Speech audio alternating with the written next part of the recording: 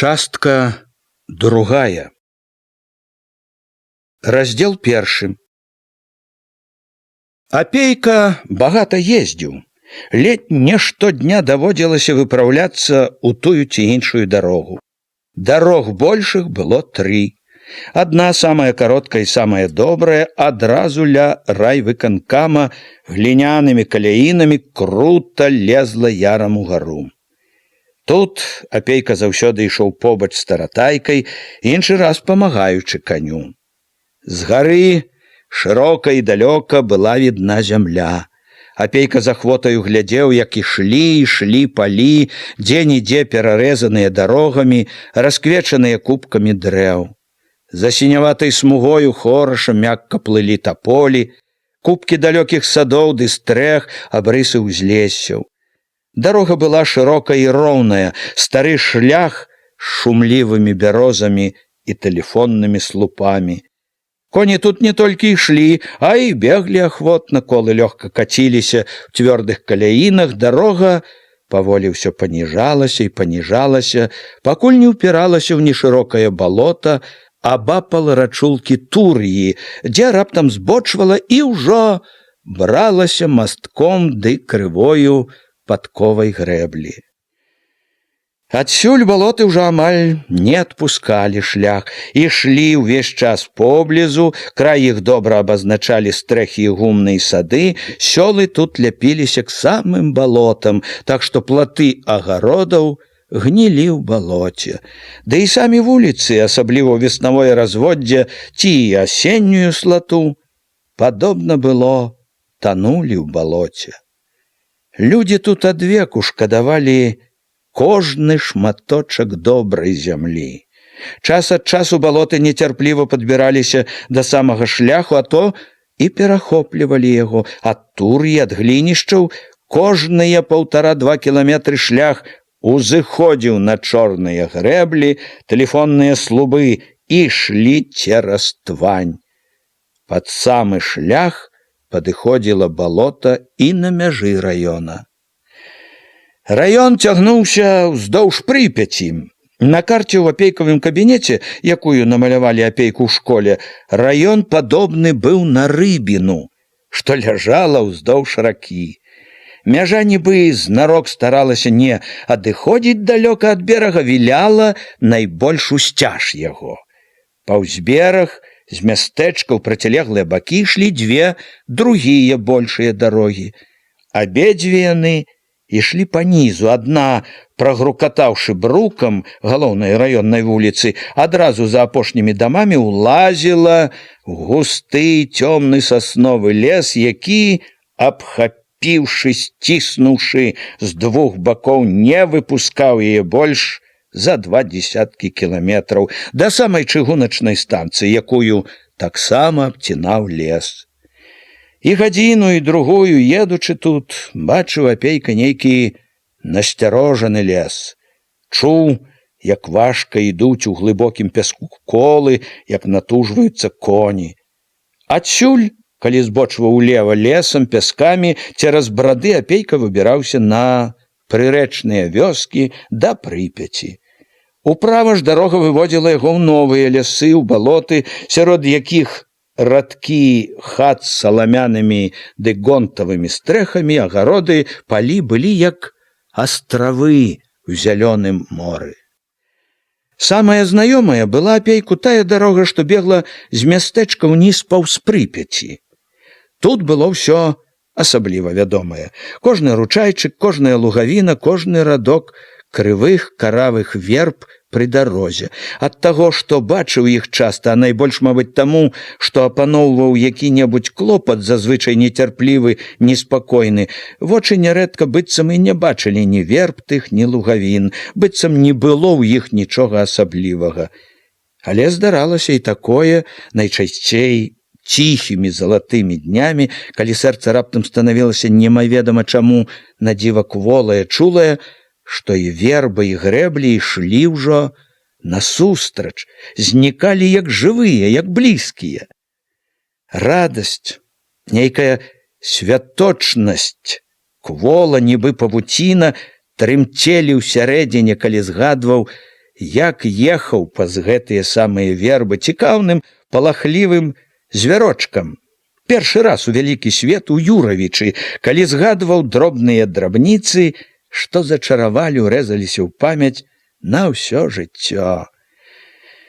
Тужліва было, калі ўспаміналася, як гэтай вось грэбляю п'янага ачмурэлага везлі на вайну, як гарланіў з братам Саўчыкам «Паследні нынешні дзянёчак», як бацька адварочваўся, жалліва шморгаў носам. Тут ціхі пастарэлы, здавалася, на 100 гадоў, ехаў праз 1,5 года ранены. Асцярожна трымаў на сене забінтаваную нагу. Побач у сені ехалі мірна мыліцы, паблісквалі 2 чорнымі цыратовымі падушачкамі. Каля хаты ён знарок весела скокнуў з гэтымі мыліцамі, а матка раптам у голас на ўсё сяло. Увесь дзень то смех, то слёзы. Другі раз везлі раненага ўжо з Белапольскага фронту. Ногі цяпер хадзілі добра, але куля прашыла верх лёгкага і лапатку. Рука вісела як чужая. Дактары раілі малако, чыстае паветра і адпачынак. Чыстае паветра хапала ўдосталь, а малака не было. Адзіную кароўку абадралі і зжэрлі прагавітаю гайнёю паны ўланы. Не было як адпачываць.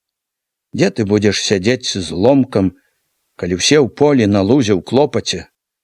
Левая рука пачынала жыць быццам нанава, вучылася рабіць за правую.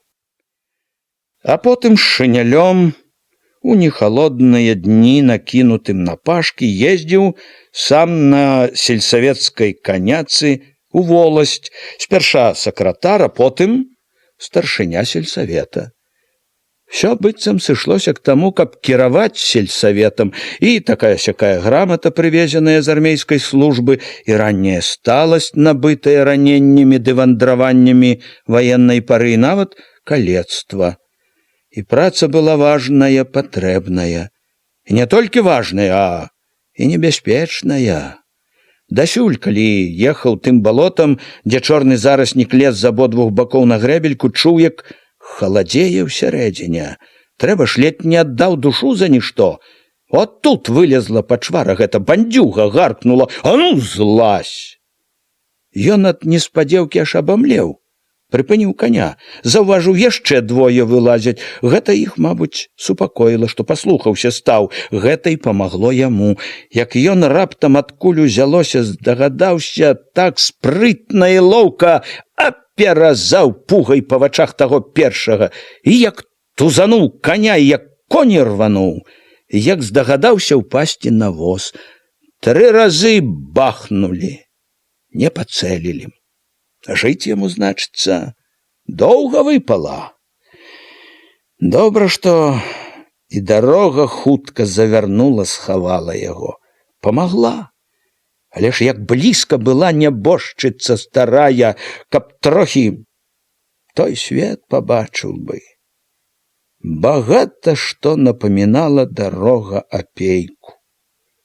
Напамінала, як ветраным кастрычніцкім днём ехаў у Гомель на курсы, як вяртаўся з курсаў летам з жаданым, сумленна заробленым дакументам пра тое, што ён настаўнік, як ездзіў у валасны цэнтр на партыйныя ды настаўніцкія нарады.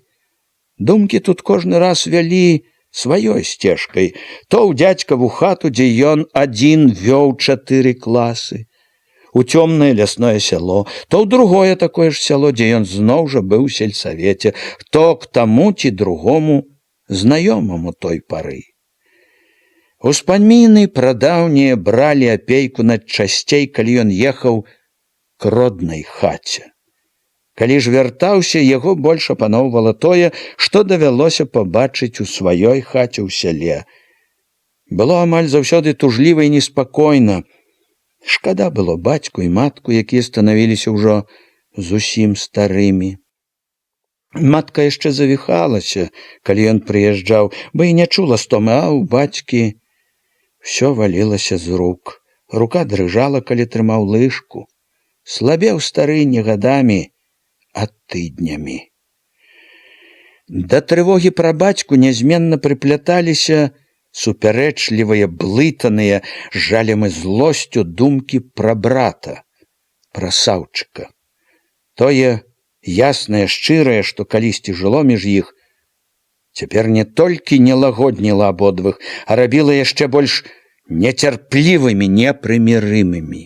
Былі не тое, што чужыя, а горш за чужых.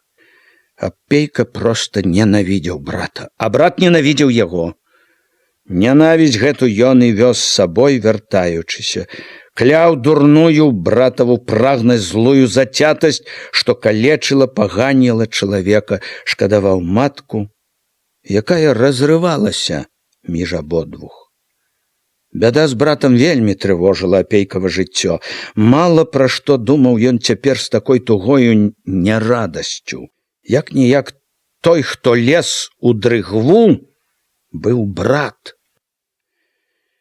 З тымі трыма дарогамі, якія столькі разоў беглі насустрач апейку, якія ён асабліва ведаў, была яшчэ адна, таксама важная, але не падобная ні на адну з трох. Яна пачыналася каля рачнога маяка на пясчаным беразе Прыпяці і вяла вакругу, у гарбаты, то па-сяброўску ветлівы, то дзелавіта строгі мазыр. Працавіты белы чычэрын, мерна лапочучы па вадзе, штодня лез насуперак шырокай прыпяцкай плыні. З мая, калі сыходзіла разводдзе, да позняй восені з аднолькавай ахвотай нёс і на нарады, і на суровыя справаздачы. Зімой па аснежанай рацэ была самая роўная і самая зручная санная дарога. Сані дабягалі да акруговага горада весялей спарней, як па беразе. Ад усіх трох галоўных дарог раёна збочвала мноства меншых дарог, дарожак, сцежак. У кожнай дарогі і дарожкі былі свой характар, свой нораў. Мала дзе ў свеце было столькі наравістых, ненадзейных дарог, як на гэтай зямлі. Толькі немногія з іх і нядоўга ціха ішлі полем ці лесам. Большасць, ледзь апейка з'язджаў са шляху ці байчэйшай дарогі, зразу ўлазіла ці ў мокрыя зараснікі, ці ў балотнае куп'ё. Выпаўзала, круцілася поле, млелі на сонцы палоскі звычайна беднай збажыны, нікчэмны колас, худенькія, хваравітыя сцяблінкі. Поле ўсё свяцілася наскрозь, пясок ды пясок. Ішлі палоскі зацярушанай пылам бульбы, вецер прыносіў салодкі пах грэчкі. За вытаптаным выганам амаль заўсёды пры балоце апейку абступалі хаты новыя, пасівелыя ўжо ад дажджу ды ветру, скрыўленыя, абымшэлыя ад даўнасці, за шыбамі, за платамі сустракалі цікаўныя вочы. Чым далей ад вялікай дарогі, тым радзей бачылі тут чужога чалавека. У кожным сяле былі ў апейкі цяпер знаёмыя, прыяцелі. Калі не спяшаўся вельмі, нават кіруючыся далей, ён спыняў каня, завітваў хату. Да выпіўкі ён быў, усе ўжо ведалі, невялікі ахвотнік, ведалі, што, калі галодны быў, не таіўся, не аднекваўся для прыліку і не грэбаваў беднай якой грыбной ці шчаўлявай поліўкай. І ведалі, што любіў юравіцкі госць, як пачастунак, талковую цікавую гаворку. Ведалі і частавалі. Чаго-чаго, а гаворак у апейкавых паездках хапала заўсёды. То нібы пустыя са смешкамі, то сур'ёзныя. Яны апейку былі і радасцю, і абавязкам.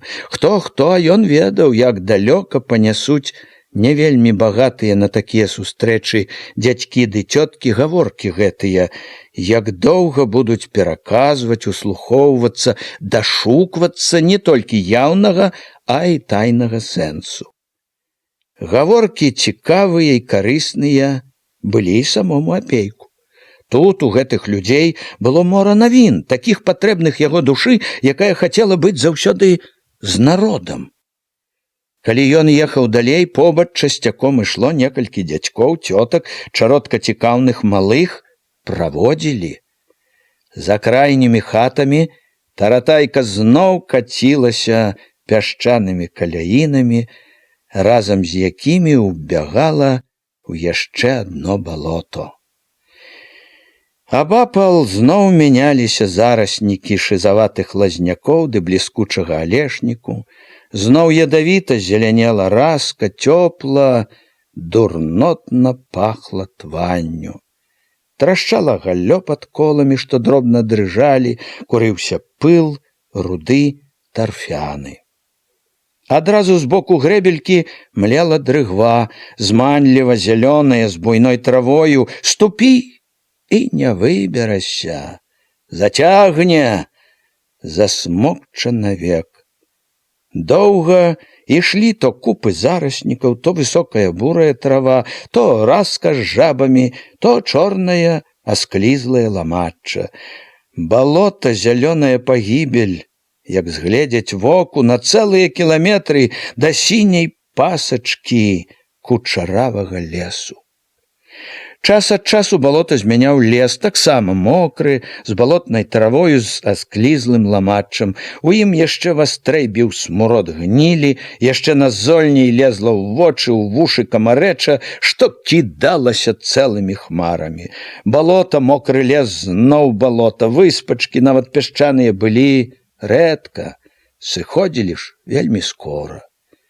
Іншы раз лес абступаў пануры, чорны, з такімі зараснікамі, што сонца не магло прабіць, з такой густой навіссю ў гары, што не было відаць неба. Станавілася сярод белага дня цёмна, як увечары. Дарога была ўжо нібы не дарога, а пяшчэра. Колькі не бачыў такіх дарог, а чуў Апейка, як нешта сціскаецца і чарнее, і ў яго душы, як бярэ нейкая маркота, нейкая трывога. Калі ехаў з ім выканкамаўскі возчык Ігнат, Апейка заўважаў, што і ў таго прападае звычайная дарожная санлівасць, у вачах паяўляецца неспакойны бляск, азіраецца мімаволі. Мала дзе даводзілася бачыць Апейку такія агромністыя алешыны, бярозы, асіны, часам дубы, што ціснулі бедную дарогу, прымушалі яе віляць і туды, і сюды, то там, то тут. Каляіны прападалі ў лужынах, і вада ў іх была таксама чорная, як дзёгаць. І гадзіну, і другую ішлі, ціснулі з абодвух бакоў магутныя камлі, чорна звісалі галіны, здавалася, ніколі не будзе ўжо ні поля, ні сонца. Але нарэшце наперадзе між дрэў выблісквала нешта вясёлае, а неўзабаве сляпілі вочы вольны прастор, радаснае неба, воблакі. Ва ўсім раёне не было цяпер сяла ці нават хутарка, у якіх хоць бы некалькі разоў не наведваўся Апейка.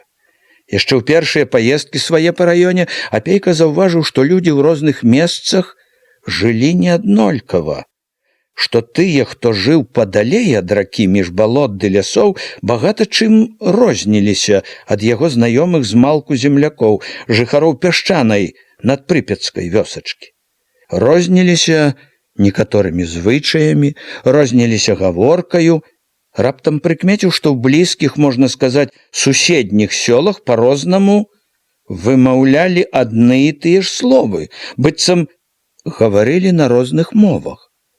Дзіўна было чуць, як дзядзькі ці хлопцы аднаго сяла пацяшаюцца з гаворкі тых, што жылі за тым жа балотам з другога боку яго. Пацяшаліся, хоць у саміх гаворка была дзіўная, хоць тыя з другога боку таксама падсмейваліся з іх. Апейка, дабіраючыся да разгадкі такога дзіва, меркаваў, што гэта была, мабуць, памяць далёкай даўніны, калі вёсачкі на сваіх выспах між багнішч жылі яшчэ больш асобна. Дзе-нідзе сярод палешукоў трапляліся палякі і яўрэі. Палякі, прыкмеціў Апейка, трымаліся купкамі каля мястэчкаў за стенку, яўрэі ж, акрамя тых, што аселі ў мястэчку, жылі па адным, па два, ледзь не ў кожным большым сяле блізка ад дарогі. Палякі корпаліся ў зямлі. Яўрэі таксама нярэдка аралі і малацілі, але большасць кармілася розным рамяством, найчасцей кавальствам ды шытвом. Там-сям спрабавалі гандляваць, любілі зямлю гэтую і цыганы. Не дзіва было Апейку бачыць ці калёсы-буданы на грэблях, ці шумлівыя табары на выганах. Не раз самога якая-небудзь прычэплівая смуглявая маладзіца хапала на дарозе за руку, дабівалася расказаць, што чакае яго. І палякі, і яўрэі, і цыганы былі тут свае людзі. Палякі часта радніліся з тутэйшымі, яўрэі мірна курылі на прызбах разам з палешукамі.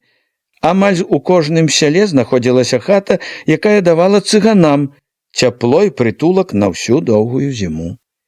Яны былі ўсе, і цыганы, і палякі, і яўрэі, як ручаінкі, што ўліваліся ў вялікую раку, што самі станавіліся той жа ракою. Раён быў, як вычытаў Апейка в адной краязнаўчай кніжцы, даволі аднародны. Апейка чытаў кніжку ўжо тады, як нямала прыгледзеўся да раёна, і ў словах пра аднароднасць пачуў быццам іронію. Яму здалося, нішто не было больш далёкай ад ісціны, як гэта аднароднасць.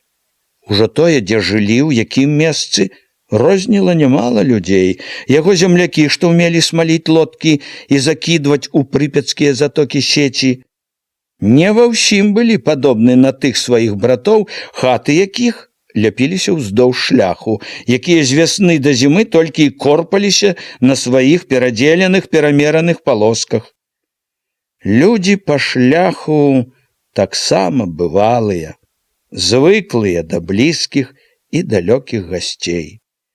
Не дзіва тут сустрэць граматнага чалавека.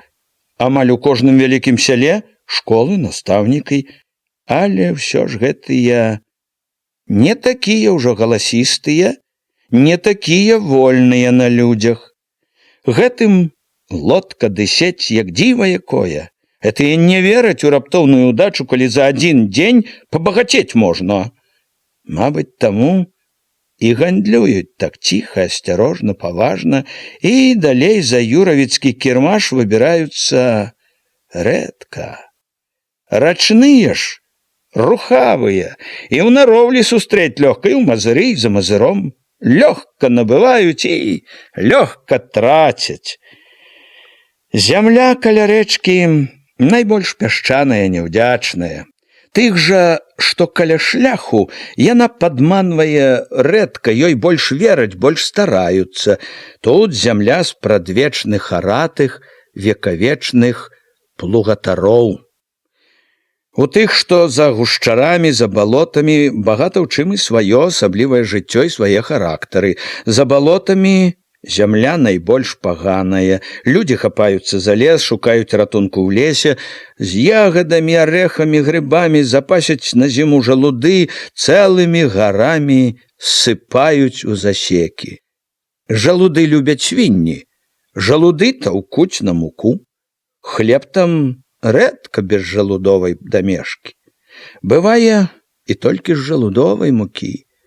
Ён у горле як гліна, у жываце бы цэгла. З-за балотамі настаўнікаў менш школ. З-за балот людзі рэдка выбіраюцца ў свет. Там не дзіва сустрэць цётку ці хлопца, якія век не бачылі ні паравоза, ні парахода. Там больш за ўсё цёмных, хворых на ліхаманку і сухоты, там самыя недаверлівыя, дзікаватыя позіркі. Даволі аднародны. Той, хто пісаў кніжку, цікавіўся этнаграфіяй, як ён казаў пра этнаграфічны склад жыхароў раёна. Яго не цікавіла, ён меў права абысці галоўнае, што вызначала стан людзей у грамадстве, стан іх гаспадаркі. Галоўнае, што кідалася найперш у вочы былому сялянскаму хлопцу і цяперашняму старшыні райвыканкама.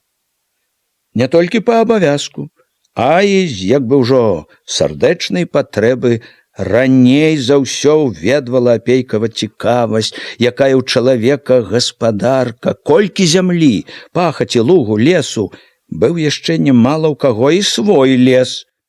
Колькі едакоў сям'і, колькі працаздольных, колькі коней ці быкоў, якое цягло, колькі каров, авечак, свіней.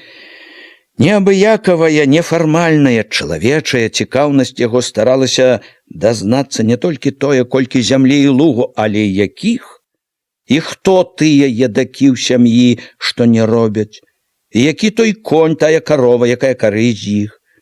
Всякія ж зямля і коні бываюць.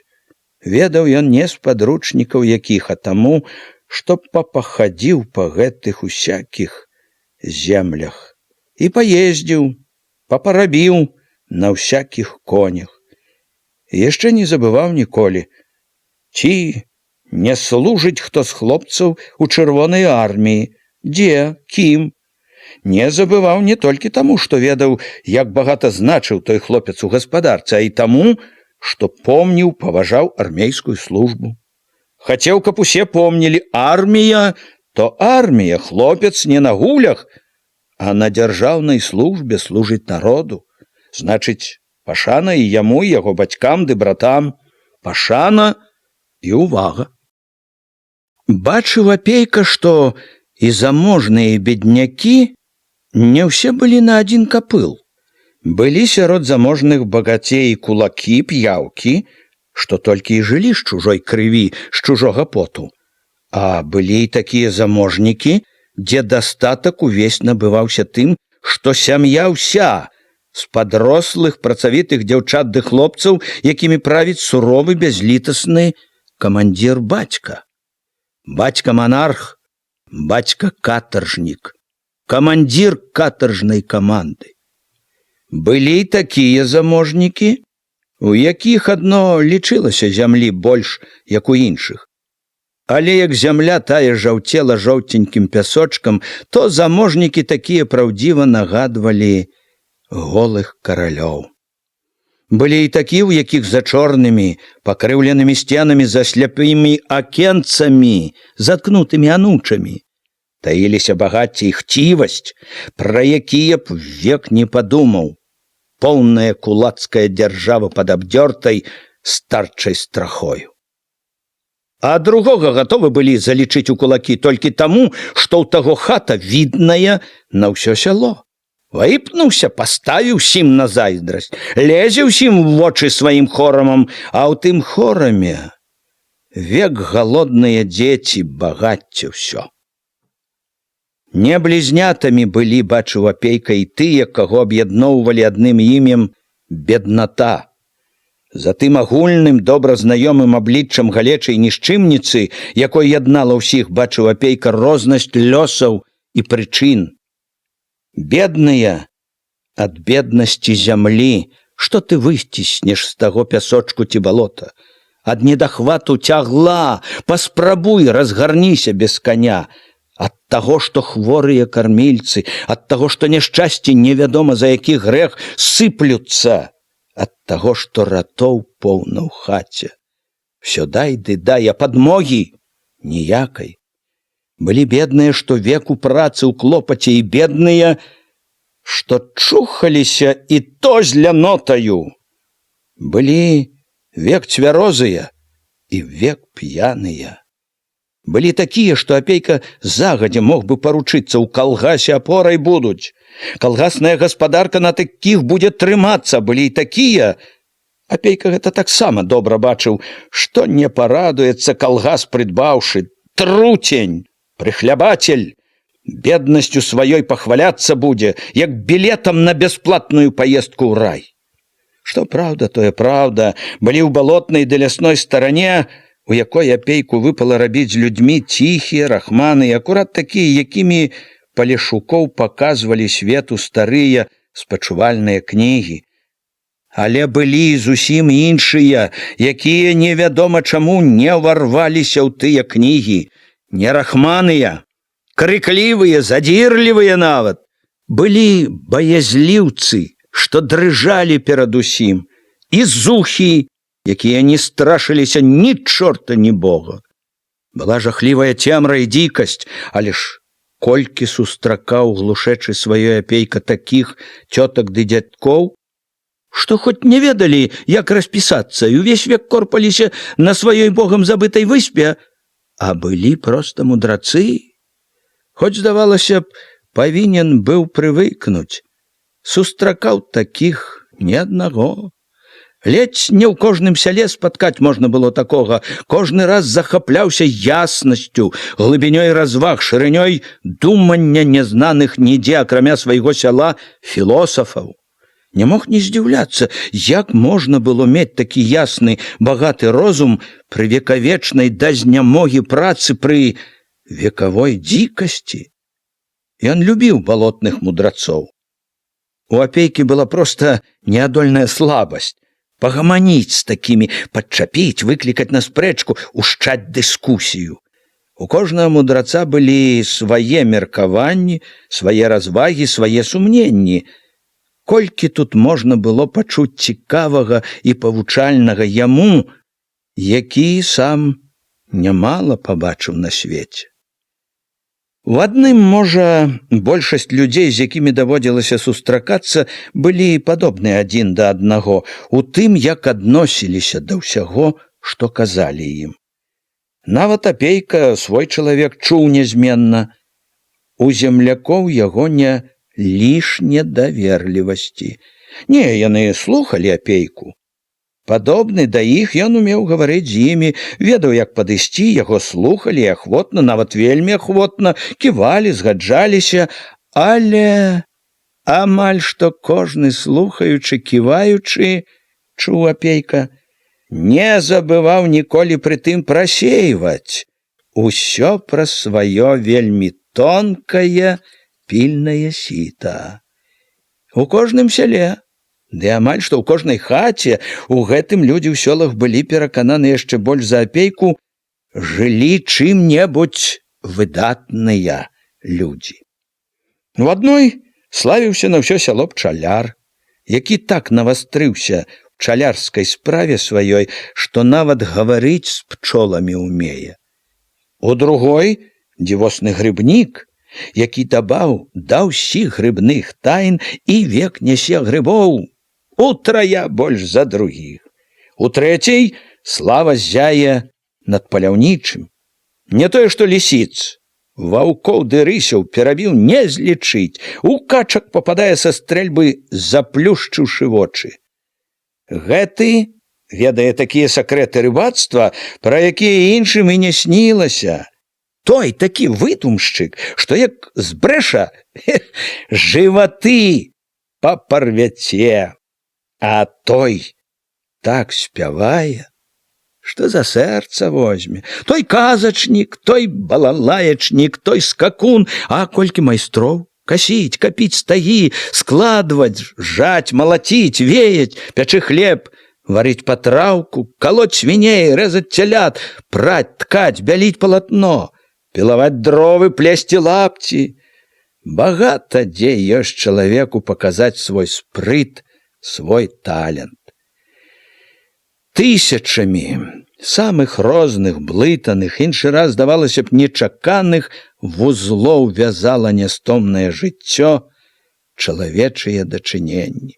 Стракаты, нястрымна барвісты ішоў перад апейкавымі вачыма свет. Свет складаных, неахвочых да схем з рознымі, часам супярэчлівымі якасцямі, імкненнямі, пачуццямі людзей, жывых людзей. Апейка жыў сярод гэтага свету, сярод супярэчлівасці, блытанасці, загадак. Ён не ўмеў і не мог змяніць гэты свет на больш зручны, выдуманы. Яму не давалі гэтага ні месца яго ў жыцці, ні характар яго. Штодня, штохвіліны неабыякавым сэрцам чуў ён жывую бяду, жывыя надзеі. Яму долей самой трэба было адказваць жывым, раіць жывым, развязваць бясконцыя вузельчыкі і вузлы. І, трэба сказаць, ён не наракаў. Ён нават давольны быў. З такім багаццем цікава жыць. Жывучы з такімі, разумееш, што ты патрэбны ім, патрэбны справе. Разумееш, што недарэмна хлеб ясі працоўны. У характары Апейкі былі дзве рысы, розныя, несуладныя. Нейкая чуласць, схільнасць да элегічных адчуванняў і разам цвярозасць, практычнасць. Чуласць, элегічнасць яго былі, мусіць, ад прыроды. Пэўна, яны і былі калісьці прычынай таму, што Апейка з усіх жыццёвых доляў выбраў сабе долю настаўніка, ды яшчэ настаўніка літаратуры. Выраслы ля лесу, ля рэчкі, ён усё жыццё быў неабыякавы да лесу, да рэчак, да ціхага і вялікага жыцця прыроды. От і цяпер, жывучы неадступнымі клопатамі, ён увесь час чуў яе з сабою.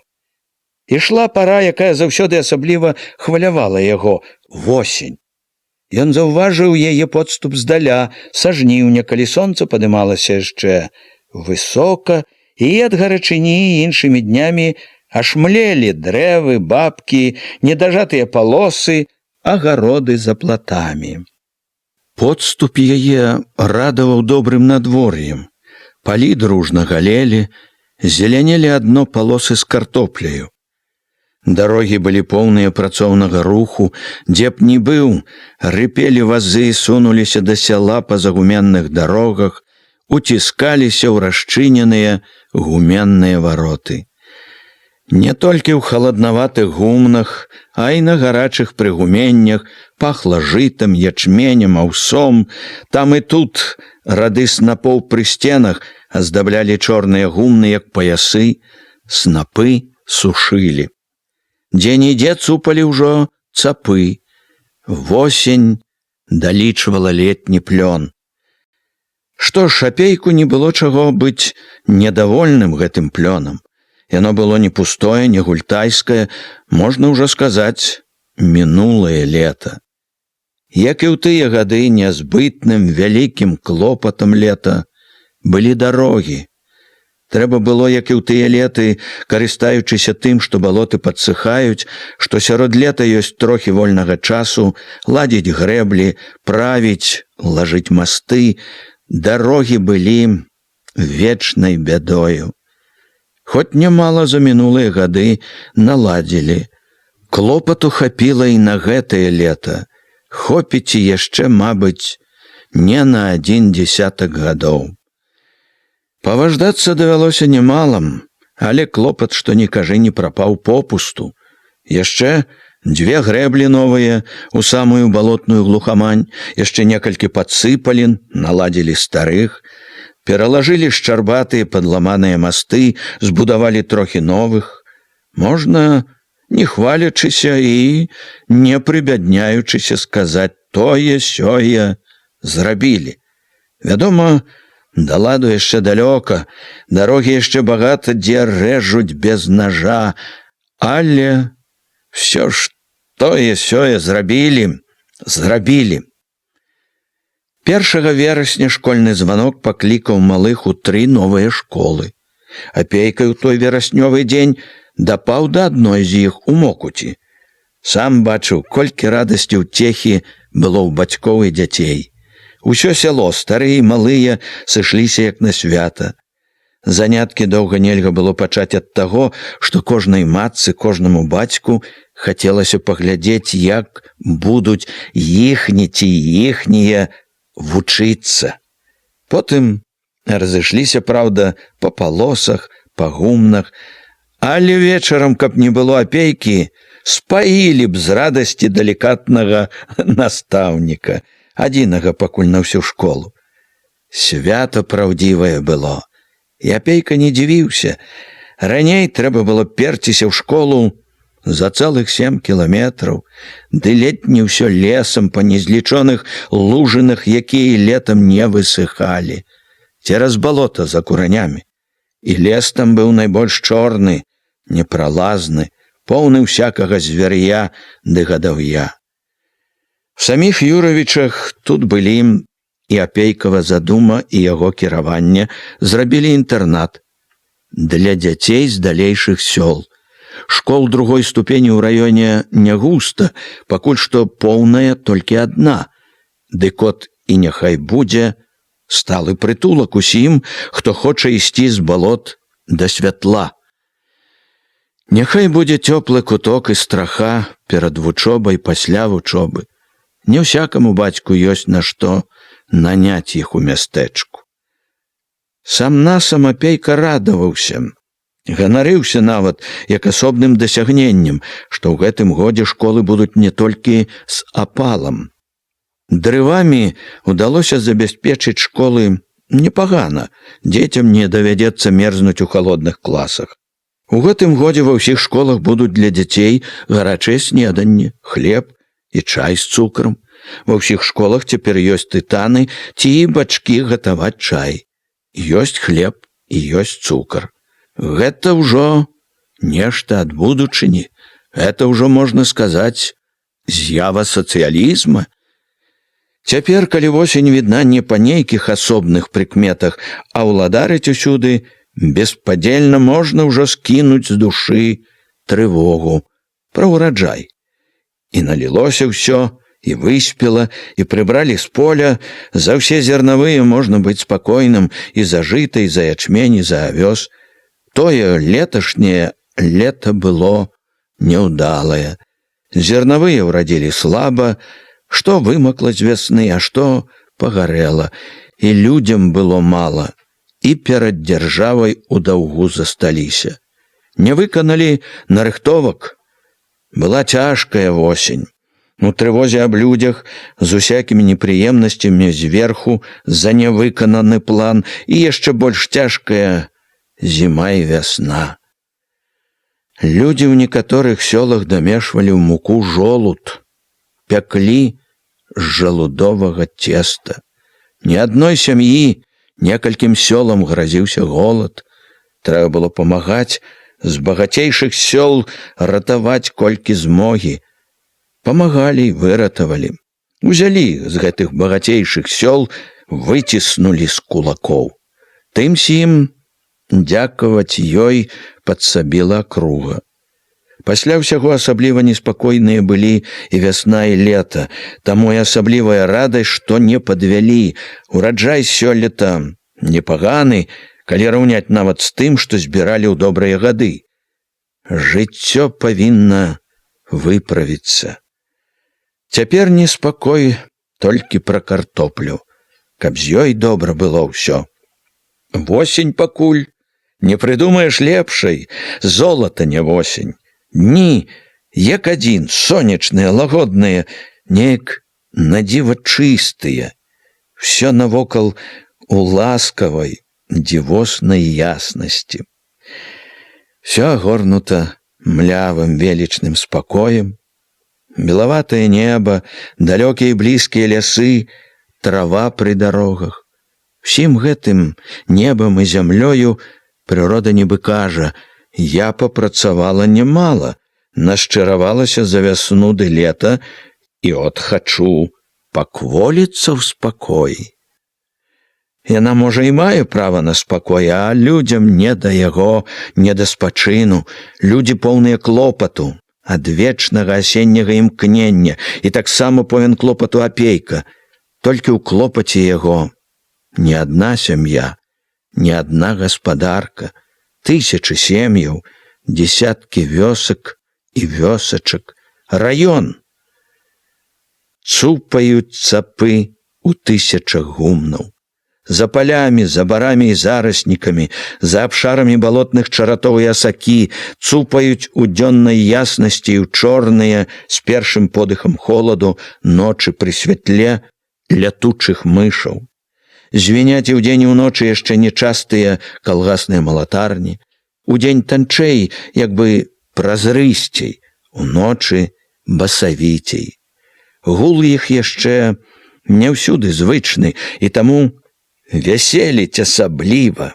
Ён як нейкая новая і вельмі звонкая мелодыя ў даўняй песні восені. Людзі начамі пры святле ліхтароў і на сваіх гумнах і каля малатарань выглядаюць толькі незвычайнымі. На стрэхі, на сцірты, на поле ліхтары кідаюць вялізныя цені. Ад ценяў гэтых людскія рукі з бичамі цапоў, з віламі, нібы рукі асілкаў. Самі людзі выдаюцца асілкамі. Можа быць, яны ёсць асілкі. З ночы ў ноч да світання цупаюць цапы, гамоняць малатарні, людзі робяць, не шкадуючы сілы, да знямогі. Цяпер самае галоўнае – хлеб. Хлеба трэба ім, трэба гарадам, трэба арміі. У хлебе жыццё народа і магутнасць краіны, якія будуюць пяцігодку. Хлеб гэты, якога раён дасць небагата, толькі некалькі кропель у хлебным моры краіны, але яны не лішнія. Краіна жыве нялёгка, не раскошна, кожная кропля на ўліку. Першымі ў акрузе былі чырвоныя абозы з іх, з Юравіцкага раёна. Адзін абоз павёў Калінкавічы на станцыю новы сакратар райкама Башлыкоў. З другім у няблізкую дарогу ў Хвойнікі выправіўся Апейка. Апейка вёз абоз сёл, якія былі бліжэй да Хвойнікаў. Збіраліся на шляху. Вазы з сёл ішлі к шляху цераз грэблі, цераз масты па польных дарогах, з жалезных абадоў цёк то руды, тарфяны, то белы, як мука дарожны пыл. Па шляху рушылі разам, вазы з мяхамі збожжа паўзлі па белых, пясчаных каляінах, між старых і шумных бяроз. Праз сёлы і міма сёл, міма хат, наводдаль ветракоў, што паважна круцілі крыламі. Ехалі пад вясёлыя маршы і полечкі куранёўскага гарманіста Алёшы, пад песні возчыкаў, між якіх асабліва стараўся Міканор. Калі ж гарманіст і ахрыплыя возчыкі сціхалі, пад доўгі задуменны гоман тэлефонных правадоў. Толькі сцяг на пярэднім возе увесь час весела, агніста хадзіў пад лагодным, цёплым ветрам. З полечкамі ды кадрылямі прагрымелі коламі па бруку галоўнай вуліцы мястэчка, паўз балота выбраліся ў строгі сасоннік далёкай станцыі, апыленыя, прытомленыя, з прытомленымі коньмі, але гаманлівыя, галасістыя. Пра гэтыя абозы пісалі потым газеты. Гэта была падзея не толькі для раёна, але і для акругі, і, можна сказаць, для рэспублікі. Башлыкоў чуў сябе тады героем. Абозы гэтыя як бы прагрымелі аб тым, які кіраўнік, якога палёту прыехаў у раён. І трэба сказаць, што для абозаў гэтых ён нямала пастараўся. Так што пачатковы гэты яго трыумф быў зусім заслужаны. Але, як і здаралася не раз мінулымі гадамі, пачаўшы першымі, набыўшы шумную славу рэспубліканскага маштабу, всю гэту славу неўзабаве ж страцілі, ганебна адсталі. Незважаючы на ўсе старанні сакратара райкама, на яго вялікае шкадаванне. Апейка, вядома, таксама шкадаваў, што нарыхтоўкі зацягваюцца, але ён перажываў спакайней, быў і характарам больш стрыманы, і аб славе не так бедаваў, і, галоўнае, браў тое, што здарылася, як пакуль няўхільную бяду. Яна не першы раз абыходзілася з ім так. Всё ж бяда гэта і яго тачыла. Дарогі рэзалі, прымушалі траціць попусту столькі часу і сілы. Каб мог палічыць хто-небудзь, колькі патрачана іх за ўсе гады, колькі паламана адных калёс, ператомлена коней. Ва ўсім раёне ні адной вярсты чыгункі, ні адной станцыі. Палавіна вёсак кіруе на станцыю в адзін суседні раён, другая ў другі. І як не выгадвай, і в адзін і ў другі бок менш як па 30-40, а каму-нікаму і па 50 кіламетраў не выходзіць.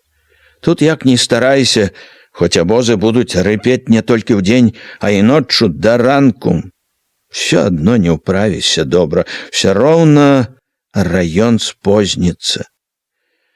В такія дні Апейка нецярпліва думаў пра той блізкі і далёкі час, калі і па іх лясных ды польных дарогах запыляць аўтамашыны. Это была яму адна з самых дарагіх мар. З добрымі дарогамі ды машынамі, быў ён упэўнены, глухая старана іх вельмі хутка зменіць сваё аблічча, стане краем багацця і культуры. Машыны, лічыў ён, борзда разгоняць застаялую дзікую цішыню, радасна панясуць у знябытыя вёскі шчырыя і шчодрыя дарункі гарадоў. Пакуль жа, ужо не першы год, ён недавольна паглядваў на раку. Усцяж раёна больш за паўдзесятка прыстаней. Чаму б не арганізаваць хоць бы вывазку паставак па рацэ на баржах? Ужо не раз гаварыў, дабіваўся в акрузе, ў Мазыры, адтуль пісалі, званілі ў Мінску, Кіеў ва ўпраўленне параходства. Нічога не дабіліся. Не было барж і буксіраў. Не ўправіліся вывезці і палавіны збожжа. Падаспела бульба. Все рынуліся на поле капаць картоплю. Абапал усіх дарог, на ўсіх палосах даўно ўжо не зялёных, рудых, зеляніна бульбоўніку пасохла, парудзела даўно, заклапочаныя постаці і старыя, і малыя. Все, хто можа рабіць, падкопваюць, выбіраюць картоплю, зносяць у кучкі ці ў кашы на вазах. Над полем, над дарогаю зняў дзень пяшчотная сонечнасць. Дні пагодныя, як на заказ, чыстыя, вельмі ціхія, галасы як бы звіняць, але ціха. Усюды плавае бабіна лета. Бабіным летам абчапляны рудыя кусты бульбоўніку, трава пры дарозе, чапляецца яно за ногі, за крылы таратайкі. У конскай грыве таксама бабіна лета, і спакойная мудрая журлівасць над усім, і пахне дымам. Там і тут на полі белыя дымы, паляць сухое бацвінне. Пякуць бульбу, радасць малым, і грэюцца старэйшыя. Зямля ўжо не летняя, стынуць рукі, днём яшчэ цёпла, а ночы волкія, важкія, і ранкамі на бульбоўніку на траве белыя махры інею. Паўзуць і паўзуць полем вазы з лазовымі кашамі, вазы з кашамі на полі, на дарогах, на прыгуменнях. Пры гумнах летне ў кожным двары ладзяць капцы, картоплю ўкрываюць ад зімніх халадоў. Вялікія, доўгія, як аборы, капцы ссыпаюць пры калгасных дварах. Доўгія капцы гэтыя яшчэ ў навіну, як і самі калгасныя аборы. Ідуць вазы з кашамі к вялікім раённым дарогам, па шляхах з бярозамі і вербамі, з тэлефоннымі слупамі. Палавіна вазоў в адзін раён, палавіна ў другі. На станцыях зноў людна і тлумна, сыходзяцца, ціснуцца дзесяткі, сотні вазоў, храпуць і ржуць коні, раз-пораз ускідваецца лаянка, гатова загарэцца бойка, кожнаму хочацца прабіцца да вагаў раней. Зноў Апейку бярэ трывога аб вывазцы. Марудна ідзе яна, за кругі штонедзень званкі, запытанні, як з нарыхтоўкамі, як план, напамінкі, што бульба Ленінграду і Маскве на качкі падводзіць акругу.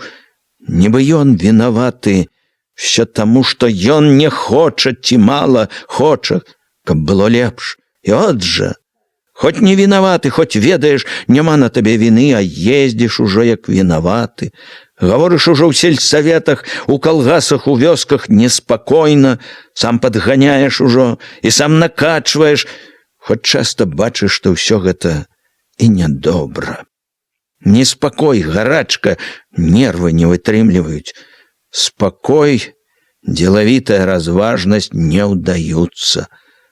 А можа, такое зімы ад таго, што ён адчувае, цішыня гэта асенняя не такая лагодная, як магло б здацца, зманлівая. Нельга паддавацца яе мірнай супакойлівасці. Спакою няма. Спакой нам толькі сніцца, правду казаў Блок. Нярэдка сустракаюць у сёлах незычлівыя, недобрыя позіркі. Нярэдка позіркі людзі хаваюць душы, стараюцца ўтаіць, што там у іх. Заўважыўшы яго блізка, спяшаюцца адысці падалей і на сходы вечарамі не проста склікаць.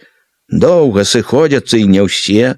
Паўзуць нядобрыя чуткі, што гэты год цвёрдыя заданні будуць не толькі кулакам і сераднякам, нават маламоцным, што не абмінуць потым і беднякоў, у которых будзе што ўзяць, што забіраць будуць ўсё дачыста, што павязуць усё ў горад рабочым і партыйным. Не в адным сяле чуў ён. Кулакі шэпчуцца, згаворваюцца, гатовы падняць галаву. Харчаў сказаў, што ў яго ёсць дакладныя матэрыялы пра тое, што рыхтуецца змова. Не ціхая, зусім не ціхая гэтая залатая асенняя цішыня. І ў гэтую восень, як і летась, натыкаяся на спробы ўхіліцца ад здачы абавязковых падаткаў, як і летась дзе-нідзе спрабуюць утойваць збожжа і бульбу. Адгаворка ўсюды адна: падаткі не пад сілу, здаваць няма чаго, ні ўгаворы, ні пагрозы часта не памагаюць. Наводзіцца арганізоўваць актывістаў. З іх помаччу знайшлі не адзін тайнік, схованку збожжа і бульбы, знайшлі, рэквізавалі.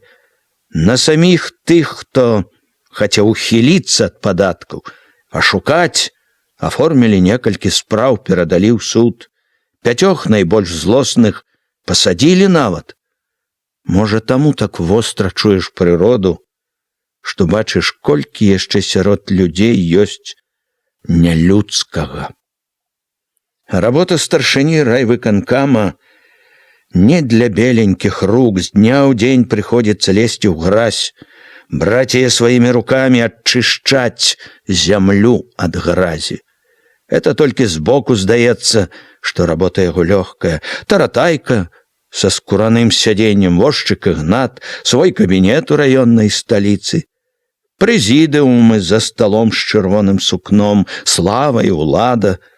Работа старшыні райвыканкама — гэта работа таго будаўніка грэблі, які першы ідзе ў ваду і ў твань, першы сячэ зараснік, вядзе дарогу і па полі, і цераз балота.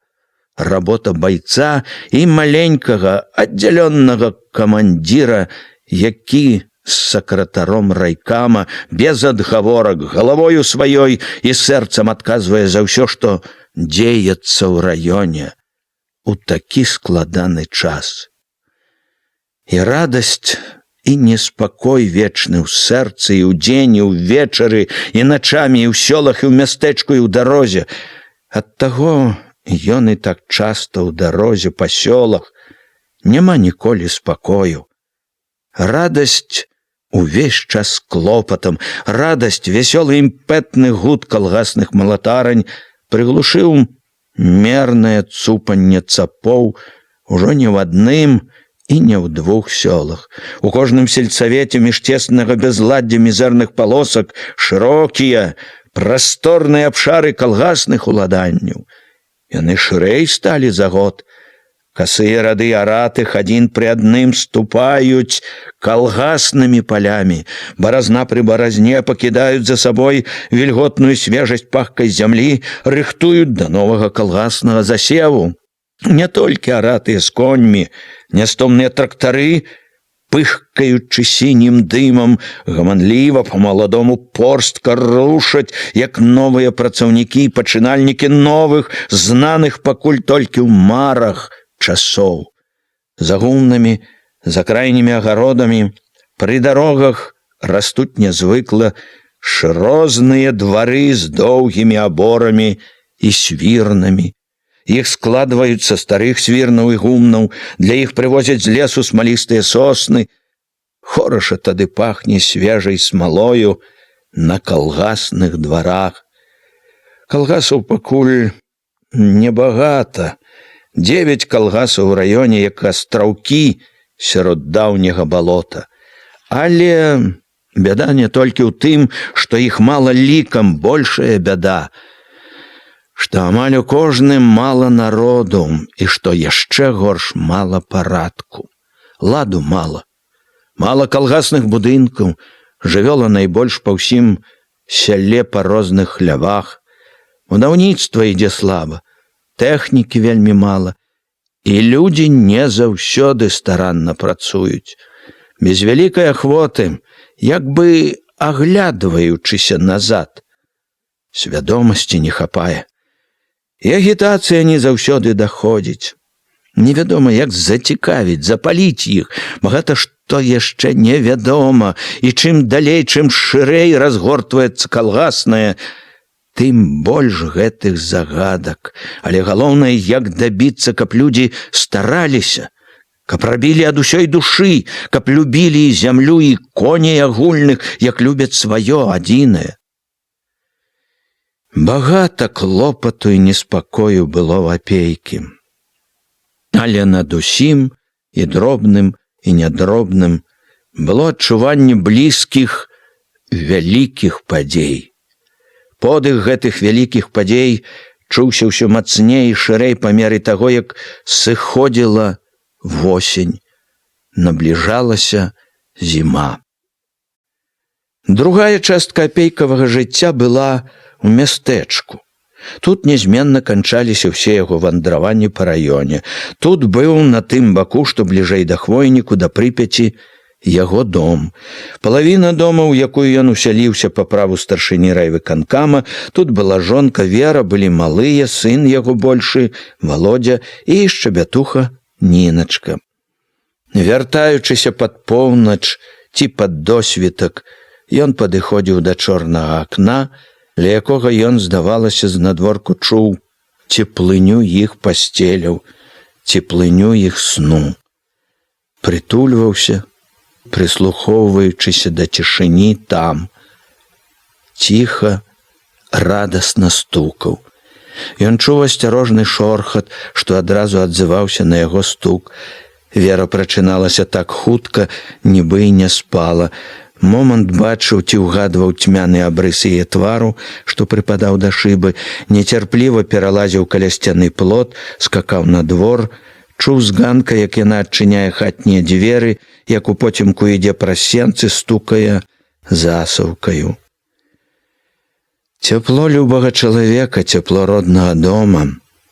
Як чуў апейка іх пасля холаду, беспрытульнасці дарог, пасля чужых канап і ўслонаў, пасля навалачы турбот. Вера тулілася да яго, вся поўная маўклівай пяшчоты, ды і ён, казаць праўду, чуў сябе так, нібы і не было ў іх тых 8 гадоў, 8 гадоў пад адной столлю. У пакоі заўсёды напагатове чакала лямпа, у потімку Вера шамацела запалкамі. Да таго часу, калі апейка звыкла, намацваў кручок і вешаў паліто, лагоднае жаўтлявае святло ўжо адводзіла цемру. Ціхая пяшчотная цеплыня бруілася ў сэрцы. Калі апейка на пальчыках ступаў у непрычыненыя дзверы, станавіўся пры ложках. Ніначка ляжала на матчыным. Кожны раз, калі ён глядзеў на яе, вейкі яе пачыналі чула дрыжаць. Нярэдка яна прачыналася, момант санліва, няцямна пазірала абы куды. Тады бацька шаптаў што-небудзь супакойлівае, і яна паслухмяна заплюшчвалася. Сын спаў на бацькавым ложку каля другой сцяны, найчасцей носам у падушку, так што апейку звычайна былі відны толькі кволая шыя ды неспакойны віхорчык на макаўцы. Спачатку восені ён прыязджаў штодня і ў вялікай трывозе. Дачка гарэла ад шкарлятыны. Баяўся за дачку, баяўся за сына, ложак якога тады перастаўлялі ў сталовую. Цяпер бяда была ўжо ззаду. Дачка выдужала, і, на шчасце, Володьку хвароба абмінула. Трывога ныла хіба трохі, як успамін пра нядаўняе, як няжжыта і яшчэ дамешка да радасці, ад якой радасць, можа, толькі чулася вастрэй. Адышоўшы ад дзяцей, ён сядаў за стол, аглядваўся, быццам хочучы без слоў даведацца, як тут жылі, што рабілі. Володява торбачка з лемантаром і сшыткам на канапе, падрыхтаваная пад матчыным прыглядам на заўтра да школы. Сын пачаў працоўнае жыццё, з восені стаў вучыцца. Апейка яшчэ не зусім прывык да гэтай перамены. Калі думае пра Володю, разам з радасцю паяўляецца часта і шкадаванне. Нялёгка малому. Вунь там ля парога канькі, сын катаўся. Бацька амаль бачыў ужо, як ён, чырванашчокі, шчаслівы, уваліўся ў пакоі. Каленкі, бок, у лапіках снегу, падаў ці дурэў. Ніначыны лялькі на гнутым крэсле, шматкі тканіны, спавівала, люляла ляльку перад тым, можа, як сама пайшла спаць. Сукеначка малой на спінцы крэсла. Вера латала сукеначку. Яны ў такія хвіліны гаварылі мала. Вера не пыталася нічога. Тыя познія сустрэчы больш поўнілася клопатамі. Вымак, мабыць, дождж які, перамёрз, мароз он цісне. Скінь боты, надзень сухія шкарпэткі, перамяні бялізну. Шкарпэткі і чыстая бялізна заўсёды былі напагатове.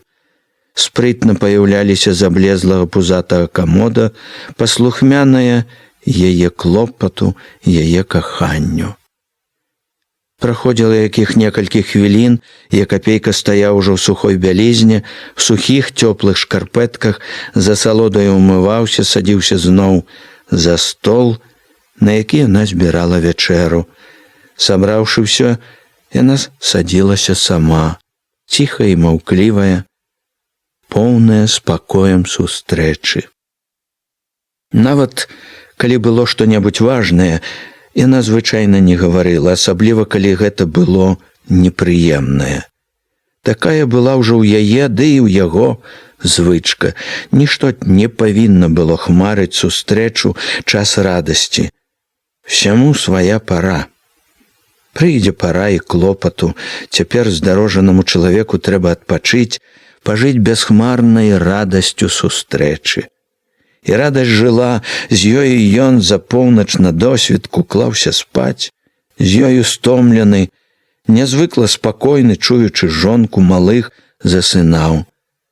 Плывец, што даплыў нарэшце да свайго берага. Калі ён уставаў раніцай, яе ўжо не было. Не было і Ніначкі, і Володзі. Володзя быў з ёю ў школе, Ніначка ў дзіцячым садзе. Праз сон апейка чуў, як яна пяшчотным шэптам супакойвала малую, каб не будзіла татку. Як ціха і спакойна загадвала Володзю. Всё гэта праз сон праціналася да яго і знікала. Змора сцірала ўсё. Абуджаўся ён ці сам, ці дачасна будзіў пасыльны з выканкама з якой-небудзь пільнай справай. Апейка, хутка памыўшыся, перакусваў тым, што Вера паставіла на стол, і ішоў на вуліцу у клопатны дзень. Ён часта думаў пра жонку, шкадуючы. Нялёгка ёй, маючы дваіх, рабіць у школе, няхай сабе і напалавіну стаўкі. Ён, вядома, разумеў, чаму яна не хацела кідаць школу. Ён разумеў, школа была не толькі працаю, а і ўцехаю, без якой жыццё было б бяднейшае. Тут, ён ведаў, была не толькі звычка 10 гадоў, тут была і любоў яе, якую нішто не заменіць. Апейка не настойваў, каб яна ішла са школы. Яму было даспадобы, што яна жыве, як і раней, не толькі дома актыўным грамадскім жыццём. Сапраўдны грамадскі дзеяч і яшчэ які. Хто, а апейка ведаў, якая з яе настаўніца.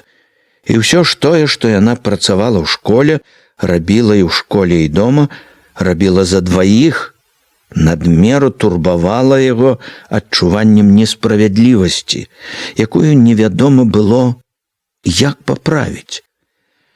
Апейка і сам з сабою, з ёй удваіх не раз меркаваў, што можна было зрабіць, каб хоць трохі вызваліць яе, але нічога добрага так і не вымеркаваў. Можна было перавесці бацьку і матку, бабуля глядзела б малых, але старым шкода было кутка, набытку сваіх. Пра тое, каб наняць хатнюю работніцу, і гаварыць не сталі. Наняць яе – это ж все роўна, што наняць парабка, камуністу, старшыні райвыканкама. Як не думалі, аставалася адно – аддаць Ніначку ў дзіцячы сад, адчынены, трэба для праўды сказаць, пад кіраўніцтвам старшыні райвыканкама. Аддаваць дачушку ў дзетсад, глядзець за Володзем, хадзіць у школу, у крамы, на рынак, рабіць усё, што трэба і што хочацца рабіць. І яна рабіла. Упраўлялася неяк і ў школе, і з дзецьмі, і па гаспадарцы. Праўда, іншы раз і з дапамогаю старшыні райвыканкама, які часам, калі быў зрушаны ці стомлены, наракаў на неўладкаванасць сямейнага жыцця. Яна хоць і крыўдавала на яго ў такі момант, але перамоўчвала яму.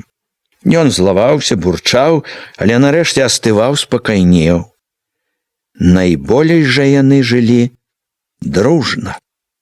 Як бы не былі напоўнены турботамі дні, было часу, каб хоць коратка, хоць урыўкам пасядзець разам, падзяліцца бачаным, чутым, думаным, няхай сабе найбольш увечары пасля апейкавага дня ў выканкаме, і разумелі яны адзін аднаго з паўслова, часта з аднаго позірку.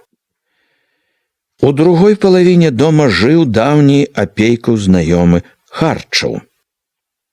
Калісьці апейка сам угаварыў былога начальніка міліцыі пераехаць з не вельмі зручнай кватэры, якая была ў памяшканні міліцыі. Радаваўся, калі той пасяліўся побач. Цэлымі гадзінамі, бывала, увечары ці выхаднымі днямі сядзелі адзін у аднаго ў гасцях або на апейкавым ці харчавым ганку.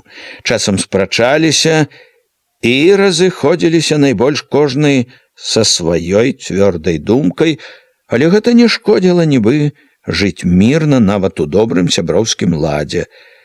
Толькі ж з часам, асабліва пасля таго, як Харчаў вярнуўся з Масквы, з курсаў, лад сяброўскі парушыўся. І цяпер здараецца пасядзець, пагаварыць, сустрэўшыся на двары, але сядзяць і гавораць ужо, можна сказаць, не як сябры, а як знаёмыя, якім даводзіцца быць на адным двары. Праўду кажучы, цяпер абодва гамонячы нячаста і сядаюць, больш стаяць. Гаворкі цяпер не такія доўгія. Не, гэты нялад не ад таго, што Харчаў зазнаўся пасля курсаў, пасля новага прызначэння. Прычыны тут іншыя. Думкі розныя, розныя погляды. Розныя, як сам жа Харчаў сказаў, прынцыпы. Розныя і цвёрдыя ў кожнага, і ў Харчава, і ў апейкі. Это праверана ўжо не раз, таму цяпер амаль ніколі не даходзяць да спрэчкі, як бы згаварыліся, на што траціць час марна. Ці дзіва, што цяпер няма шчырасці, прыхільнасці былой, хоць бы такой, як у Веры з жонкай Харчава, добрай, спагадлівай Марусей. І ці дзіва, што жыць цяпер побач з Харчавым, сустракацца не толькі на працы, а і дома, апейку не вельмі даспадобы. Так што в апейкавым доме ёсць і свае, як кажуць, мінусы. Перакусіўшы сам-насам, замкнуўшы дзверы і схаваўшы свой ключ у кішэню, Апейка выходзіў на знаёмую вуліцу. Кожны раз ранкам пасля вандровак ён ішоў вясёлай хадою чалавека, для якога не абы-якая радасць ступіць зноў на сцежку, па якой не ступаў, здавалася, цэлы век. У такія ранкі вочы яго ўсё бачылі, як бы нанава, як нешта незвычайнае. Добра, лёгка ішлося па вулацы, няхай сабе і была яна вузенькая, без тратуара, вясной увосень гразкая, зімой замеценая паверх платоў гурбамі снегу, вулачка выводзіла Апейку на другую, трохі шырэйшую, таксама без бруку і тратуара, але падсыпаную жвірам. Як і дасюль, перад вачыма Апейкі мяняліся хаты, найбольш старыя, найбольш пад гонтам, все драўляныя, усе з агародамі і агародчыкамі, з безліччу платоў і катухоў.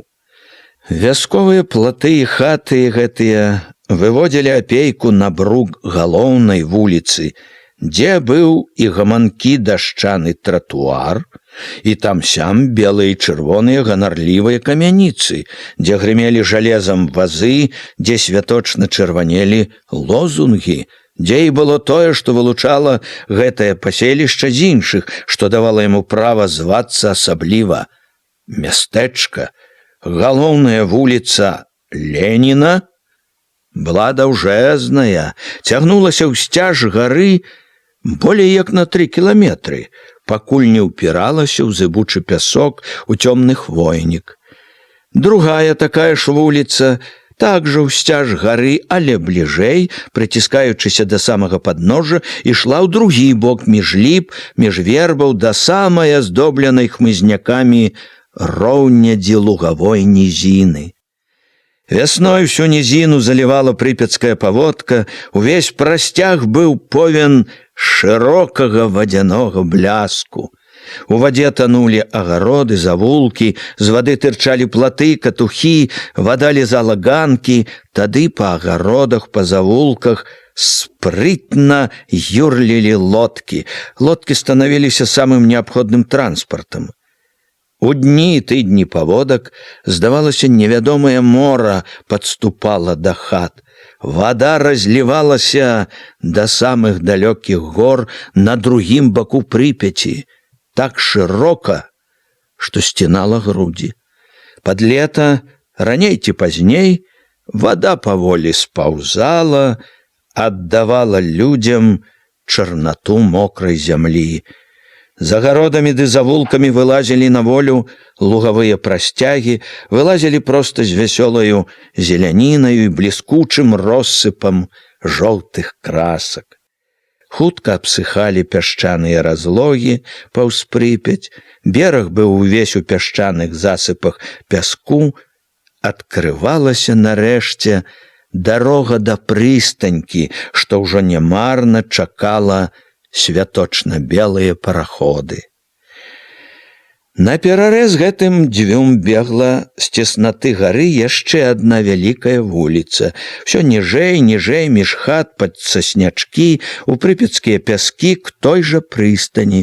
Гэта і была асноўная дарога, па якой цераз раўчакі і брады, што амаль не перасыхалі, дабіраўся да Прыпяці увесь раён.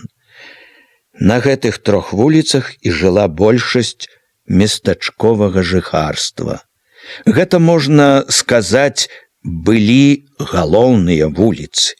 Але, як і большая частка самай галоўнай вуліцы Леніна, астатнія 2 галоўныя вылучаліся сярод іншых амаль адной даўжынёй.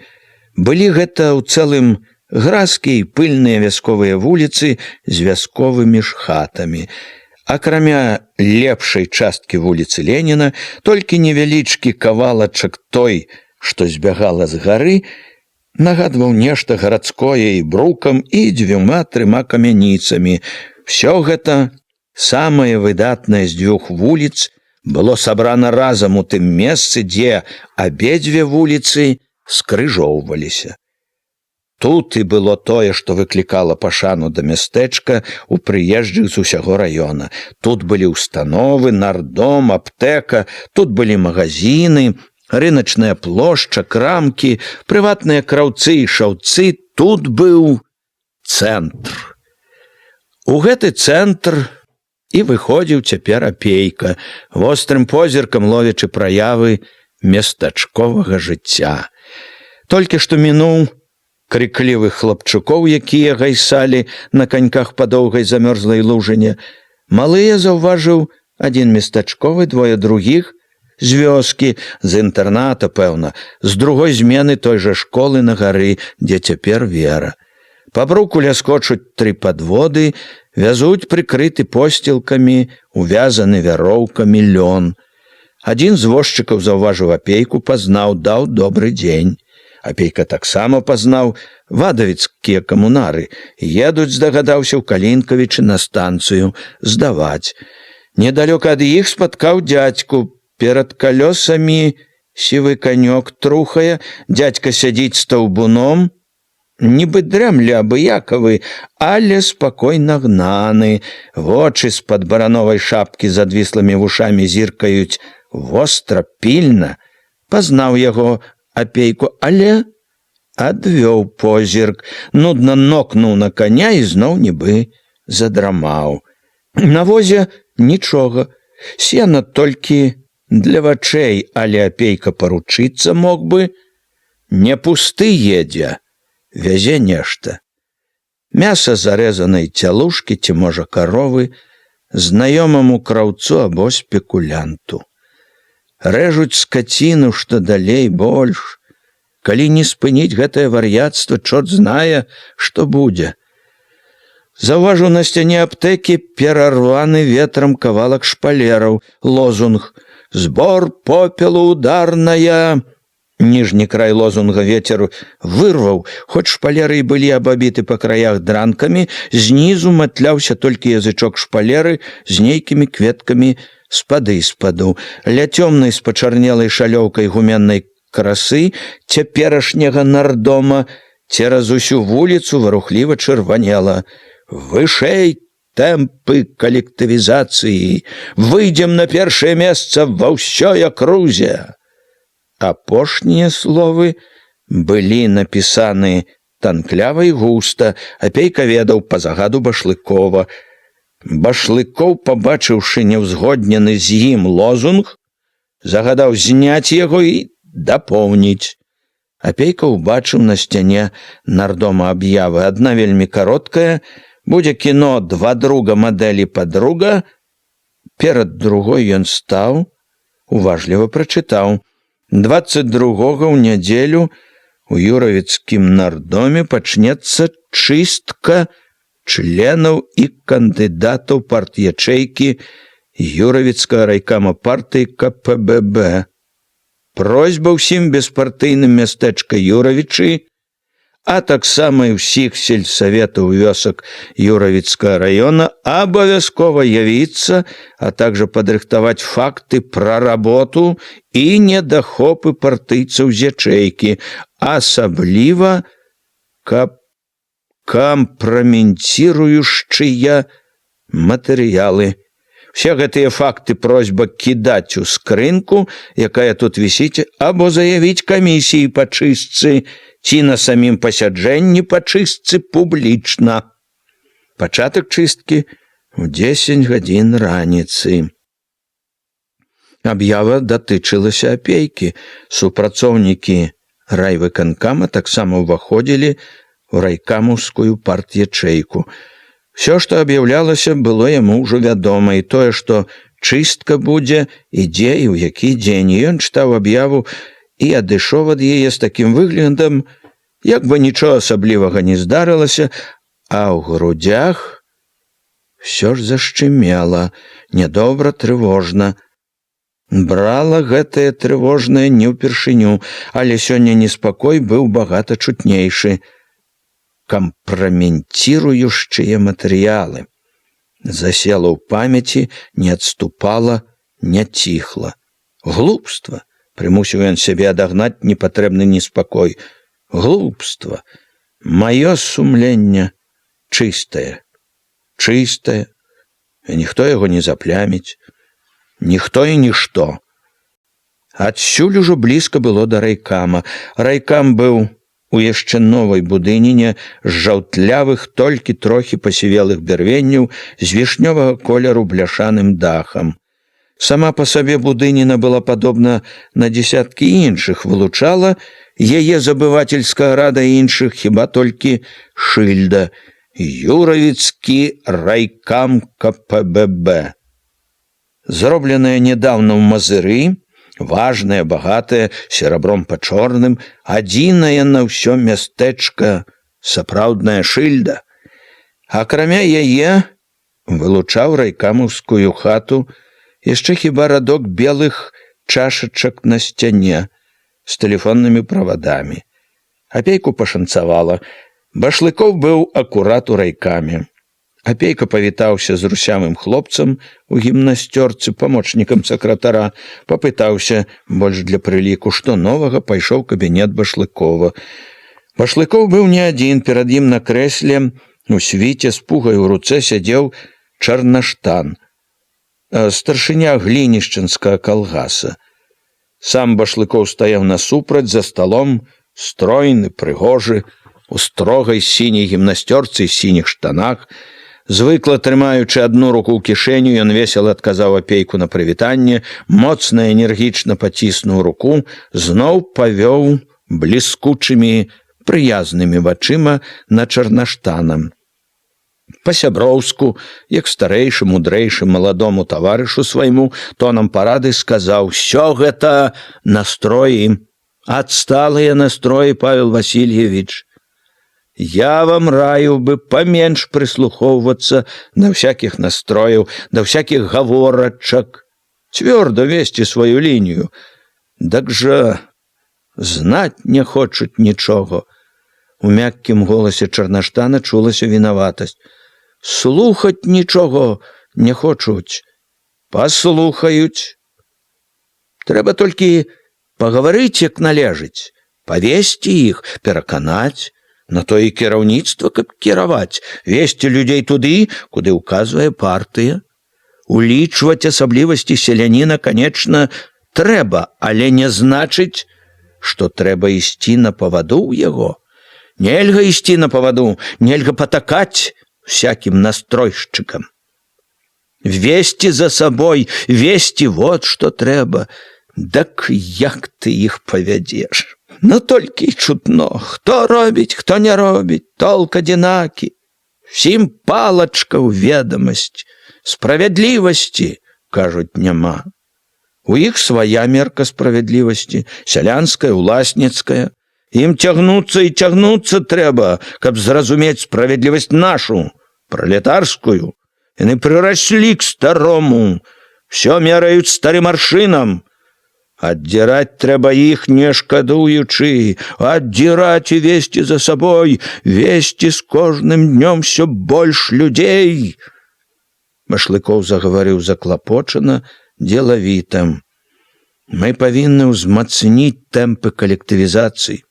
У гэтым галоўная задача, якую паставіла партыя перад нашым раёнам у цяперашні момант.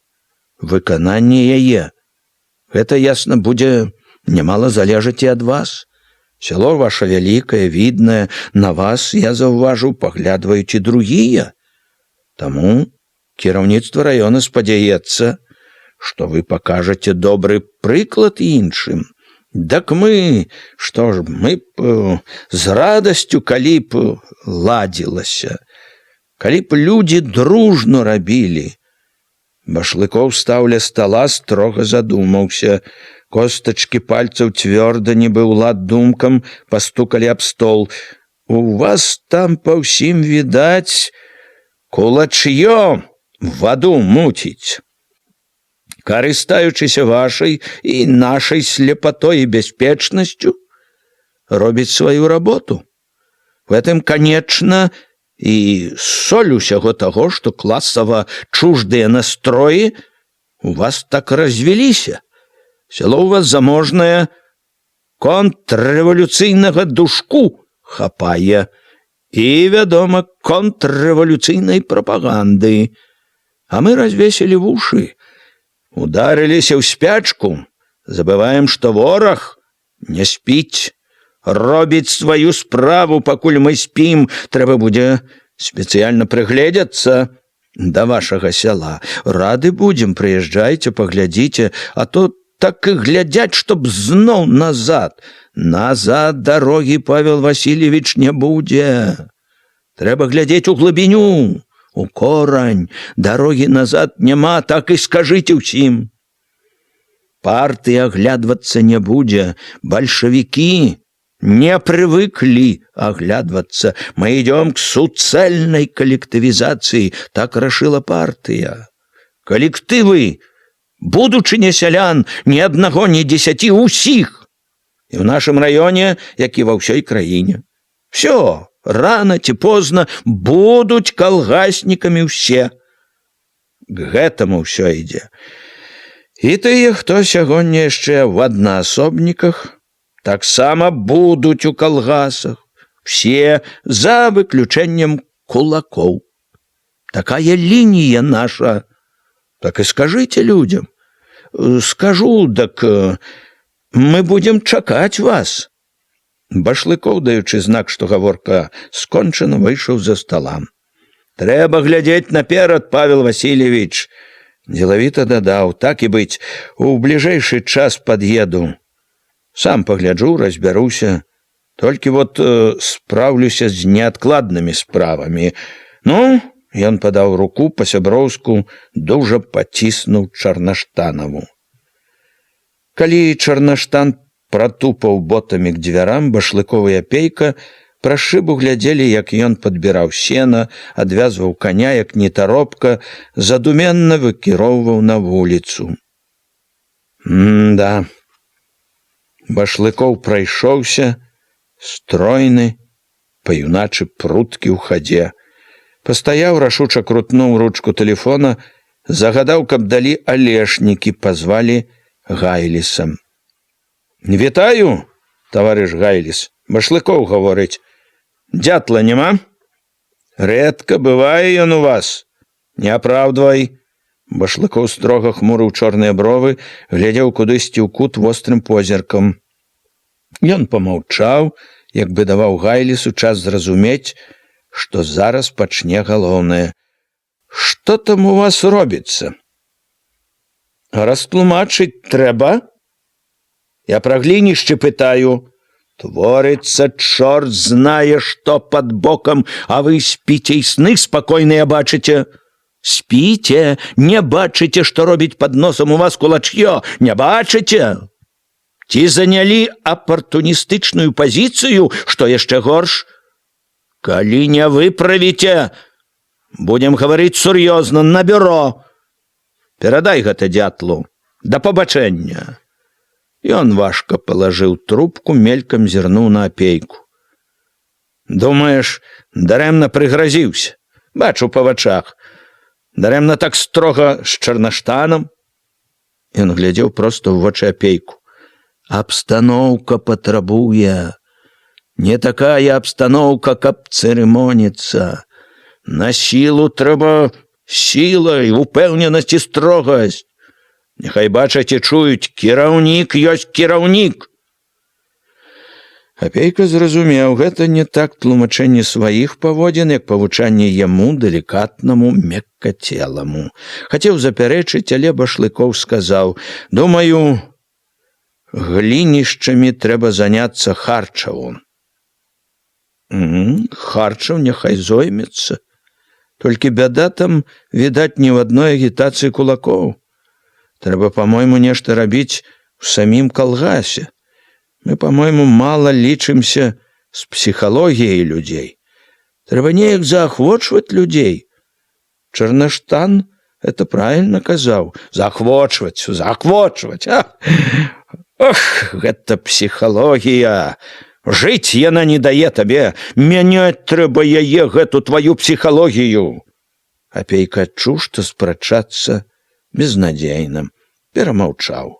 Башлыков зірнуў, дзелавіта патрабавальна: «Ну, дакладвай, хваліся, калі ёсць чым». Апейка сказаў, дзе быў апошнімі днямі, дзе правёў сходы, колькі чалавек уступіла ў калгасы. Машлыкоў дастаў блакнот, перапытваючы, запісаў, стаў расказваць, дзе сам быў. Учора заязджаў на тваю радзіму. Перад сходам зайшоў да старых тваіх. Дай, думаю, пагляджу, як жывуць бацькі нашага старшыні. Так што пазнаёміўся. Спадабаліся і маці, і бацька. Карась хваліў бацьку. Майстар першай маркі ў полі і на рацэ і часнейшай душы. Першы стары ў калгасе, сказаў. Так што хорошае было знаёмства, хорошыя старыкі. Не скарджуся, нібы пажартаваў Апейка. Ён усміхнуўся скупа, хоць добрае слово пра старых і было на радасць яму, і, хоць бачыў Башлыкоў давольны ад душы, чуў Апейка за тым, што сказаў Башлыкоў, недагаворку. Прачуваў, што той скажа яшчэ штосьці, не такое прыемнае. З чулай насцярогаю чакаў. Ён не памыліўся. Праз які момант усмешка з твару Башлыкова сышла, губы строга сабраліся, глядзеў проста ў вочы шчыра, невесела.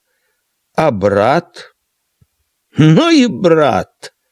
Спачуваючы, пакруціў галавою. Гэта сваяк? Апейка прамаўчаў. Маўчанне было доўгае, цяжкае. Потым Башлыкоў запытаў. Як ты прагледзеў гэта? Чаму прагледзеў? Башлыкоў паясніў думку. Харчаў казаў, ён памагаў табе пры паляках. Прадукты, патроны табе насіў. Памагаў нам? Бедняком быў? Быў. Перарадзіўся? За гады савецкай улады? За гады савецкай улады. Апейка не таіў, што гаворка гэта для яго непрыемная. Ён не любіў гаварыць пра брата не толькі таму, што гэта была не такая ўжо вясёлая тэма для гаворкі, а найбольш таму, што яму пры гэтым выходзіла як бы апраўдвацца, выгароджваць сябе, рабіць тое, чаго Апейка вельмі не любіў. На шчасце, даказваць гэта амаль ніколі не даводзілася, усе ў раёне ведалі і яго радню, і яго брата. Башлыкову хутка пасля таго, як той прыехаў сюды, Апейка пры народзе казаў ужо ўсё пра брата, не падкрэсліваючы іх няладунь і не апраўдваючыся, проста для таго, каб Башлыкову было ўсё вядома. Ужо тады Апейка зразумеў, што Башлыкоў з анкеты ці з нечых слоў ведае ўсё, як мае быць. І цяперашні напамінак пра брата, і тое, што ён гаварыў з Харчавым, і думка пра тое, што ён, можа, знарок заехаў туды, даведацца самому, праверыць, адазваліся ў душы прыкрасцю. Перад самаю чысткаю якраз звязала ўсё пачутае в адно развага. Было ўсё. І патроны насіў, і ў бедняках быў, цвёрда, са злосцю сказаў Апейка. Башлыкоў, здаецца, зразумеў гэту злосць, паспачуваў. Я не хацеў бы мець такога брата, а я яго сам выбраў. Апейка гаварыў груба, хацеў абарваць гаворку. Да, братоў не выбіраюць, гэта правільна. І ты, вядома, калі падумаць, з аднаго боку не вінаваты, як, можа быць, не вінавата і твая старуха маці. І ўсё-такі чорт яго ведае, жыццё ёсць жыццё, ёсць у другі бок у тваёй гісторыі з братам. Кампраменціруе гэта цябе, не ў маіх вачах. Я гавару не пра сябе, а ў народа. Не раскажаш пра ўсё кожнаму. Народ ёсць народ, і не ўсякі зразумее па-чалавечы. Іншы падумае так, пляма ёсць пляма. Сам ты яе набыў, ці табе прыклеілі яе другія. Розніца, вядома, вялікая, але ідзі ты растлумач кожнаму. Я разумею тваё становішча. Нашто ты мне гэта гаворыш? Сказаў Апейка абурана. Проста так, Башлыкоў не зніякавеў, толькі трохі здзівіўся. Так, к слову прыйшлося. Так от, калі к слову, я не лічу сябе вінаватым за яго ніколькі. Я табе гаварыў не пра віну тваю. Я гаварю пра іншае, ты не зразумеў нічога. Шкада. Башлыкоў і тут адчуваў сябе вышэй, мудрэй, і Апейку зноў запякло абурэнне, але Башлыкоў загаварыў пра іншае. Адстаём мы з калектывізацыяй. Чаму адстаём? Апейку ад непрыціхлай злосці хацелася пярэчыць. На другім месцы ў акрузе. Башлыкоў заявіў спакойна. Другое не першае. Ён пашамацеў паперамі, выбраў адну. От тут скарга ад веруючых на тое, што зачыняе Малешніцкую царкву. У Мінск скардзіліся. Якая твоя думка? Моя думка такая, што трэба дабівацца, каб царква сама зачынілася. Як гэта? Трэба веруючых зрабіць няверуючымі, бязбожнікамі. Раздзел 2. Калі Апейка ішоў у кабінет, ля дзвярэй амаль кожны раз сустракала яго чарада дзядзькоў і цётак, што чакалі яго. Просьбы свае давяралі адным паперам дзядзькі і цёткі рэдка. Не заўсёды задавальняла іх і гаворка з сакратаром райвыканкама ці загадчыкам райза. Багата хто лічыў за нязменны абавязак уручыць паперу самому старшыні, пагаварыць з самім. Бывала, калі Апейка не паяўляўся з раёна доўга, сядзелі па некалькі сутак, начуючы дзе-небудзь у знаёмых. Паяўляліся кожную раніцу, быццам на працу, пакуль не дабіваліся да самога. Такія сустрэчы з людзьмі былі Апейку няпростай і нялёгкай часткай яго работы. Людзі неслі сюды да яго свае надзеі, сваю роспач, хто што меў. Цяпер да звычных просьб памагчы мукою, насеннем, да скарг на вялікі падатак, на падатковыя несправядлівасці дадаваліся часта скаргі, звязаныя з калгаснай навіною. Таму зямлю нарэзалі нядобра, всё лепшае забралі пад калгас, таму прыгразіліся, што калі не ўступіць, каб у салаўкі рыхтаваўся. Рэдка хто не пытаўся, гэта справядліва? Гэта па савецкіх законах? Амаль у кожнай скарзе просьбе за асабістымі нягодамі і крыўдамі былі агульныя грамадскія праблемы, амаль кожны раз адказваючы, памагаючы, раячы. Апейка так ці інакш павінен быў тлумачыць дзяржаўную палітыку у калгаснай справе, браў на сябе як бы ролю агітатара. Гэта была такі сапраўдная работа агітатара. Сёння яго таксама чакалі. Між дарослых, сярод якіх ён заўважыў чалавека з жаўтаватымі доўгімі за каўнер пасмамі, поп ці што, цэлая прыціхлая чародка вясковых дзяцей. Апейка павітаўся, сказаў, што хутка пачне прымаць, у кабінеце зняў паддзёўку, ён, як і па дарозе сюды, быў яшчэ неспакойны. Не адступала прыкрасць ад башлыковага папроку за брата. Важка ціснула ўсярэдзіне даўняя, зноў пацяжэлая непрыхільнасць да Саўчыка. Зноў згадаў Башлыковая. Не хацеў бы мець такога брата. Адказаў думкаю злосна з'едліва. А я хацеў? Я сам параіў быць такім.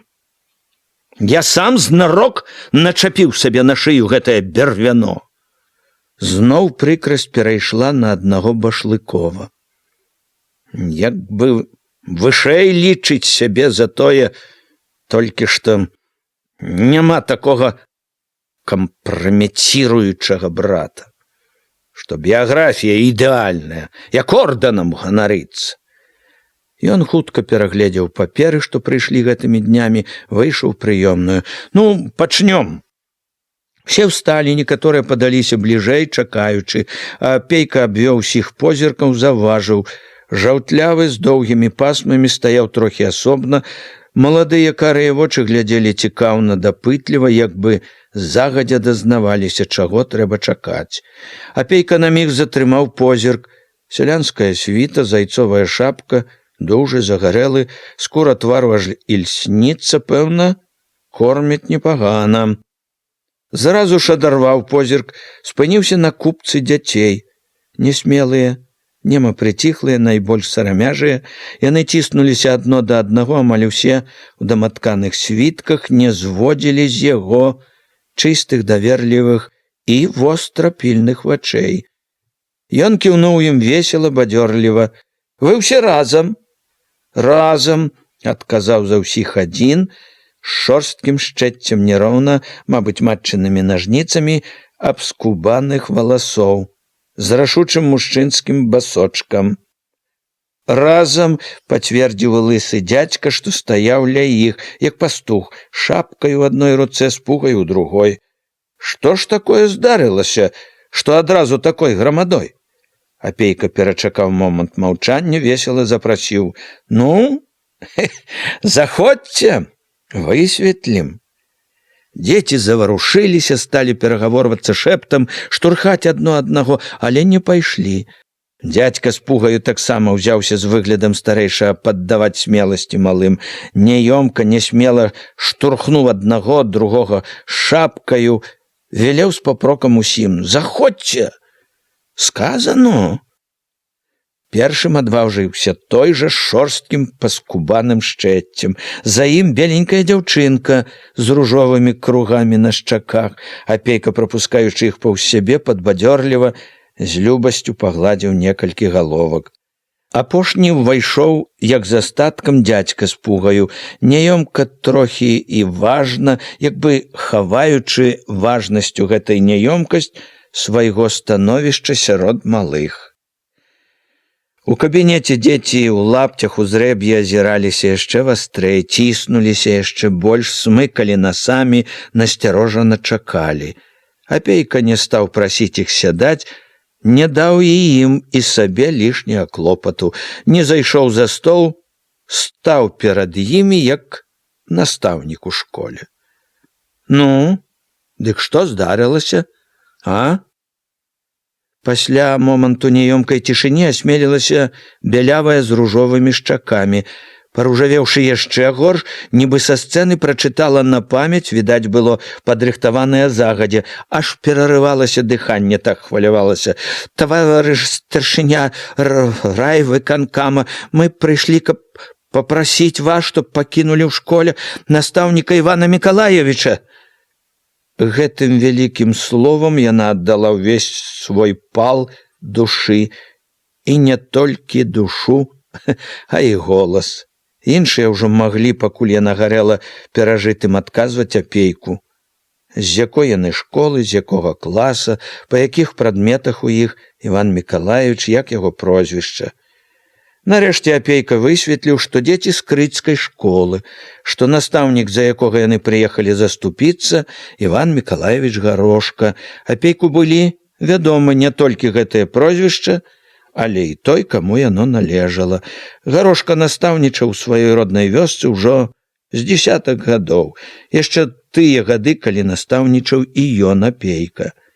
Апейка быў амаль незнаёмы з ім, бачыліся толькі некалькі разоў на настаўніцкіх сходах, але Апейку добра было вядома, што Гарошка настаўнік такі, якіх мала не тое, што ў раёне, а і ў цэлай акрузе. Пра гэта казалі ўсе, хто калі-небудзь быў на яго уроках. От і дзеці, смялеючы, памагаючы адзін аднаму, перабіваючы, з захапленнем казалі цяпер так добра, так цікава пра 905 год, пра рэвалюцыю ў Петербурзе, пра Леніна расказваў, пра пяцігодку, пра тое, якія дзе заводы будуюцца, як добра будзе жыць скора, і от жа бяда якая, цяпер Івана Мікалаевіча знялі з настаўнікаў. Сказалі, што яму няможна вучыць дзяцей, бо ён служыў пры цары у царскай арміі, быў царскім афіцэрам, і што ён будзе вучыць дзяцей супроць савецкай улады. Але ж яны ведаюць, што хоць Іван Мікалаевич і быў у царскіх афіцэрах, але ж ён зразу, як пачалася савецкая ўлада, перастаў служыць цару. І цара ён зусім, гэта яны самі чулі, не любіў ніколі і не любіць. І афіцэр ён не з памешчыкаў якіх-небудзь, а з простых людзей, з іх жа сяла. І ўсе добра зналі яго бацьку, і ўсе бачаць, што ўсе гады ён, Іван Мікалаевич, за адну савецкую ўладу стараецца. Апейку вельмі ўсхвалявала дзіцячая шчырасць. Слухаючы малых, нібы вярнуўся ў сваю нядаўнюю мілую мінуўшчыну. Нібы зноў быў настаўнікам. Як настаўнік ён добра адчуваў, як важна дзецям тое, што яны кажуць тут, і тое, з чым яны пойдуць адсюль, куды прынеслі свае давер'е і надзею. Таму жыццёвы вопыт дадаваў да ўсяго сваю долю цвярозай няпэўнасці. Ведаў апейка, як няпроста будзе замацаваць у іх веру гэту і надзею. А да ўсяго, што б там ні было, радаваў сам факт. Малыя самі всталі за праўду, вясковыя сарамяжыя прыйшлі ў райвыканкам. Малыя грамадзяне будучыні. Ён нібы не паверыў, хто вас падгаварыў, што прыйшлі прасіць за Івана Мікалаевича? Дзеці здзівіліся. Ніхто? Мы самі? Шкада стала. Мы і надумаліся. Няправільна яго знялі. Скажыце, няхай ён зноў вучыць. Збуту не давалі, пакуль не сказаў, што павязу. Дзядзька з пугай пакруціў лысай галавою са здзіўленнем і пашанай. Як машкарэча населі. Апейка ведаў ужо, і што Гарошку знялі, і як усё было. Хтосьці з пільных гарошкавых землякоў, можа быць, ім вывучаных, месяцы 2 назад напісаў сталічную газету, што ў крытах у школе пры патуранні сельсавета і раённага кіраўніцтва замаскіраваўся класава чужды элемент, белагвардзеец, які з залатымі пагонамі і з вінтоўкай у руках ваяваў за цара і ўсякіх урангеляў і губіў няшчадна трудавы народ. У газеце з пісьма зрабілі копію, якая і трапіла на стол сакратару юравіцкага райкама партыі. Ліст гэты чытаў у кабінеце Башлыкова і Апейка. Пад усім, што паведамляў невядомы аўтар газеце Башлыкову, стаяла гордая «Непримирымый селькор». Башлыков аддаў пісьмо Харчаву з рэзалюцыяй, напісанай зверху коротко і ясна «Проверить, принять меры, доложить». Харчаў за які дзень праверыў, і на другі дзень лёс Гарошкі рашыўся. Гарошку знялі з настаўнікаў. Харчаў прапанаваў таксама арыштаваць, і каб не Апейка, Гарошка даўно быў бы за кратамі. Башлыкоў падумаў, павагаўся і схіліўся да Апейкі. У Апейкі былі моцныя довады. Гарошка трапіў у афіцэры не па сваёй ахвоце, а як настаўнік. У грамадзянскую вайну ніякім белым не быў, рабіў дома, быў потым у чырвонай арміі. З першых жа мірных дзён сваіх пасля арміі увесь час у сяле. Але вярнуць Гарошку на настаўніцкую працу Башлыкоў не згадзіўся цвёрда, рашуча. І от гэтыя дзіцячыя шчырыя твары, гэтая вера і надзея. Што ён, старшыня райвыканкама Апейка, можа сказаць ім? Любым і ясным, якія думаюць, што ў свеце ўсё так проста, што праўда і справядлівасць рэчы абавязковыя і лёгкія. Не ведаючы добра, што сказаць ім, Ён знарок стаў распытваць кожнага, як хто вучыцца, ці добра паводзіць сябе ў класе, ці памагаюць бацькам. «Ну што ж», – сказаў ён, гатовы развітацца, «дзякую за тое, што вы сказалі. Я перадам усё, каму трэба, скажу, што вы прасілі. Вот і ўсё. Бывайце здаровы». Некаторыя ўжо сабраліся, абнадзеяныя кіраваць да дзвярэй, калі бялявая з ружовымі плямамі насцярожылася. «Дак як? Аставяць нам, Івана Мікалаевіча?» «Я ж сказаў, перадам, што вы прасілі». «Не, вы скажыце. Аставяць?» «Я буду прасіць». Не, вы скажыце». Апейка нічога не сказаў, толькі лагодна, як бацька, які не хоча крыўдзіць малога і не можа даць усяго, што той просіць, усміхнуўся. «Ну, шчаслівай вам дарогі». Яны пачалі выходзіць не вельмі ахвотна, не вельмі ўсцешаныя, найбольш таму, што дзядзька з пугаю штурхаў іх да дзвярэй. Не парадаваў іх. Але што ж ён, апейка, мог сказаць ім іншае? Адразу за імі ў кабінет ступіў бялявы хлопец у зацяганай, але крамнай паддзёўцы, у ружовай і залатанай пад каўняром нязрэбнай сарочцы. Кепка ў яго руцэ была таксама гарадская, з размоклым ад дажджу казырком. «Можна зайсці?» – хлопец пытаўся ціха, далікатна. «Заходзьце, сядайце». Ён ішоў ціха і сеў на ўскрай крэсла, пад уважлівым апейкавым позіркам няёмка адвёў шэрыя з нейкай задуменнай прытоенасцю вочы, потым сустрэўся з апейкавымі, і позірк быў ужо цвёрды, рашучы і разам з тым даверлівы. «Мяне завуць Глушак Сцяпан». Ціха і не адводзячы вачэй ад апейкавых, сказаў ён. «Я падаваў заяву ў Вадавічы, хацеў паступіць у Вадавіцкую камуну.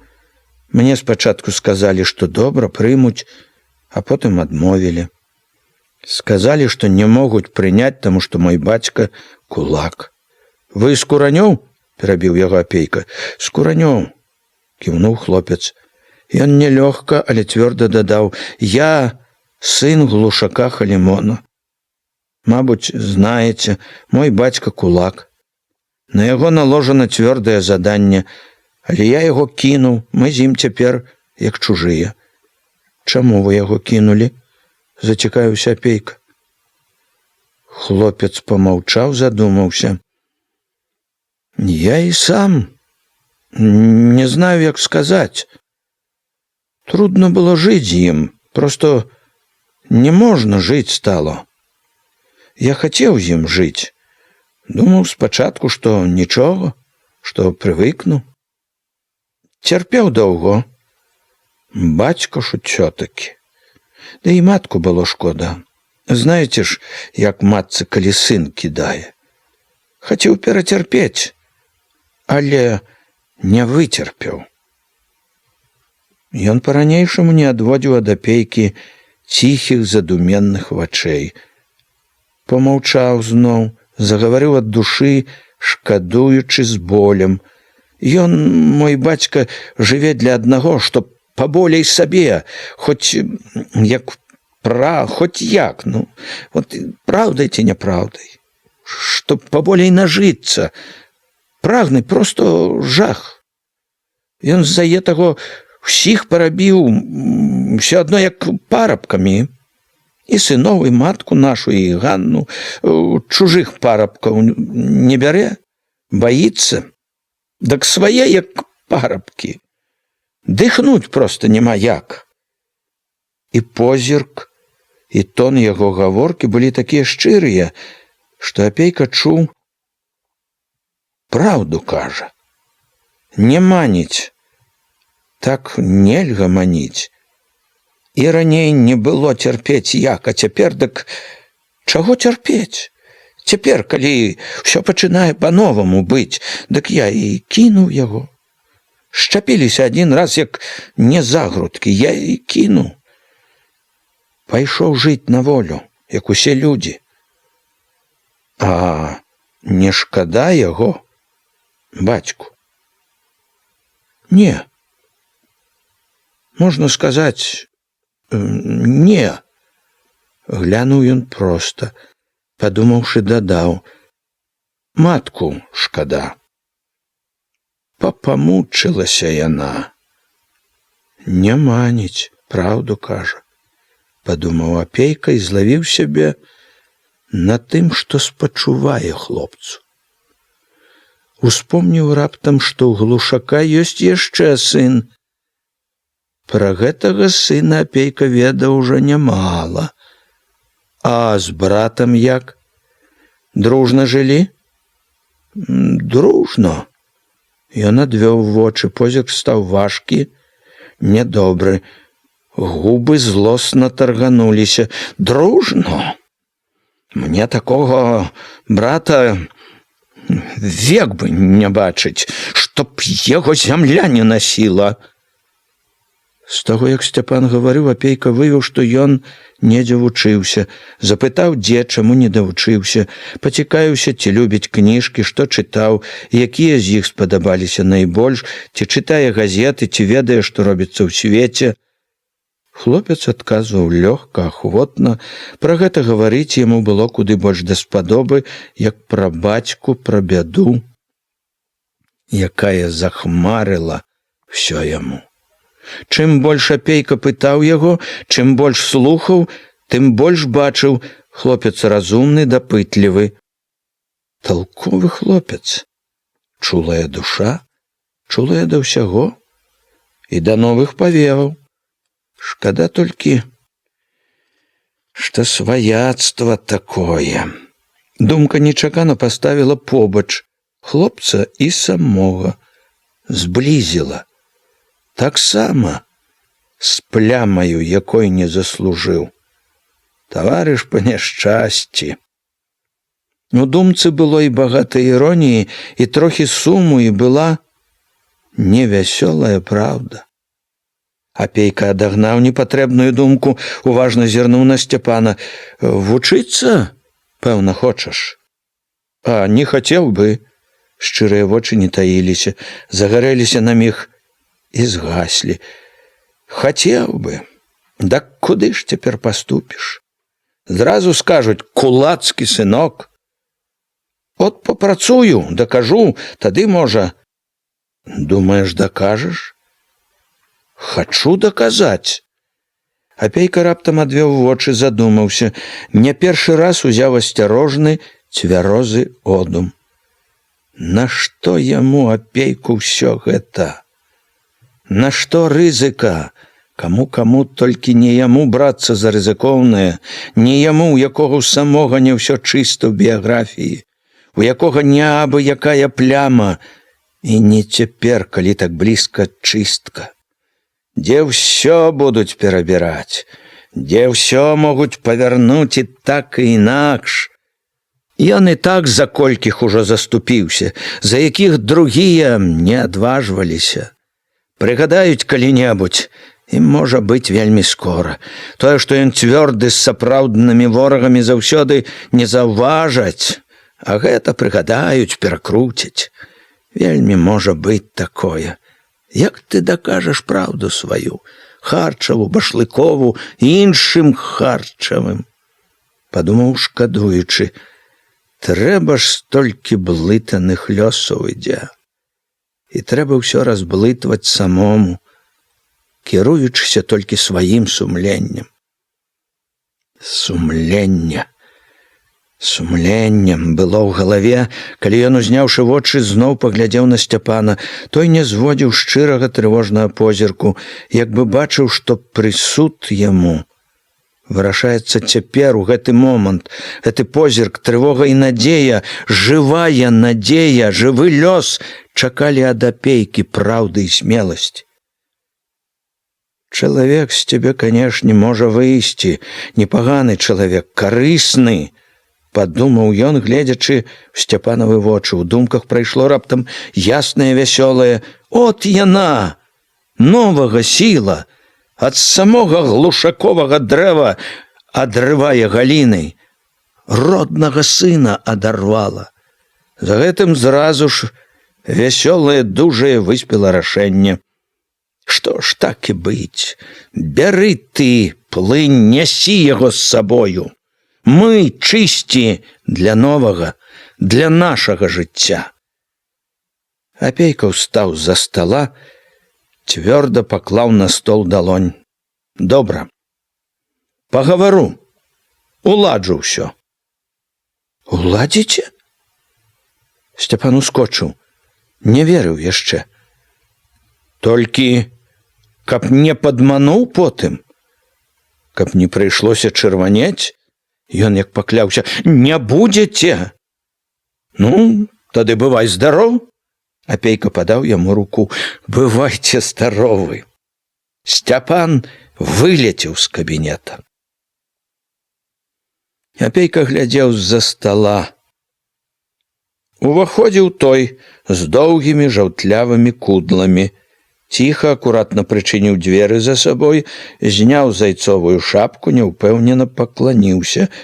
Добры дзень, жалаю вам. Апейка адказаў, не тоячым цікаўнасці. Цяпер ён бачыў, што не памыліўся. Поп. А каб не доўгія космы, дык і не думаў бы, спаткаўшы дзе-небудзь. Світа рудая, зайцовая шапка, дужыя чырвоныя рукі. Селянін, ніхто іншы. Рукі каравыя, жылаватыя, відаць, што ў зямлі корпаліся, і пастава важкая, сутулая, толькі от рукі з зайцовай шапкай на жываце склаў як наказанне.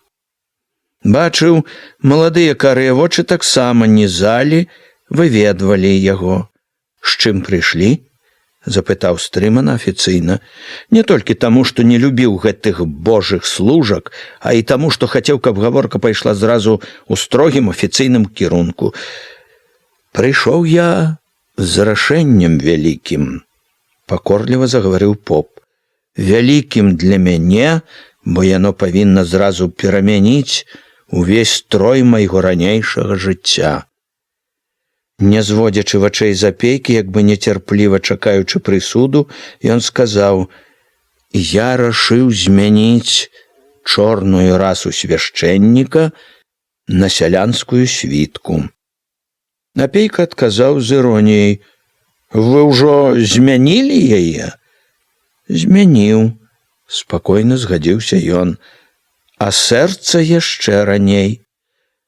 Ужо даўно пад уплывам савецкай газеты «Правда» і журнала «Бязбожнік» я прыйшоў да вываду, што Бога няма, і што рэлігія, як правільна вучаць бальшавікі, ёсць опіум народа.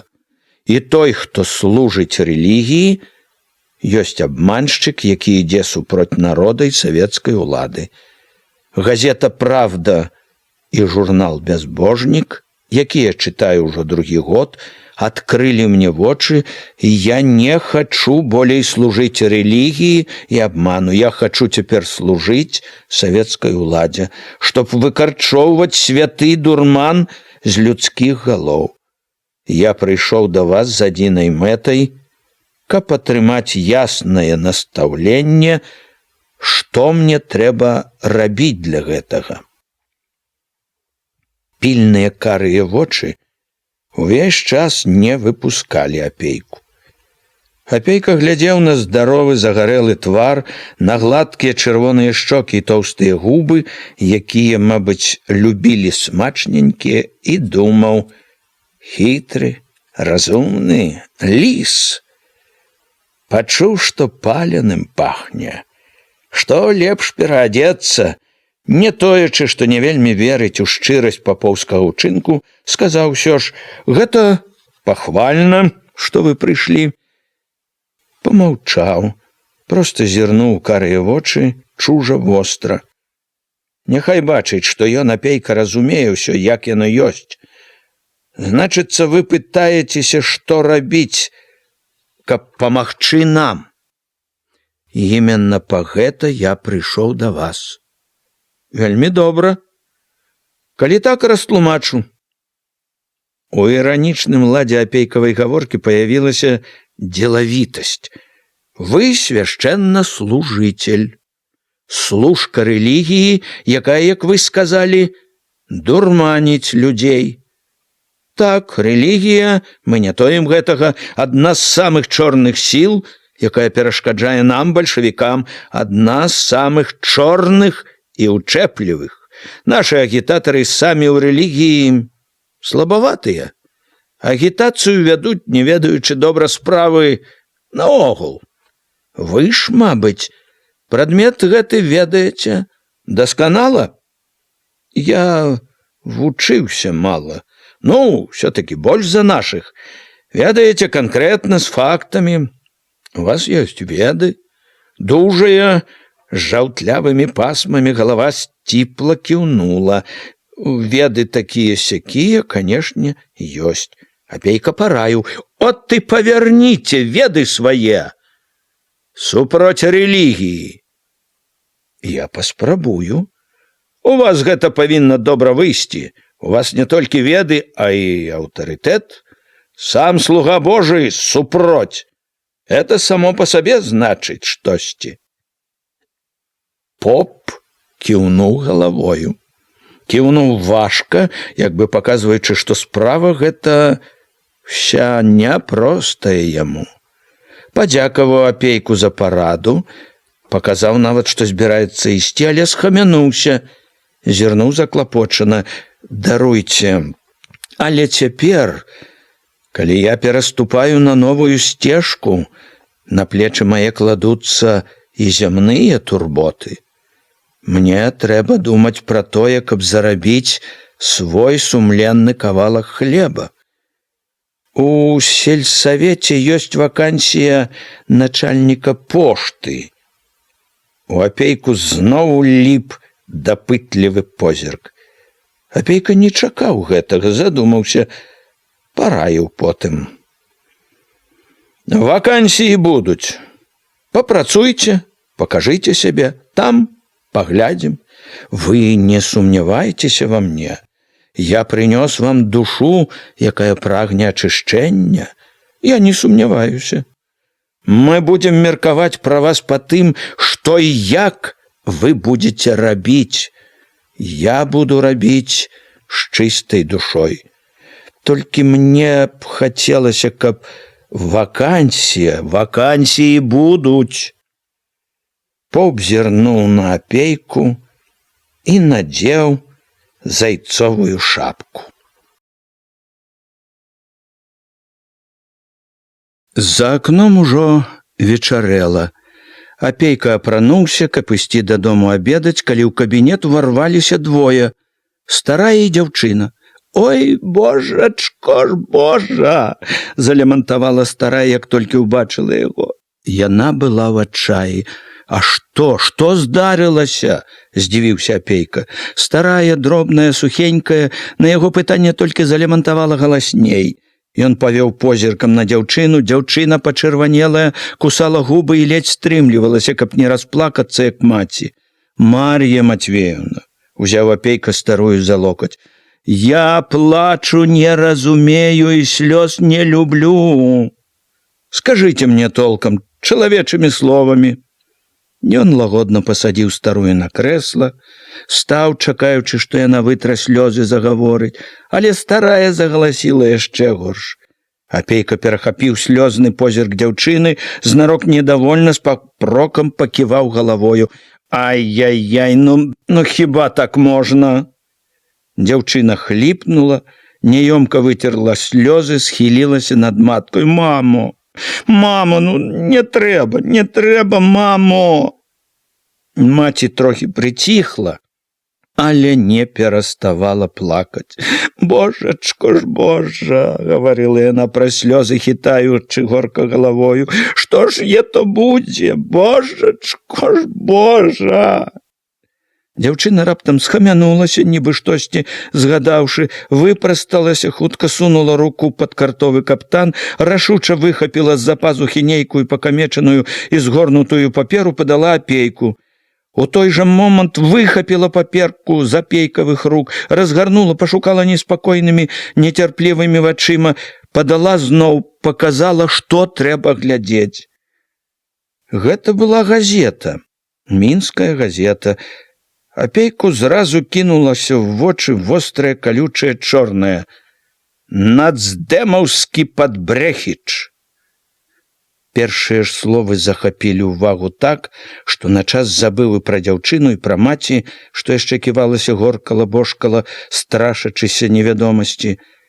У гэты сусветна адказны час, калі класавая барацьба бязмежна абвастраецца, класавы вораг выкарыстоўвае любыя метады, каб расстроіць шчыльныя шэрагі бальшавіцкай моладзі, каб адхіліць іх, а ў канчатковым выпадку адарваць іх ад генеральнай лініі бальшавіцкай партыі. Асаблівую ролю адыгрываюць у гэтым ланцуговыя сабакі, наёмныя служкі сусветнай буржуазіі і сусветнага нацыянал-фашызму, нацдэмакраты розных масцей гатункаў. Гэтыя вылюдкі, злейшыя ворагі працоўнага чалавецтва, спадзяваліся на нашу палітычную слепату, спадзяваліся, што ім удасца непрыкметна пралезці ў нашы рады, тайна весці сваю брудную работу буржуазных паслугачоў, але іх разлікі праваліліся. Дзякуючы вострай бальшавіцкай пільнасці вужачыя гнёзды гэтых замежных падкідкаў нацдэмаў выкрыты, і па іх раз'юшаных руках ударана са ўсёй бальшавіцкай прынцыповасцю і смеласцю. Вся студэнцкая грамадскасць з энтузіязмам ухваліла гэтыя неабходныя меры, аднак мы не можам закрываць вочы на такія агідныя факты, што сярод некаторай, няхай нязначнай часткі моладзі ў мінскіх інстытутах знайшліся аслепленыя, страціўшыя класавае чуццё інтэлігенцікі, якія не толькі не далучыліся да суцэльнай масы студэнцтва, а фактычна сталі на бок выкрытых і асуджаных усёй масаю нацдэмаўскіх багоў. Адзін з такіх нацдэмаўскіх падбрэхічаў, так званы паэт Алесь Маёвы. Апейка хоць ужо здагадваўся, пра каго гаворка, запыніўся. Алесь Маёвы, так званы паэт Алесь Маёвы, у сваім лакейскім асляпленні дакаціўся да таго, што нават выступіў на сходзе літфака, дзе спрабаваў узяць пад абарону выкрытых багоў з бруднага нацдэмаўскага балота. Вось да чаго можа давесці страта класавага чуцця і пагарда разбэшчанай паэтычнай асобы да імкнення і волі калектыву. Камсамольская ячэйка правільна зрабіла, што прынцыпова разабрала гэтую анархічную вылазку і ударила па руках наваяўленаму нацдэмаўскаму падбрэхічу і адвакату. Камсамольская ячэйка універсітэта з уздымам выключыла паэта Алеся Маёвага шэрагаў камсамола як адшчапенца і перараджэнца. Камсамольцы універсітэта аднадушна рашылі таксама хадайнічаць і аб выключэнні Маёвага з універсітэта. У універсітэце не павінна быць месца разлажыўшымся нацдэмаўскім падпявалам і перараджэнцам. Пад артыкулам стаяў подпіс «Студэнт Г.Скі». Апейка хвіліну глядзеў на гэты подпіс, як бы стараючыся прачытаць яшчэ нешта. Ён не разумеў нічога. Тое, што ён прачытаў, было зусім не падобна на хлопца, якога ён ведаў. Яно было такое непадобнае, аж не верылася, што гэта пра таго ж самага хлопца. Першае ж адчуванне было, што ўсё гэта паклёп злосны і беспадстаўны. Але тое, што гэта было надрукавана, што ўчынак паэта маёвага быў абмеркаваны і што тут толькі расказвалася пра тое, што было, заблытвала думкі. Ён ухапіў трывожным позіркам словы «знайшліся аслепленыя», страціўшыя класавае чуццё інтэлігенцікі, зноў жа не так хутка, нецярпліва, а з цвярозай пільнай развагай стаў перабіраць радок за радком, як адшчапенца і перараджэнца. Засела в апейкавай галаве, калі ён зноў дачытаў артыкул, утаропіў позірку загадкавае «студэнт г-скі». Всё ж апейка это цяпер адчуваў асабліва добра. Артыкул быў туманны.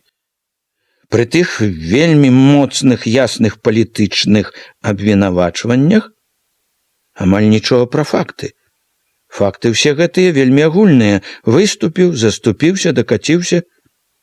Але гэтая неяснасць, туманнасць доказаў якраз і трывожылі апейку больш за ўсё. За імі магло быць усё, самае страшнае. Хоць што магло быць горш? Страшнае, відаць, ужо здарылася.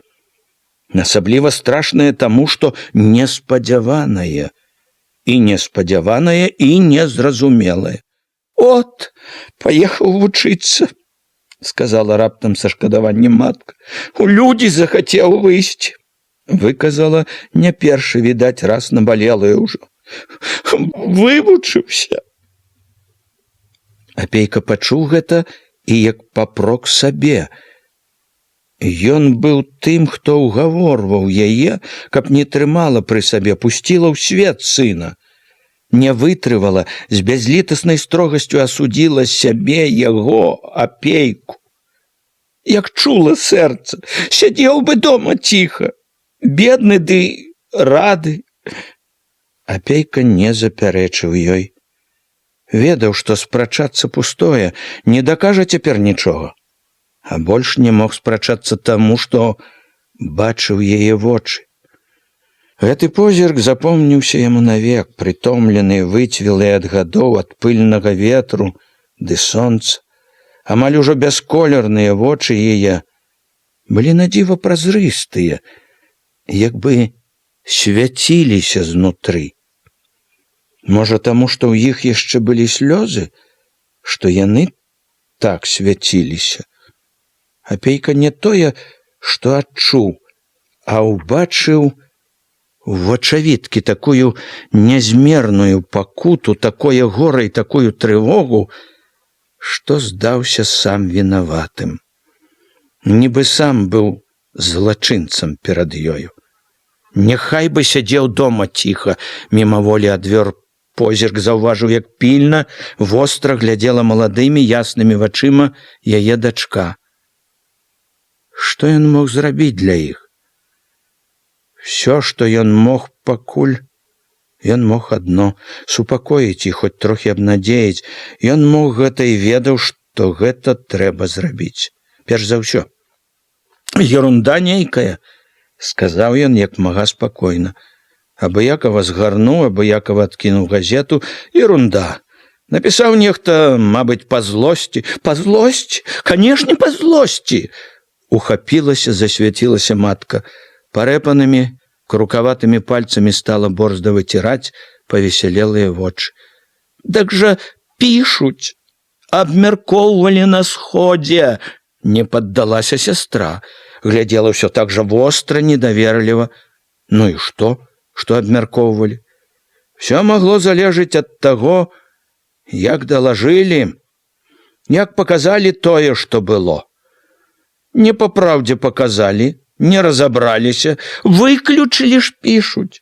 З камсамольцаў, з універсітэта хочуць. «Эх ты», — падумаў недовольна апейка, але загаварыў спакойна, стрымана, увесь час не гледзячы бачыў уважлівы матчын позірк.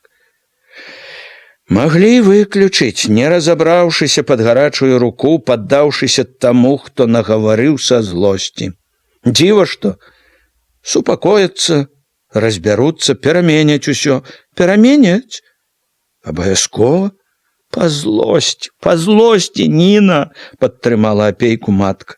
То праўда, па злосці, па праўдзе такога і падумаць не падумаў ніхто. Па злосці, падумала заклапочана, толькі ж хто на яго мог так уз'есціся? І за што? Ж трэба, з'есці гатоў. Навярнуў такога, што страх слухаць, на хлопца, які век птушаняці не зачапіў. Не тое, што чалавека. Яна глядзела на апейку, шукала ў яго згоды, і ён згаджаўся, падтрымліваў яе. Кажуць, заступіўся за кагось, за паганага бога якогось. Цяпер усе багі паганыя сталі. Слова не скажы добрага, а ён і заступіўся. Слово, можа, толькі сказаў, дак ты нелюдь і уз'еўся. Навярнуў такое на чалавека па злосці, канешне, па злосці ўсё. Дак, кажаш, вернуць усё яму? Павінны вярнуць, а як жа іначай? Кеп жа тое было, дай божачко. Ніна маўчала, было відаць, не супакойвалася. Ужо не так для маці, як для яе сказаў: скоро поеду ў Мінск на сесію ЦВК. Зайду, сам разбяруся ва ўсім. Паказваючы, што з гэтым кончана, што гаварыць больш няма чаго, пацікаюся: а як там дома? З хлебам, з картопляю.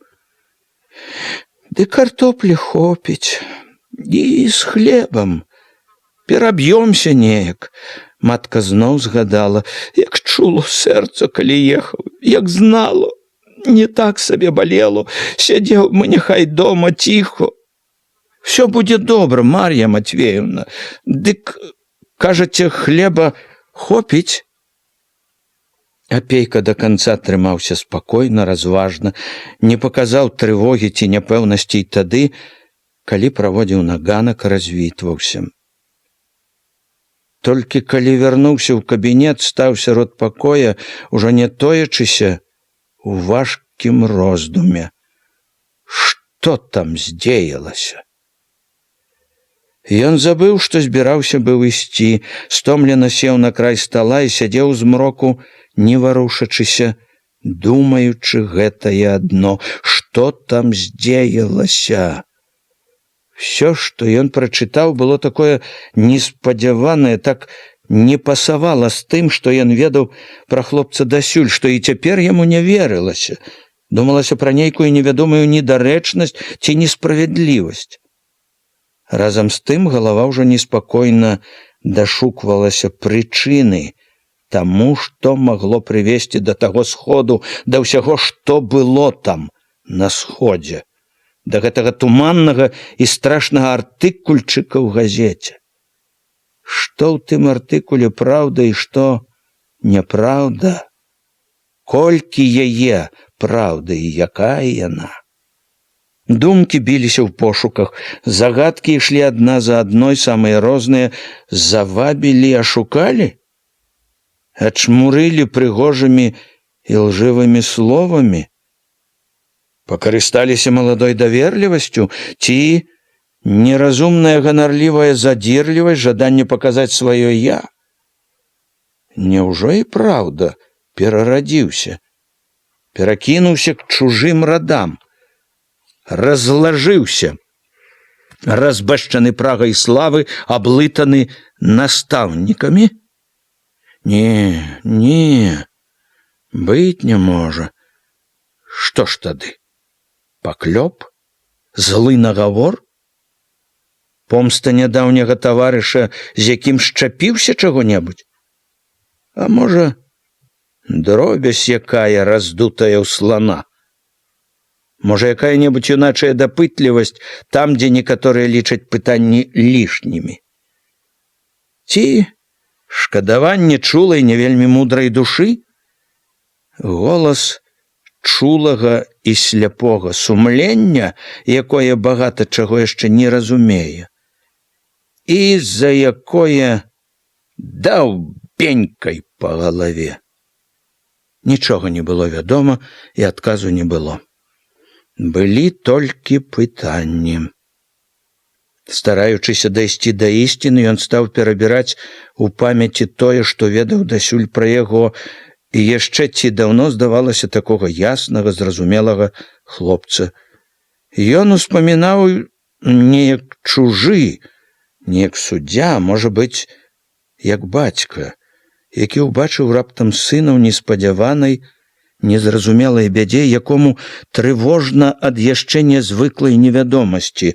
Ад гэтага тое, што ён згадваў іншы раз і раней, сёння ішло в асаблівым, неспакойным і вострым святле. У памяці ажыло далёкае, якім ведаў яго ў пачатку. Дзікаваты і хваравіты хлапчук нічым асабліва не кідаўся ў вочы, быў хіба затоены, як мала хто. І калі не ведаў чаго-небудзь, вельмі ж ніякавеў, пунцавеў увесь. Добра помніцца, вельмі здзівіўся, калі раптам трапіў на вочы яго верш пад абгорткаю спісанага сшытка. Верш быў і цяпер помніцца пра поле, пра завею, пра адзінокую крывую хатку ў полі. Дзіўна, не забываліся радкі з яго. У полі халодным, под ветрами дикими хатка малая стоит, удалечь бескрайнюю, в окнами тихими век боязливо глядить. У хаце на печы туліліся, мерзлі дзеці, бацька паехаў у лес, маці пайшла кудысьці. Цяпер не помнілася куды. Нядобра дзецям адным, халодным і галодным, шкадаваў іх аўтар. Але і крывую хатку, і верш грэла надзея, што бяда не вечная. Бацька, як вернецца, печка затопіцца, матка іх будзе карміць. Не вельмі зграбны, не вельмі арыгінальны, верш гэты захапіў тады незвычайнай шчырасцю, не дзіцячай клопатнасцю, песеннай маляўнічасцю. Напісаны, пэўна, пад уплывам Купалы, ён гаварыў, мабыць, і пра перажытае малым паэтам. Дзіўна кранаў нешта чулае ў сэрцы, хваляваў, трывожыў. Гэта была радасная неспадзеўка, адкрыцце. Талент, паэт у іх школе, у іх адвеку беспаэтнай лясной глушы. Нібы нанова ўбачыў малога. Калі заняткі скончыліся, папрасіў астацца. Сеў перад ім на парце, уважліва, яшчэ не зусім верачы, угледзеўся, запытаў пра верш.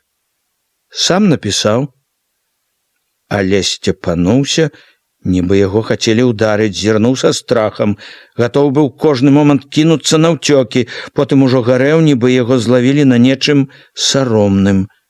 Не падымаў галавы, стрыжанай з каротенькімі мяккімі валаскамі, з чарнільнай плямай ля вуха. Калі пахваліў яго, а ведаеш, верш добры. Праўда, добры? Ён толькі ніжэй звесіў галаву. Гэта не адзін?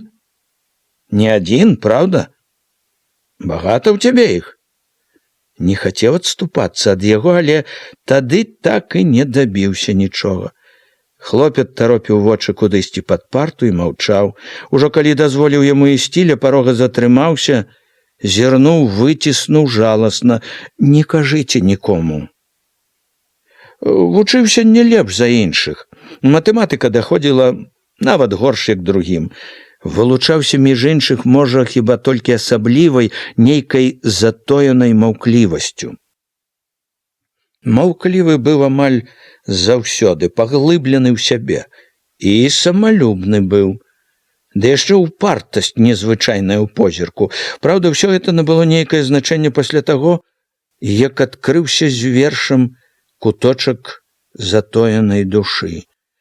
Калі б не гэтае, можна было б лічыць, ва ўсім такі ж, як і ўсе іншыя, не горшы і не лепшы, свой сярод сваіх.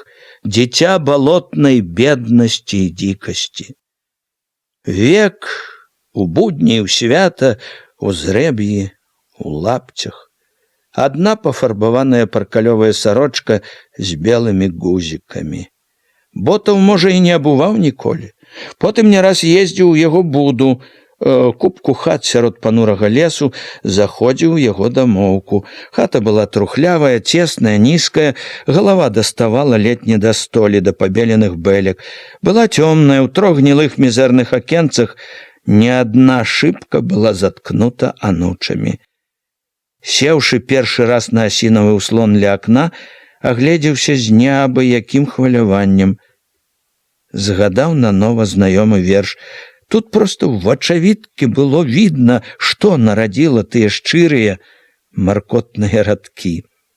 Іх жыло тут 3, акрамя хлопца маці ўдава, ды меншая сястра Ніна. Бацька ўжо багата гадоў ляжаў недзе ў салдацкай магіле, і маці нібы жартам, нібы і сур'ёзна казала пра малога: «Мужчынка мой, хадзяін наш». Хадзяін тады сядзеў каля палацяў, набычыўшыся, таропіў вочы ў земляны дол і не пярэчыў.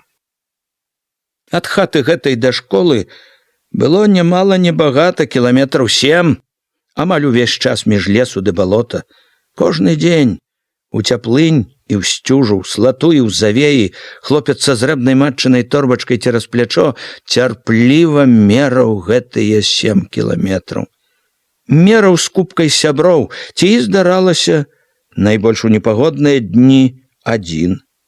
Было ўсялякае. Адзін раз мала не прапаў між белага балота, мяло вельмі. Што ні крок, то па пояс, па грудзі ў снег, знясіліўся ўшчэнт.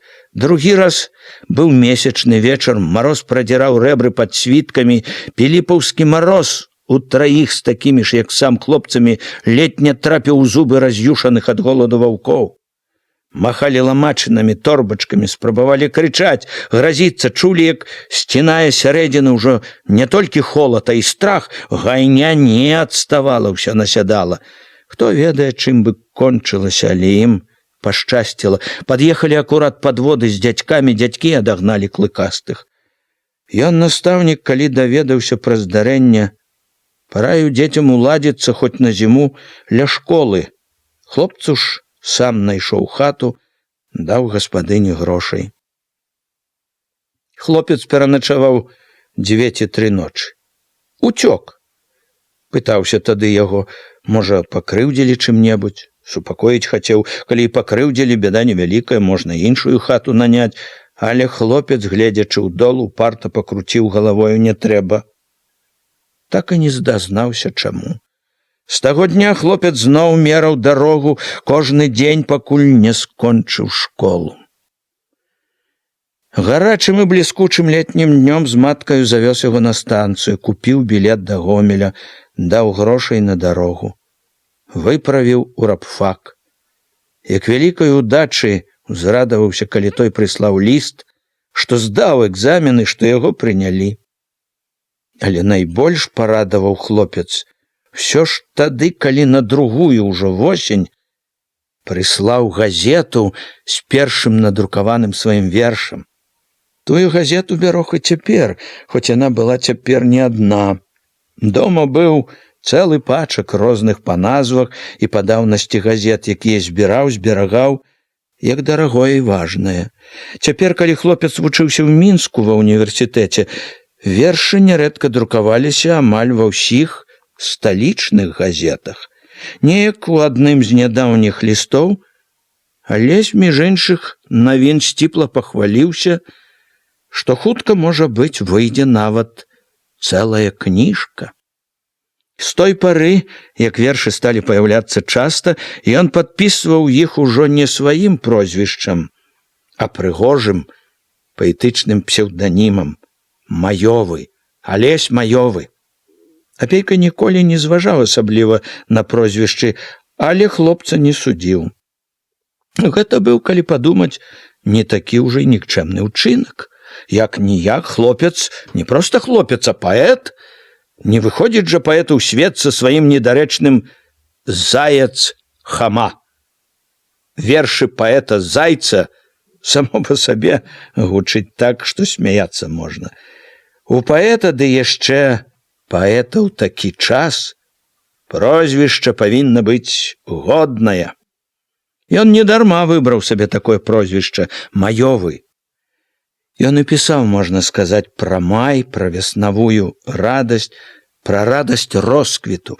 Яго вершы былі пра разлеглыя без меж палі, якія будзіць сваім гоманам працавіты трактар, пра рабфакаўца, сына сяла, што да світання хіліць чубатую галаву над кнігаю, марыць пабачыць родную вёску ў сонечным шчасці, пра жанчыну-гаротніцу, што вясковаю вуліцай ідзе не ў царкву, а ў школу змагаць векавую цемру, пра радасць, што карагодзіць сёння ў вёсцы і ў горадзе, пра жыццё, што бурапеніць новымі песнямі і справамі.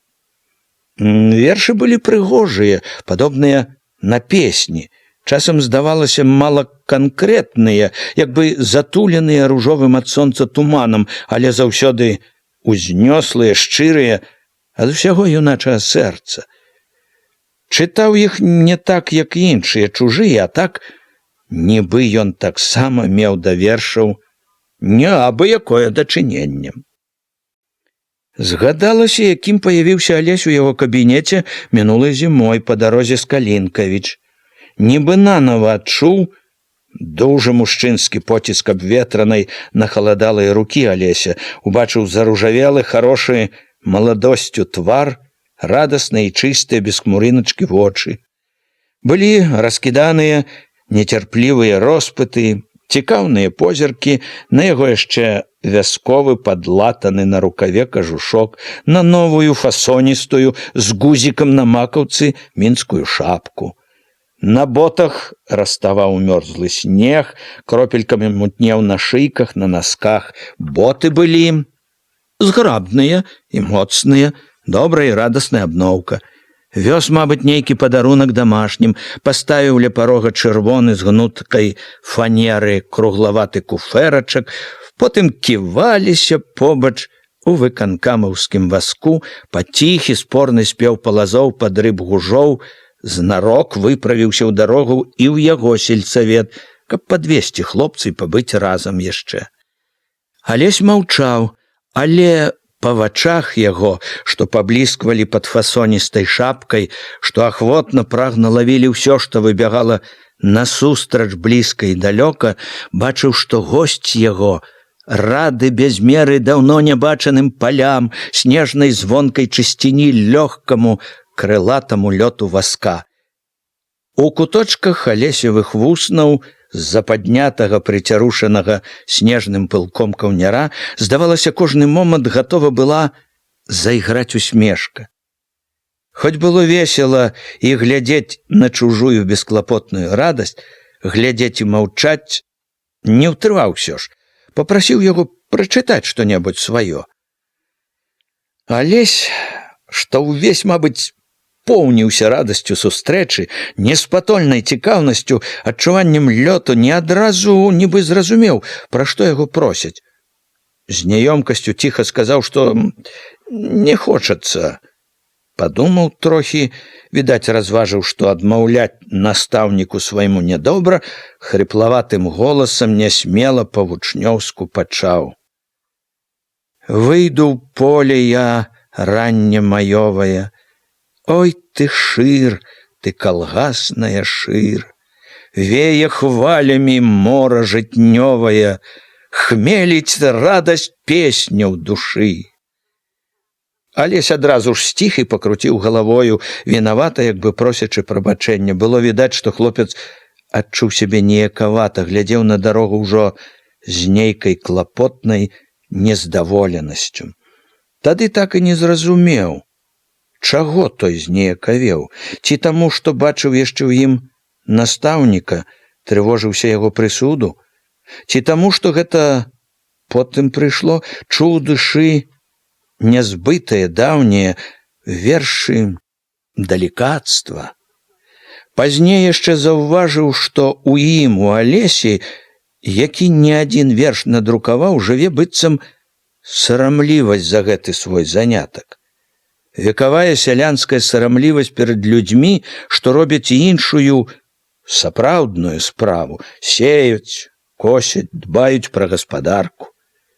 «Лепей другіх паслухайце», — сказаў Алесь вінаватым голасам. Ён пакашляў, скінуў галаву, амаль заплюшчыў вочы, адчуў раптам, што замінае каўнер кажуха, нецярпліва аблажыў яго, як бы задумаўся, а ў голасе паявілася смеласць і гонар. Падаюць сняжынкі, дыяменты, росы, падаюць бялюткі за маім акном, расчасалі вішні шоўкавыя косы і ўранілі долу снегавы вянок.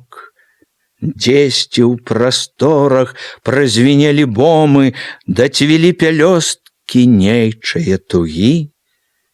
І, здаецца, зноўку еду я дадому пераведаць родных, блізкіх, дарагіх. Вершы дзіўна хвалявалі. Нейкае незразумелае хараство брала, апаноўвала яго, апаноўвала ціхай задуменнасцю музыкі. Незвычайнымі быццам марозныя ўзоры на акне малюнкамі-згадкамі, шчырым, адданым голасам таго, хто чытаў па памяці. Калі Алесь скончыў, захацелася памаўчаць, падумаць. Самога павяло на ўспаміны, на роздум. Пазней ужо запытаў: «Чые гэта?» «Паўлюк Трус», — сказаў ён з захапленнем, з гонарам. «Наш, з універсітэта, студэнт наш. Добры верш. Гэта вялікая паэзія». У памяці доўга жыў не зусім зразумелы самотны радок. Дацвілі пялёсткі нейчае тугі. Радок, які дзіўна хваляваў, прымушаў думаць пра неадступныя таямніцы паэзіі. Чаму цяпер некаторыя пішуць прыгожа і, як бы сказаць, непроста, не зусім зразумела. Яму, Апейку, была не даспадобы самотная маўклівасць. Ён растлумачыў: «От у Пушкіна ж усё проста. Бурям глою небо кроет, або во глубине сибирских руд». Пушкін добры паэт. Алесь запыніўся, задумаўся, як лепш сказаць, паправіўся: «Ён быў добры паэт. Але ён устарэў, аджыў сваё. Цяпер у паэзіі новыя законы, сучасныя, все мяняецца. Змяніліся і законы паэзіі. А Купала? У Купалы ж таксама ўсё проста і сучасны, а ўсё проста, ясна. Паміж пустак балот беларускай зямлі — это з яго дарэвалюцыйных вершаў. Цяпер у Купалы іншыя матывы і стылі іншы. Вазьміце яго арлянятам. Купала таксама стараецца ісці ў першых шэрагах новай паэзіі. Праўда, яму нялёгка вызваліцца ад грузу старога. І тады, калі пярэчыў, Алесь гаварыў мякка, без якой-небудзь амбіцыі. Адчувалася ў тоне яго гаворкі не толькі павага да былога настаўніка, а і добрая, не растрачаная ў горадзе, сціпласць. Пры ўсёй далікатнасці сваёй усё тое, што думаў, ён гаварыў цвёрда, пераканана. Ён, Апейка, сам пярэчыў Алесю мякка, як бы засцярогаю. Можна сказаць, не так і пярэчыў, як выказваў свае сумненні, не траціў адчування, вучань, вырас. У чым іншым яго, пэўна, павучыць можна, а што да паэзіі, то тут і прыслухацца не лішне, прыслухацца ды падумаць. Па-мойму, галоўнае правіла якога трэба трымацца паэту і цяпер, як і тады. Старацца пісаць прасцей, гаварыў ён Алесю, як можна прасцей, каб кожнаму было зразумела, каб кожны селянін, кожны рабочы мог чытаць. Это правільна, мы аб гэтым акурат і стараемся, але ў паэзіі зноў цярпліва ўзяўся тлумачыць Алесь свае законы. Свая мова, свае вобразы, свой лад. У кожны час у паэзіі былі свой лад, свая мова. Адны ў Пушкіна, другія ў нас. Мяняецца час, мяняецца і паэзія. Так было ва ўсе часы. У наш час гэты закон дзейнічае яшчэ мацней. Наша грамадства не падобнае ні на што з таго, што было раней. Гэта ставіць і асаблівыя незвычайныя задачы паэзіі. Нашым паэтам трэба шукаць таго, чаго да іх не рабіў ніхто. Адсюль і ўся радасць і вся бяда. Пушкін гэта выпрабаванае. Да Пушкіна прывыклі. Наша ж паэзія, як кветка, што толькі пусціла парасткі. Навіна рунь зялёная. Вядома, мы яшчэ не ўсё знайшлі. Мы шукаем. Я гэта разумею. Вся соль, по-мойму, у тым, што шукаць і як шукаць. По-мойму, заўсёды трэба помніць пра людзей, якія цябе чытаюць і слухаюць. Вот як хочаш, браце, а я хоць забі не разумею, на што ў вас гэтыя бурапеніць, карагодзіць. Хоць забі, не разумею. Хіба ж у нас мала слоў тых, якія ведаюць людзі? Хіба імі не можна выказаць усё, што хочаш? Дак ці ж, канешне, выдумляць яшчэ? Мы не можам не шукаць. Разам з усім іншым і слоў, не здаваўся Алесь. Можа, не ўсё удала выходзіць. Канешне, не ўсё. Ёсць нямала, канешне, і смецця. Але шукаць все-таки трэба. Новае нельга выказаць толькі старымі, злінялымі словамі. Новаму трэба і новыя словы. Зноў ехалі моўчкі. Толькі мерна, спорна секлі ў мерзлы уезджаны снег, конскія капыты, рыпелі гужы, беглі насустрач аснежаныя дрэвы, круцілася поле. Алесь падняў каўнер, схаваў макава-чырвоныя вушы, убіраў бліскучымі вачыма зменлівае яркае хараство дарогі. Ён, апейка, не ўтрываў, загаварыў першы. Чытаю я, бывае, і дзіўлюся. Столькі арганізацый развялося розных. Мала таго, што полымя ўзвыша і маладняк, дык і росквіт і усплёскі нейкія. Багата арганізацый. Не адарваў Алесь вачэй ад дарогі. І вялікіх, і дробных. Мы тут сялян арганізоўваем, а ў вас усё дзеляцца. Ці распалосіцца сапраўднае, і спрэчкі, як дзе-небудзь у будзе у суседзяў. Адсюль збоку, дык не заўсёды разбярэш, з-за чаго. Там бывае таксама цяжка зразумець сэнс іх. Іншы раз ніякага сэнсу і няма.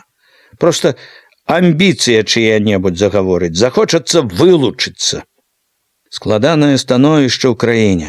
Всё зрушылася, сіла на сілу пайшла, клас на клас, от і ў вас там неспакойна. Чуў я, ва ўзвышшы асабліва нядобры душок. І ў полымя ёсць. У іх таксама розны народ, немала і добрых, сумленных, і ў маладняку всякага хапае. Ты ў маладняку, здаецца? Быў у маладняку. Цяпер у нас на з'ездзе стварылі Белап. Я ў Белапе. Ты ведаеш, мне адсюль часам здаецца, што там у вас аднолькавыя па духу людзі, пралетарыі, бальшавікі у розных арганізацыях. Як бы штучна падзелены. І вайну вядуць часта выдуманую, непатрэбную. Можа, я памыляюся, але мне здаецца, браце, што б'юць там іншы раз адзін аднаго свае, а нечысці рознай, сапраўднай, пад бокам не бачыце. Так, неразбярыхі ў нас там больш, чым трэба. На Алесе ў лоб лягла клапотная маршчынка. Я і кажу, няпростая гэта штучка, па-мойму, гурты свае і не свае, бойкі хлапечыя. Калі побач між нашых нечысць всякая лазіць, што прымазалася ў гурты, вшылася, Тут чаго добрага можна трапіць у такую кампанію. Калі засляпіць вочы, п'ють там, чуў я ў вас некаторыя, дым ідзе? Паглядзеў зноў уважліва на Алеся. Ёсць любіцелі, прамовіў хлопец стрымана. Гуртамі ж не інакш, па аднаму ж піць сумна. Весяліцца дык, весяліцца на ўсю іванаўскую. Вяселяцца, спачатку вяселяцца, а потым за чубы хапаюцца. Геніі непрызнаныя, як дзядзькі вясковыя, толькі што за калы не хапаюцца. Ты, браце, не крыўдуй, я пенька нокнуў каню. Я ад душы кажу, як нам адсюль здаецца. Я ў вашых справах суддзя слабы, мала ведаю сучасную літаратуру, адстаю ганебна. Няма калі чытаць, часам бывае, тыднямі газету ледзь упраўляешся прабегчы. Ну, у нас ёсць літаратура свая, першачарговая, рашэнні канферэнцый, з'ездаў, так што адстаю па вашай часці. І, можа быць, чаго не разумею. Неспадзеўкі дадаў з намёкам, але і тое можа быць, што і ты ў нечым памыляешся. І ты, і твае таварышы. Канешне, можа быць, згадзіўся Алесь. Гаварылі яшчэ нямала, але ўжо не пра літаратуру. Успаміналі школу, алесевых таварышаў, ён апейка расказваў пра свае выканкамаўскія клопаты. У гаворцы непрыкметна даехалі да лесу, пад якім дарога разыходзілася на дзве, адна в адзін бок лесу, в сельсавет, а другая праз лясок жа к недалёкаму ўжо алесеваму сялу. На разгалцы хлопец саскочыў. Сказаў Алесю, што мог бы падвесці і да хаты, але хлопец заматаў галавою. Не трэба, дабягу сам, тут блізка. Ускінуў на плячо фанерны куфэрачак, удзячна памахаў рукою і борздаў, кажушку, ботах, у фасоністай шапатцы. Подбегам падаўся дарогай да хаты, адышоўшы, азірнуўся, замахаў яшчэ рукою. Едучы маўклівым вусцішным лесам, доўга і радасна думаў пра Алеся. Выйшаў хлопец у вялікі свет, распраўляе крылы. От і няшчодрая на хлеб і на пісьменнікаў балотная палеская зямля пачынае даваць свету паэтаў. Няхай ён яшчэ толькі спрабуе голас, няхай яго пакуль не вельмі шырока чуваць. Хто ведае, як ён узляціць потым, калі памацнеюць крылы, калі набярэцца сіл. Хто ведае, можа там паўз лес у палатаным кажушку і шапцы з гузікам. Ідзе будучы Янка Купала ці Нікітін. Нас і дзеці нашы ўспамінаць з часам перастануць. А ён, хлопец гэты, можа ў народзе, ў свеце век жыць будзе словам сваім, вершамі сваімі. Яго не раз дзівіла, і цяпер здзіўленне гэта ажыло зноў. Колькі паэтаў, пісьменнікаў паявілася на беларускай зямлі? За які дзесятак гадоў? Які дзесятак гадоў да рэвалюцыі мала хто і ведаць ведаў, што раджаецца, можа разрасціся шырока такая літаратура беларуская, літаратура народа, які стагоддзямі абыходзіўся без сваёй літаратуры. Толькі дзесятак гадоў, як рэвалюцыя ўзаконіла і мову і літаратуру, дала ім дарогу, а от, глядзіце, дзівіцеся, як цудоўнаму цуду. Не адно-два дрэвы, лес цэлы расце, да які буйны, які багаты, за які-небудзь дзесятак гадоў на добрай савецкай глебе. Якія ж сілы таіліся ў народзе век ад веку, каб не прапасці, не змарнець за стагоддзяў ціску, цемры, пагарды, здзеку, каб здалець усё наперакор всяму, выжыць, дачакацца сваёй пары. Векавая прага цэлых стагоддзяў, маўклівых, скаваных у гэтым радасным імкненні, у магутнай творчай нецярплівасці і сіле. Творчасць наша, познія нашыя кветкі, як жа расквіцеце вы яшчэ праз дзесятак, праз 2, 3, 5 дзесяткаў гадоў. Гэта было ўжо зусім нядаўна. Летам, да і што хлопец зноў прыехаў дадому, жыве ў маткі. Калі выпала наведацца в адну з блізкіх вёсак, знарок збочыў да Алеся. Яму не пашанцавала, увайшоў на пусты двор, дзверы ў хату былі на зашчапцы.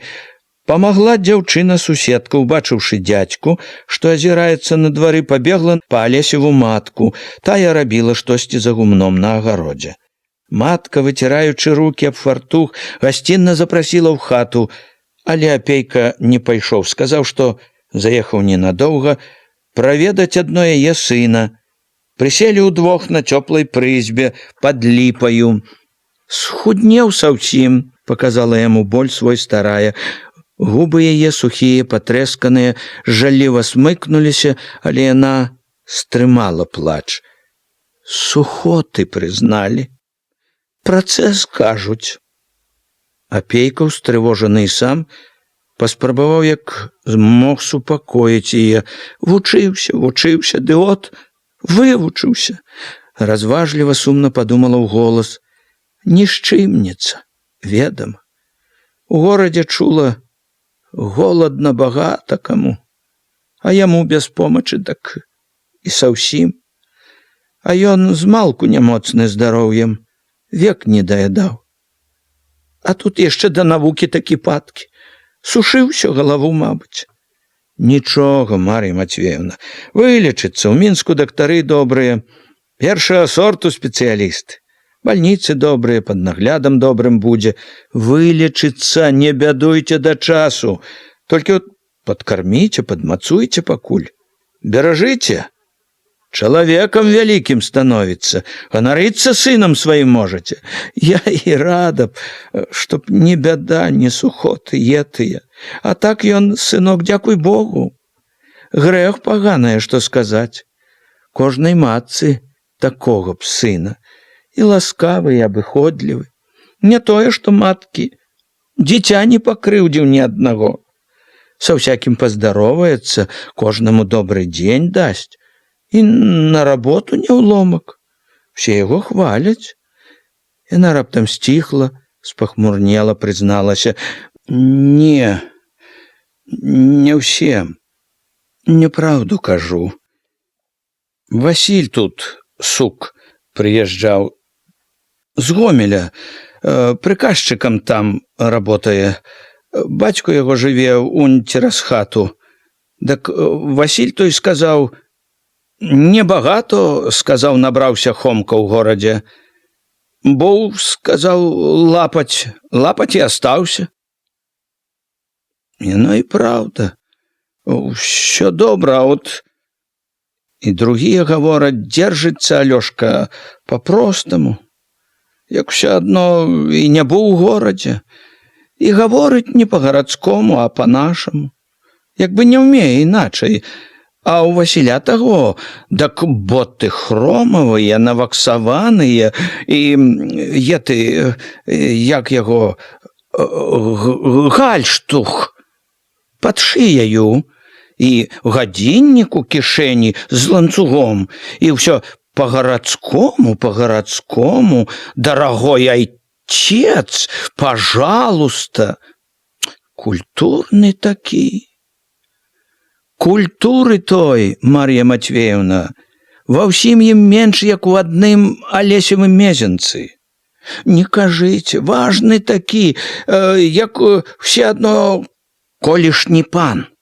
З гальштухам, чобаты хромавыя да калень, ідзе, ручкаю памахвае. Зямлі не бачыць, а як стане з кім, дак здрастуйте, как жизнь молодая. Папяроску гарадскую ў губах держыць. Пан, ей-богу, пан. Чым же яму, Мар'я Матвеевна, пахваліцца другім, калі ў галаве мякіна? Яно такі праўда. Мякіна. Адна мякіна. Алесь абганяў картоплю.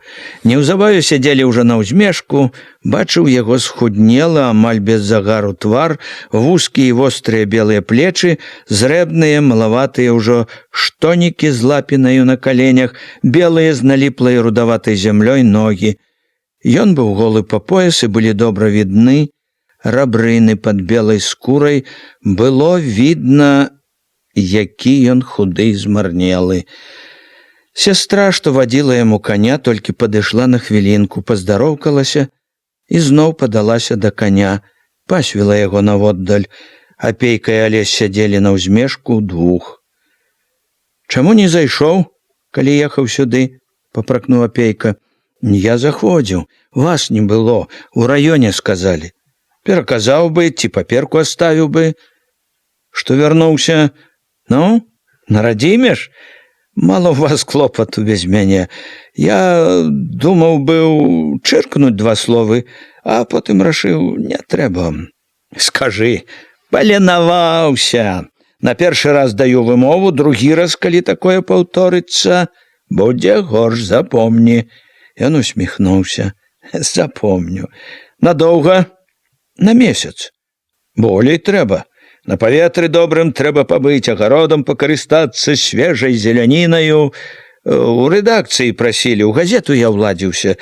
Рабіць трэба. Летам раз'язджаюцца ўсе, з-за гэтага найбольш і ўзялі. Ну і калі падрабіць, як не летам. А што з лёгкімі?» Ён паморшчыўся, не хацеў гаварыць. Найшлі нешта. Зацямненне вярхушкі справа. Дысемінацыя.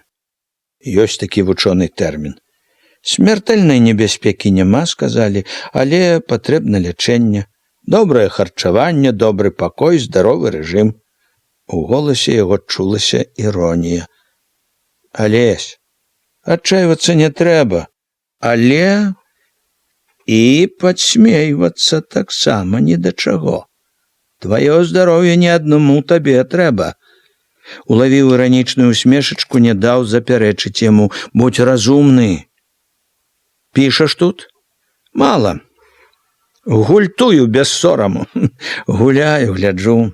«Гуляй, адпачні, вершы потым самі пісацца будуць. Дарэчы, загараць табе, здаецца, покуль не трэба. Што ў горадзе?» «Вучыўся багата, экзамены, дык не вельмі і бачу». Сагнаў усмешку, заклапочана змоўк. «Неспакойна ў горадзе. Пошасць розная галаву знімае. Всякі бруд на паверх вылазіць. Ну і дурняў багата, што толькі бруд і бачаць усюды. Не вераць, што людзі могуць быць і чыстыя». Ён раптам трасянуў галавой. Хай яны ў балото. Павёў бліскучым позіркам па полі, па лесе наводдаль, шчаслівы заплюшчыў вочы, адкінуў назад галаву, шумліва на ўсе лёгкія ўдыхнуў. Паветра ў нас. Лесам і лугам нават у полі пахне. І наогул рай тут. У Мінску ўвесь час у мітусні, а тут ціш, воля. Думай, колькі ўлезем».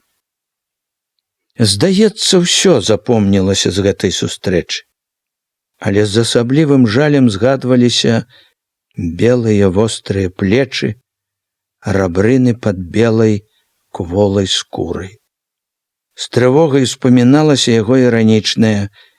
Ёсць такі навуковы тэрмін дысемінацыя. Потым ад урача даведаўся, як мае быць, што значыць гэты навуковы тэрмін. Напісаў яму на універсітэт ліст і прасіў і загадваў берагчы сваё здароўе, сур'ёзна паставіцца да хваробы. Успамінаў, вядома, і клопатнасць маршчынак на Алесевым твары і неспадзявана вясёлыя ад гэтае, захопленае, зачараванае. Ціш, воля. Згадваючы ўсё, небесклапотна ўспамінаў тое, што ён кінуў пра бруд, пра дурняў якія не вераць, што ёсць чыстыя, але неспакой гэты трывожыў яго толькі наогул, як агульная трывожная з'ява, а не як бяда, што мае асаблівае дачыненне да хлопца. Трывожыўся адно пра яго здароўе. Адсюль ён чакаў бяды, і вось на табе.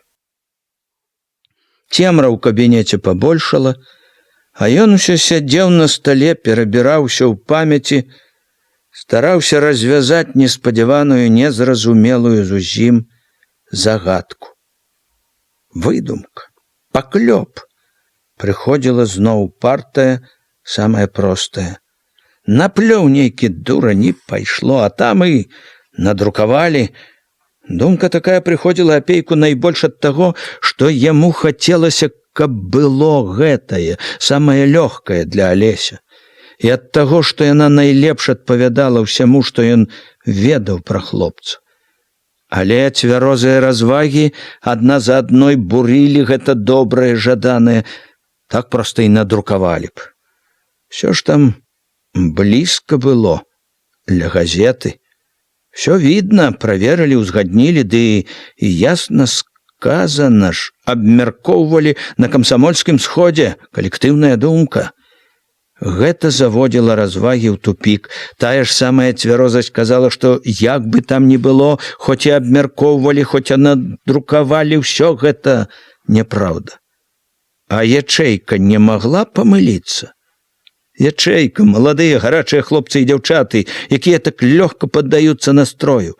Бываюць выпадкі, і дарослым не хапае цвярозасці. Дарослым, спакайнейшым, вопытным. А то ж, маладыя, гарачыя. Што б там ні здарылася, Апейка быў перакананы в адным. Не можа быць. Не можа быць таго, што напісалі, няпраўда. Але перакананне гэта ўсё ж не супакойвала, што не думай, а мяркуючы па артыкулы сходу, штосьці ж было там. Нейкая, няхай не такая, як там у артыкуле навернута, прычына была яму. Прычына, што дала пачатак гэтаму, была. Што ж яна за такая? Вучыўся і вывучыўся. Вспаміналася яму матчынае. Тады прыходзіла на памяць тое, што ён ведаў пра асяроддзе, у якім давялося жыць хлопцу ў Мінску. Прычына, адчуваў Апейка, была не інакш тут. Даверлівы зялёны вясковы хлопец, шчырае няхітрае дзіця, трапіла ў хэўру спрактыкаваных, лоўкіх, нячыстых махляроў, ачмурылі, зацягнулі, загубілі. Апейка з газет ведаў, колькі іх там такіх, затоеных, яўных, нядобразычлівых, нават варожых, ахвотнікаў муціць ваду і галовы людзям. Напладзілі усялякіх аб'яднанняў, як гандляры крамак. Узнімаюць век непатрэбную валтузню, бясконца спрачаюцца, кусаюць адзін аднаго, вылазяць з рознымі фанабэрнымі заявамі, якія іншы раз выглядаюць проста як выскакі супроць генеральнай лініі партыі. Чорт ведае, што ў іх там робіцца. Нават такія відныя, здавалася б, надзейныя, адданыя партыі, дзеячы, як славуты, можна сказаць, узрошчаны рэвалюцыі паэт Мехашчарот, як з метро Жалуновіч, цішкагартны чалавек, які ўзначальваў першы савецкі ўрад Беларусі. Людзі, якія, думалася, столькі гадоў ўсёй душой служылі партыі савецкай уладзе, нават яны, аказалася, апынуліся ў твані.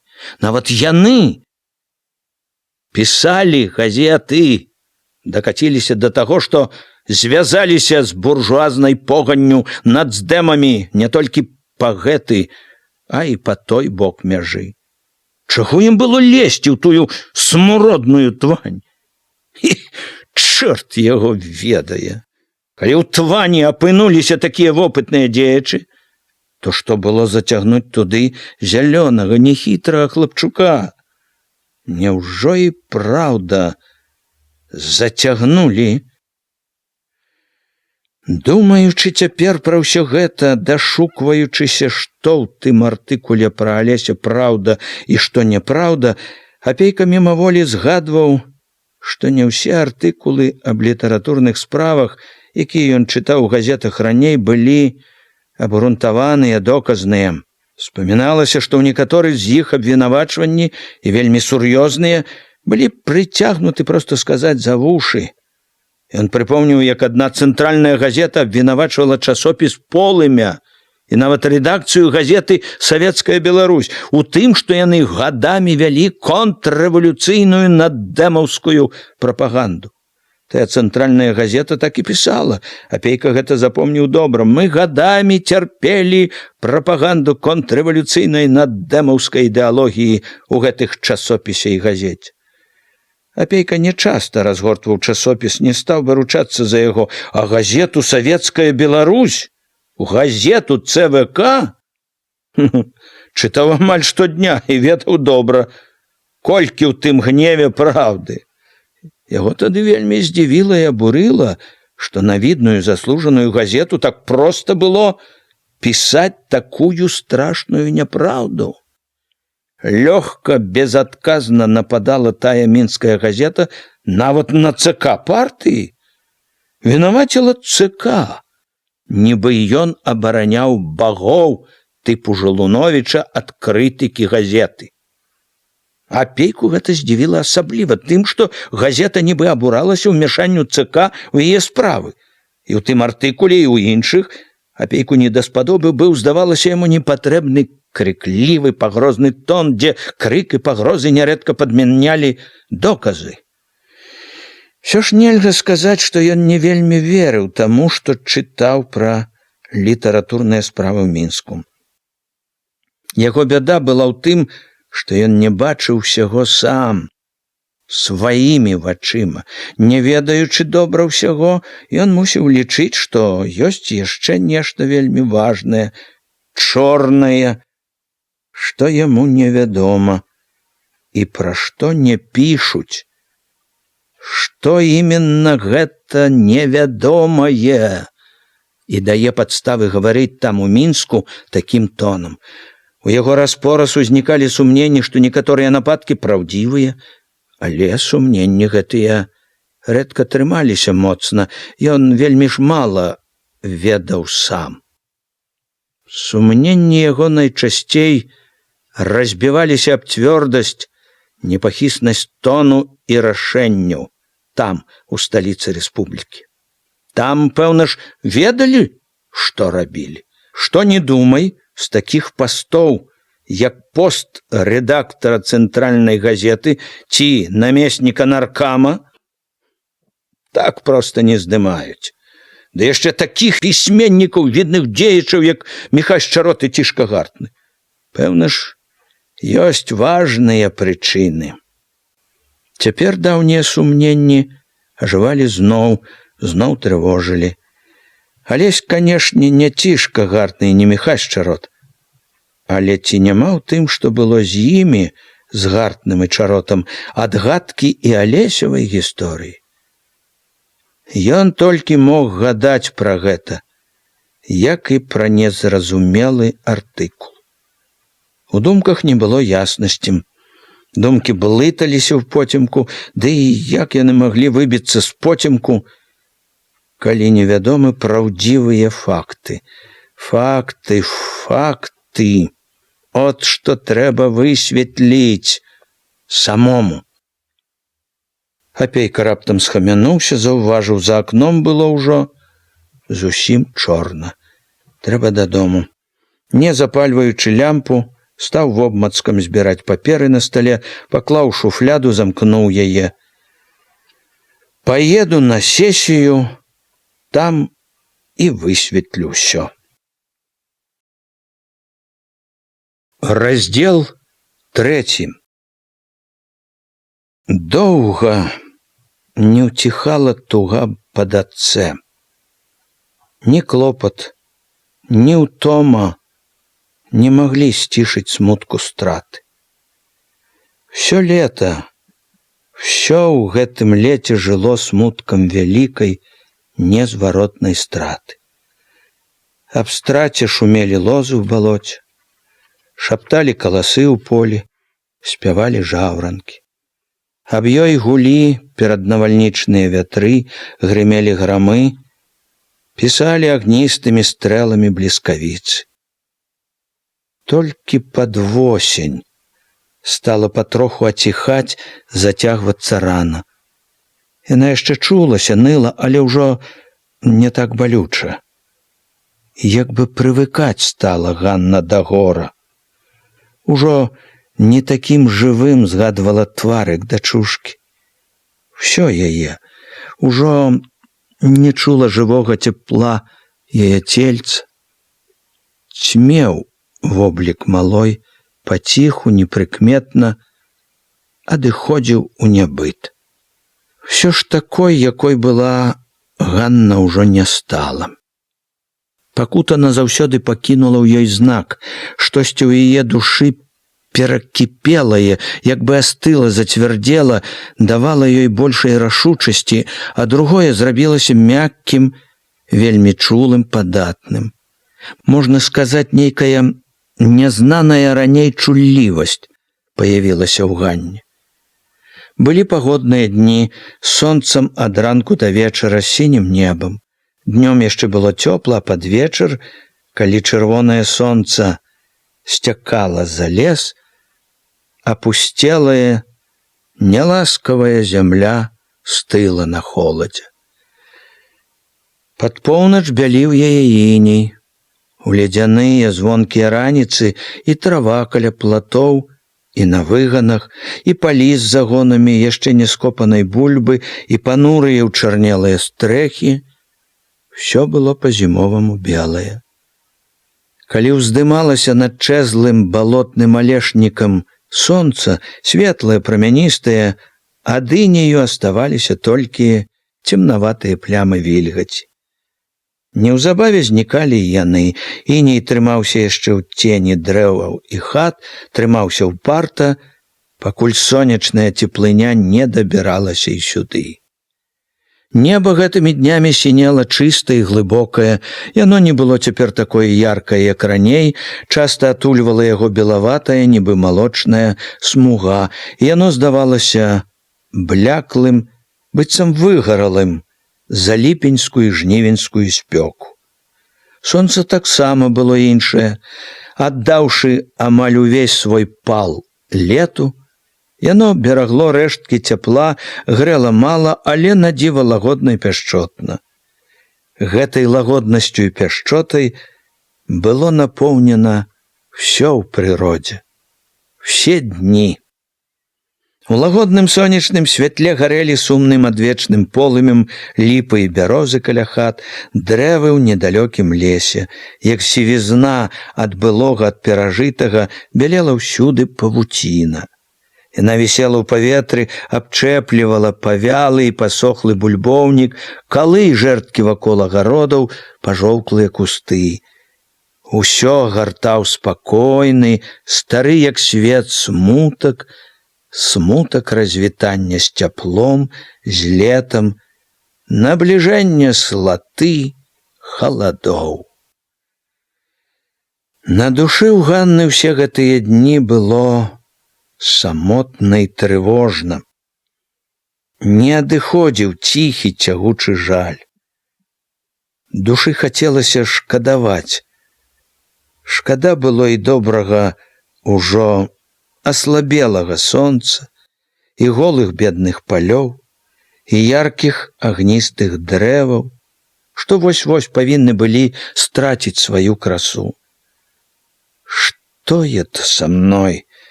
Дзівілася не раз і на сваёй чуласці. Раней яна ніколі не адчувала так, восені была безуважная да гэтай пары, нібы і не заўважала.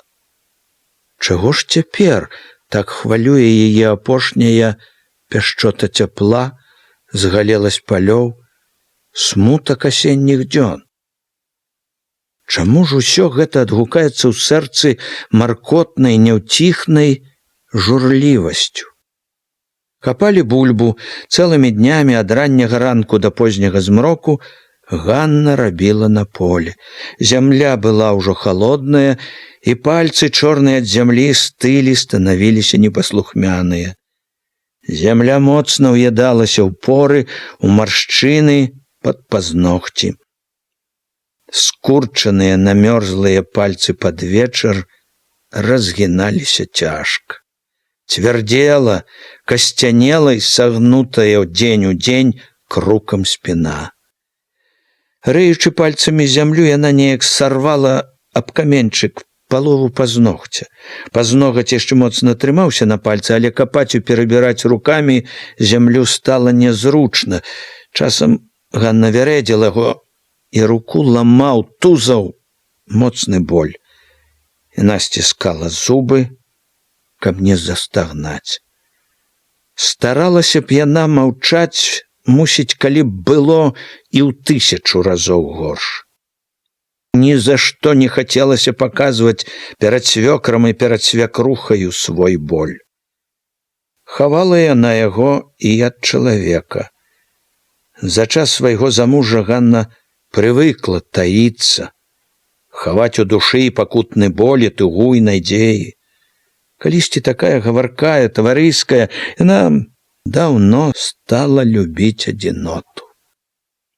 З настроем адзіноты лепш за ўсё было ёй у лесе. Лес супакойваў, суцішаў, гаіў.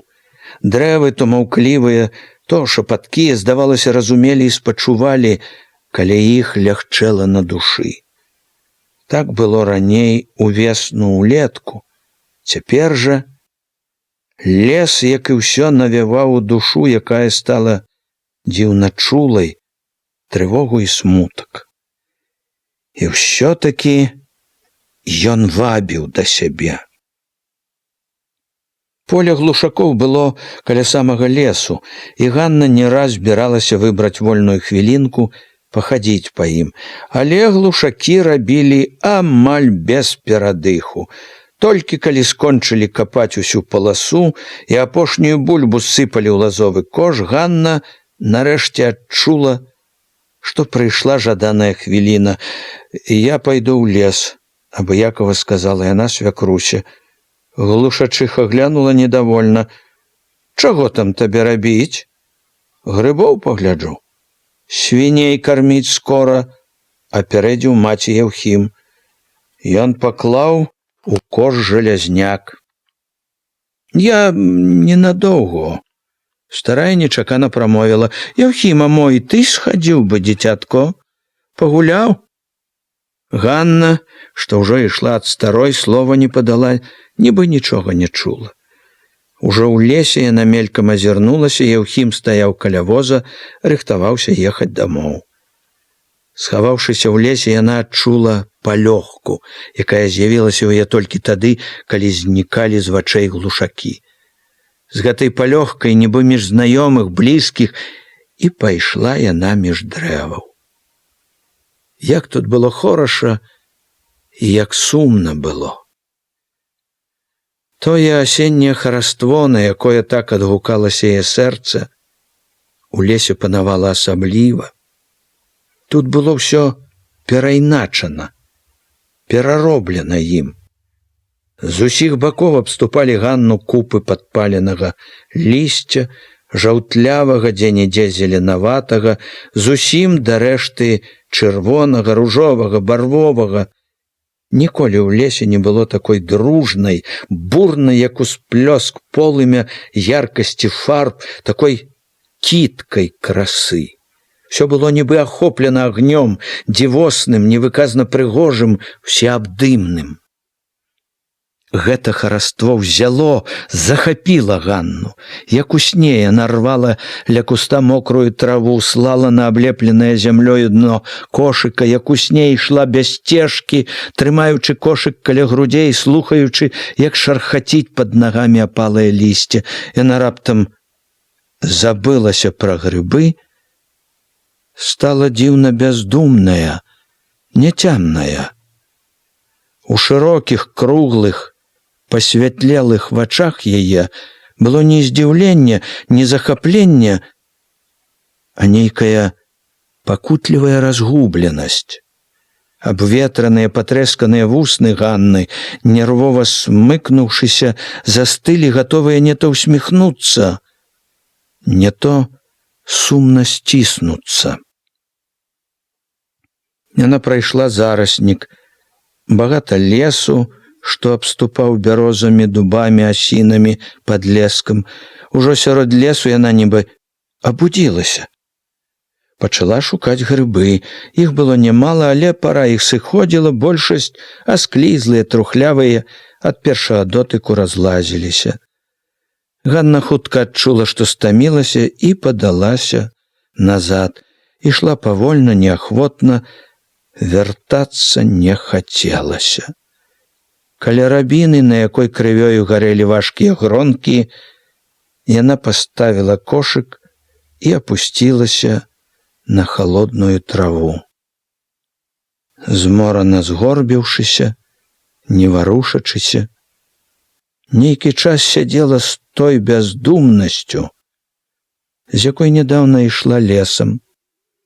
Вакол, ападаючы, шамацела лісце, угары маркотна, цягуча шумеў густы вецер. Яна заўважыла непадалёку некалькі кустоў арэшніку, і ў грудзях яе штосьці нядобра заныла. Успомнілася нечакана, як калісьці спаткалася з Васілём у такім самым арэшніку. У яго была цераз плячо доўгая торба, яны потым сядзелі на выспадцы, Васіль лузгаў арэхі, якія браў з торбы, гаварыў, што ў хвойным воўк сярод белага дня зарэзаў авечку, яшчэ пра рознае гаварылі.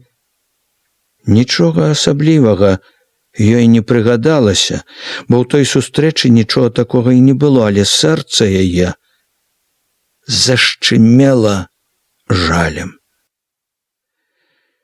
Адышло ўсё гэта, сустрэчы з Васілём, маладое шчасце назаўсёды адышло. І ў думках даўно ўжо не згадваецца, і ў сне не сніцца. Адышло, адгарэла, няма чаго і згадваць. Іншае на ўме было, іншым жыла. Каб і хацела, не было б калі думаць асабліва, перабіраць у памяць. Жончына доля не дзявочая. Гаспадарка, клопат дзень пры дні, Анна ўпершыню як бы глянула назад. Вясною, зімою, летам, хоць бы калі гадзінка была, каб параскошвацца без працы. Гаспадаркі ў глушакоў не тыя, што ў бацькоў.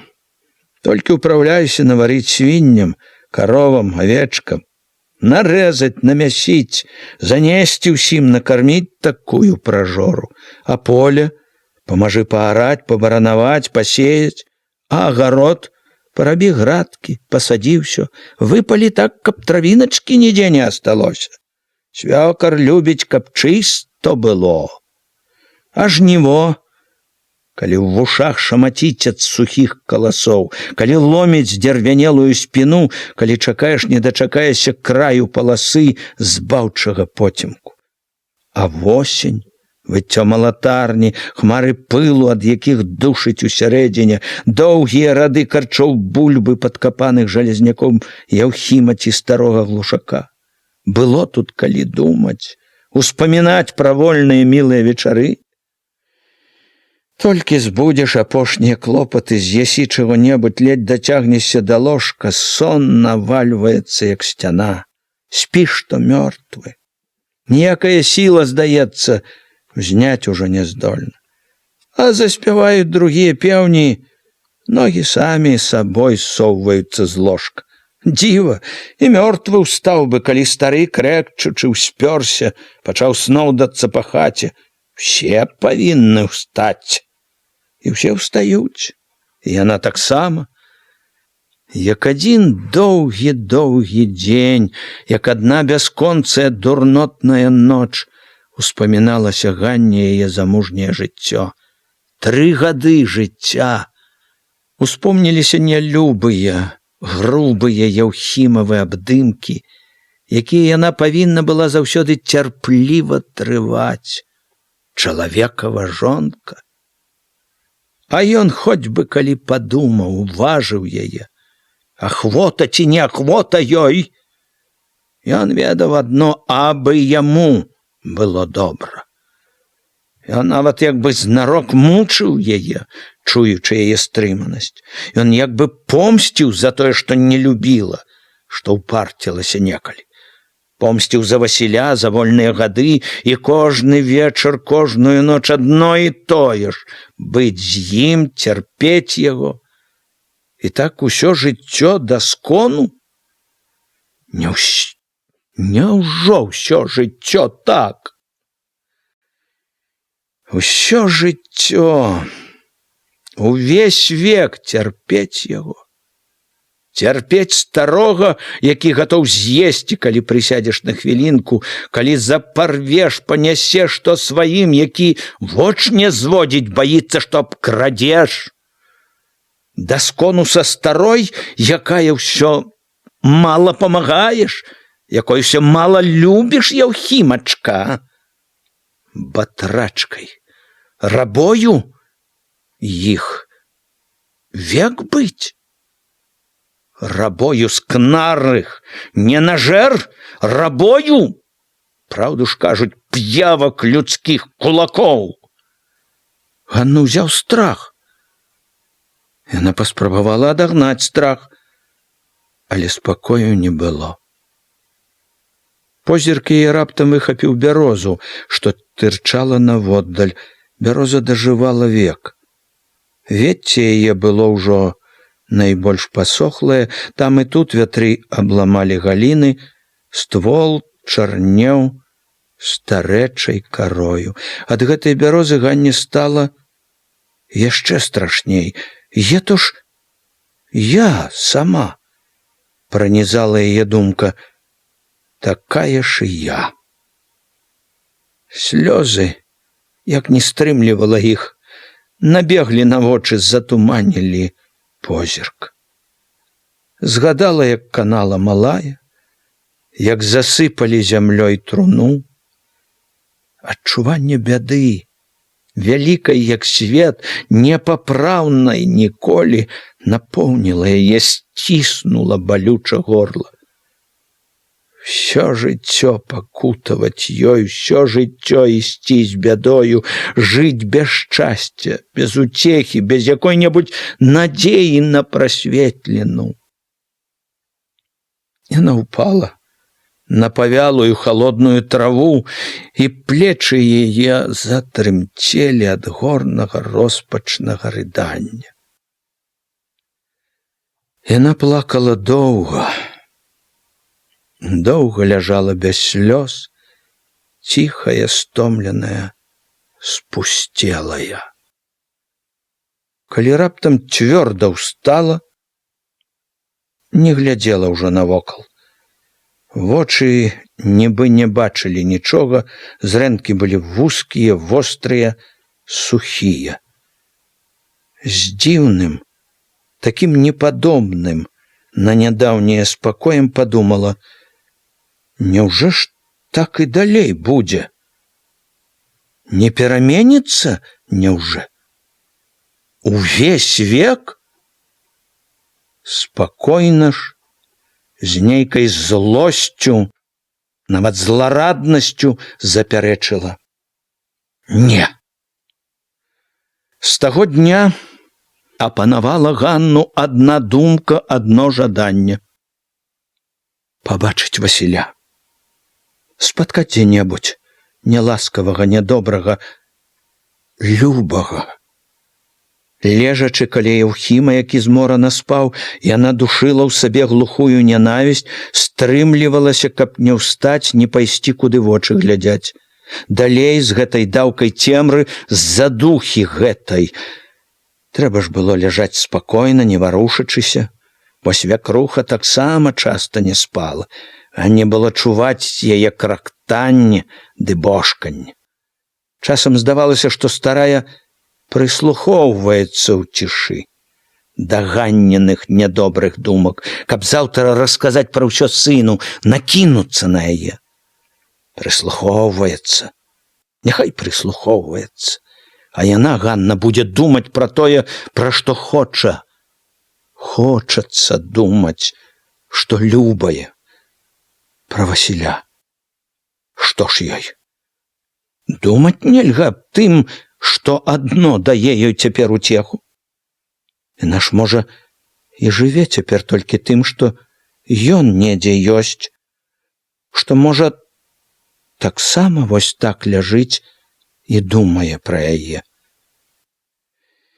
Не думае. Даўно з галавы выкінуў все думкі аб ёй. І ці дзіва, чаго яму думаць, калі ў яе чалавек, а ў яго жонка. А яна вось думае пра Васіля, ведае, што непатрэбнае лішняе, думае. І думкі найбольш адны, то ўспамінае былое, то гадае, ці любіць ён жонку сваю. А над усім жаданае, як бы пабачыцца, сказаць бы некалькі слоў, пачуць яго, а можна і не гаварыць, толькі пабачыцца. Ды каб не на людзях, а адным, каб ніхто не замінаў, каб не трэба было хаваць душу, таіцца. У такія хвіліны часта шукала думкамі, разважала, дзе б маглі сустрэцца, у які час. Часта ва ўяве ўзнікалі жаданыя сустрэчы так ясна, што ў грудях рабілася цёпла і хораша. Бачыла Васіля перад сабой, быццам бы напраўду тут, чула яго ласкавыя словы так, нібы ён і праўда гаварыў. Словы яго у марах яве былі заўсёды пяшчотныя, добрыя, такія якраз, якія хацелася, якія даўно не чула і якія, можа, не пачуе. І сама гаварыла яму пра тое, каб не крыўдаваў, каб дараваў, пра тое, які ён харошы, што любіла і любіць будзе яго аднаго, адзінага.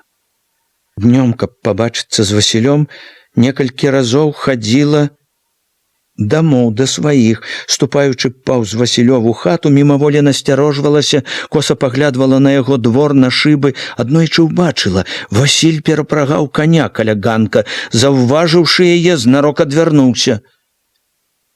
Яна потым цэлы тыдзень хадзіла журботная.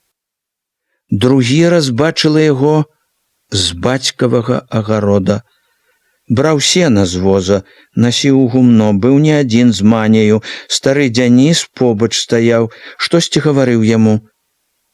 Цяпер, калі ў глушакоў бульбу пакапалі, прыйшла да сваіх памагчы, таіла ўцеху, хоць здалёк, хоць з жонкаю пабачыць яго. Загоны бульбы бацькаў і Васілёў былі побач. Бульба на Васілёвым загоне была яшчэ не дакапана, але ні Васіля, ні мані не было. Капала адна яго маці. Ганна сказала вінавата ёй добры дзень. Не кончылі, прамовіла да маці, абы не маўчаць. Не кончылі. Клопат розны, не ў пару.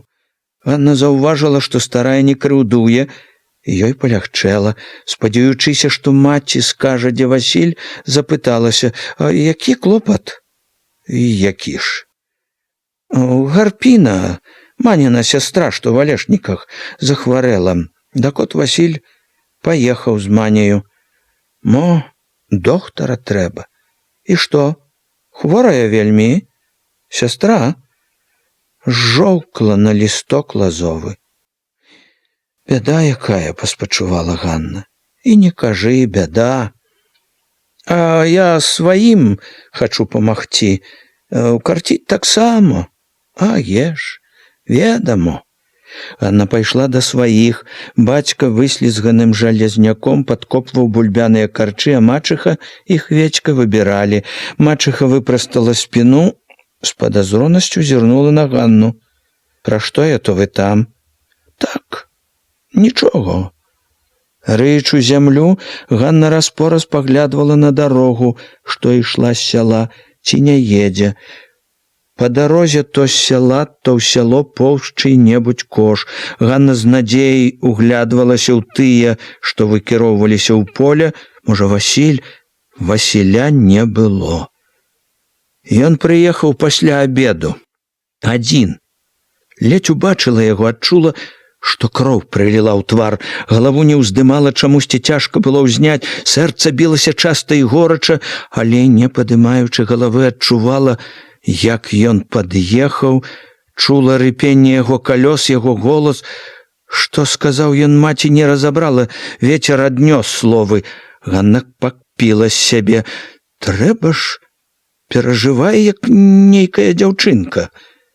Вочы баіцца ўзняць, як зладзейка, дзівачка. Здаецца, ён пазірае на яе, сочыць, бачыць, як яна збянтэжылася. А яна вось зараз возьме ды таксама паглядзіць на яго. Проста ў вочы, хай судзіць. Зняла вочы на яго з намаганнем, з трывогаю. Ён не глядзеў, ён памагаў маці капаць. Васіль, здавалася, быў увесь адданы свайму занятку. Это было відаць па тым, як рабіў, па ўсёй яго постаці. Не глядзіць, нават глядзець не хоча. Што ж, няхай не глядзіць, ёй гэта не трэба. Але Ганна не магла не паглядваць на яго. Яе позірк нібы прыцягвала да Васіля.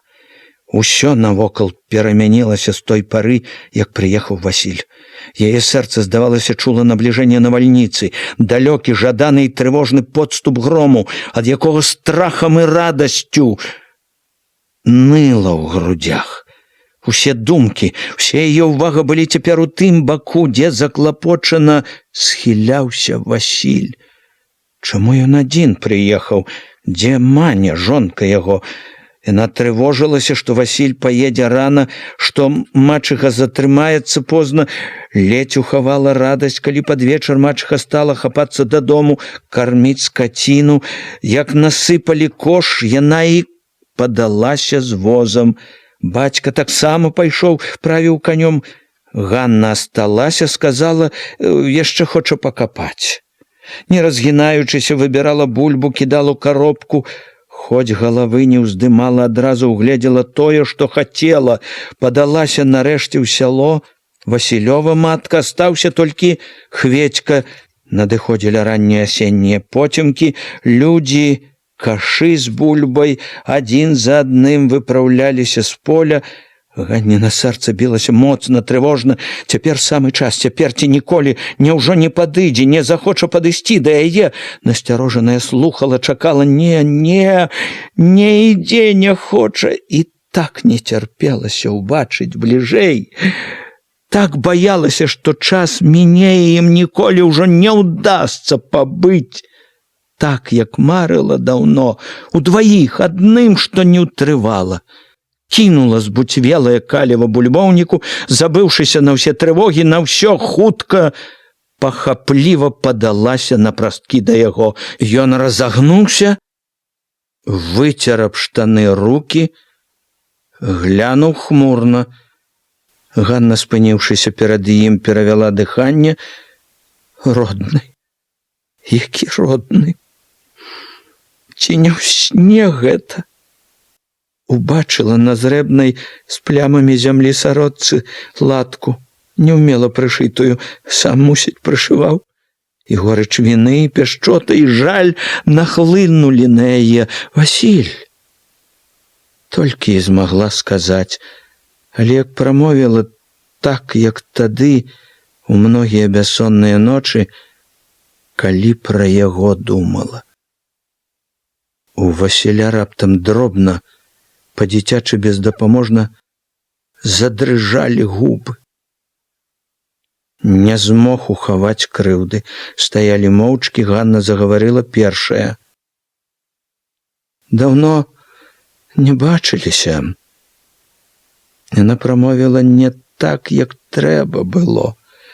Чамусьці радасна. Ён адказаў халаднавата. Даўно. Подрос ты, мужчына уже, пора. И я тебя бачыла. Ён не пацікавіўся, калі. Ты коня перапрагаў. Ехаць, мабуть, собіраўся кудысь. Зноў помаўчалі. Я цябе сам бачыў. Ты адвярнуўся, не тады, як да сваіх ішла. Узрадавалася калі? Пазаўчора. Па-за гуменні? Я ў гумне быў. Ты? Я Володьку бачыла, мы ўдваіх. Я ў гумне ля варот. А я не знала. Словы гэтыя вырваліся самі сабой. У іх было шчырае, непрытоенае шкадаванне. Таксама шчыра, але крыху пакрыўджана папракнула. Не выйшаў. Схаваўся. Я знарок. Чаму? Анна выціснула. Гадкая я табе, а? Чужыя. У цябе сваё. У мяне сваё. Чужыя? Стрымалася. А дзе Маня? В Алешніках. З сястрою асталася. Ёй упала ў вочы яшчэ латка, акуратна прышытая, пэўна, жонкаю. Як табе жывецца? Так, жывецца. Маня добрая, працавітая, акуратная. Акуратная. Ён не хацеў гаварыць пра жонку. Зноў трохі памаўчалі. Васіль адолеў сябе сваю чужацкасць, кінуў з-пад ілба раўнівы позірк. А ты як? Не пытайся. Багачка? Губы яе кпліва смыкнуліся. Багачка. Яна момант яшчэ стрымлівалася, таіла горыч і шкадаванне, як звычайна, як усе месяцы, усе гэтыя гады ад усіх звыкла ўжо таіцца, але чаго ж таіць ад яго? Каму ж і адкрыцца, як не яму? Апаліла Васіля вачыма. Вася, мне тое багацце, во! Ганна парывіста правяла рукою па шыі. Хай яно агнём! Ён збянтэжыўся. А рабіць багато застаўляюць, кажуць. Калі б тое адно. І б'е ён, чутно было. Всяляк бувае. Таілася момант з даўняй нязменнай звычкі не паказваць іншым бяду, але толькі момант, больш каб і хацела, не змагла б таіцца. Шчыра, з нейкай адчайнай рашучасцю выдыхнула. Магіла то моя, Вася. Магіла? Неспадзявана і для Васіля, і для сябе, Ганна горача, з той жа рашучасцю запытала: Вася, табе не шкода, што ў нас так нескладно? У яго лягла хмурынка між броваў. І ёй нічога не трэба. Ёй толькі ведаць хочацца. Толькі ведаць. Не для якіх-небудзь думак, разлікаў, а так, для душы. Глядзела на яго, чакала замёрзшыўся. Не шкода, Вася. Чаго гаварыць? Не шкадуеш? Скажы. Пустое ето. Ён праўду кажа. Не трэба пытацца. Пустое. Але ж ёй так хочется ведать. Скажи, Вася, я хочу знать, что с того, шкадуешь, не шкадуешь. Скажи, я хочу, Вася, скажи, не шкадуешь? Ну вот. Ён нібы гаварыў, прыйдзеш у галаву такая непатрэбшчына, кончана ж усё. Кончано? Ну ты ж знаешь, ты ж... Васіль зазлаваў, няхай злуе, так лягчэй, так лепш, чым гэты нядобры холад. Ты ж пачала ўсё. Яна згадзілася, нібы з радасцю. Я вінавата, я. Вочы яе хутка заслала слязамі, Ганна закрыла твар далонямі. Людзі ўбачаць, няхай бачаць. Што мне і паплакаць не можна ніколі. Гаварыць будуць. Няхай гавораць, ты баішся? Я? Мне што? Ганне палягчэла. Пра яе непакоіцца, пра яе думае, значыцца, не зусім абыякавы. Яна ціха, як бы не верачы сабе, сказала: ты не забыўся ўсім, Вася. Ён не адказаў. Дзіўныя пытанні часам у гэтых жанчын бываюць, абы запытацца. Яна ўсё зразумела і без слоў. Не забыў, Вася, Вася, мне зараз так добра. Мне больш нічога і не трэба было. Толькі знаць то і ўсё. Ганна са слязамі ў вачах усміхнулася. І ў мяне радасць. Васіль аб нечым падумаў. Пра што ты, Васіль? Ды от. Як нам цяпер? Да іх ішоў Хведька. Убачыўшы гэта, Васіль недовольна нахмурыўся. Ганна здагадалася. Не падабаецца, што прыйдзецца спыніць размову, адчула, якое жаданне з'явілася ў ім, якія словы зараз сарвуцца з яго неспакойных губ. Сказала сама: Вася, давай пабачымся. Як? Ну як, прыйду, куды толькі, а калі? Хоць заўтра, як сцемнее. Ён зірнуў, як бы сам пытаўся: гумну хіба? Дзе яблуня? Добра. Калі ішла назад, не чула пад сабой зямлі. На сваёй паласе раптам гарэзна абхапіла Хведьку. Сціснула. Хацелася смяяцца, крычаць. Не забыў, не выкляў. Любіць, любіць. Ні ў тую ноч, ні ў дзень потым нічога больш не было асаблівага. Всё было, здавалася б, як і раней.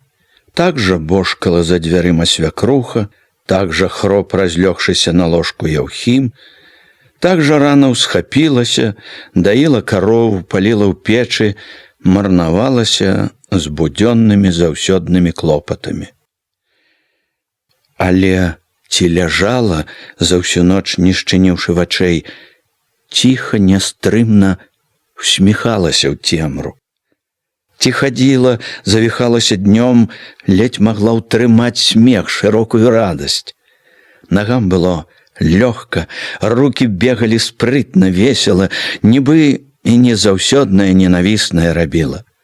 Што б ні рабіла, успамінала Васіля. Кожную рысачку на твары, кожны знак пяшчоты, кожнае слово шчырай і труднай, поўнага вялікага значэння гаворкі. Вясёлая надзея ні на момант не ўціхала ў Ганне, трывожыла і трывожыла нецярплівым, радасным чаканнем.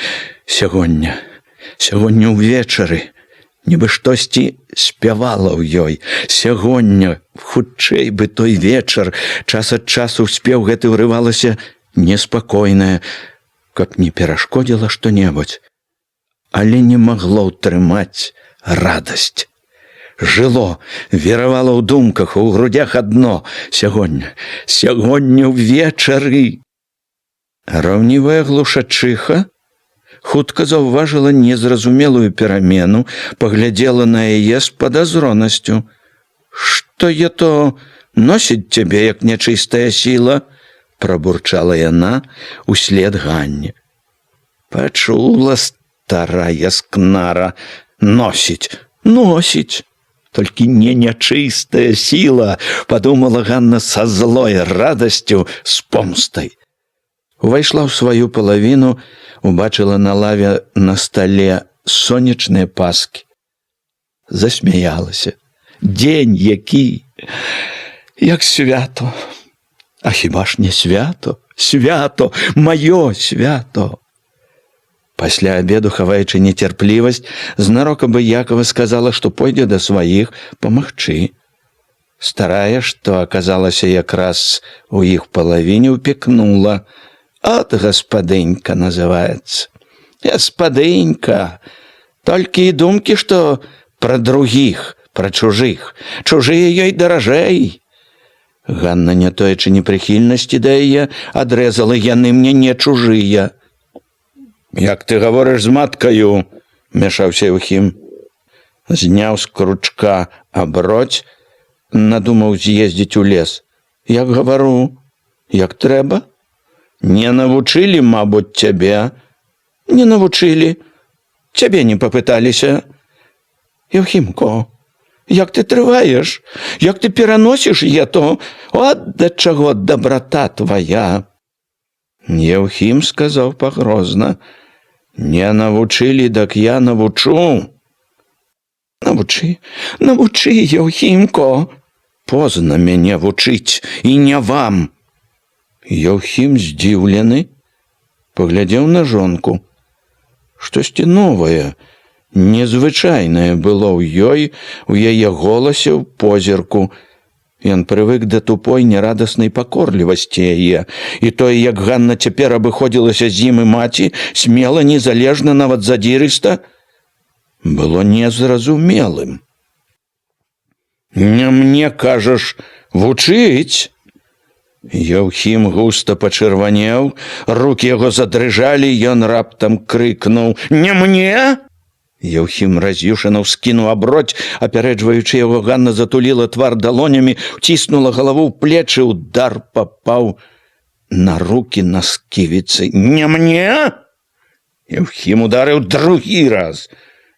Не думаў, што Ганна кінецца ў ногі, стане прасіць літасці, ведаў ужо яе, але чакаў, што загалосіць. Плакала ж раней, бывала, цяпер не заплакала. Калі адняла ад твару далоні, убачыў, вочы зусім сухія. Глянула на яго з такой нянавісцю, што яму на момант стала няёмка. Еўхім, аднак, прыгразіў: «Я цябе навучу». «Дзякуй, навучыў уже». Голас у Ганны быў хрыплы, жорсткі, «Не забуду».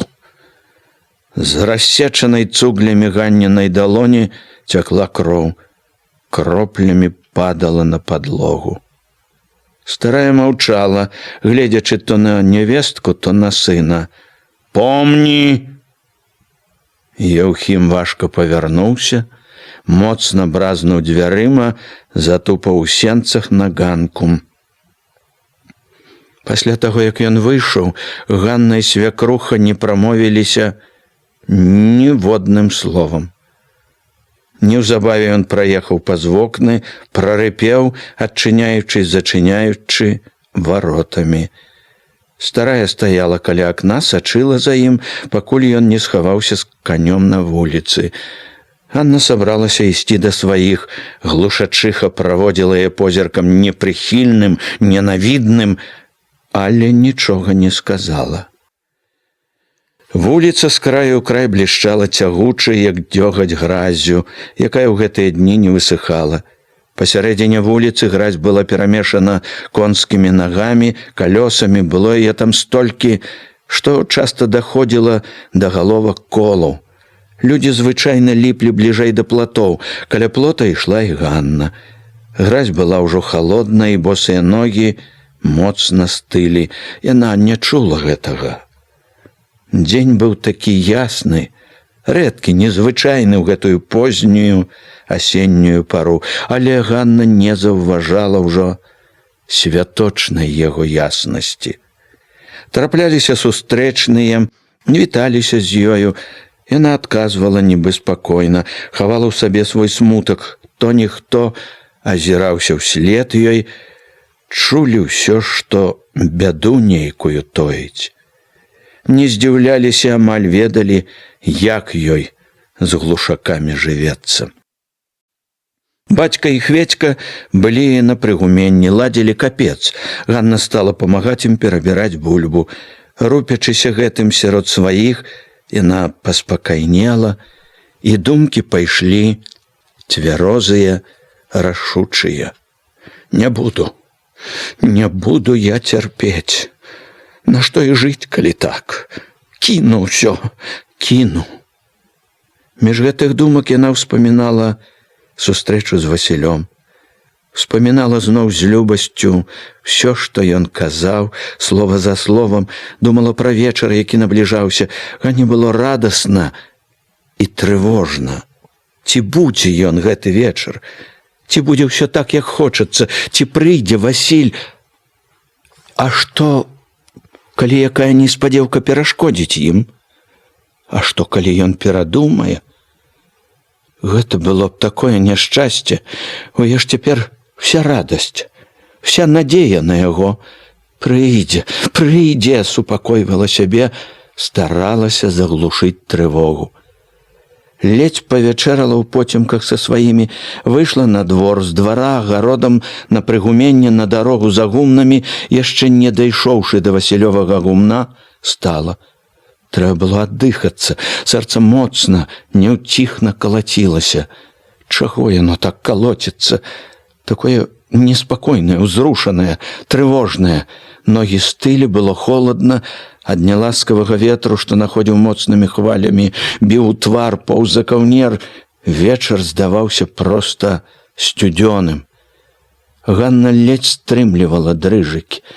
Неба завісала вельмі нізка, толькі недзе далёка за балотам цьмяна тлела тоненькая паска. Гумны, платы, дрэвы чарніла макраватая цемра. Дайшла да Васілёвага прыгумення, паслухала, ціха адчыніла вароты. Тут за вуглом павінна быць яблыня. Вось яна. Ганна стала, агледзелася. Дзе Васіль? Яго не было. Ганна прытулілася да яблыні, пачула, як сіратліва гайдаецца, шуміць голае голля. Яшчэ здалёк пачула шарганне крокаў. Хтосьці ішоў да прыгумення, ён ці не ён. Калі пройдзе па сцежцы, значыцца не Васіль, зверне сюды ён. Насцярожана чакала, чалавек звярнуў да яе, наблізіўся, стала відна ў змроку цёмная постаць. «Ты?» – прашаптала яна. «Я?» «Запазніўся. Прыехаў позно». Стаялі, маўчалі, але самі поўніліся пачуццямі, чаканнем. Нерадасныя, небесклапотныя былі гэтыя пачуцці, нелёгкае чаканне. Зусім інакшае было ўсё, як тады 3 гады назад, калі ён быў не жанаты, а яна не замужам, і не чалавек яе, і не жонка яго адны былі гэтаму віною. Ні ён, ні яна не думалі пра іх, і Васіль і Ганна жылі ў гэты момант толькі сустрэчай, адчуваннем таго, што як калісьці яны зноў цемры адны. А ўсё ж радасці і блізкасці ранейшай не было. Штосьці і радніла іх, і прыцягвала аднаго да адной, і стрымлівала, аддзяляла. Перажытая паасобку многія дні, месяцы мяжою ляжалі між іх.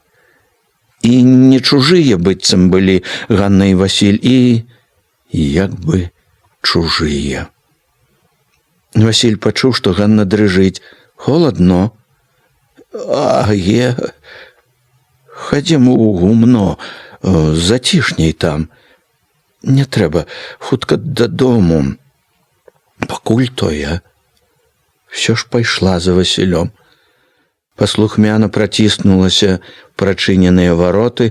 У гумне здалося цёпла, не хадзіў сцюдзёны вецер, але ток быў як лёд. Тут салома у застаронку, ціха сказаў Васіль. Салома падатліва асела пад імі, атуліла з бакоў. Ганна ўкапала ў салому ногі, адразу стала утульней і цяплей. Пахла прэллю са страхі, токам, свежай, нядаўна памалочанай і ржаной саломай. Угары, недзе пад страхой, ціўкнуў з прасонку верабей. Васіль нязграбна, як бы першы раз у жыцці, абняў Ганніны плечы, стаў лашчыць яе, туліць да сябе, спачатку нясмела, упэўнена, але чым далей, то смялей, гарачэй. Гэта быў ужо не той сарамлівы, дзікаваты Васіль, але яна не думала пра гэта, не тая была і яна. Ды што з таго, ім было так хораша. Яна не працівілася, сама тулілася да яго. Яна пацалавала яго так, што ён як не задыхнуўся. І тулілася, дрыжучы ўся, як у ліхаманцы, ад агню, што поўніў яе, ад нецярплівасці, ад прагі быць бліжэй з ім. Вася, мілы, родны Вася. Потым ляжалі ціхія, паспакайнелыя. Доўга не гаварылі. Раптам з роспаччу Ганна прызналася: «Не вытрываю я, Вася». Васіль адчула, зірнуў, нібы не зразумеў: «Я, можа, утаплюся». Ён насцярожыўся: «Ну, ты тое... Табе аднаму кажу. Не пытайся болей, не хачу пра яго». Ганна парывіста, горача зашаптала: «Родны ты мой, быў ты ў мяне адзін, і адзін астаўся. Хоць я цябе і не бачу, ты толькі адзін, і ўсё няпраўда, што гаварылі колісь пра мяне і пра яго. Няпраўда, не было ў нас да вяселля нічога. Як перад Богом кажу, як на споведзі, няма мне чаго вытумляць. Усё плёткі тыя, няпраўда. Ты у мяне быў адзін і астаўся. Я, можа, толькі і жыву цяпер, што ты є. Ты ў мяне і цяпер адзін, адна радасць. Я таму і прыйшла. Ты не думай нядобрага». «Я і не думаю. Можа, не трэба было набівацца на сустрэчу, але мне так хацелася хоць трохі пабудзь удваіх. Хоць слово сказаць, хоць пачуць слово». Яна раптам прызналася, шкадуючы: «Злая була, я тады на цябе не паверыў. Другім паверыў, а мне так не. Ну, гаварылі ж людзі, гаварылі. І ўсё-такі мы памірыліся б, мабуть, каб не мачыха. Вельмі ж ёй добра карчовага захацелася, сваячкай карчовай захацелася стаць. Я так зразу нейк прывыкнуць не мог, што ты пайшла. Я і сама думала потом, як я згадзілася, як магла так зрабіць, як магла. Не свая ахвота, а вінавата, выходзіць, сама». Яна сказала цвёрда: «Сама вінавата, самой і бедаваць век». Свет не без добрых людзей. Чутка пра Ганніны спатканні з Васілём вельмі хутка дайшла да Глушаковай хаты. Першай, мабыць, даведалася Халімоніха. Прынесла вестку ад некага з суседак. Зразу ж стала сарамаціць, клясці Ганну. Неўзабаве даведаўся стары, слова не сказаў, але зірнуў тхарынымі вачыма так, што ўсярэдзіне ў Ганны заныла ад страху. Яўхіма не было. Ён прыехаў з поля пад вечар. Адразу, як толькі ён уз'ехаў на двор, Халімоніха кінулася да яго, але стары Глушак вярнуў яе з двара. Стары і Яўхім разам падаліся з калёсамі к павеці, потым вярнуліся ўдвух на бацькаву палавіну. Калі яны ўвайшлі, стары загадаў Халімонісе, каб дала есці. Глушакі паселі вячэраць. Яўхім, мабыць, таксама сеў за стол. Адразу не зайшоў у палавіну, дзе была, чакала бяды Ганна. Яна здагадвалася. Яўхіму ўжо расказалі, ведае аб усім, сядзіць, моўчкі жуе, кіпіць злосцю. Праз забітыя дзверы чула, Все маўчаць, хоць бы слова прамовілі, все душацца злосцю, прагнуць помсты. Ганніна сэрца ныла нядобра. Што ж гэта будзе? Трывога гнала з хаты. Уцячы, выбавіцца. Але як ты ўцячэш і куды ты ўцячэш? Мужава жонка. Пустое ўсё. Всё адно рана ці позна не мінавала б. Всё адно, чаго ж яна баіцца? Хіба ж не ведала, што так будзе? Да слыху дайшло, цікаюць ходзікі, роўнамерна завыў на двары сляпы сабака. Цягуча доўга. Вось пачалі ўставаць. Еўхім выйшаў. Зараз сюды войдзе. Адчыніліся дзверы. Цвёрда затупалі боты. Бліжэй, бліжэй. Ганна сціснулася. Ён стаў побач. Хвіліну маўчаў, адно соп, сярдзіта, важка. Але прамовіў як бы спакойна. Зноў знюхалася. А чым это ты? Нібы не зразумела Ганна. Не знаеш?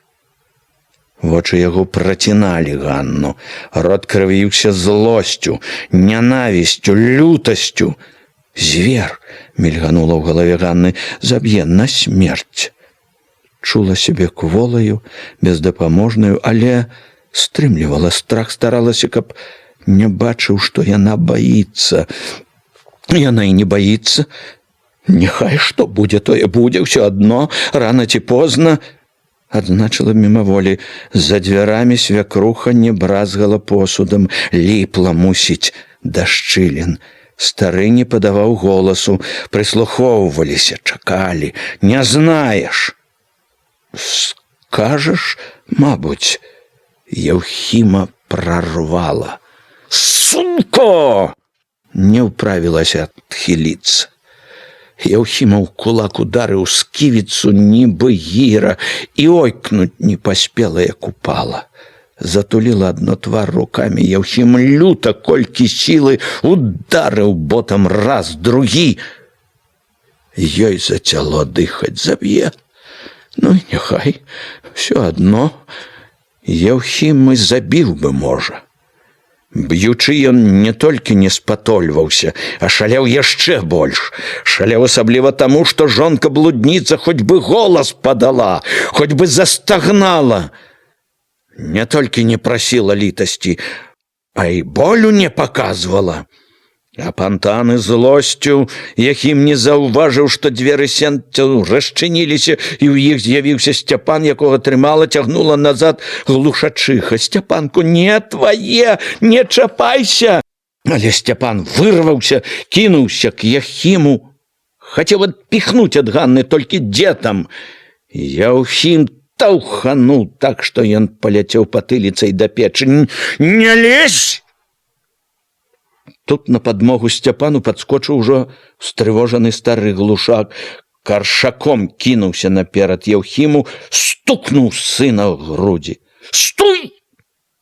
Стой, кажу! Тато, сидзіце! На момант запыніўся, прахрыпеў чырвоны з дзікім позіркам Еўхім, гатовы кінуцца, здаецца, на бацьку, але глушак зноў стукнуў яго, прасіпеў злосна. Турань! Абоўдзіла! Не даючы сыну апамятацца, адпіхнуў яго. Ужо калі Еўхім, яшчэ ўвесь трасучыся ад неперажытай лютасці, адышоў, сеў на лаўку, глушак сярдзіта папракнуў, як малога. Біда, знай меру! Поўны крыўды за сябе і гневу да Еўхіма падступіў Сцяпан. Я то за ету, знаеш, што можа бути? Не сунь носа! Другі раз у міліцыю заяўлю, закрычаў Сцяпан. Пад суд пойдзеш, у тюрму! Не лезь! Ускіпеў Еўхім, аж узняўся на лаве. А не дак... Халімон зіркнуў на Сцяпана, на Еўхіма, загадаў малодшаму. Ідзі адсюль! Не твае дело! Глушак павёў позіркам. Невестка ўжо стаяла спіной да ўсіх, трохі сагнуўшыся, трымалася за бок, раз-пораз скідвалася ад нейкага нутранога болю, аж захліпалася, але маўчала. Яўхім таксама маўчаў, яшчэ ўзрушаны, нерухомыя лютыя вочы нічога, здаецца, не бачылі. Стары адчуваў, што ў любы момант ён можа кінуцца на Ганну зноў. Глушак вывеў Яўхіма на сваю палавіну. Штосьці ў баку рэзала Ганну так, што зацінала дыханне. Як касой рэзала бок. Боль быў такі, што трываць, здаецца, не было як, але трывала, супакойвала. Ну от, усё самае страшнае перабыла. Дайшло ўжо, дазнаўся, папомсціўся. Няма чаго таіцца. І баяцца няма чаго. В суседнім пакоі стары Глушак, хоць бачыў, што Яўхім слухаць нічога не хоча, не ўцерпеў, упікнуў: «Казаў я табе, казаў, калі табе жонкі захацелася, не туды ішлеш, казаў, не паслухаў. Разумнейшы за бацьку быў, бацьку нічога не петрыць, бацьку дурань, дак от, паспытай, сам хацеў я таго». Памаўчаў, дадаў павучальна: «А толькі вучы асцярожна, у меру, калі хочаш, будь цэлы».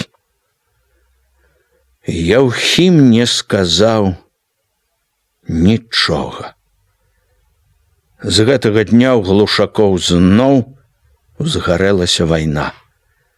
Не мінала дня, каб Яўхім не лаяў, не біў Ганну. Злосна, бязлітасна.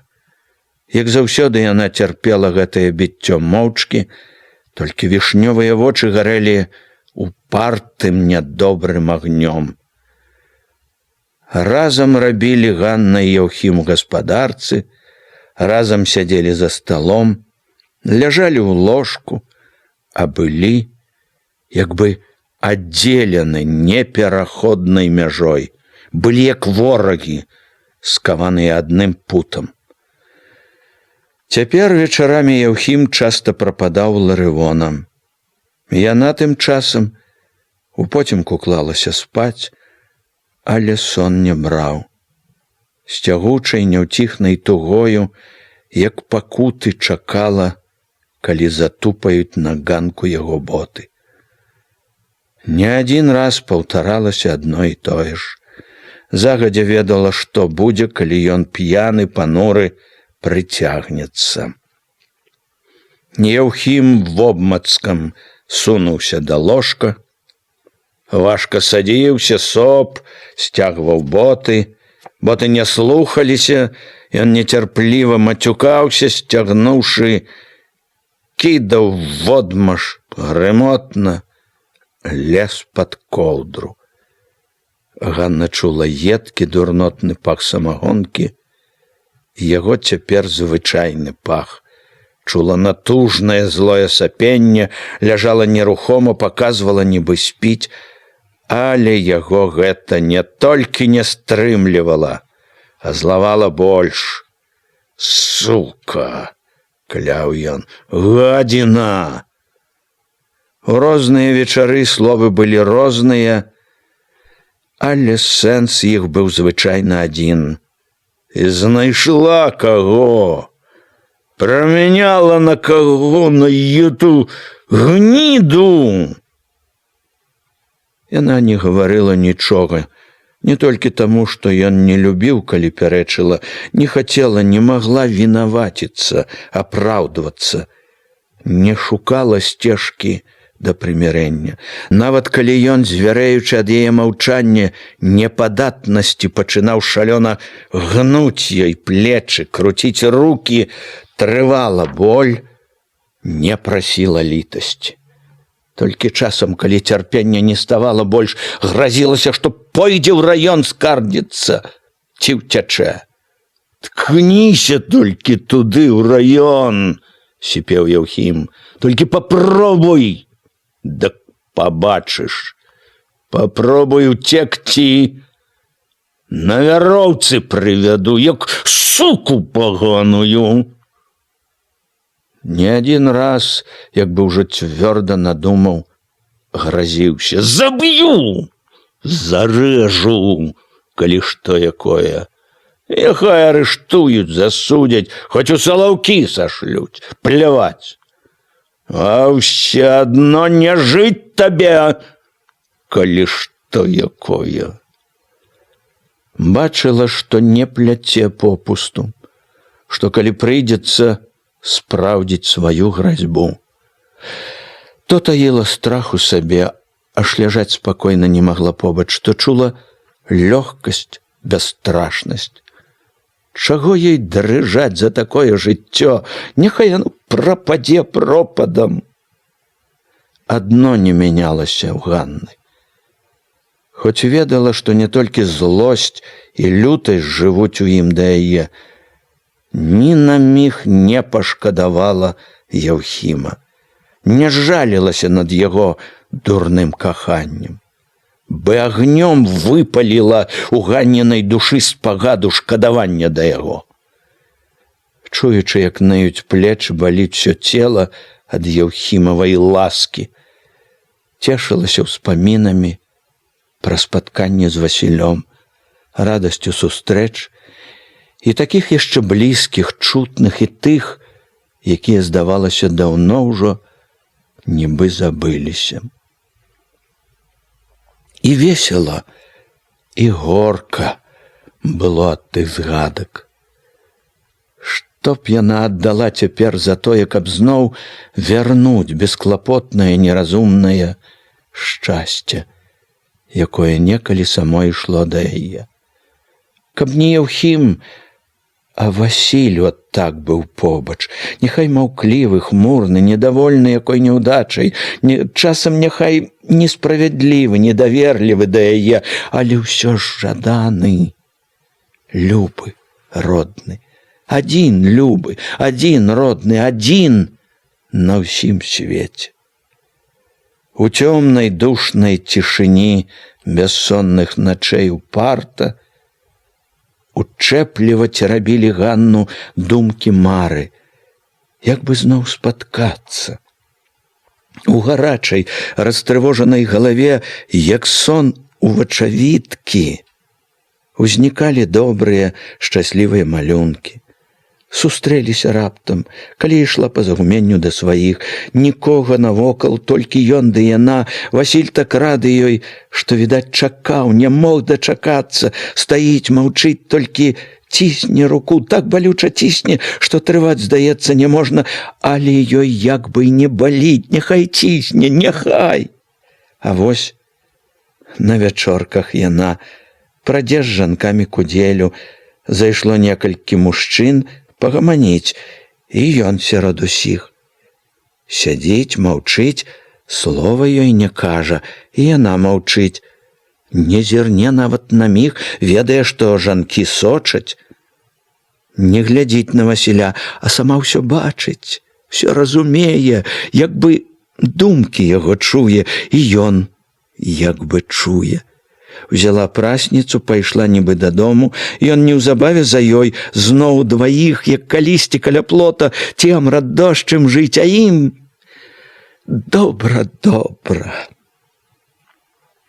Думкі мары раз пораз спыняў, цверазіў одум. Разважная, разумная ведала. Пустыя яе спадзяванні, хваравітыя сны. Пустыя не таму, што за ёй сочаць, што ў няволі яна, а больш таму, што нявольны ён. Такія хвіліны здавалася сабе страшэнна, безнадзейна адзінокай. Душа паліла яе роспач, і з крыўдамі, што поўнілі Ганну, усё часцей паўзалі, апаноўвалі, трывожылі ліхаманкавыя думкі, кончыць усё разам. У адзін момант трохі страху, нядоўга болю, і ні карчоў, ні пакуты ніякай не будзе. Чортава вока на глінішчынскім возеры супакоіць ураз. За хвілінамі безнадзейнасці і адчаю прыходзілі вера і рашучасць. Не ўсё яшчэ прапала.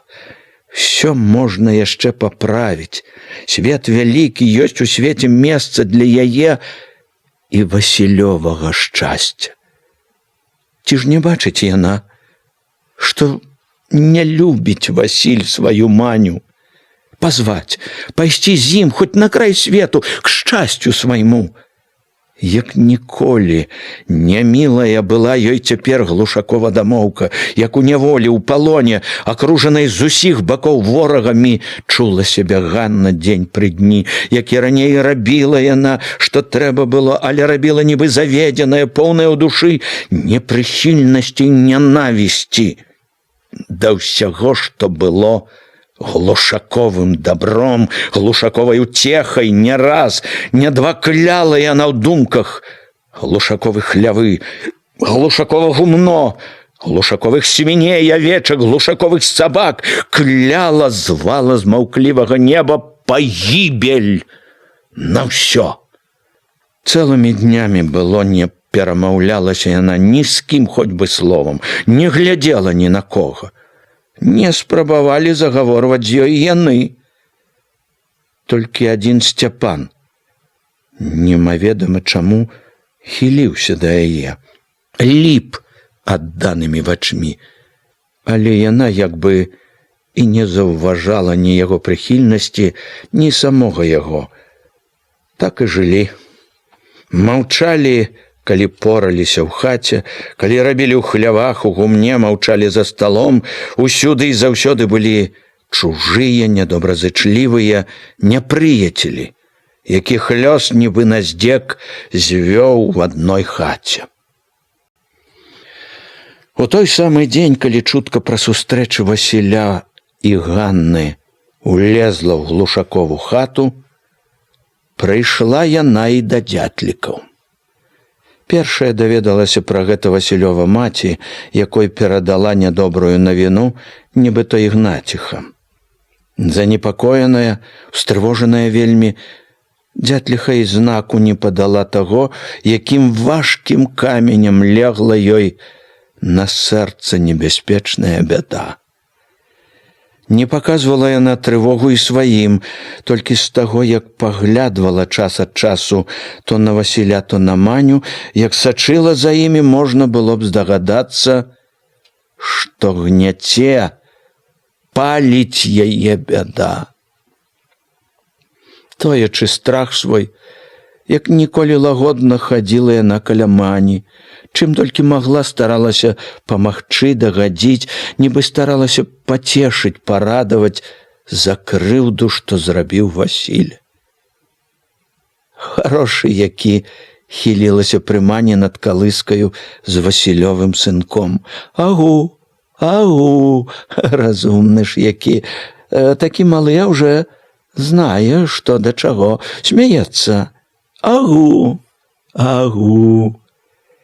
Маня, як заўсёды, паволі, быццам ляніва рабіла сваё, паволі, быццам ляніва насіла папаўнелае цела. Васілёва маці, што ўвагі не зводзіла з яе, гонячы трывогу, знарок супакойвала сябе. Не знаю нічога, супакойвала сябе, але супакаенне не прыходзіла. Чула, што блізка тая пара, калі да яе, да Мані ўсё дойдзе, не аб мяне і да бацькі, да яе прыйдзе. У дзятліхі проста з рук усё валілася. За цеснай халупай, у якой яны яшчэ туліліся, цюкалі сякеры, былі чуваць мірныя галасы працы, стаўлялі новую хату. Зруб быў ужо складзены, рабілі кроквы. Глядзі ды радуйся, здаецца, от можна будзе перабрацца, а тут раптам такое. І каб стаўляў кроквы іншы хто. А то ж Пракоп сам, Манін бацька, сынам Пятром, Маніным братам. І лес вазілі, чысцілі бярвенне разам складалі і склалі ж, глядзі. Не наглядзіся, відная, прасторная, на 2 палавіны хата, якой век не было б у іх дзятлікаў адных. Нарадавацца не магла з Васіля. Дабіўся свайго, дабіўся, чаго хацеў. Людзі, лічы, выйшаў, сам выйшаў, і сям'ю ўсю выцяг, і от на табе. Забыў, даўно думала Ганну тую, забыў, і вспамінаць не ўспамінаю, аж не оказваецца. І не забыў, і не астыў. Зноў загарэўся, зноў пацягнула да той, як на мяду. То-то смутны быў апошнім часам, усё таіў нешта, усё тупаў без ранейшай ахвоты, хмурыўся. Быў нейкі модуме, яна гадала, што за прычына, баялася, захварэў, можа, аж от яна, тая хвароба. Даўно не было ў дзятлікі такога неспакою, як у гэты дзень. То каля мані хадзіла, то выбягала на двор паглядзець на Пракопа з Пятром, на Васіля. Пракоп з сынам рабілі, як і раней, спакойна, нічога яшчэ не ведалі.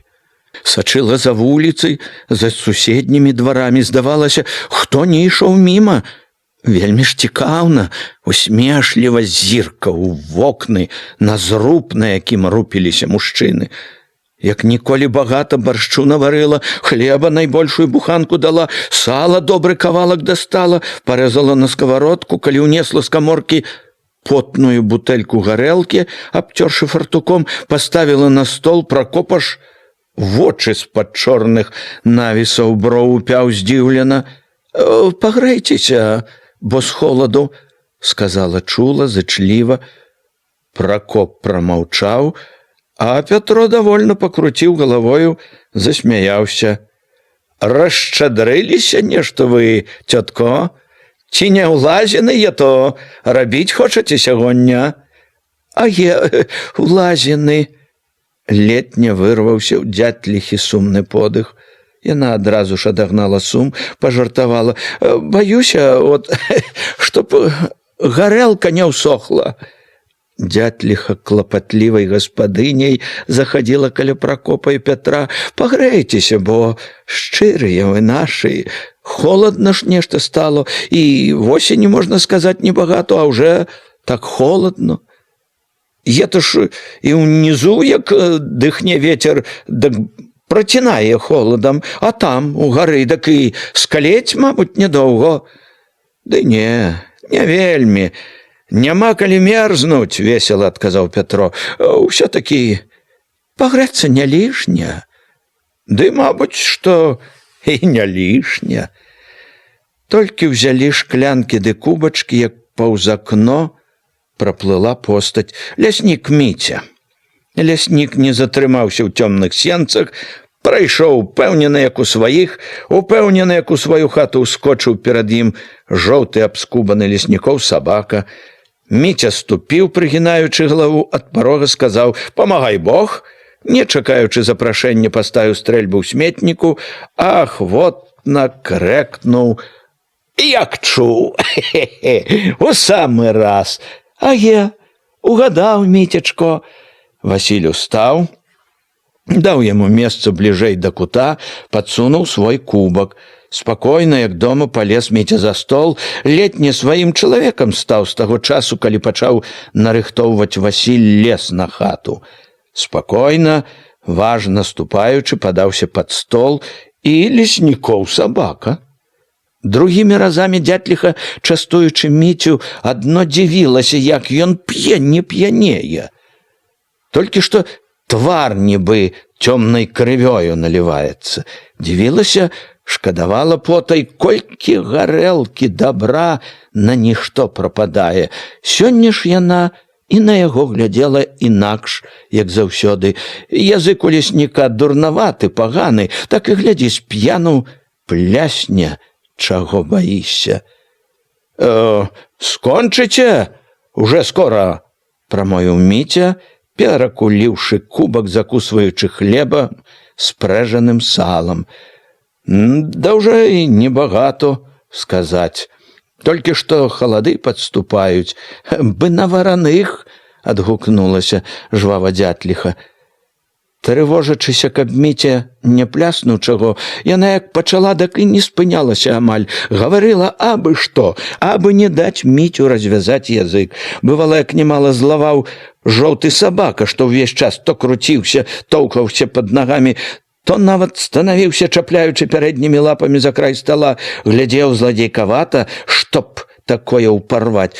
Пракоп зіркаў на гэта нахабу і сёння панура раз нават так даў наском па стала, што сабака ўпаў на бок і грозна загірчаў.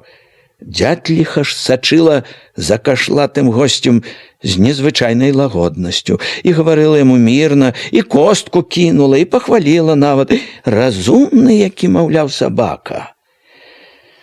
Пачула сябе трохі лягчэй, калі Пракоп, выцершы бараду, палез за стала. Валка няўклюдна патупаў на двор. За Пракопам хутка выбраліся з хаты і Пятро з Васілём. Міцю ж і жоўтага сабаку Дзятліха правяла сама да веснічак. Радуючыся, што пакуль абышлося неяк, вельмі ж ахвоча прасіла яна лесніка, каб не крыўдаваў, што гарэлкі было мала, каб заходзіў іншым часам, не мінаў хаты.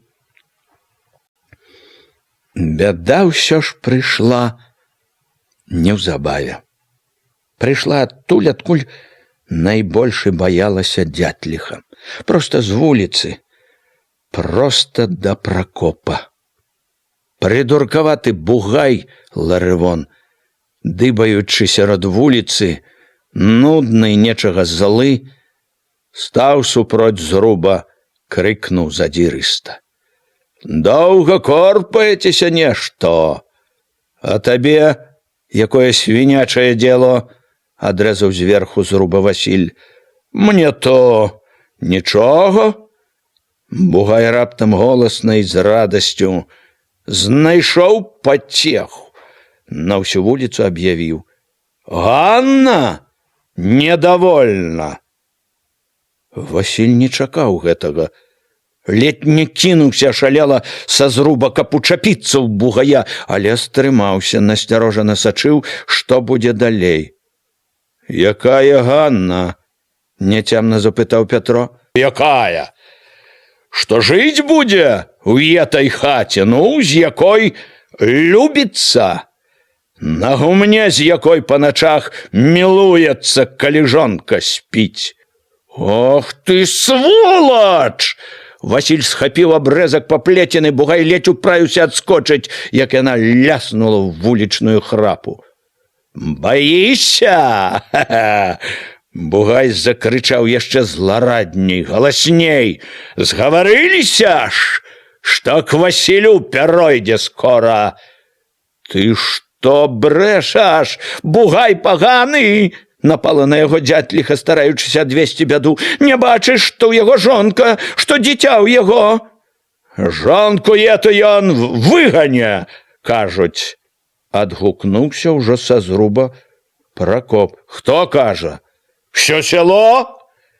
З клядзьбой і пагрозамі Дзятліхі Ларывон адразу давольны падыбаў па вуліцы.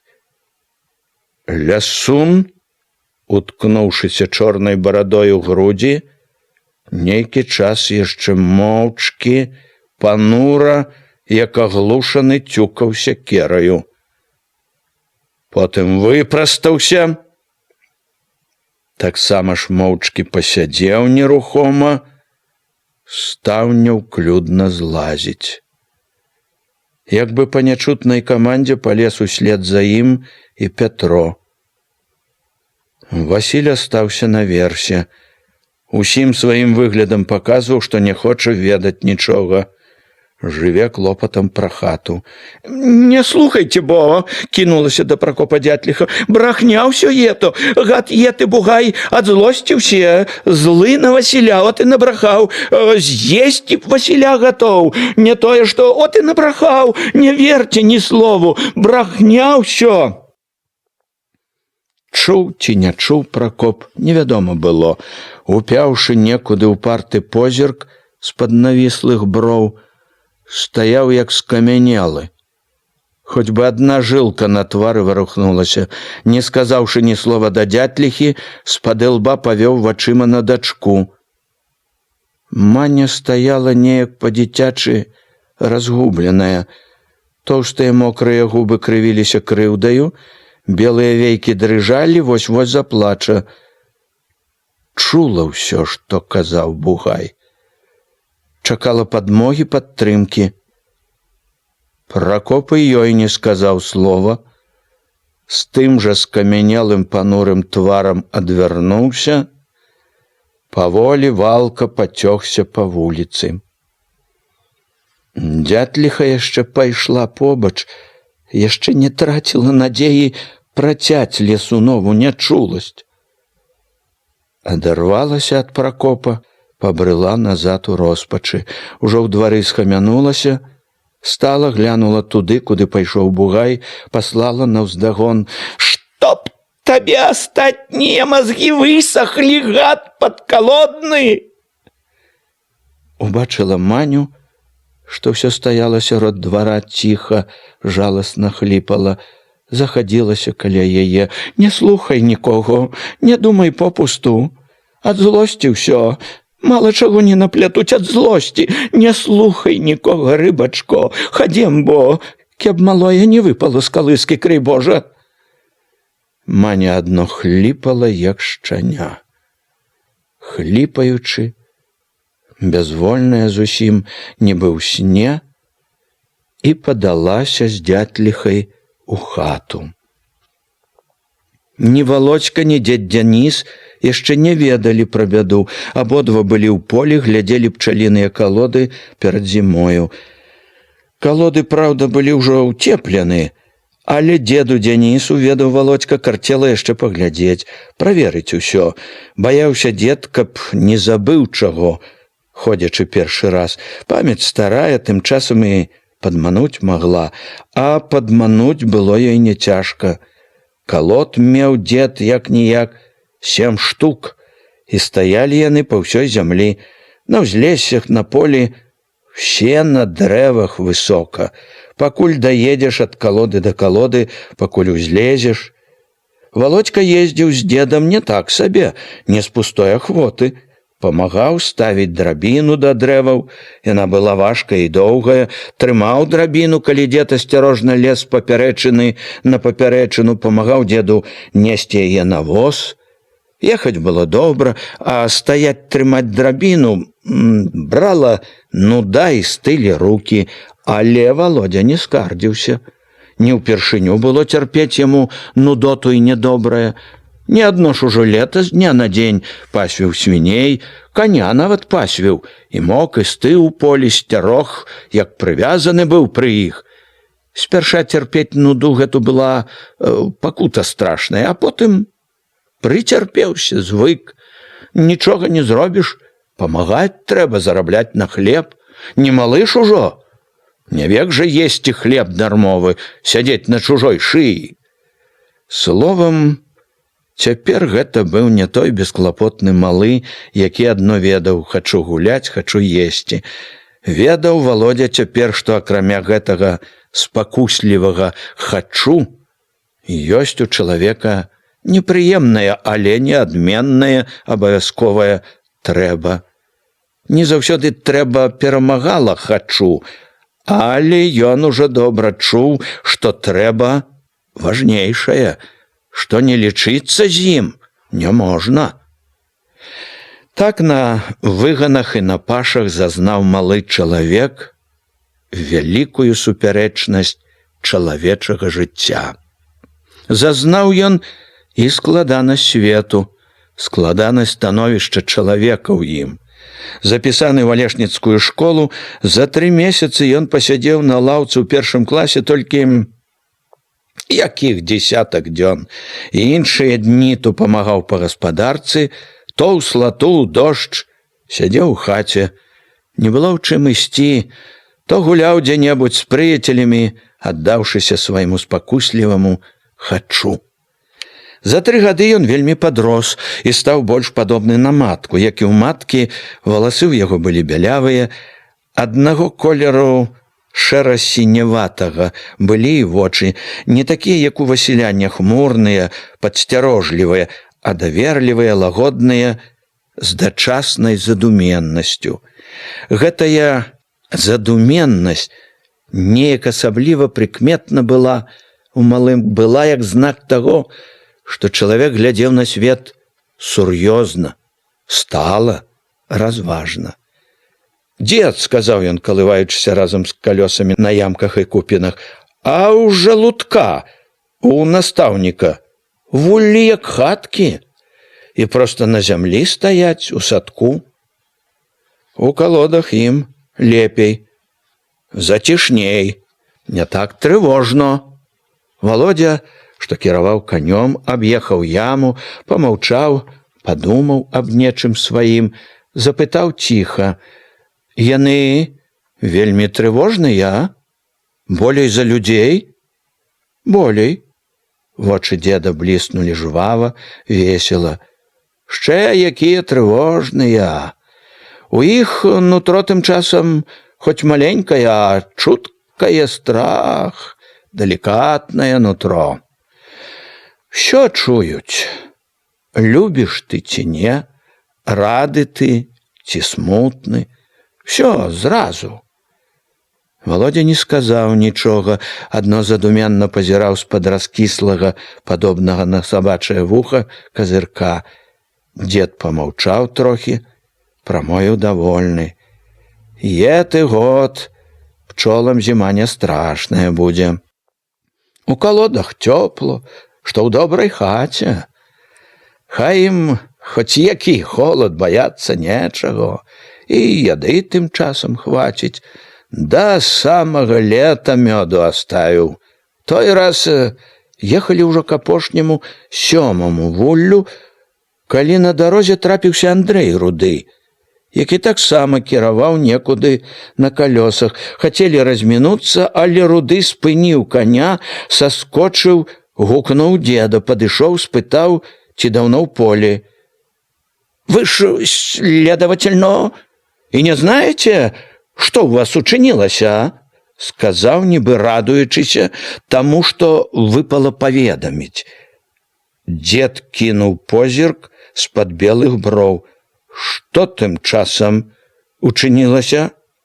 «Учынілася, Денис Игнатович, у вас, так сказать, особенное происшествие». Руды зацягнуўся самакруткай, пусціў носам деликатный дымок.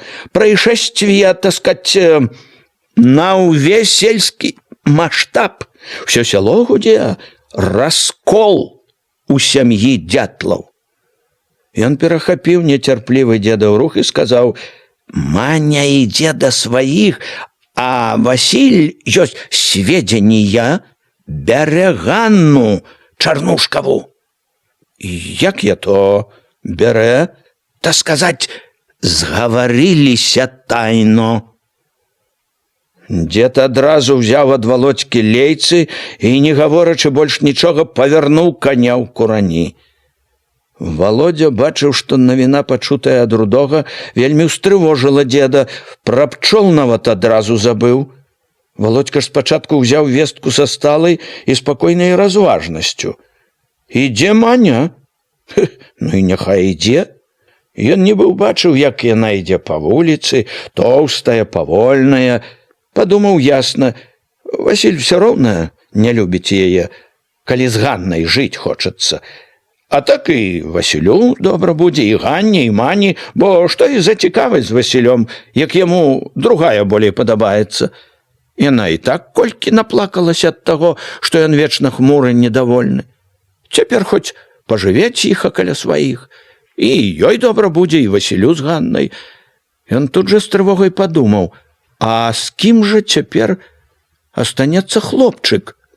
З Васілём ці з Маняю? І пачуў, што жыццё зноў нагадала пра сваю складанасць. Ён рашыў усё, што і гэты вузел развязаць можна так, каб усім добра было. Няхай жыве на трохі ў адных, трохі ў другіх. Яму так яшчэ лепей будзе. За гэтымі клопатамі Володю раптам узяла радасць. Яны цяпер з Хведькам сваякі. Ганна ж Хведькава сястра.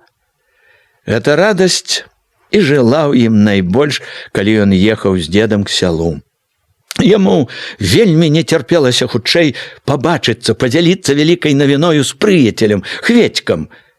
Ён жа ж, можа, яшчэ нічога і не знае. Калі ехаў па вуліцы, так і лавіў позіркам, ці не відно знаёмай постаці, так і гнала саскочыць, кінуцца шукаць. Так шкада было, што Федька, можа, у алешніках, на уроках яшчэ. Падумаў, зойдзе на хвілінку, пачуе сам на свае вушы ўсё, тады пабяжыць шукаць, а як Хведька на уроках, пабяжыць к грэблі насустрач. Але калі ўехаў на двор, пабачыў сумную матку, калі ўвайшоў у хату, убачыў заплаканы няшчасны манін твар, пачуў, што радасць ураз выцякла, як вада з далоні між пальцаў. Жаль вялікі ўзяў за Маню. Не рада ж яна, вонь, як бядуе. І матка, як бы нябожчык у хаце. Хацеў нават зразу сысці з хаты, але маці заўважыла, пазвала, дала есці.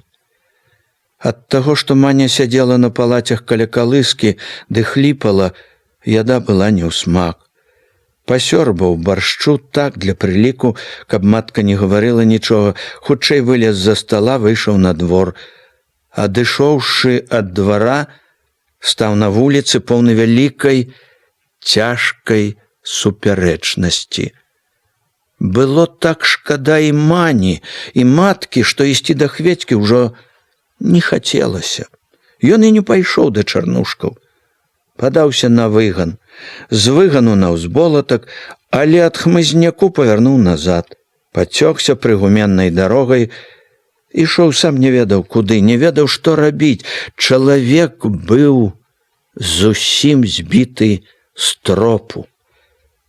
Пастаяў на сваім прыгуменні, залез у гумно, ушыўся ў салому, сядзеў ціха, моўчкі, з нейкім супакаеннем слухаў, як пахне жытняю саломаю, халодным токам, старым дрэвам. Пад застрэшшам круціліся, ціркалі вераб'і, і гэтае знаёмае цірканне таксама як бы супакойвала. Але сядзець неўзабаве надакучыла. Калі зноў выцягнуўся на святло, на прыгуменне, з усіх прыяцеляў успомніў аднаго Хведьку. Іменна Хведькі не хапала цяпер яму. Адзін Хведька патрэбен быў. Всё ж ішоў на чарнушкаў двор без ранейшай вольнасці, з невядомай трывогай і асцярожнасцю, як бы чагосьці баяўся. Зусім забаяўся, калі раптам убачыў некаго іншага, а Хведькаву матку, калі тая так зіркнула, што ледь не кінуўся наўцёкі. Хведькі не было, і ён самотны падаўся на выган, потым у хмызняк. Чалавек всё не знаходзіў сабе месца, жыў адно толькі тым, што выглядваў, ці не відно дзяцей на дарозе, ці не вяртаюцца са школы. Хуткай гэтае выглядванне надакучыла.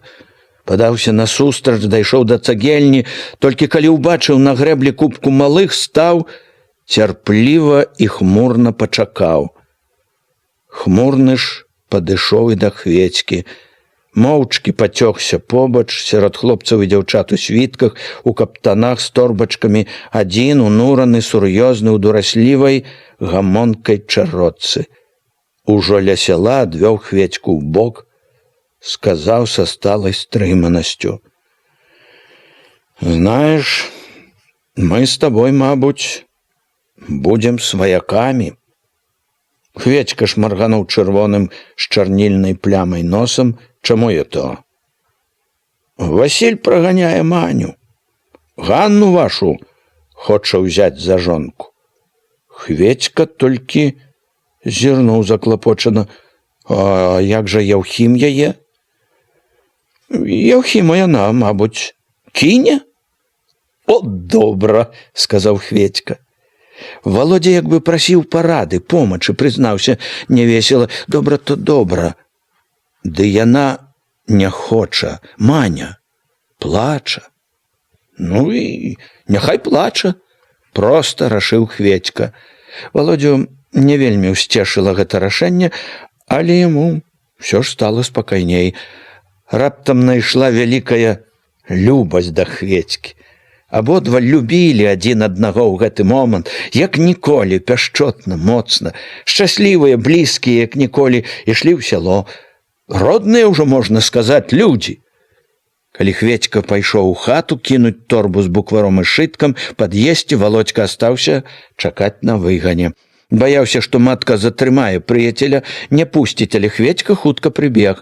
Удваіх, поўныя радасці неспадзяванаму свайму сваяцтву, шасталі па хмызняку, па прыгуменнях, пакуль не разлучыла халодная цемра. Дома ж, калі Володька залез пад коўдру, ледзь улавіў Маніны ўздыханні ды хліпы. Нядаўняя радасць ураз растала. Взяла зноў вялікая маркота, лёг на душу жаль. Як-ніяк шкада вельмі яе, Мані. Спачуваючы ёй шчыра, прагнучы неяк памагчы, Володя падумаў разважна.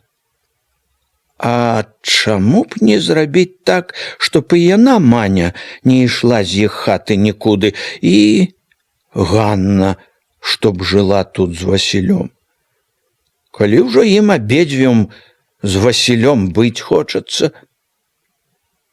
Вслед за гэтым падумаў, чаму, канешне, у кожнага па адной жонцы? Уздыхнуў сам сабе.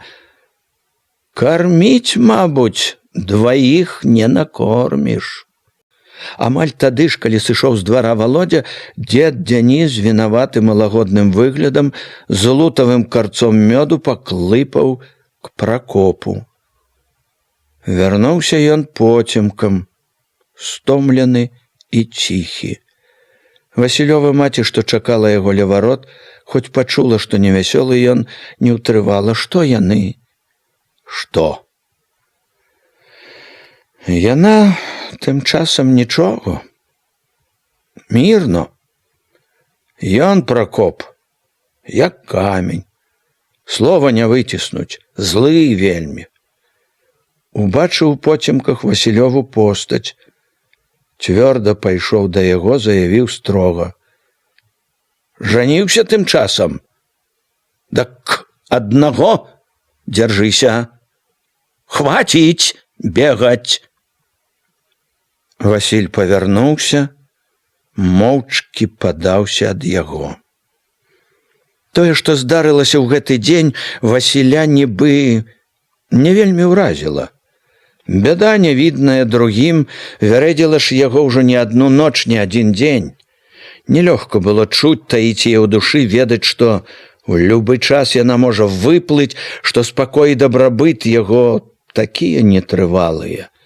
Цяпер, калі адкрылася ўсё, была разам з супярэчлівасцю розных нядобрых пачуццяў нават нейкая палёгка. Няма ўжо чаго таіцца, чакаць запаскаць, трывожыцца. У даўняй супярэчнасці пачуццяў найбольш пякло адчуванне як бы наўмыснай нескладнасці жыцця, якое вечна блытала нібы цвёрдыя надзейныя разлікі, нібы знарок абдзельвала шчасцем. Убіраўся ў сілу. Лес дзёрся ўгару, упарта, безупынна, дня не было такога, каб ранкам, днём, вечарам не рабіў чаго для гаспадаркі, не поўніўся няўціхным клопатам аб сваім дабры. Лес дзёрся. І рады, здаецца, павінен быць бы. Цешыцца, здаецца, трэба было па дно. Збывалася ўсё, што хацеў, пра што марыў. Гаспадаром станавіўся не абы якім, спраўным. Зямлі пабольшала ў гумне, у клеці, конь, карова, не сорамы перад людзьмі, хата расце. Цесця, ды радуйся, а радасці, шчасця поўнага не было. Дзіўна абыходзілася з Васілём жыццё. Ці так ужо На раду яму напісана. Адно ладзіцца, адно цешыць, дык другое. Бы назло гэтай радасці. Бы знарок нішчыць яго ўцеху. Другім, канешне, можна і не паказваць гэтага. А сам жа ад сябе не ўтоіш, не ашукаеш самога сябе. Ці ж такую трэба жонку? Не тое, што не да душы, злосць век бярэ на яе маруду, цяльпуху. Няўдача, а не жонка. Дабро добром, а толькі ж і дабро. Не ўсё шчасце. З-за няўдаліцы і дабро неяк не цешыць часам. Ты гары, ты рвіся дзень ада дня, з цямна да цямна, а ёй хоць бы што. Другая дык і дома упораецца, і скаціну пакорміць, і чалавеку прыбяжыць, паможа ўгумнець у поле, а гэта, каб не матка яго, дык і ў хаце прапала па дна.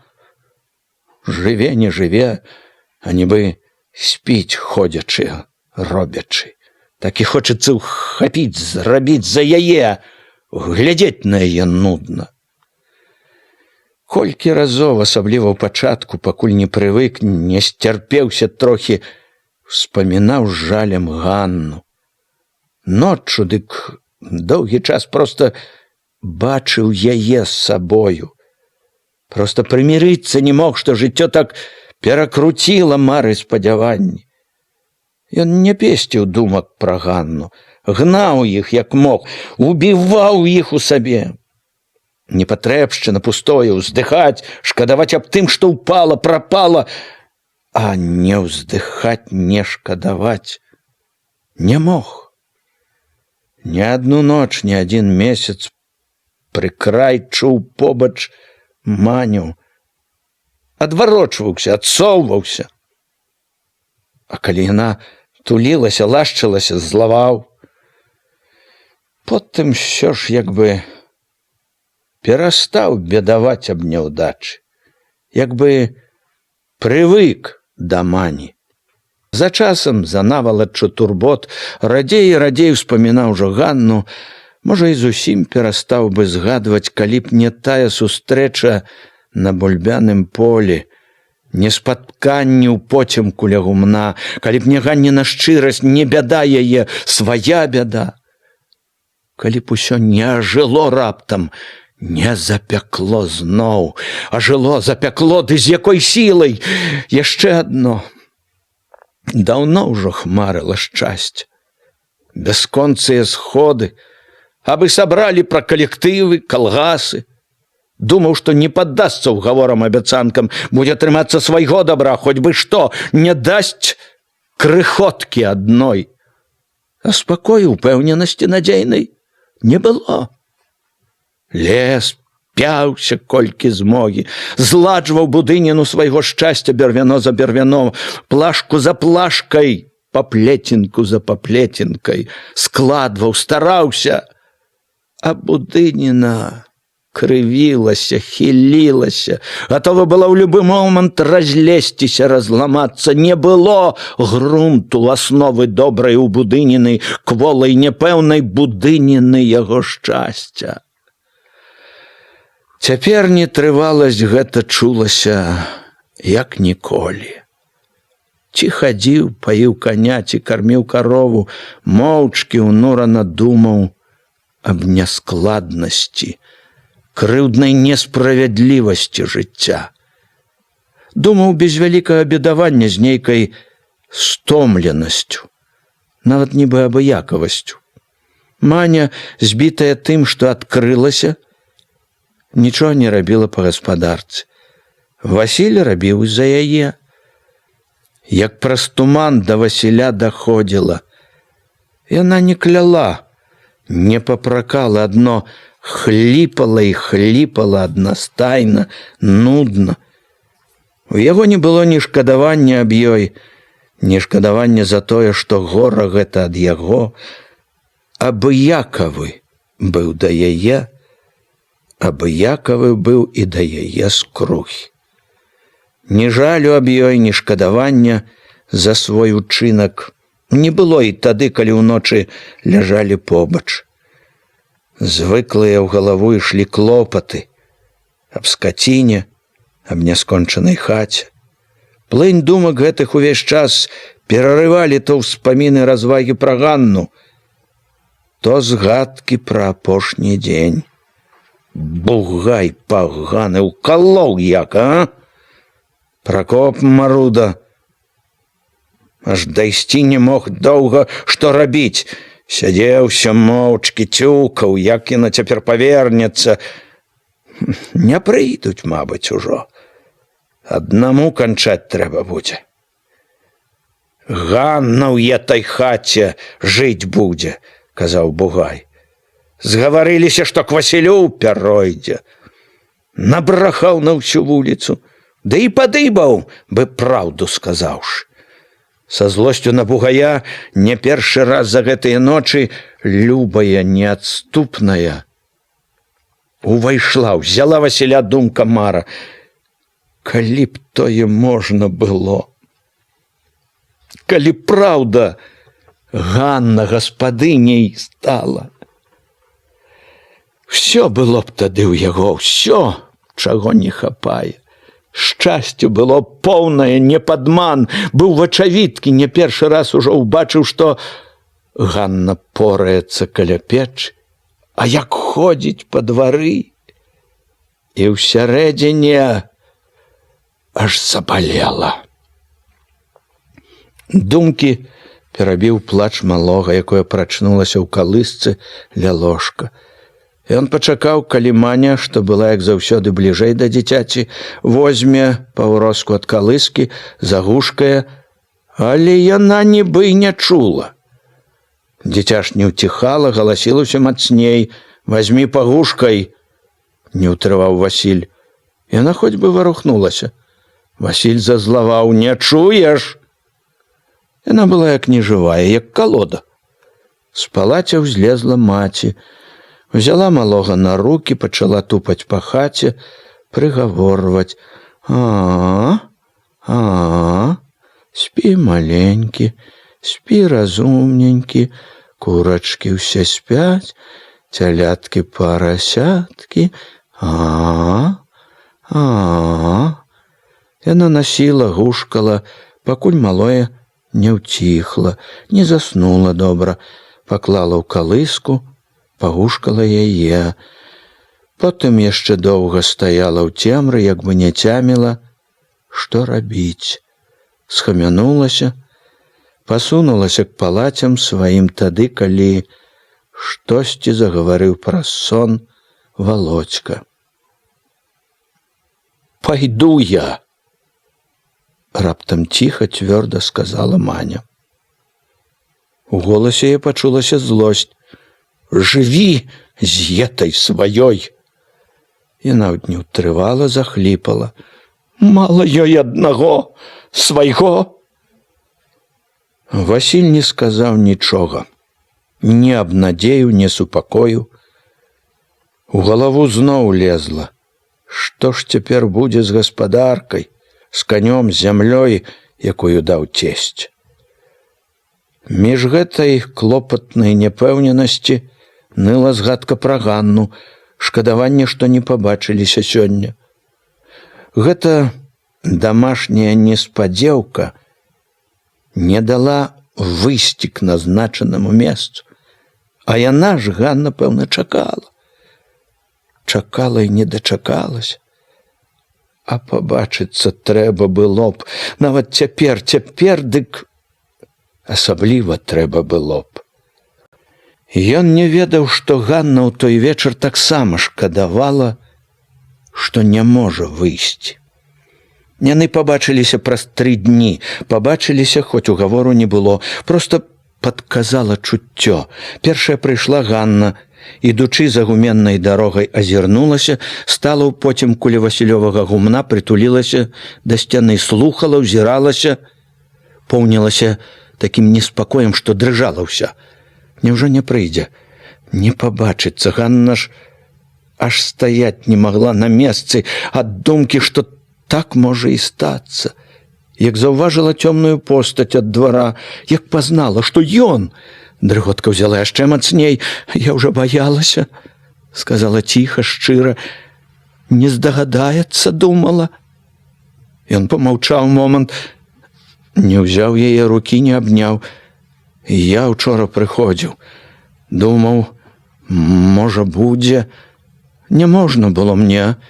Сягоння, як вырвалася да сваіх, жывасілам, можна сказаць, і за мной глядзяць, не вераць. У іх была такая шчырасць, як і ў тыя разы, але той блізкасці, роднасці дзіўна не было ўжо. Са шчырасцю няпрошанае, неадступнае чулася яшчэ нешта, што як бы трэцяе стаяла між іх, не давала ім быць блізкімі, роднымі. Асабліва гэта трэцяе стрымлівала Васіля. Ганна чула востра, крыўдна. Знаю уже.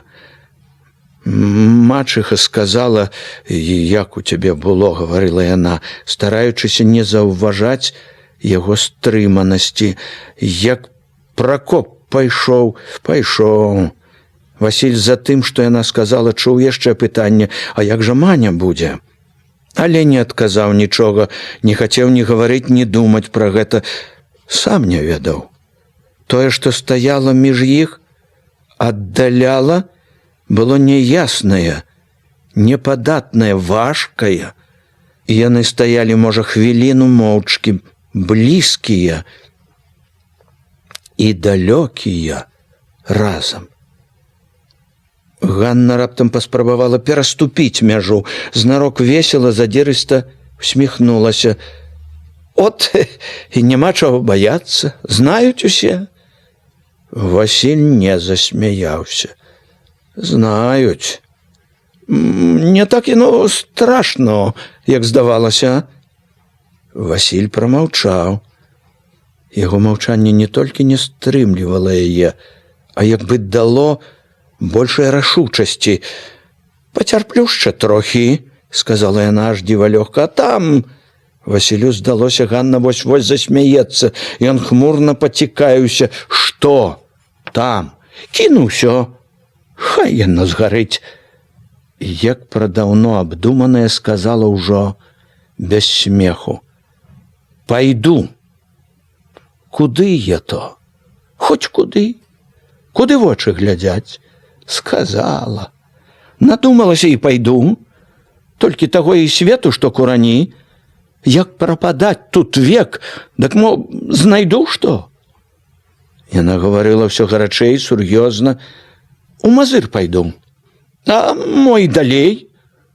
Абы далей адсюль, чтоб карчоў і духу не было, і не відно, і не чутно. Ганна раптам дадала шчыра. От кеп ты быў. Яна не толькі хацела гэтага, яна быццам пазвала.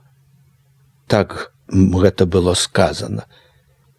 Васіль чуў, сказала пра яго не так сабе, не выпадкова думала пра гэта. Яму стала хораша, радасна. Момант было адчуванне шчаслівай, вялікай блізкасці. У свеце было толькі яго і яе шчасце. Не бойся. Нічога не бойся.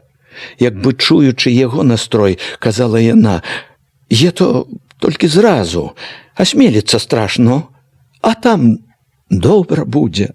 Пабачыш. Ці мы паны якія? З чужога жыць прывучаны змалку. Рукі рабіць умеем.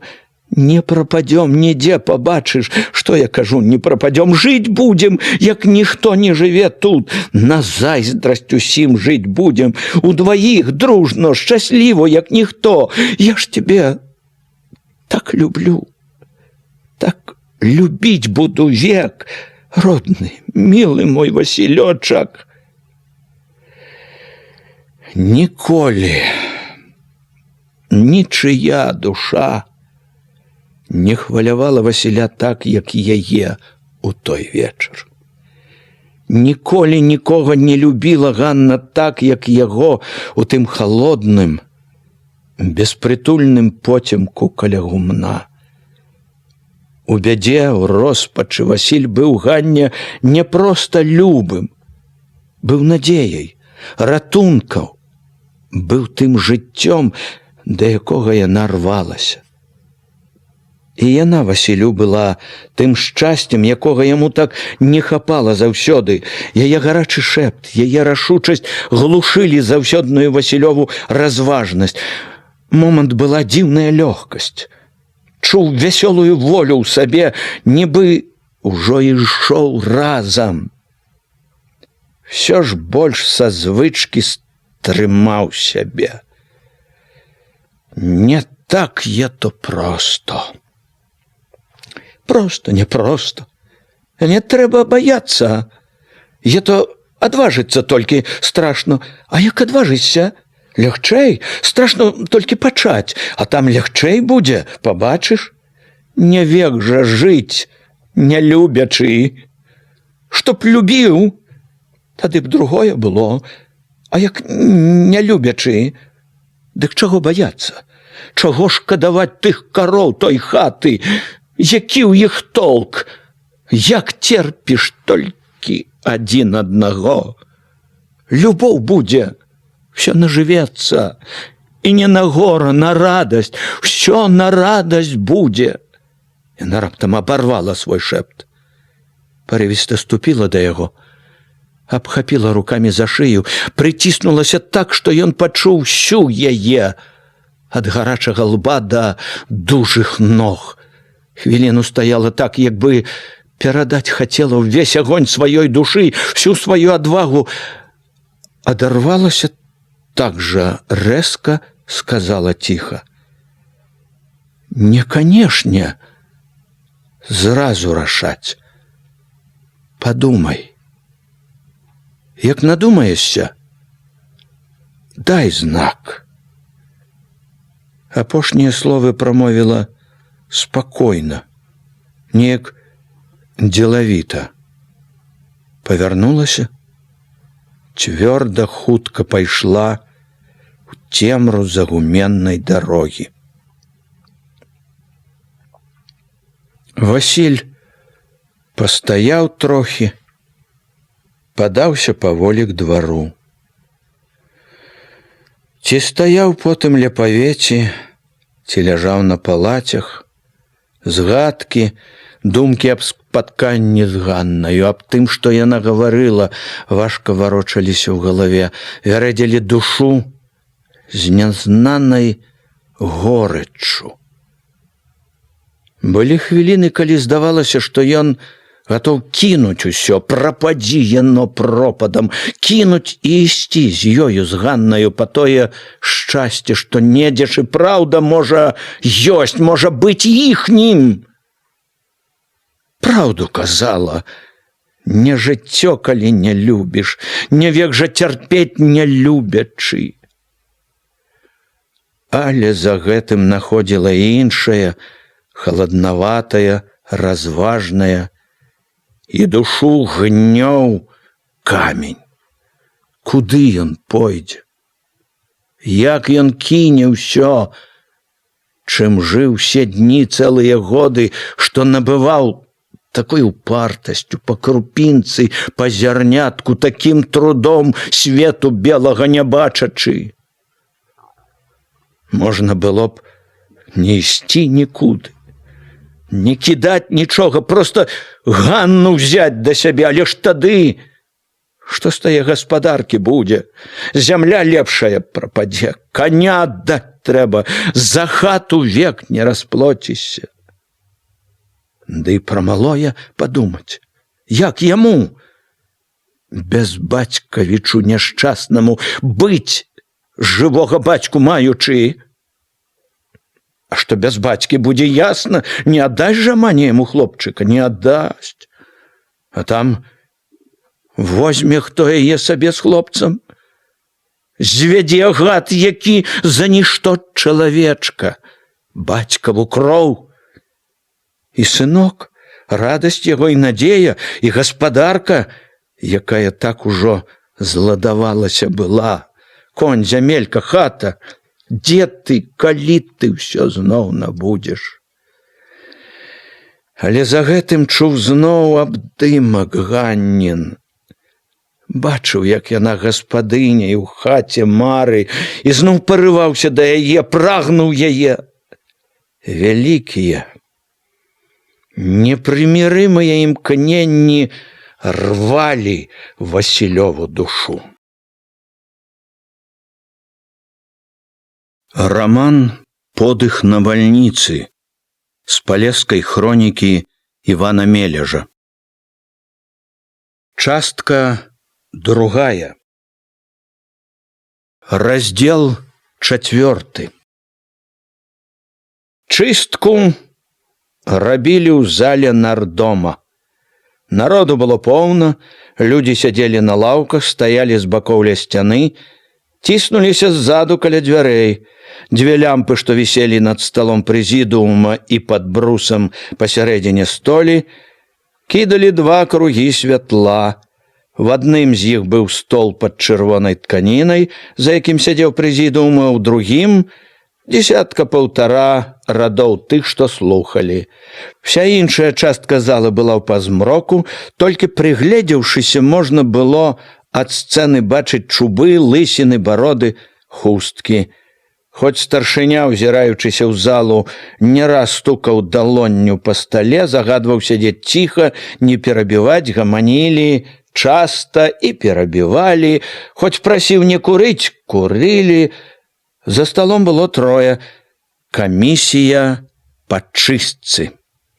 Пасярэдзіне сядзеў старшыня камісіі Белы, работнік парткалегіі ЦК партыі Беларусі і камуніст лютага 1917 года, прысадзісты, шчуплаваты, немалады, уже з зачасанымі назад пасівелымі валасамі, спакойны ў манеры гаварыць і ў рухах.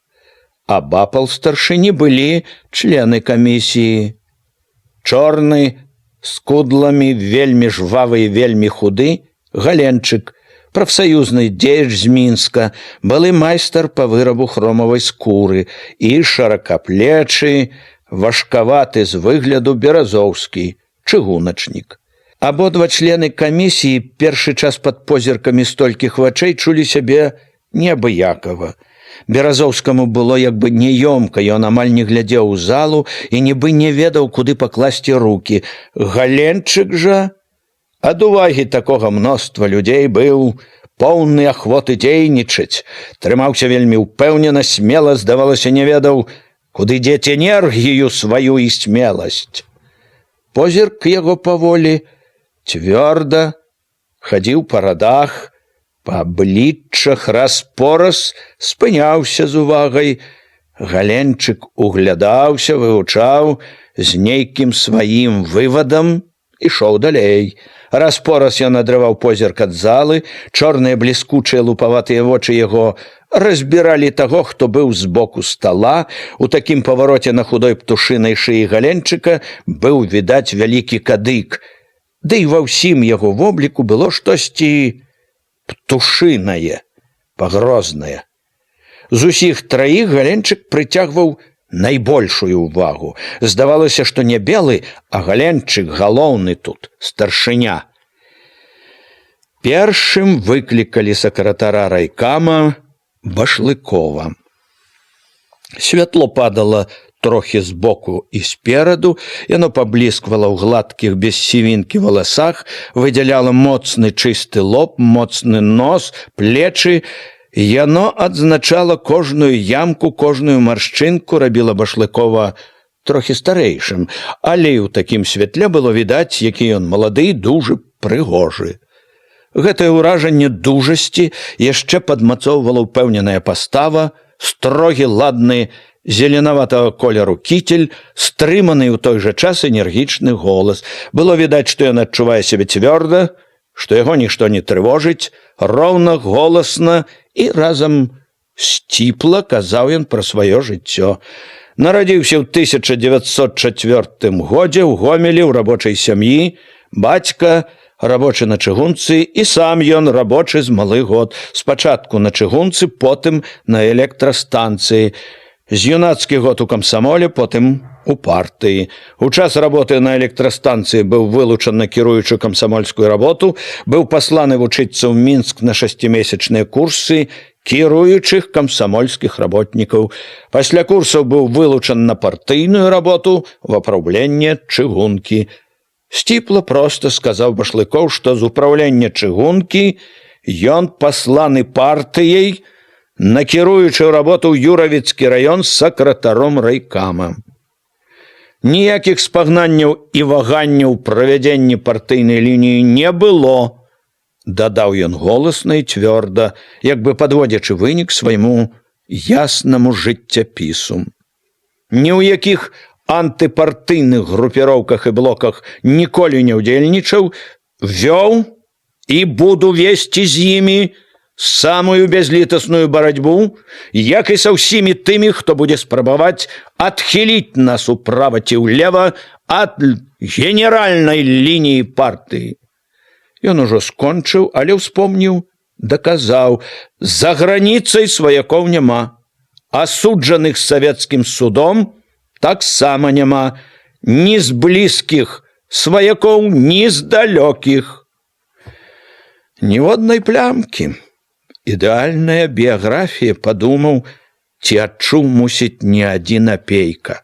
Але Апейка, які ведаў і помніў тое, чаго не ведалі, ці не прыгадвалі іншыя, можа быць, як мала хто падумаў, што ўсё гэта нібы такое пераканаўчае, яшчэ не ўсё. Далёка не ўсё, каб паказаць, чаго варт чалавек, як партыец. Апейку чулася ў гладзенькім гэтым жыццяпісе як бы нават нейкая няпраўда. За ўсім гэтым гладзенькім, роўненькім. Тут паступілі на таварыша Башлыкова такія скаргі.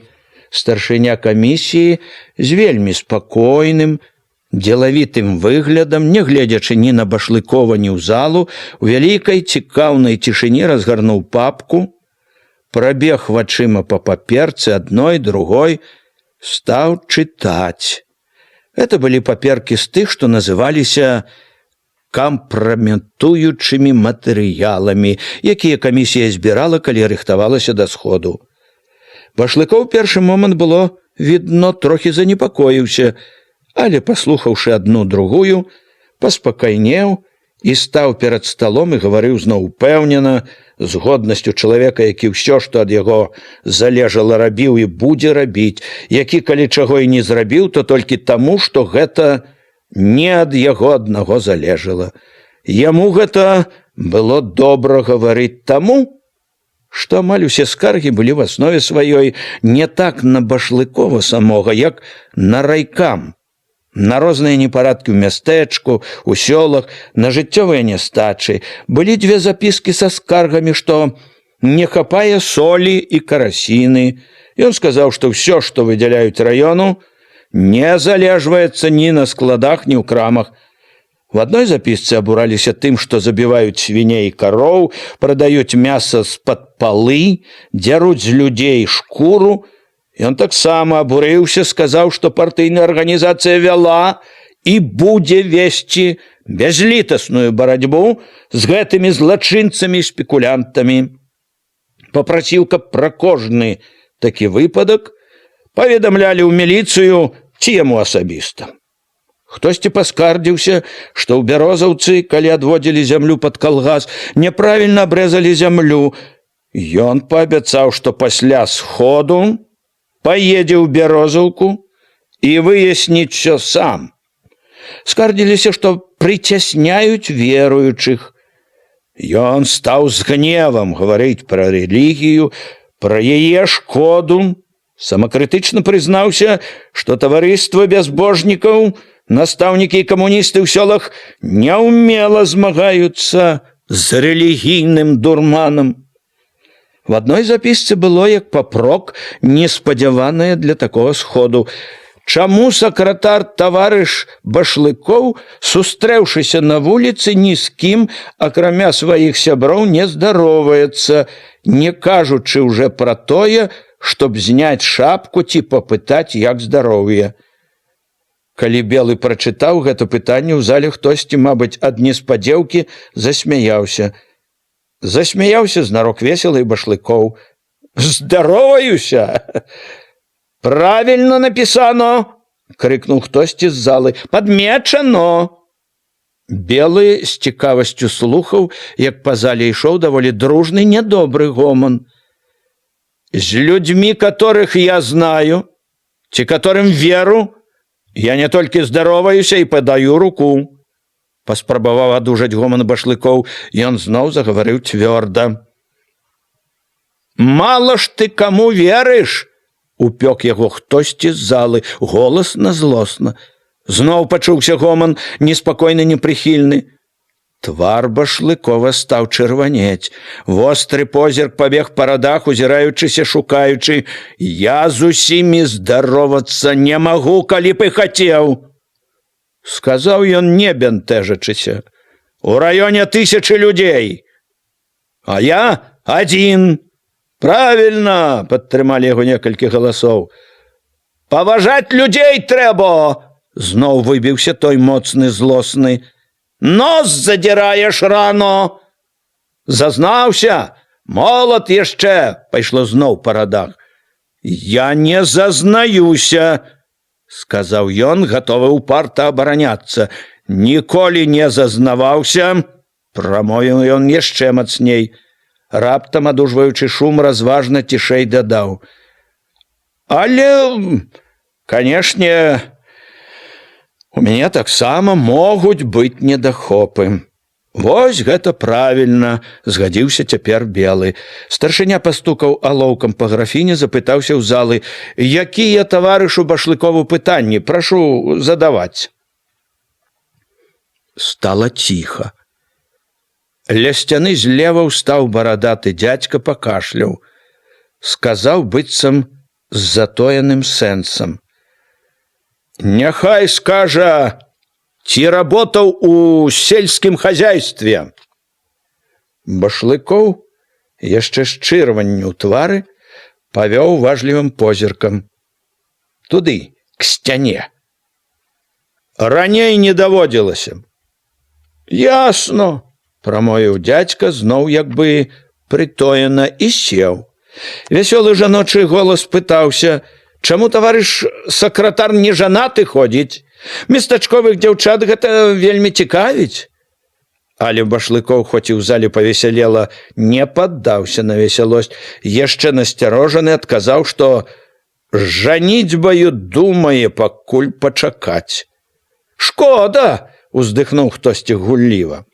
Башлыкову давялося перажыць яшчэ некалькі важных хвілін, калі Белы запытаў у залу, хто хоча выступіць.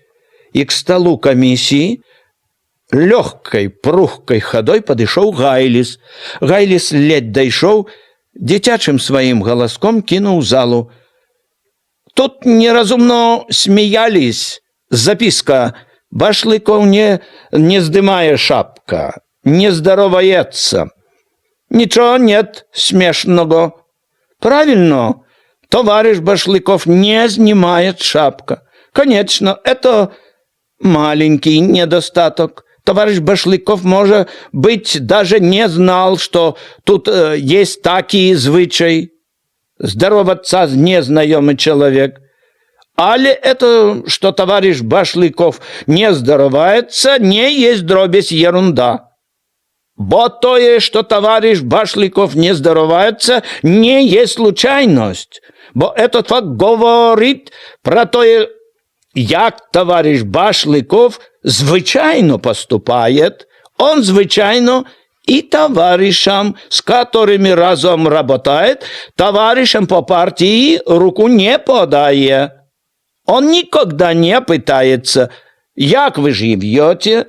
Он более любит кричать у трубку: «Вы там, черт знает, что делаете? Вы спите, вы оппортунисты, мы будем с вами говорить на бюро». Вот як говорит часто товарищ Башлыков.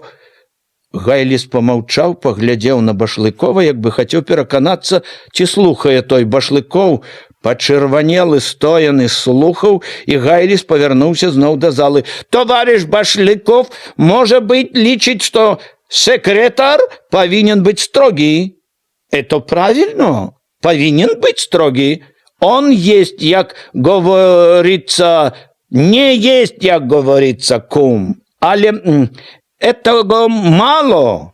Секретарь райкома повинен быть не только строгий, але и уважливый, и справедливый, чуткий повинен быть, культурный. Этого часто нет». Ён зноў павярнуўся да Башлыкова, дакончыў. «Вучыцца, товарищ Башлыков, трэба». Ён гаварыў так шчыра, пераканана, што ўся зала моўчкі лавіла кожнае слово. Уражвала, мусіць, і тая адкрытасць, смеласць, з якой ён рэзаў праўду самому Башлыкову, не думаючы зусім пра тое, што можа быць потым. Апейку гэтая адкрытасць і смеласць не дзівілі. Ён адно думаў зухвала, як добра тое, што ён, Гайліс, рэжаў вочы Башлыкову, і именно тут, у гэты момант, бачыў, як чырванеў, як стрымліваў сябе не вельмі ахвотны да такіх урокаў сакратар. «Слухай, слухай», мімаволі думаў Апейка, «вучыся». Гайліс такой жа лёгкай хадою сышоў, як чалавек, які зрабіў тое, што павінен быў. Падаўся на сваё месца на другім радзе недалёка ад Апейкі. Апейка не азірнуўся, але адчуваў, што на Гайліса глядзяць з павагай. У зале яшчэ ціха, ні аднаго галаска. У цішыні гэтай і пачулася: «Дазвольце мне слова».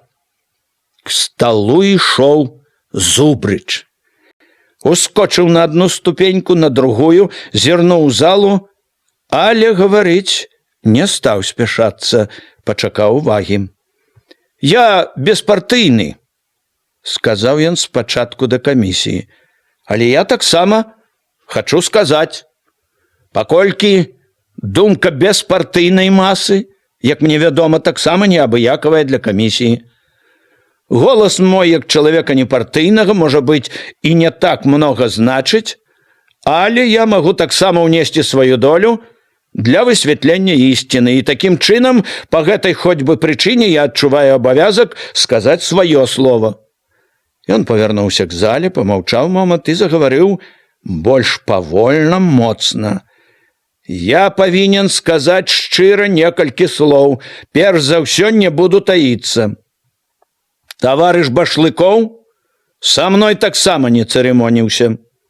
Мне, наколькі я помню, ён таксама не толькі не падаваў рукі, але і, здаралася, гаварыў словы не менш вострыя, чым таварышу Гайлісу. Здаралася, было такое, таіцца няма чаго. Я буду гаварыць шчыра». Ён кінуў позіркам на Башлыкова, які насцярожана сачыў, да чаго ўсё гэта. Апейка таксама глядзеў з цікавасцю з залы, з першага рада, праўда, з цікавасцю асаблівай. Непрыемны і не зусім зразумелы быў яму гэты чалавек, з якім даводзілася ўжо не адзін год рабіць блізка. І падхалім, і не падхалім, нешта горшае, брыдкае, нейкае слізкае. Для чаго ён вылез сюды? З якім намерам? Што яму трэба тут? «Я не друг таварышу Башлыкову. Ні ён да мяне, ні я да яго не мелі асаблівай сімпатыі. Будем гаварыць шчыра.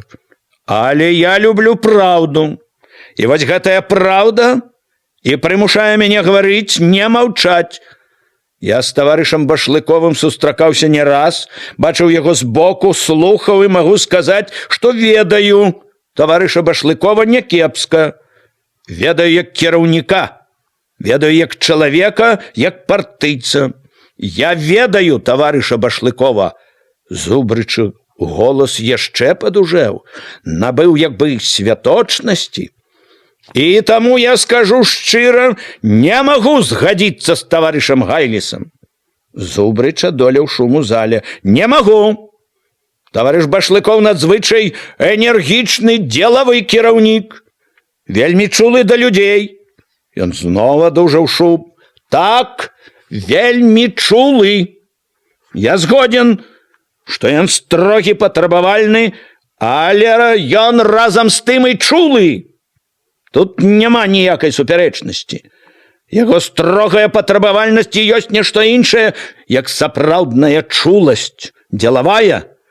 У наш час, калі класавая барацьба так абвастрылася, калі сам закон аб класавай барацьбе патрабуе быць заўсёды напагатове, заўсёды быць пільным, нельга быць чулым і не быць патрабавальным. Не разумеючы гэтага, нельга правільна зразумець таварыша Башлыкова. Тут Зубрыч прымоўк і далей загаварыў ужо цішэй, мякчэй, але з той жа шчырасцю ў голасе. Я павінен адказаць яшчэ аднаму прамоўцу.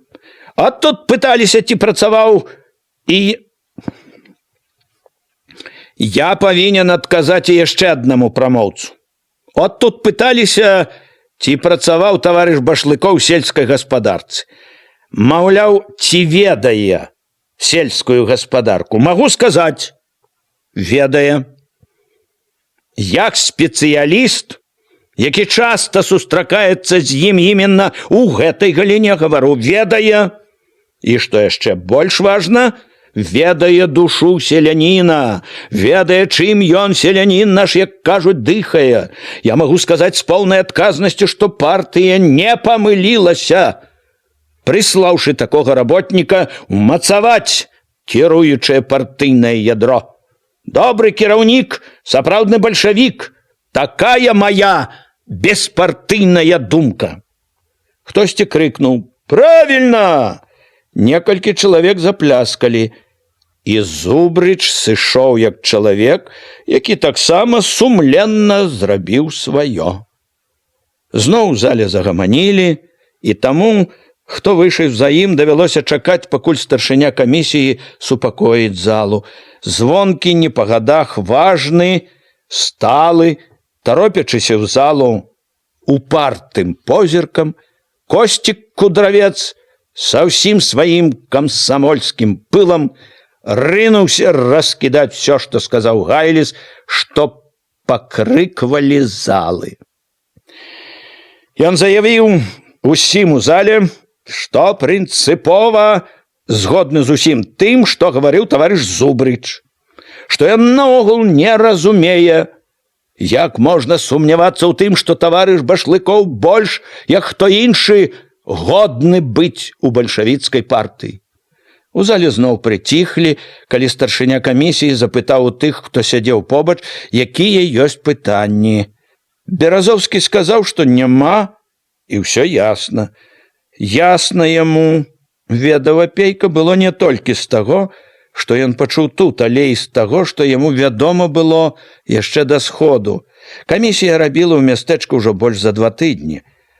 Неахвочы да лішняй гаворкі, ён, відаць, лічыў, што няма чаго пытацца попусту, дзе ўсё зразумела. Калі да ўсяго ўперадзе яшчэ столькі нелёгкай працы, а Галенчык жа, строга перабіраючы нешта ў памяці, ў роздуме, памаўчаў. Зала сачыла за ім, чакала, пайшоў шумок. «Чаму ў вас такі малы працэнт рабочай праслойкі?» Нацэліўся Галенчык на Башлыкова. Башлыков адказаў, што ў раёне вельмі мала рабочых, толькі на млыне ды ў артелях. Але Галенчыка гэта не супакоіла. Ён не тое, што не таіў, ён усім паказваў, што недавольны адказам. Ніжняя губа яго была вельмі зразумела адтулена. Ён пакруціў галавою, як такое можна гаварыць? Мала рабочых. Адно за адным стаў кідаць свае пытанні. Колькі артеляў у раёне ўсяго? Колькі ў раёне ўсяго рабочых? Колькі ўсяго ў партыі?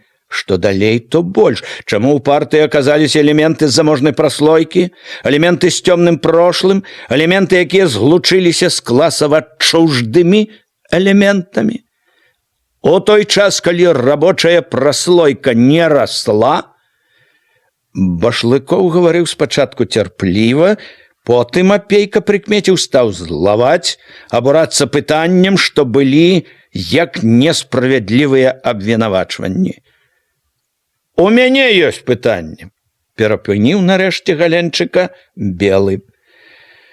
Я хацеў бы, товарищ Башлыкоў, загаварыў ён спакойна па-сяброўску, каб вы расказалі канкрэтна фактамі, як вы працуеце з сялянамі, як вы пераконваеце іх, што калгасы адзіная дарога да лепшага жыцця. Што вы, як сакратар райкама, робіце, каб арганізаваць сялян у калгасы? Башлыкоў, расказваючы, зноў пачуў сябе спакойна і ўпэўнена. Белы слухаў яго ўважліва, ківаў раз-пораз у знак згоды, ухваляў, трапна памагаў новымі пытаннямі. Всё ж Башлыкову давялося яшчэ перацярпець некалькі хвілін. Галенчык, якому прагнулася зноў заявіць пра сябе, узяў слова. Стоячы за сталом, абводзячы вачыма залу, ён пачаў з таго, што паправіў усіх, якія выступалі. «И товарищ Гайлис, и товарищ Зубрыч, — сказал он, — говорили однобоково. Товарищ Гайлис не адзначыў таго станоўчага, што ёсць у товарища Башлыкова, а товарищ Зубрыч адмоўнага. Тых вялікіх памылак, якія дапусціў товарищ Башлыкоў. Непахісна выкрываючы гэтыя небяспечныя памылкі, Галенчык зноў падышоў да тых пытанняў, якія не даў яму дакончыць старшыня камісіі, даводзячы, як шкодна для партыі тое, што ён выкрываў сваімі пытаннямі, ён ужо выпраўляў не толькі лінію Башлыкова, а разам і лінію тых партыйцаў, якія бяруць такую лінію пад абарону. Галенчык знарок не называў прозвішча старшыні, ён, відаць, і так ведаў, што ўсе разумеюць, каго ён папярэджвае. Белы слухаў яго цярпліва, не перабіў ні разу, і Галенчык зноў вярнуўся да Башлыкова. «Таварыш Башлыкоў павінен улічыць, павінен помніць, павінен не забываць усяго, што яму было тут сказана». Такім жа тонам Галенчык і скончыў. «Таварыша Башлыкова можна аставіць у партыі, але ўказаць на тыя недахопы, якія тут былі ўскрыты».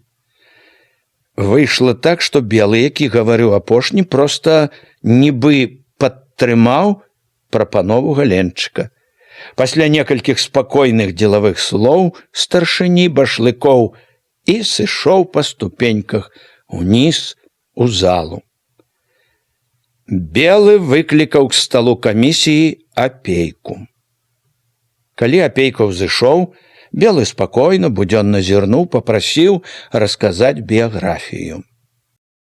Апейка павярнуўся і ўбачыў звыклае залу, людзей, што чакалі яго слоў. І ад гэтага звыклага адчуў сябе раптам вельмі спакойна. Спакойна, роўна расказваў пра жыццё сваё, адказваў на пытанні. Яго трохі здзівіў тон, штосьці нядобрае, незразумелае ў тым тоне, з якім Галенчык сказаў: «Я прапаную прачытаць кампраметіруючыя матэрыялы, якія паступілі на таварыша Апеньку». Тады Апейка падумаў быў, што Галенчык незнарок перайначыў яго прозвішча. Апейку больш кінуўся на ўвагу нядобры, нібы зларадны бляск у чорных пранізлівых вачах. Па гэтым бляску Апейка зразумеў, што яму грозіцца небяспека. Здагадаўся, што небяспека ад запісак. Ён з насцярожанасцю глядзеў, як Белы выбіраў з папкі, перачытваў паперкі, падрыхтаваўся мімаволі да паганага, але першыя ніякай небяспекі не зычылі. Хтосьці нават пісаў, што кампліментируючых матэрыялаў пра таварыша Апейку можна напісаць багата, бо ён такі партіец, што ў яго няхай бы ўсе вучыліся.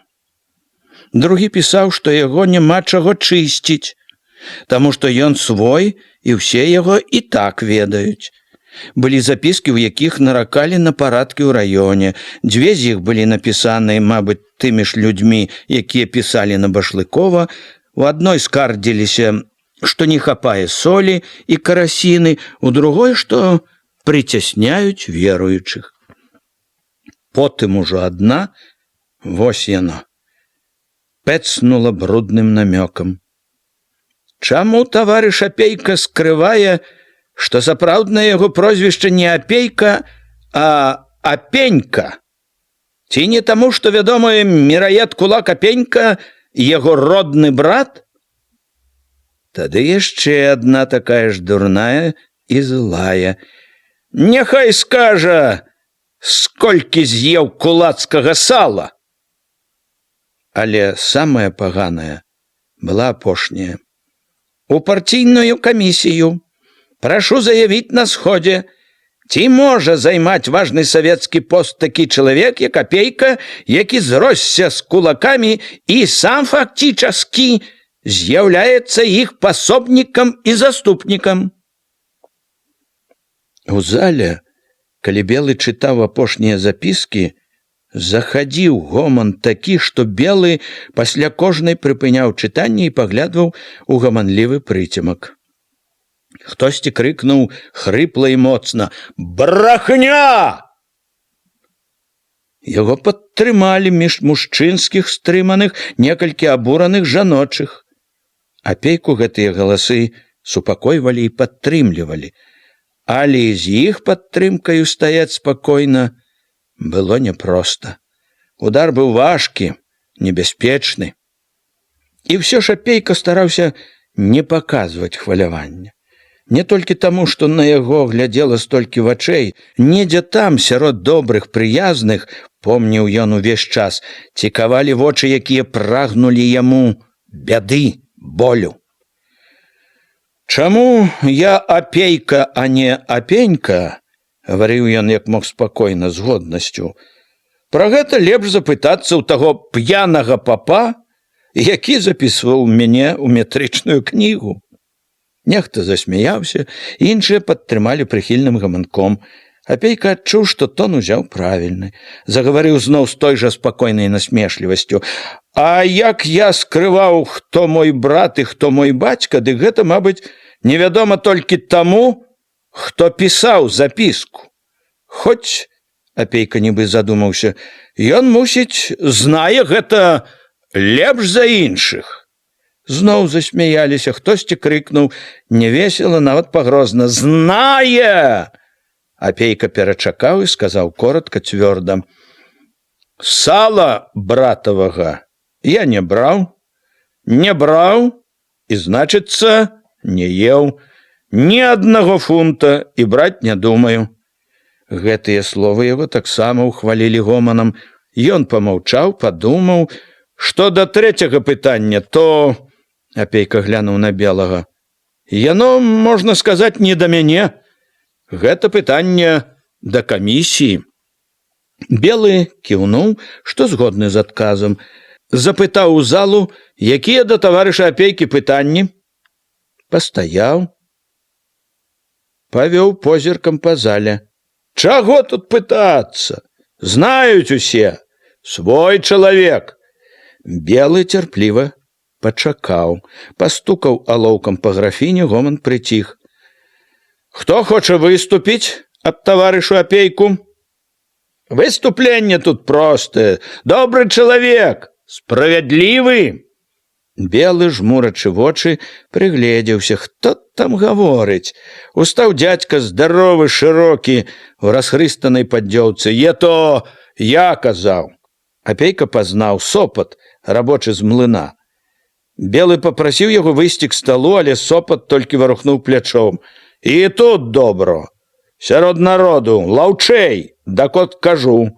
Добры чалавек, добры, абыходлівы. Словам, партейны, вот і ўсё». Дзядзька зірнуў на Белага, на Апейку, важна, з годнасцю чалавека, які выканаў неадменны абавязак, сеў. Белы зноў пытаўся, хто яшчэ скажа. Зноў быў гоман, чулася: «Чаго ж казаць попусту, ну? Ясна ўсё, свой чалавек». Тады паднялася, момант пастаяла, потым ціха пайшла к сталу Михаленко Вольга, смуглявая, чорная, як цыганка, швейніца з артелі. Апейка быў добра знаёмы з ёй, яна была сакратаром камсамольскай ячэйкі артелі, не раз прыходзіла да яго. Зусім нядаўна абуралася ў яго кабінеце, што загадчык артелі і кладаўшчык рознымі хітрыкамі нажываюцца на чужой працы, крадуць, п'янствуюць. Была яшчэ таксама нядаўна зусім з просьбай, дабівалася грошай на ленінскі куток. Ціхая, яна запомнілася апейку і нейкай незвычайнай пры гэтай ціхасці цвёрдасцю і упартасцю. Нясмелая нібыць, цыганаватая дзяўчына, яна судзіла ўсё строгай нязменнай меркай патрабавальнага сумлення. Яна і тут загаварыла ціха, як бы нясмела, але з той верай у сваю праўду, якая прымусіла ўсіх прыціхнуць. Тут чыталі запіскі, у якіх таварыша апейку ўсё роўна як вінавацяць у тым, што ў яго паганы брат. Яшчэ і робяць такі намёк, што, маючы такога брата, не можна займаць месца ў райвыканкаме. Я не знаю, хто гэта пісаў, але потом, што ён напісаў, відно, чалавек ён паганы, злы. Чалавек, который глядзіць, за што ўхапіцца, чтоб утаптаць нашага старшыню у гразь. Утаптаць ні за што, ні пра што. Яна як бы не чула добрага гоману ў зале, жыла адно сваім хваляваннем выказаць всё до конца. Канешне, яблыкі ад адной яблыні і недалёка падаюць. Это праўда, але людзі кожны жыве сваім розумам. У кожнага свая дарога. Брат брату кажуць па няшчасцю, прыяцель. Ето все адно, як сказано, да сягонняшняга сходу. Такі брат, як у нашага старшыні, ето праўда няшчасце. Да яшчэ калі пра етаго брата напамінаюць табе, калі яго як усё роўна прывязваюць на шыю, чтоб утапіць. Яна перачакала гоман, заявіла непахісна: трэба не шукаць, каго б яшчэ прывязаць, а трэба паглядзець, хто сам той, каго сабраліся чысціць. Якая ў самога яго душа? Ці душа ето бальшавіка, ці кулака спекулянта?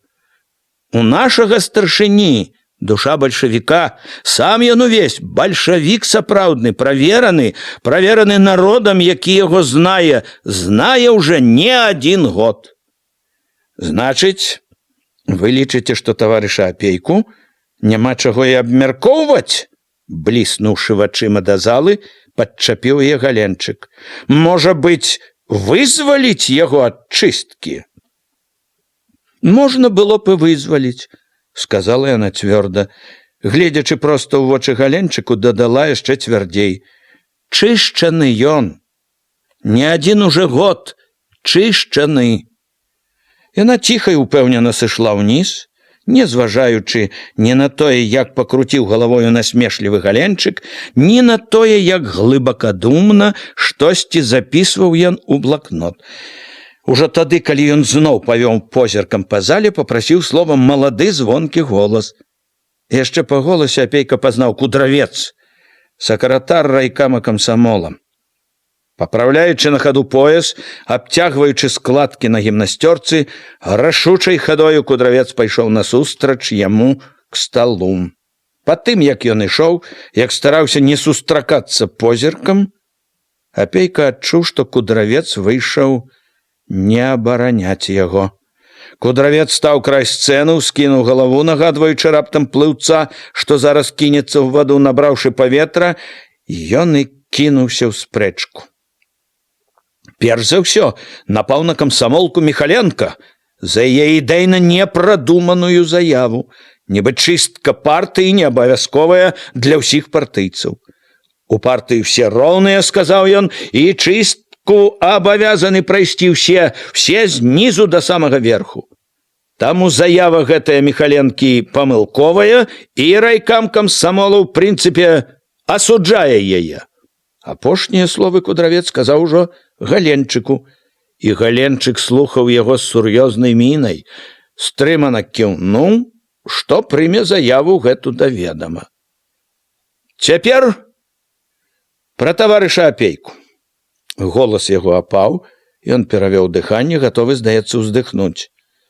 Хоць Кудравец быў наперадзе, Апейку бачылася толькі патыліца ды трохі шчака, ён заўважыў, што той няёмка шукае некага. Вось знайшоў Башлыкова, цяперашняга свайго настаўніка. Апейка востра сачыў, неспакойна, як бы раўніва. Кудравец быў яго вучнем. Няхто іншы, ён, Апейка, заўважыў, прапанаваў вылучыць Кудраўца ў райкам, ён падказаў паслаць яго на вучобу, сам вучыў яго, дзяліўся ўсім, што было ў душы. Вучыў, пакуль не паявіўся іншы настаўнік, цяперашні. Каго ж ты вылучыў і вывучыў? Прайшло раптам цяпер у галаве. Кудравец зноў набраў паветра, як бы нырнуў. Таварыш Апейка ніхто не стане абмаўляць, зрабіў немало, ніхто не собираецца скрываць. Таварыш Апейка чалавек працавіты і старанны. Тут я магу далучыцца да таварыш Міхаленка. Таварыш Апейка стараецца працаваць як на сваёй пасадзе старшыні райвыканкама, так і ў бюро райкама. Ён выконвае даручэнні, якія яму даюць як члену бюро. Усё гэта асцярожлівае, такое нясмелае. Апейку чулася нібы прадмова да іншага галоўнага, якое Апейка чакаў з раптоўнай пільнай цікаўнасцю. Ён не памыліўся, адразу за гэтым тон кудраўцовага голасу пацвярдзеў. Мы не собираемся скрывать тое добрае, што было. Але мы не павінны заплюшчваць вочы на тыя недахопы, якія ёсць. А яны ёсць у таварыша Апейкі. І немалыя. І тут трэба сказаць гэта не тоячыся. Бо чыстка гэта не беседа за сталом са всякімі пачастункамі, дзе сябры хваляць адзін аднаго ды абдымаюцца. На чыстцы трэба чысціць, счышчаць всялякія наросты. І тут мы павінны не тоячыся сказаць, што ў таварыша Апейкі ёсць вялікія недахопы. Перш за ўсё трэба сказаць адкрыта, ў таварыша Апейкі не заўсёды хапае бальшавіцкай прынцыповасці. Таварыш Апейка, трэба прама сказаць, нярэдка траціць класавы крытэрый у рабоце. У чым гэта выражаецца, ухапіўся Галенчык, узняў галаву. Кудравец азірнуўся. Галенчык патрабаваў суровага, смелага адказу. Ён, таварыш Апейка, вельмі добры. Кудравец хацеў схаваць ніякавасць, адвярнуўся к зале, загаварыў знарок голасна. Мы жывём у вялікі, але суровы час. Нас акружаюць і справа і злева ворагі, і нам трэба быць пільнымі і бязлітаснымі. Нам нельга папускацца, быць добрымі, нам трэба быць бязлітаснымі, каб вораг здалёк нас баяўся, адчуваў нашу непахіснасць. Чаму ж ён, таварыш Апейка, добры такі? Зноў перабіў Кудраўца Галенчык, перабіў строга, непрыхільна, з нейкім пагрозным, улавіў Апейка намёкам. Тон быў такі, што Галенчык ведаў прычыну дабраты. Добры! Ён вымавіў моцна, насмешліва. Галенчык пытаўся, каб падказаць прычыну другім. Ён добры, по-мойму, просто ад прыроды, сказаў Кудравец. Ад прыроды, гледзячы, што разумець пад гэтаю прыродаю. Галенчык насмешліва, бліскуча халоднымі вачыма павёў па зале. Прырода розная бывае. Урадзіўся такі. Галенчык вельмі зразумела, наіўнае дзіця пакруціў галавою. Кудравец зноў загаварыў спачатку няёмка. Апейку былі відны чырвоная шчака і чырвонае вуха, потым смялей, галасней, як бы стараючыся вярнуць сабе годнасць. Ужо рэзка напаў на Апейку за тое, што заступіўся за былога афіцэра Гарошку. дабіваўся вярнуць яго ў школу, патрабаваў, каб апейка неадкладна парваў сялякія сувязі з братам, паказаў і тут цвёрдасць і прынцыповасць. Голасна закончыўшы гаварыць, ён знарок бадзёра хацеў сысці, але Галенчык яшчэ затрымаў яго. «Што вы прапануеце наконт таварыша Апенькі?» «Я прапаную!» — голасна і бадзёра сказаў Кудравец, мімаволі павёў позіркам на Башлыкова, як бы шукаў парады. «Я прапаную!» — яшчэ павысіў голас Кудравец, хаваючы кволасць. «Указаць таварышу Апейку, што ён павінен канчаткова парваць са сваімі сваякамі ўсялякія сувязі, а на пасту займаць цвёрдую класавую бальшавіцкую лінію. А як вы лічыце, можна аставіць таварыша Апеньку ў радах членаў КПББ?» Уніяк. Не так здзівіўся, як адзначыў сабе Апейка. Ужо даўно чуў ён, што небяспека тоіцца там, дзе Галенчык. Чакаў адтуль пагрозы. Праз гэта ён менш, як трэба было б, дзівіўся таму, як паводзіў сябе Кудравец. Ён проста нібы адкрываў сабе новае ў характары Кудраўца. Дзіўна, заўважыў на кудраўцовай патыліцы пот. Нялёгка хлопцу. «Я так думаю», — не паказаў кволасці Кудравец.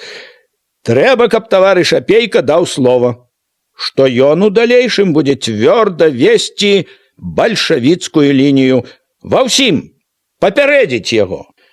Яшчэ Кудравец не дайшоў да лаўкі, як з радоў ускочыў, імкліва рушыў да сцэны Гайліс. Хударлявы, жылаваты, у расшпіленым шынялі ускочыў на сцэну, круто павярнуўся к зале. «Не можна так, таварыш Кудравец!» — зазвіняў высока востры галасок. «Не можна! Ви молоды большевик! Ви кіраўнік райкома комсомола! Ви должны показать пример усей молоді!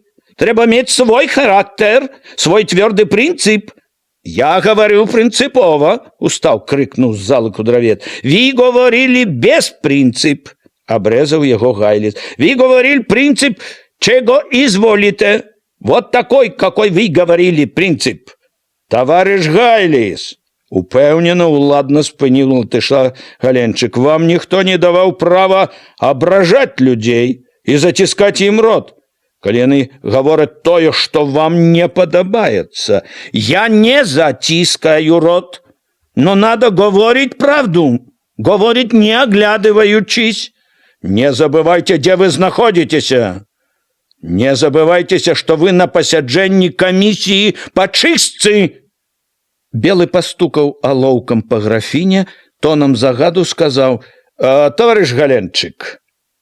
Галенчык зіркнуў недовольна, але змоўк, стаў штосьці записывать у блокнот. «Я не забываю, что тут идет чистка. Тут решается судьба, товарищ Апейка, и надо говорить честно, даже коли это неприятно некоторым на ухо. Надо говорить правда, товарищ Кудравец». «Кажите про товарища Апейку», — попросил спокойно Белый. «Это тоже имеет отношение до товарища Апейко. Товарищ Апейко – соправдный большевик, настоящий. Он все силы отдает, чтоб партийное дело перемагало. Он не боится, як некоторые ездить у самой глухие селы, у болото, у лес, не боится лезти. Он усего себе отдает для працовных людей. И люди любят его. Его не любят только нехорошие люди, которые хотят его запецкать, кивают на брата, но он с брат не имеет ничего братского. Он брат усім працовным людям, а не мироед, с которым родился разом случайно». Захапіўшыся гарачы латыш расказаў, як памагаў Апейка будаваць школу ў Мокуці, ладзіць дарогі, як прыязджаў аж на Луг арганізоўваць калгас у Куранях. Спыніўся раптам коротка, непахісна заявіў зноў, што таварыш Апейка сапраўдны, настоящий большевик. Ужо ступіў са сцэны, калі стаў, павярнуўся да камісіі. «А вам, товарищ Галенчик, не надо подказывать, что говорить. У кожного есть свой голова, свой розум. Ясно?» Не чакаючы, што Галенчык скажа, рашуча пайшоў у залу. Тая зноў ахвотна, ухвальна загаманіла, запляскала. Ніколі за ўсе гады не перабіралі так апейкава жыццё, як у гэты вечар.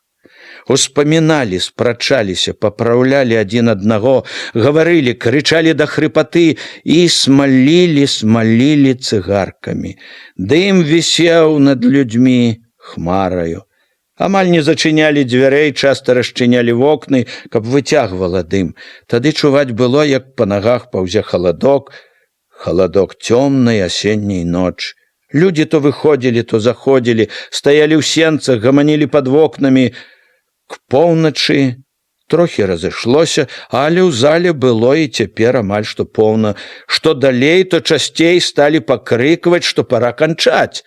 Пра апейку ўсё ясна, але Белы не слухаўся, даў выказацца ўсім. Было ўжо далёка за поўнач, калі старшыня запытаў у членаў камісіі, ці няма ў іх пытанняў. Зала зноў глядзела на Галенчыка. Той, сунуўшы строгія бровы, хвіліну думаў, перш чым выказаць сваё права і ўладу. Ці даўно бачыліся з братам? У якіх адносінах вы з былым настаўнікам і афіцэрам Гарошкам? Якія адносіны ў вас з кулаком Глушаком? Падрыхтаваны ў думках, што ад Галенчыка можна чакаць усяго, апейка адказваў спакойна, з годнасцю. Не абураўся нават тым, што Галенчык на ўсё недаверліва крывіць губы. Апейку як бы падтрымлівалі і разумная ўвага Белага, і спачуванне залы. Галенчык не вельмі насядаў на апейку з пытаннямі. Ён неўзабаве заявіў, што пытанняў больш няма. Але як толькі Белы пацікаўся, ці не хоча хто з членаў камісіі выступіць, Галенчык глыбай падняўся з-за стала. Ён адразу заявіў, што некаторыя з тых, якія выступалі, не паказалі належнай палітычнай спеласці. Больш таго, некаторыя, як таварыш Гайліс, паспрабавалі заціснуць рот тым, хто адважваўся крытыкаваць апеньку. Больш таго, стараліся выставіць апеньку як нейкага святога, якога і падазраваць у грахах не дазволена. Паглядзім, ці такі ён святы, таварыш апенька, як тут стараліся некаторыя даказаць. Паглядзім, узважым усё строгай бальшавіцкай меркай. Галенчык акінуў вачыма залу непахісна, бязлітасна. Узважым бальшавіцкай меркай. Памаўчаў, загаварыў цішэй, мякчэй, паблажліва. Таварыша апеньку тут называлі добрым, справядлівым, чулым.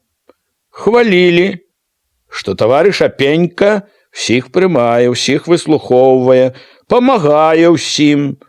Галенчык нібы пахваліў таксама. Памагае правільна. Правільна? Голас яго дзіўна зацяўся. У голасе штосьці таілася, абяцала. Памагае, але давайте паглядзім. Галенчыкаў голас падужэў. Як апенька памагае? І каму памагае? Вот што давайте паглядзім. Адна справа, калі памагаюць працоўнаму чалавеку, бедняку, які шукае парады і падтрымкі ад роднай савецкай улады, які просіць, каб савецкая ўлада абараніла яго ад заклятага яго ворага і ворага савецкай улады, кулака міраеда.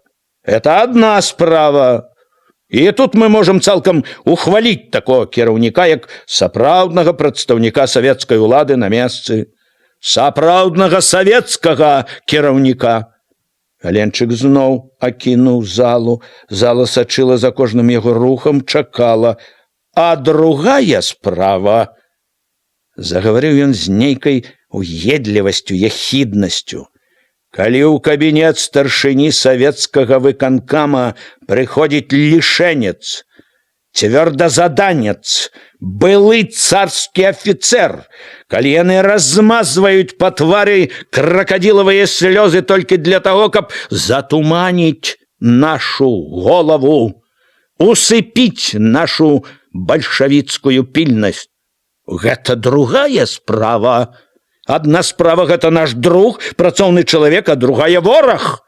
Класава чужды вораг, з якім трэба быць заўсёды напагатове, якому нельга даваць ніякага спуску. Потому як адносіцца чалавек да класавага чуждага ворага, праяўляецца перш за ўсё бальшавіцкая стойкасць і загартоўка. Галенчыкаў голас пацішэў, і зноў пачулася ў ім ехіднасць. І вось тут открываются нашим вачам, просто сказать, дзіўныя рэчы. Партыец з вялікім такім стажам, пастаўлены на адказны пост старшынёй райвыканкама, сплош і радам губляе простую і чоткую класавую лінію. Замест таго, каб цвёрда праводзіць генеральную лінію, ён сам сваёй рукою выцірае ворагу кракадзілавыя слёзы. Апейка чуў, як штосьці важкае, гарачае залівае ўсяго, б'е нецярпліва ў скроні, тлуміць галаву. Унь, куды гне! Хацелася ўскочыць, перабіць усёй зале, сказаць, чаго варты гэтыя паганыя подступы, гэтыя брудныя закіды. Але ён стрымліваў сябе, падбадзёрваў. Няхай гаворыць. Няхай усё выказвае. Ён адкажа яму. У зале амаль не гаманілі. Амаль усе маўчалі, чакалі. У цішыні гэтай вельмі чутна вырвалася. Што ён пляце, людзі! Шчырая, здзіўленая, жаночая. Галенчык не тое, што не збянтэжыўся. Па твары прайшла нават давольная, задзірыстая усмешачка. Ён упэўнена стаяў за сталом член камісіі, таварыш Галенчык. Ён абводзіў залу позіркам, у якім былі і смеласць, і разуменне ўсяго недаступнага многім з тых, якія ў зале. Можа быць, нават усім недаступнага разуменне і цвёрдасць, якая толькі мацнела ад розных выкрыкаў. «Вам трэба факты?» – сказаў ён, як бы радуючыся. Голас зноў дзіўна падужэў. «Калі ласка, все вывады, якія я зрабіў тут, аснованы на фактах. Усе факты правераныя, дакладныя. Я пачну з таго, на што даволі асцярожна намёкам нацэліў таварыш Кудравец. На факт заступніцтва таварышам Апенькам за былога афіцера Горошку. Подумайте, член партыі, старшыня райвыканкама сам добивается, каб аднавілі на работе настаўнікам былога афіцера. Каб даверылі выхоўваць наше маладое савецкае пакаленне, нашу надзею дзяцей, белому афіцеру, заклятаму ворагу савецкай улады.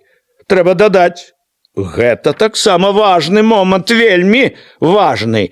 Сваёй цэлі Апенька добіваецца пасля таго, калі партыйная ячэйка райкам камсамола і райана разаблачылі гэтага ворага і вырвалі яго, як шкодную траву з асяроддзя нашых савецкіх дзяцей.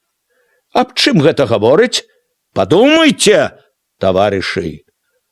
Але гэты факт не адзіночны. Такіх фактаў вельмі многа. Іх можна прывесці дзесяткі, а можа і сотні з дзейнасці Апенькі на пасту старшыні райвыканкама. Не далей як тыдзень таму, ужо тады, як работала камісія, таварыш Апенька ўзяў пад сваю апеку ашуканца цёмных нашых людзей, папа, які прыйшоў да яго ў райвыканкам з казкамі, нібы ён усвядоміў шкоду рэлігіі, якой ён служыў усё жыццё. А цяпер рашыў астрыгціся, захацеў быццам бы пачаць жыць сумленным жыццём. Таварыш Апенька, вопытны работнік, немалады партыец, поверыў на слова гэтаму прайдзісвету, богавому служку, які прыкінуўся толькі для таго, каб замаскіравацца пад нашага савецкага чалавека, каб уладзіць у наш савецкі інстытут свайго папоўскага сынка. Больш таго, Апенька, гэта факт, правераны факт, даў указанне гэтаму папу, каб той вёў агітацыю супроць рэлігіі і ўзяў слова, што той будзе агітаваць. Гэта не выдумка, факт. У той жа самы дзень Апенька ўзяў пад сваю апеку яшчэ аднаго пакрыўджанага савецкай уладай, сынка крыважэрнага кулака з вёскі Курані, Глушака Сцяпана. Гэты кулацкі выкармак устроіў Апеньку спектакль, нібы бацькаў кулацкі хлеб дзярэ яму горла, і ён кінуў бацьку, і ён просіць, каб далі яму месца працаваць у камуне. І Апенька паверыў кулацкаму сынку, паверыў і памог ушыцца у камуну. У зале там-сям шумелі, раз-пораз выляталі крыкі, абураліся галенчыкавай гаворкай. Апейка не дзівіўся, проста адзначаў сабе. Былі такія, што радаваліся. Але большасць, прыкмячаў ён, маўчала. Маўчала і чакала, што будзе яшчэ. Было штосьці і ў саміх прыкладах, і ў тым, як гаварыў Галенчык, нешта такое, што прымушала людзей слухаць, маўчаць, чакаць. Рукі Апейкі дрыжалі, важкае, тлумнае ўсё поўніла галаву, нецярпліва ўздымала з табурэткі. Няхай гаворыць, няхай выкладвае ўсё, як бы загадваў ён сабе. Спакайней, спакайней, слухай. Трымайся з годнасцю, людзі глядзяць на цябе. Няхай бачаць, ты ведаеш. Праўда твая. Трэба слухаць усё, запамінаць, каб не прапусціць потым чаго-небудзь адказваючы. Што гэта такое? Як гэта назваць? Уядаўся ў Апейку галасок. Ёсць людзі, якія называюць гэта дабратою. Галасок быў поўны іроніі. Вы, таварыш Кудравец, называеце гэта дабратою, а бальшавікі, сапраўдныя бальшавікі, называюць гэта інакш. Сапраўдныя бальшавікі называюць гэта патураннем класава чуждаму ворагу, змычкай з класава чуждым ворагам. Па сапраўднаму бальшавіцкаму азначэнню это нешта іншае, як скрыўленне класавай лініі бальшавіцкай партыі. Па бальшавіцкаму азначэнню это нешта іншае, як правы ўхіл. Вот што гэта такое, калі глядзець глыбока і адкрыта. Правы ўхіл, з якім бальшавіцкая партыя пад кіраўніцтвам таварыша Сталіна вяла і будзе весці бязлітасную барацьбу. Галенчык ледзь не сарваў голас, але прымусіў замерці ўсю залу. Ён кіпеў гневам, у ім чулася вялікая сіла. Апейку раптам взяла кволасць. А што, калі і Белы ці Беразоўскі так жа? Калі яны паддадуцца гэтаму? Ён хацеў знайсці слова, як назваць Галенчык, але не знайшоў.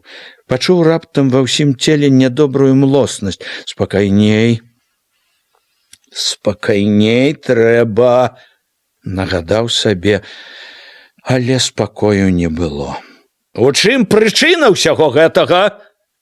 гаварыў трошку цішэй, ужо хрыпавата, але з цвёрдасцю, настойлівасцю Галенчык. Чаму Апенька такі добры? Ці, па нашаму азначэнню, такі няўстойлівы? Прычына тут простая. Шукаць доўга не трэба. Толькі і сляпыя могуць не бачыць яе. Тут не выпадкова, і ў матэрыялах камісіі, і ў некаторых выступленнях касаліся асобы некаторых сваякоў Апенькі, у прыватнасці асобы яго брата Апенькі Савасцея. Падабаецца ці не падабаецца некаторым, мы не можам заплюшчыць вочы на тое, што сам Апенька сам састаіць у родственнай сувязі з класава чуждымі элементамі. Ён звязаны з імі адным ланцугом, таму ён і абараняе іх, сплош і радам служыць ім. Служыць і тайна, і адкрыта. Яблыка падае не толькі блізка ад яблыні, але і блізка ад другога яблыка. Яны ляжаць радам. У гэтым і ўся прычына Апенькавай дабраты. І калі тут у матэрыяле, які паступіў у камісію, пытаюць, ці можа такі чалавек займаць адказны савецкі пост, то я на гэта магу заявіць: не можа. Галенчык адужаў гоман у зале, яшчэ цвярдзей заявіў: не можа. Я лічу, што камісія павінна таксама сур'ёзна ўзважыць усе даныя і зрабіць свае сур'ёзныя вывады пра тое, ці дастойны такі чалавек быць у бальшавіцкай партыі. Партыі, якая павінна быць у абстаноўцы бязлітаснай класавай барацьбы згуртаванай, як адзін чалавек, і непахіснай. Я асабіста лічу, што Апеньку у такі адказны момант astаўляць у партыі не трэба. І заявіў ён праз гоман і крыкі: галасаваць буду супроць. У Апейкі грымела ў скронях. Цяпер, калі трэба была яснасць у думках, ён пачуў, што галава яшчэ налілася тым гарачым, важкім, абвалакло, заняволіла думкі. Толькі грыміць у скронях, ды лезе непаваротлівая, упартая, нястрымная, няўжо можа быць? Астатняе было недзе за думкамі, але ён чуў яго ўсё істотай. Няўжо могуць вычысціць? Всё раптам страціла рэальнасць, даходзіла да яго як штосьці незразумелае, недасяжнае розуму. Спакайней, спакайней трэба, загадаў ён, але спакой не прыходзіў. Праз гарачую завалоку чуў ён гоман у зале, бачыў, як скочыў нехта, здзіўлена голасна кінуў: людзі! Што ж ето ён плёў? Всё ж ето брахня! Брахня ўсё ето! Ад стала белы, мабыць, пачуўся звон алоўка аб графін. Якое ж тут скрыўленне лініі? Поп прыходзіў, кулацкі сын, ахвіцэр, дак к яму ж усе мы прыходзім, усе к яму ідуць. Я 5 разоў была. Чаму ён не ўпамянуў? Дак якое ж тут скрыўленне? Па-мойму, савецкая ўлада такая і павінна быць, як Іван Анісімавіч. Выгнаць з партіі, вы чулі? Дык яму дзякуй трэба сказаць. Сказаць, чтоб у партіі ўсе былі, як ён. Жанчыне запляскалі, хтосьці крыкнуў: правільно, маладзец! І на Апейку найшла неспадзяваная хваля расчуленасці. Некалькі чалавек цягнулі рукі, прасілі слова. Блізка ад сцэны з паднятай рукой стаяў Гайліс, чакаў дазволу, але белы стукаў па графіне, пакуль не прыціхла. Таварышы, камісія абмяркуе таварыша Апейку ўсебакова і аб'ектыўна, спакойна загаварыў ён. Рашэнне наша будзе справедлівае. Я прашу весці сябе дысцыплінавана і вытрымана, каб камісія магла працаваць з поспехам. Слова мае таварыш Беразоўскі, член камісіі. Беразоўскі, як і, седзячы, калі стаў, таксама горбіўся. Важкая галава выдавалася ўперад. У стол упіраліся моцныя кароткія рукі, вочы глядзелі з-пад лба, і збоку здавалася, што яны нядобрыя, злыя. І сам ён здаваўся хмурным, жорсткім. «Я хочу указаць тут на некаторыя моменты», — сказаў ён важка, глуха, «с которыми я не згодны». Антон Алексеевич тут осветлил так, что опейка связан с ворожими элементами и состоит у родстве с ими. И он говорил про брата Савастея и не сказал, что в опейке есть яшчэ брат и 3 сестры, и что яны бедняки, ці маломоцныя серадняки, и не отметил, что бацькі опейки зноў жа самой, что ни на ёсць пролетарской крыві. Гэта ён упусціў.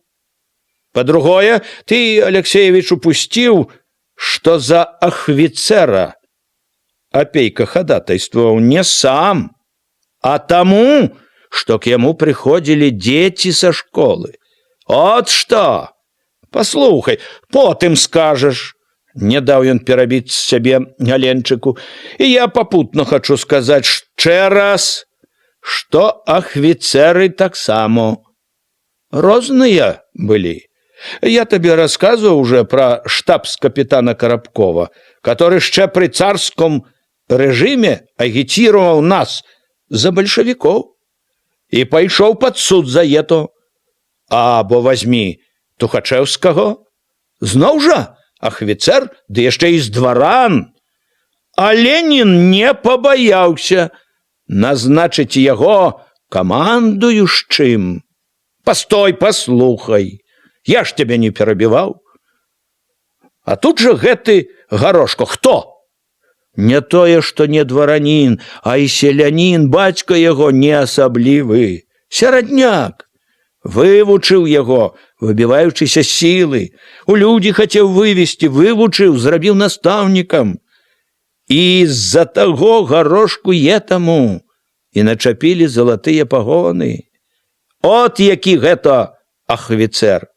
І зноў жа людзі, як ты чуў, гаварылі, супроць савецкай улады нічога не рабіў. За савецкую уладу гаварыў, не пішы, паслухай, ды падумай. Дак які ж гэта, як ты кажаш, закляты вораг? І к таму ж дзеці прасілі апейку за яго. Так што тут твоя крытика пустая. І пра хлопца таго, пра глушака папутно. Тое ж скажу. Калі ён хоча жыць по савецкаму закону, няхай жыве. І правильно, што апейка памог яму. Няхай жыве. Што ж яго, як тое кацяня? Яно на бераг задыханы ўжо лезе, а мы яго зноў у раку тапіся. Тут зноў твоё упушчэнне, і папутна зноў адкажу пра самога апейку. Ты няправільно стараешся завесці яго ў тупік. Няправільно. Ён, канешне, чалавек не святы, это правильно. Жывучы на зямлі, всяго набярэшся. Як той куст пры путях і пылу, і шлаку. Але ён апейко хороший чалавек, бальшавік. Не перабівай, слухай. Аб этом гавораць усе факты. Усе надзейныя людзі пацвердзілі гэта, з якімі мы гаварылі. А ты ухапіўся за матэрыял, который падкінуў, можа, які-небудзь прахадзімец. Ці можа быць такі чалавек на савецкім пасту, а? Яшчэ падпяваеш яму, не можа.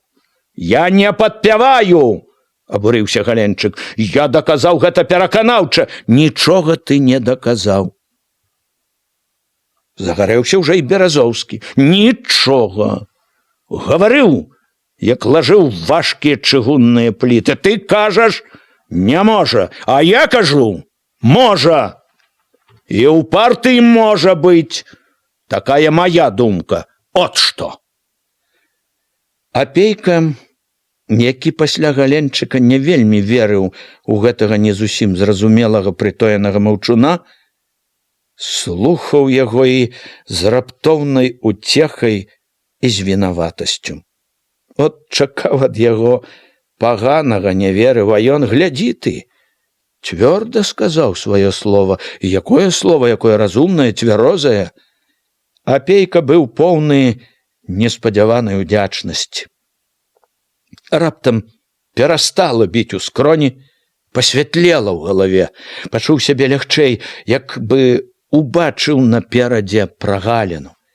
Спакайней, з даверам слухаў Белага, які, відаць, хацеў ужо канчаць абмеркаванне.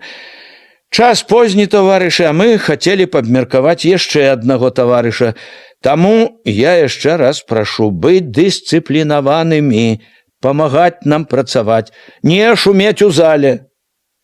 Ён памаўчаў, і апейка зразумеў. Зараз пачне гаварыць пра яго. Белы загаварыў так жа роўна, спакойна, але разважліва. Чыстка. Што такое чыстка? Чыстка, здаецца, вельмі простая. Чысціць. Бяры мятлу, лепей густую ды пацвярдзей, і мяці, чысці, шаруй, пакуль не стане чыста. Чым мятла цвярдзей, чым шаруеш цвярдзей, тым лепей. Проста. Памаўчаў, зноў заявіў. Проста і няпроста. Проста, калі падлога, і няпроста, калі людзі. Няма такой мятлы, якая чысціла проста людзей. Няма і не будзе. От тут чым закавыка, тут штука тонкая. Тут не размахнешся. Тут 10 разоў трэба прыгледзецца, вывучыць усё, каб рашыць справядліва па-бальшавіцкаму. Яно ж і гаспадыня добрая метучы не асабліва размахваецца мятлой. Глядзіць, як бы са смеццем не вымесці і лыжкі ці лапця. А як жа камісія павінна глядзець, каб не аставіць у партыі смецця? І каб, Белы загаварыў з націскам, каб не вымесці таго, што вымятаць не трэба, што патрэбна ў гаспадарцы, што трэба партыі бальшавікоў, от што такое, калі падумаць, чыстка. Вымесці смецце і аставіць усё добрае.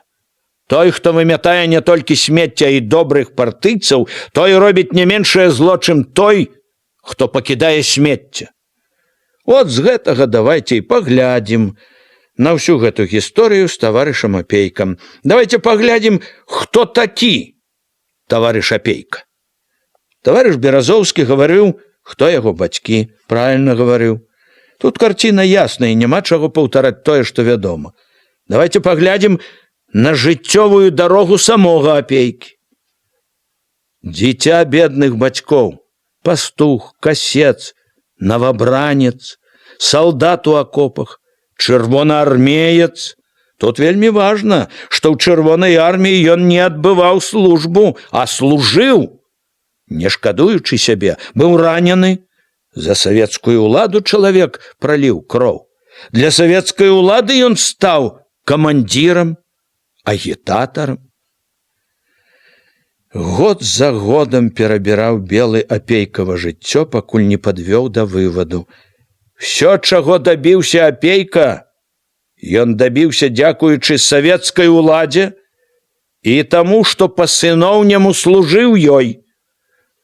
Само Апейкава жыццё, якое нядаўна пад недаверлівым, зняважлівым позіркам Галенчыка выглядала нікчэмным, бруднаватым, цяпер разгортвалася, як няхай невыдатнае, асабліва адкрытае людскім вачам, віднае ад краю да краю поля.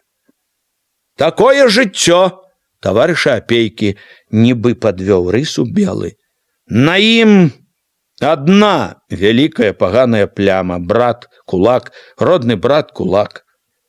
Кулак і па свайму становішчу, як мы ведаем, па свайму духу. Скажу проста, такое сваяцтва насцярожвае і прымушае нас больш уважліва прыглядацца да таварыша Апейкі. І я тут разумею недаверлівасць таварыша Галенчыка. Раптам прыкра адгукнулася в Апейку, насцярожыла. Я і сам з асаблівай увагай вывучыў гэтую частку апейкавай біяграфіі. Гэта вельмі важна для высвятлення асобы таварыша Апейкі. Трывожыў Апейку Белы. Па тым, якія адносіны ў Апейкі з братам, мы можам меркаваць, хто такі сам Апейка. Таварыш Галенчык сказаў, што з адной яблыні яблыка ад яблыка падае недалёка. Сказаў нават, што ляжаць радам. Это правильно, что да яблык. Але люди не яблыки. Люди могут быть и радом, и могут быть по розныя бакі баррикад. Таму мы уважліва праверылі, блізка ці далёка адзін ад аднаго браты Апейкі. Праверылі, еў ці не еў Апейка, як тут пісалі кулацкае сала. Я магу упэўнена сказаць цяпер не еў. Браты, можна сказаць, ідуць зусім рознымі дарогамі. Але разам з тым камісія ўказвае таварышу Апейку, што ён вінаваты, што не спыніў своечасова брата, што даў яму вырасці ў такога вырадка ў кулака. Гэта віна ёсць на таварышу Апейку, і мы указваем яму. Виноваты. Век буду виноваты, подумал Апейка, век буду чапляць. Узяло расчараванне. Разумны чалавек гаворыць такое, але Белы не цікавіўся яго пачуццямі. Белы спакойна, незласліва і бязлітасна вёў сваю гаворку, мераўся сваёй меркай. Вось пачаў ужо новае. А цяпер паглядзім, як праявіў сябе таварыш Апейка на работе. Работа самая дакладная праверка бальшавіка. Апейка не прапусціў слова да тых апошніх, якія сказаў Белы. І калі найлепш пра чалавека меркаваць па работе, па справах, то таварыш Апейка наш савецкі работнік, бальшавік, со сваімі заслугамі перад партыяй. Такія людзі патрэбны партыі. Калі Апейку далі словам, ён раптам пачуў, што не ведае, з чаго пачаць. У душы было яшчэ поўна трывогі, жыла надзея, адчуванне, што ўсё кончыцца добра. Адзін будзе супроць, але магло б быць і горш. Ён бачыў перад сабою твары, яснейшыя ў кругах святла, цьмяныя далей твары, вочы, што чакалі. Што ж казаць? Можна гаварыць многа, але на што? Беразоўскі і Белы сказалі, трэба падумаць, разабрацца ва ўсім, але гэта потым, як цяжка гаварыць, калі столькі адразу асела ў галаве, столькі перажыта. Трэба коротка. Самае галоўнае. Жыццё штука складаная. Ён здзівіўся, які ў яго хрыплы голас. Загаварыў галасней. Не заўсёды зразу можна знайсці правільнае рашэнне. Я, канешне, не раз памыляўся, але я ніколі, голас Апейкі пацвярдзеў, не патураў ворагу і тым больш не змыкаўся з ім, як тут стараўся пераканаць таварыш Галенчык. Такім жа бездоказным лічу я і абвінавачванне мяне ў правым ухіле, якое таксама ж блізка да ісціны, як і іншыя. Калі я памагаў каму-небудзь з тых, у кім сумняваецца таварыш Галенчык, то таму, што лічыў, што гэтыя людзі могуць быць карысныя нам. І лічыў подлым таптаць людзей, якія хочуць жыць па-новаму. нават калі гэтая дарога была для іх няпростая. Я ведаў, што знойдуцца дзеячы, якія прычэпяць адзін з тых ярлыкоў, якія тут начапілі, але лічу трусасцю рабіць наперакор свайму партыйнаму сумленню. Я і далей буду рабіць так, як падказвае мне партыйнае сумленне, не азіраючыся на выкрыкі тых, у каго кульгаюць ці разважнасці, можа быць, сумлення. Вы каго маеце на ўвазе? Загарэўся Галенчык. Я сказаў усё, зірнуў Апейка на Белага. Будзем галасаваць. Белы ўстаў, як бы даючы зразумець важнасць хвіліны, памаўчаў. Хто за тое, каб таварыша Апейку Івана Анісімавіча аставіць у партыі? Ён сам першы ж падняў руку. За ім падняў руку Беразоўскі. Двое. Хто супроць? Адзін. Такім чынам, большасць за. Ледзь Белы аб'явіў рашэнне камісіі, не чакаючы, калі сціхнуць воплескі, Галенчык папрасіў слова. Я лічу гэтае рашэнне няправільным. Лічу, што камісія ў даным выпадку праявіла палітычную блізарукасць і апартунізм. Я пераканаўся ў гэтым яшчэ раз, слухаючы выступленне Апенькі, у якім ён не толькі не прызнаў сур'ёзных палітычных памылак, а і заявіў, што будзе так жа дзейнічаць і далей, і ў якім ён назваў усіх, хто ідзе прама, трусамі і дурнямі. І я далажу пра гэта вышэйстаячым інстанцыям для адпаведнага вываду. Ён зноў абвёў залу, перш чым сесці. Ён быў упэўнены, што не ўсё кончылася. Поўны хвалявання, думак, Апейка нібы праз завалоку бачыў, як чысцілі трэцяга, Харчава.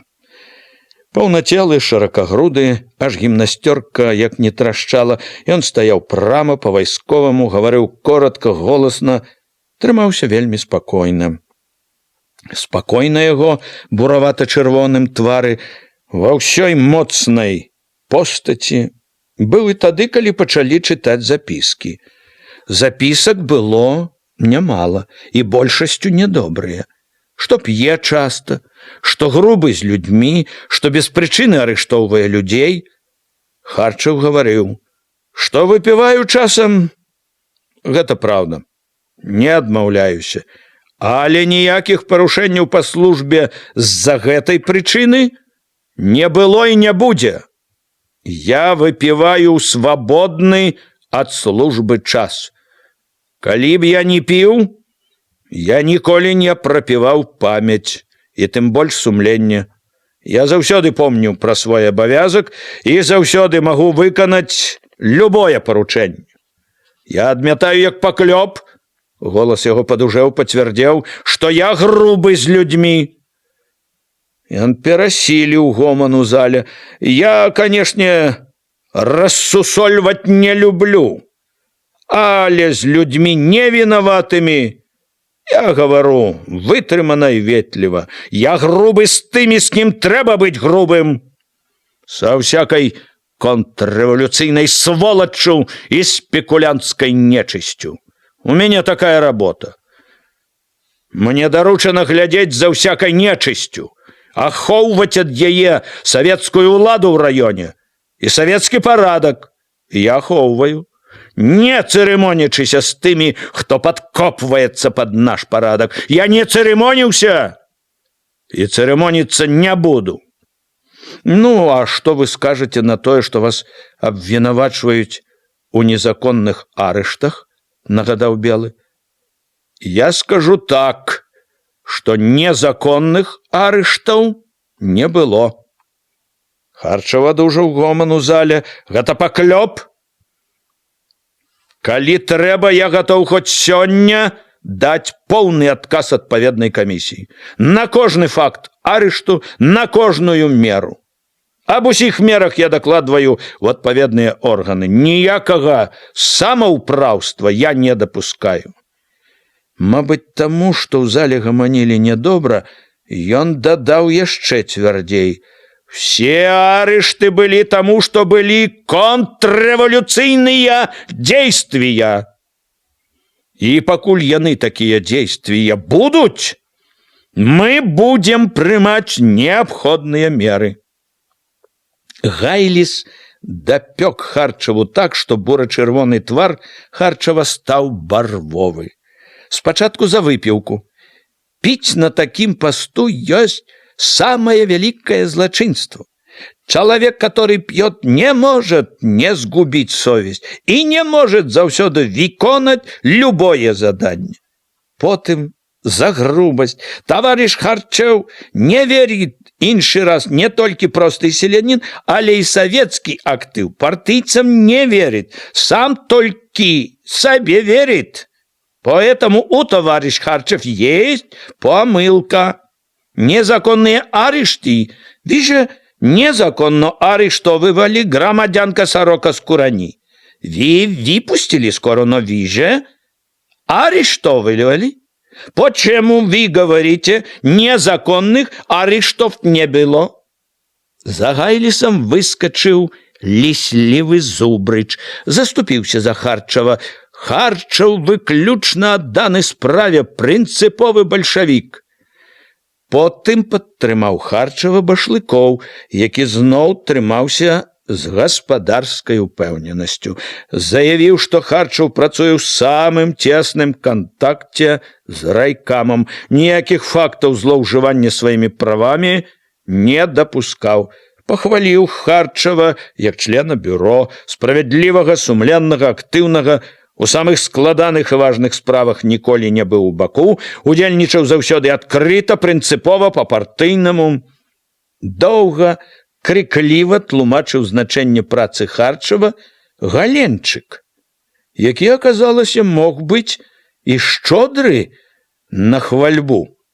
Горача маляваў ён тым, якія сядзелі ў зале воблік адданага, строгага, але справядлівага бальшавіка, якому выпала на долю такая цяжкая і слаўная праца. Апейка бачыў, як Харчев па-свойму праўдзівы, непрыхільны да напышлівых слоў, неёмка крывіўся ды адварочваўся ад Галенчыка. Выйшлі на вуліцу пад раніцу. Неба шарэла. Было вельмі холадна, гразь узялася храпаю. Апейка разы 3 спатыкаўся.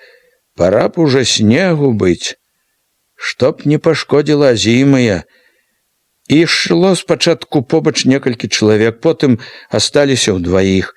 Харчев, які таксама маўчаў, раптам плюнуў. Ну і гніда ж гэты крыкун. Ці ганіць, ці хваліць, бляваць хочацца.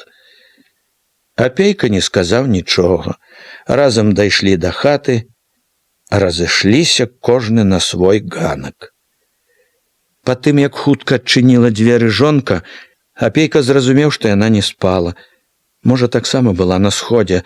Была? Стомлена зірнуў ён на яе, павячэраўшы. Была. Всё, як трэба было чакаць, здагадалася яна. Калі лёг, пачуў, як стаміўся. Пачуў, якую небяспеку перажыў. А што, калі б не Белы, не Беразоўскі? Хто-небудзь яшчэ пад Галенчыка? Ці без характару? Да і так, ці ўсё яшчэ кончылася?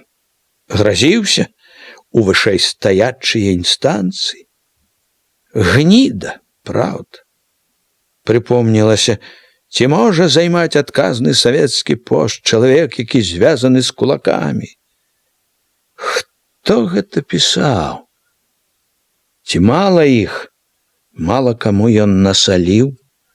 І вось жа таксама ўзяў удзел у чыстцы. А Гайліс, упарты латыш. Разам дужасцю адагнаў думкі. Што б ні было і што не будзе, Трэба працаваць, працаваць, працаваць. Час пакажа, чыя праўда. Праўда скажа сваё. Раздзел 5. Збоку паглядзець. Звычайнае жыццё ішло ў хаце. Яшчэ далёка да золаку саскоўзвала з ложка матка, пачынала корпацца пры печы. У водсвеце чырвонага полымя з печы мыла картоплю, ссыпала ў чыгун, налівала вады, лупіла картоплю на дранікі, спраўна, мерна чыркала па тарцы. Дзед таксама не спаў. Доўга душачыся, кашляў на печы, спусціўшы ногі, курыў люльку, думаў нейкую вечную сваю думку. Пакурыўшы, даставаў падсохлыя цвёрдыя лапці, цёплыя анучы, з крэктам абуваўся. Стукалі дзверы, і дзед надоўга прападаў на двары. Васілю можна было паляжаць трохі, калі дзед уставаў. Але Васіль не залежваўся. Не так клопат, як звычка і сумлення уздымалі. Таксама абуваўся і выходзіў сцюдзёную ранішнюю цемраць глядзець гаспадарку. Рыпеў журавель, плёскалася ядраная вада ў вядры, хроп цяплом конь, радуючыся сустрэчы. Пачынаў нязменна з каня, потым ужо ішоў загарадкі да каровы, да авечак, паіў, падкідваў сена, саломы. Часта вядро свежай вады прыносіў у хату, зачэрпаў першы карцом, плюхаў на рукі, апалоскваў твар. Рана, яшчэ поцемку, будзіла матка Валодзю.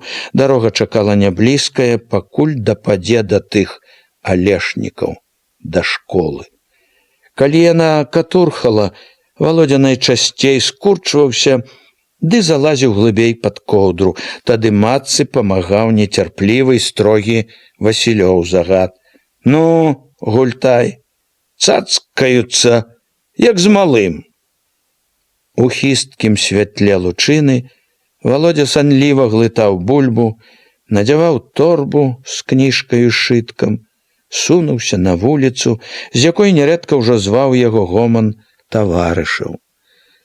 Не забыў хоць чаго, глядзі, вечна ішла ўслед матка. Пазней за ўсіх, калі не будзіла дзіця, уставала Маня. Седзячы на ложку, доўга сапла, пазяхала ў голас, чухалася, ніяк не магла прачнуцца. Матка ледь не кожны раз пры гэтым пачынала яшчэ больш завіхацца. Лагодным голасам раіла паляжаць яшчэ, няма чаго ўставаць ні свет, ні зара, адна тут управіцца. Зноў жа малое не давала паспаць па-людску. Маня сапла, крывілася недовольна і часта лажылася зноў. Здаралася, што Васілій не бачыў, калі яна ўставала. Удзень Васіль найбольш быў у гумне, малаціў. Зняўшы з шула цэп, размахваўся, біў і біў па разасланым жыце, па ячменю, пад якімі чулася цвёрдасць тока. Зграбаў салому, падмятаў зерня, зноў зносіў, рассцілаў снапы, мерна звыкла цупаў бичом. Часам прыходзіў дзед, памагаў веяць збожжа, заходзіла матка, ці звала абедаць, ці прыносіла чаго-небудзь пад'есці, памагала адграбаць салому. Вярнуўшыся са школы, зазіраў Валодзя. Калі аднойчы Васіль, спатнелы, змораны, варушачы плячыма, выйшаў з гумна, малы ўзяў важкі доўгі цэп, натужваючыся, размахнуўся. Біч мала не зачапіў галавы, а калі Валодзя выцяў па снапах, балюча рванула рукі, але Валодзя не адступіўся. Сапучы падняў цэп другі раз, трэці. Васіль хутка вярнуўся, хмурна папракнуў: «Вырас пад жаніха, а цэпам выцяць не можаш». «От зараз, глядзі!» – загарэўся Валодзя. Ён, чырвоны ад натугі, ударыў бичом што сілы. Канешне, як сам Васіль, Але Васіль быццам і не заўважыў, строга загадаў аддаць цэп. Стаў моўчкі малаціць, як бы Володі тут і не было. Дзяд Ліха і дзед Дзяніс найбольш гаспадарылі на двары ў хляве, паілі жывёлу, кармілі, падкідвалі падсцілку, у хаце дзед то лез на печ, то рэзаў на лаўцы тытунь. Маці паліла ў печы, Маня гушкала дзіця, памагала свякруся. Тая, акрамя ўсяго, пільна сачыла за меншым, прымушала садзіцца за стол, чытаць і пісаць урокі, што зададзены на дом. Всё нібы ішло, як заўсёды. Але пад усім гэтым заўсёдным няўціхна жыло, не знікала ні ўдзень, ні ўночы іншае, якое хоць яго і стараліся не паказваць, не заўважаць, было прытым самым чутным, самым вярэдлівым кожнаму. Тая нягода, якая неспадзеўкі для ўсіх, акрамя Васіля, укацілася ў хату, калі бугай на ўсё сяло раскрычаў пра тайныя Васілёвы ды Ганніны спатканні, не забывалася, не ціхла ніколі. Яна была, чулася, турбавала ўвесь час. Нікому не было вядома, чым яна гразілася. Все адчувалі гэта, і ўсе жылі ўжо не так, як жылі яшчэ нядаўна. І раней невялікі весялун, Васіль цяпер ледня цэлымі днямі хмурна маўчаў. Сам ён амаль не пачынаў гаворкі і адказваў неахвотна, рэзка, коротка. Асабліва маўклівы, нелагодны быў ён з Маняю. Здаралася, што за суткі не перамаўляўся ні словам. Ён не таіў, што не хоча сустракацца з ёю. Стараўся да ночы не заходзіць у хату, калі даводзілася сысціся за сталом, аберагаючыся яе позіркаў, хутчэй сёрбаў боршч і глытаў гарачыя камы, хутчэй вырываўся на волю. Удзень і яна гаварыла мала, толькі слязілася часам ды смаркалася. Яна нібы чакала ночы. Цяпер у цемры пад адной коўдрай яна ўжо не хліпала моўчкі, як першыя ночы. З кожным разам да слёз дадавала ўсё больш папрокаў. Васіль, як бы адгароджваючыся, лажыўся спіною да яе. За спіною чуў, нудна, назольна гугніла: «Пайшла, дурная, з-за такого. Казалі, не ідзі, ні кала, ні двара. Чаго ты пойдзеш? Пайшла, не паслухалася, дурная, пашкадавала, думала, бедны ды няшчасны, любіць болей будзе. А бяду а горы ім прынясу сёе-тое. Скрыню поўную, карову, хату бацьку паможа. Дак от, аддзячыў. Аддзячыў за маё добрае, аддзячыў, загубіў жизнью маю маладую, а сарамаціў на ўвесь свет, на вуліцу паказацца не можна». Яна доўга хліпала, смаркалася, потым зноў вяла, цягуча паныла нейкім сырым голасам: «Казалі, не ідзі за яго, ні кала, ні двара. Чарнушкава так голая, і то адвярнулася. А ў цябе добра столькі казалі. Любы возьме». Не паслухалася, дурная, сама ў пельку полезла. Зноў за Васілёвай спіною хліпала, смаркалася, сапла важка. Хведар Залешнікаў наказував бацьку: «Аддай за ўсея». Не захацела, кручаная, лепшага трэба было. Ад шчасця свайго сама адказалася, сама пайшла б за ўсея, жыла б прыпяваючы на ўсе алешнікі гаспадарыня, тое што. Так жа не паслухалася. Кульгавы, крывы, а ўсей не даўпадобы. Сама сабе загубіла жизнью, знайшла шчасце. На вуліцу хоць не вытырыкайся. Зноў слязліва сцепалася, смаркалася. дабра столькі бацькавага перабраў, а залаціўся бацькавым дабром, карову, землю такую забраў, хату паставіў, усё мало. Всё забыў, толькі пазвала Етта. Яна памаўчала, шукаючы вартага слова, але не знайшла. Я тут кручуся ўвесь дзень, корпаюся ў гэтым гнаі, свету не бачачы. А ён... У голасе яе штосьці забулькала крыўднае злое. А ён па разорах качаецца з Етаю. Ёй захацелася свежаго. Яна крутнула хвастом, так ён і пабег да яе.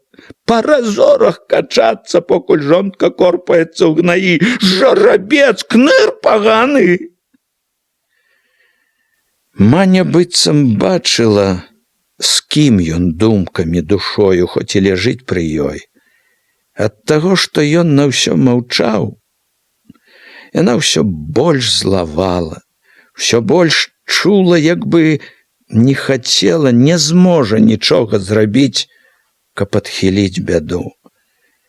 Не раз і не два штоночы згадвала яна Ганну з такой ненавісцю, што не магла вымавіць яе імя, не знаходзіла, здавалася, вартых слоў. Тое, што яна ўсё больш разумела, што змяніць нічога не здолее, што бяссільная, яшчэ распальвала яе нянавісць. Знайшоў каго? Эту сучку, якая яшчэ ў дзеўках лезла пад усякаго, якой толькі адно на ўме, толькі адно, чтоб склешчыцца. Абы з кім? Абы жарабец, абы кныр, абы склешчыцца. Ету, якая век па завуголлях бегае, суку завугольную, якая ля кожнага вугла, ля кожнага плота, абы з кім, абы кныр. Маўчы ты! Не вытрываў Васіль. Ён сказаў з такім гневам, што яна ад неспадзеўкі анямела, а звалася са злой радасцю. А, не даўпадобы. Шкада стало. Васіль павярнуўся да яе так раз'ятрана, што яна замерла.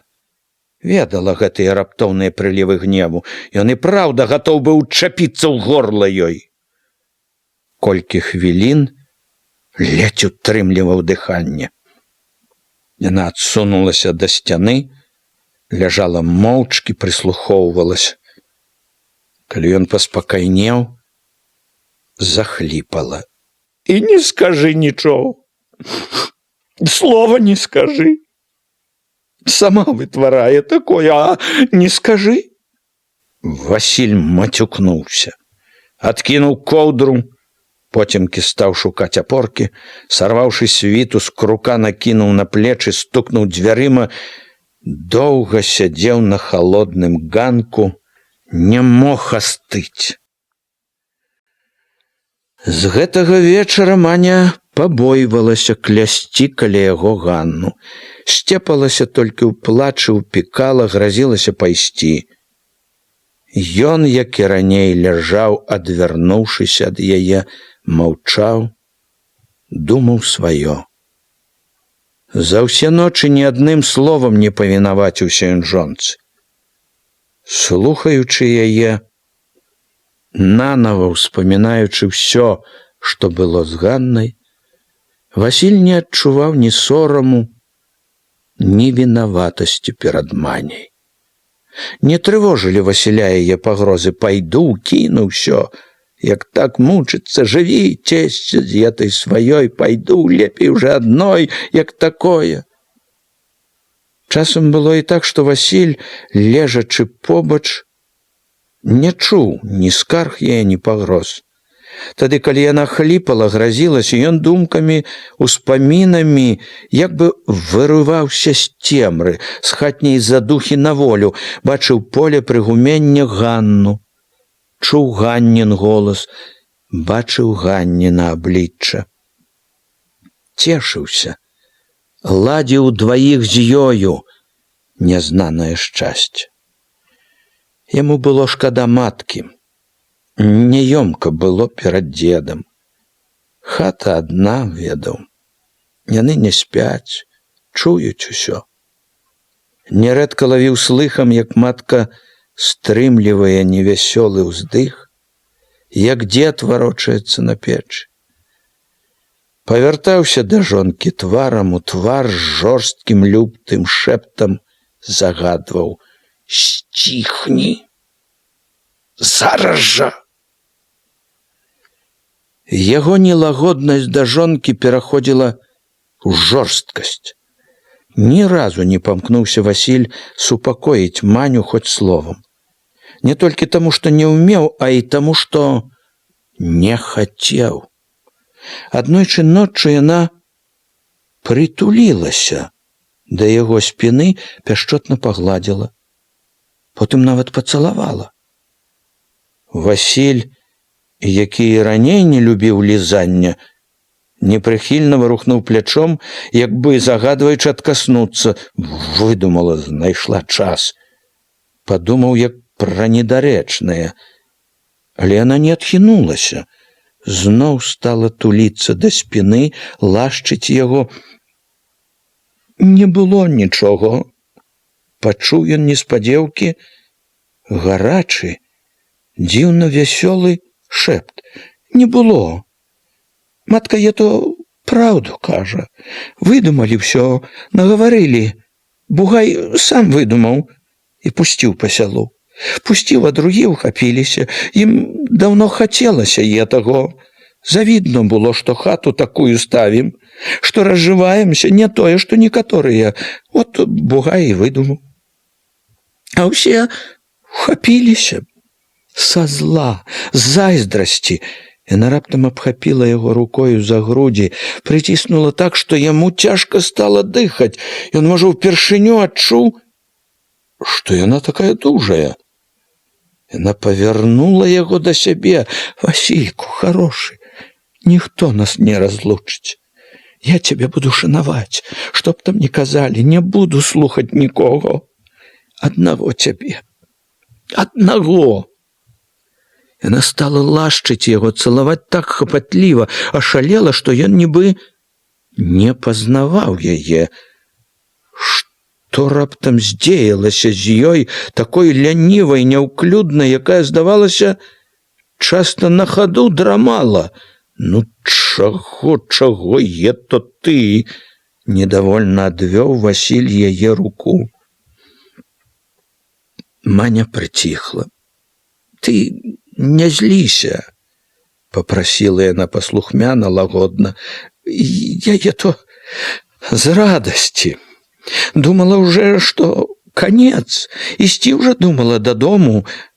Акурат заплакала малое. Яна ўстала, забрала яго, лежачы стала карміць. «Се як п'яўка», — прамовіла давольна.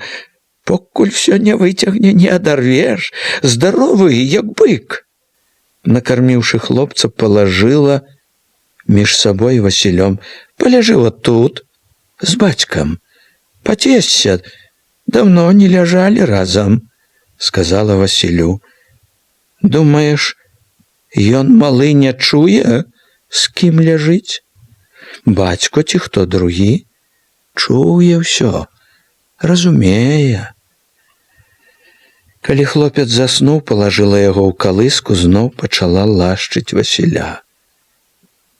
Васіль не адводзіў яе рукі, не гаварыў ёй нядобрага, але на пяшчоты, як і раней, не адгукаўся. Яна хутка перастала песціць яго і ляжала ўжо моўчкі. Таксама думала пра нешта. Што можа зрабіць адзін дотык ціхага, цёплага цельца дзіцяці? Васіль чуў, як у хмурную непрыхільнасць яго увайшлі, зашчымелі жаласць да малога і вінаватасць. Паявілася ў душы штосьці чулае, кволае. З-за гэтага прыслухоўваўся ўжо да Мані. Прыйшло ў галаву раптам, пра што яна думае. Яна доўга маўчала. «Не было нічого», Праўда? Прамовіла яна ціха і ўжо з сумненнем, як бы разгублена. Не было. Матка праўду казала? Не было. Праўда? І ён ведаў, што яна рада была б і хлусні яго, але маўчаў. Яна чакала, спадзявалася, а ён маўчаў, быццам гаварыў: што было, тое было, чаго тут хаваць. Яна сама адсунулася, уткнула галаву ў падушку. Васіль улавіў, як матка на палацях пры печы важка ўздыхнула. У тым прытоеным, няпэўным жыцці, якое хавалася пад звыклай, зманлівай абыдзённасцю клопатаў, што ўздымалі яшчэ поцемкі ўсіх у хаце, найбольш няпэўнасці, нязлагаднасці было у Васіля. Ішлі дзень за днём, а Васіль усё не мог дайсці да якой-небудзь цвёрдасці. Усё нібы круціўся на раздарожжы. Былі, праўда, і цяпер хвіліны, калі сэрца поўніла адвага, калі чулася незвычайная узнёслая лёгкасць. Усё важкае, блытанае рвалася. Былі толькі дзівосныя лёгкасць і шчасце. Ён нібы зноў быў з Ганнай, і Ганна была яго, і нікога не было між іх, і нікога навокал. Былі, бачылася ўжо чалавекам і жонкай. Не збягаліся потай, крадком, а жылі разам. В адной хаце, ішлі разам у поле, разам дбалі пра гаспадарку. Васіль проста ў вачавіткі бачыў, як яна нясе зелля парасятам, як доіць карову, у поцемку душных начэй мроілася, як яна падыходзіць да ложка, кладзецца побач, як ляжыць, дакранаючыся да яго грудзямі, як ён пальцамі абцінае гарачую кругласць яе пляча, як рука бяжыць за спіну ёй, як ён туліць яе. Ён чуў, што у яго ад адных думак усё всярэдзіне гарэла пякучым, нецярплівым полымем. Тады помсліва зларадна ўспамінаў: праўду казала. Якое е то жыццё, калі не любячы мучыся? Нашто і жыць так? Хто мяне прывязаў, канешне, хадзіць век прыед, не любячы. Жаніўся, дак можна і разжаніцца. Не тыя, не старыя часы, цяпер не тое, што ў старыя часы. Але вось жа бяда. І лёгкасць, і яснасць неўзабаве кудысьці прападалі. І прападала рашучасць. З галавы як бы выходзіў, выветрываўся хмель. Лес халодны, нядобры роздум. Всё зноў пачынала бачыцца хісткім, блытаным, цьмяным, куды не падайся, гушчар і гушчар чапляецца за ногі, за рукі, коля твар. Хто прывязаў, канешне, а хіба не прывязаны? Прывязаны, ды яшчэ не адной вяроўкай. І прывязаны, і звязаны па руках і нагах.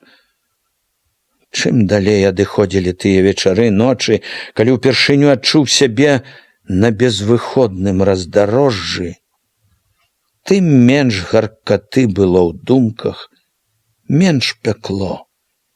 Нібы прыцярпеўся к бядзе.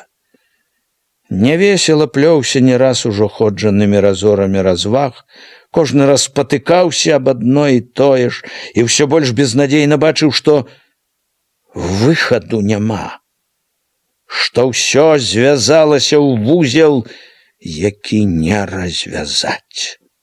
Толькі рэзаць, рэзаць па сваім сэрцы. Днём амаль не было гарачкавых відовішчаў, і думкі былі больш важкія, павольныя, і ўсё навокал малявалася яшчэ горш блытаным, неразвязным. Всё, куды б не павёў вачыма, нагадвала пра тое, што жыве на зямлі, сярод людзей.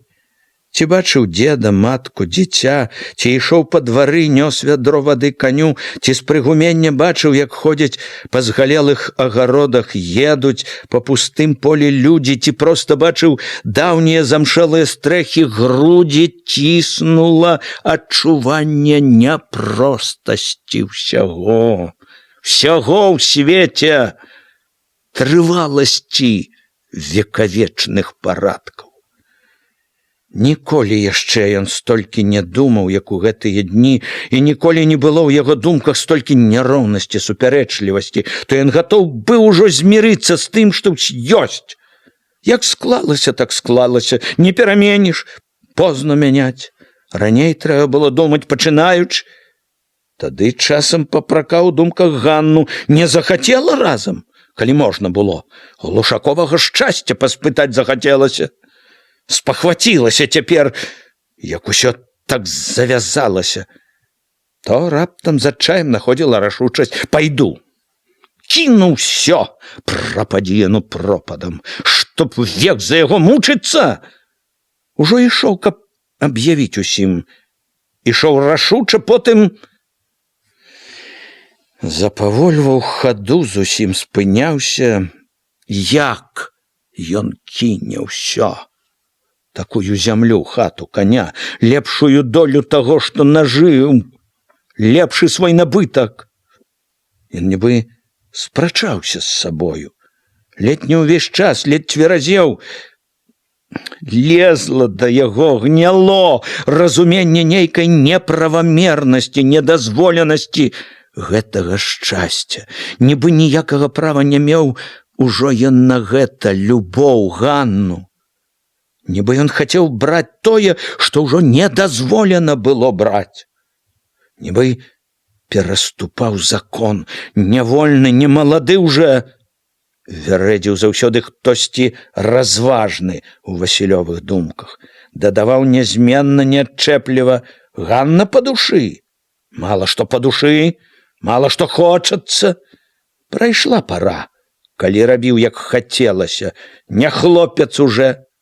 Чалавек сталы, гаспадар, так і рабі, як сталы, як гаспадар. Прызвычайны ўвесь век цярпець, перакананы, што жыццё цярпення, ён і тут адчуваў. Трэба цярпець. Лёс бы наканаваў. Тое, што некалі вяло Ганну к Яўхіму, цяпер не пускала да яе Васіля. І вось жа бы знарок, Ганна ўзлаваная даўно не пільнавалася гэтага закону абавязку, а Васіля ён трымаў, звязваў яго і ўчынкі і думкі. Глядзі гаспадарку, гаруй, цярпі, любіць, не любі, не хлопец, толькі ж чаму так цяжка было адагнаць недазволенае гэтае? Як жа я без яе, як яна? Всё вярэдзіла яго. Сярод гэтай зменлівасці адна думка шчымела заўсёды: малое. У тыя дні яно часта аж заходзілася з крыку. Нечага балеў жывоцік, ашалелая ад дзіцячага плачу, ад страху, роспачы, Маня раптам закалацілася: крычы, крычы, чтоб табе немач, як ты слухаць не хочаш нічога, крычы, крычы, покуль бацько твой цешыцца са ўсякімі. Крычы! Мо і ён пачуе, што табе баліць, мо пабачыць, што не ўсім так соладка, як яму. Крычы, крычы, чтоб ты выпруцілася, як ты не ў час выйшла на маю бяду. Васіль ледь не кінуўся на яе, хацеў адабраць дзіця, але яна ўчапілася ў малое, залемантавала яшчэ горш: не чапай! Иди к этой! Иди! Не дам! Васіль таксама ашалелы, ужо не мог адступіць. Невядома, чым скончылася б, каб не ўбегла маці, ухапіла Васіля за локаць, замалілася: Васільку, сынку, саступі! Ён не адразу і неахвотна адышоў. Стаў шукаць нешта ў прыпечку. Сам не ведаў, што. Краем увагі адзначыў, што Маня стала гушкаць дзіця. Калі малое прыціхла, загаварыла спакойней. Не плач, не пачуе ён. Яму абы самому цешыцца. Напрарочыла малому, стараючыся ўкалоць Васіля. Наплачашся яшчэ, накрычыся. Такога бацька маючы, сіратою ходзячы, пры жывым бацьку, покуль ён будзе цешыцца. Матка перахапіла Васілёў позірк, дала знак вачыма: не чапляйся, саступі. Ён выбег на двор, доўга тупаў, хлявеў па веці, не мог супакоіцца. Васіль ніколі раней не думаў, што можа быць да некага такая жаласнасць. Ён і раней не вельмі песціў сынка, цяпер і зусім не падыходзіў, як бы не было яму нейкага неадменнага права. А ў душы заўсёды, асабліва пасля той сутычкі, чуў незвычайную чулую жаласнасць да малога. З ёй амаль кожны раз ажывала нешта сарамлівае, вінаватае. Асабліва, калі выпадала сустрэцца з круглымі цікаўнымі вачыма, калі малы паказваў усмешкаю першыя зубкі. Як і ўсё кволае, пяшчотнае, Васіль хаваў сваю жаласнасць. Але Маня добра разумела, чым яму можна мацней дадзець. Аб'яўляючы, што пойдзе да бацькоў, ніколі не забывала сказаць, што возьме сына, не дасць на згубу гэтай душагубцы. Хліпала ўсё над малым, вярэдзіла Васіля: сірата пры жывым бацьку. Такі ж зменлівы, як у думках, быў Васіль у гаспадарчым клопаце. Хвіліны весялосці, жвавасці ўсё часцей змяняліся хмурнай марудлівасцю, нават абыякавасцю. Ён часта зранку хадзіў стомлены, з важкай галавою, з нязвыклай млявасцю ў нагах, руках.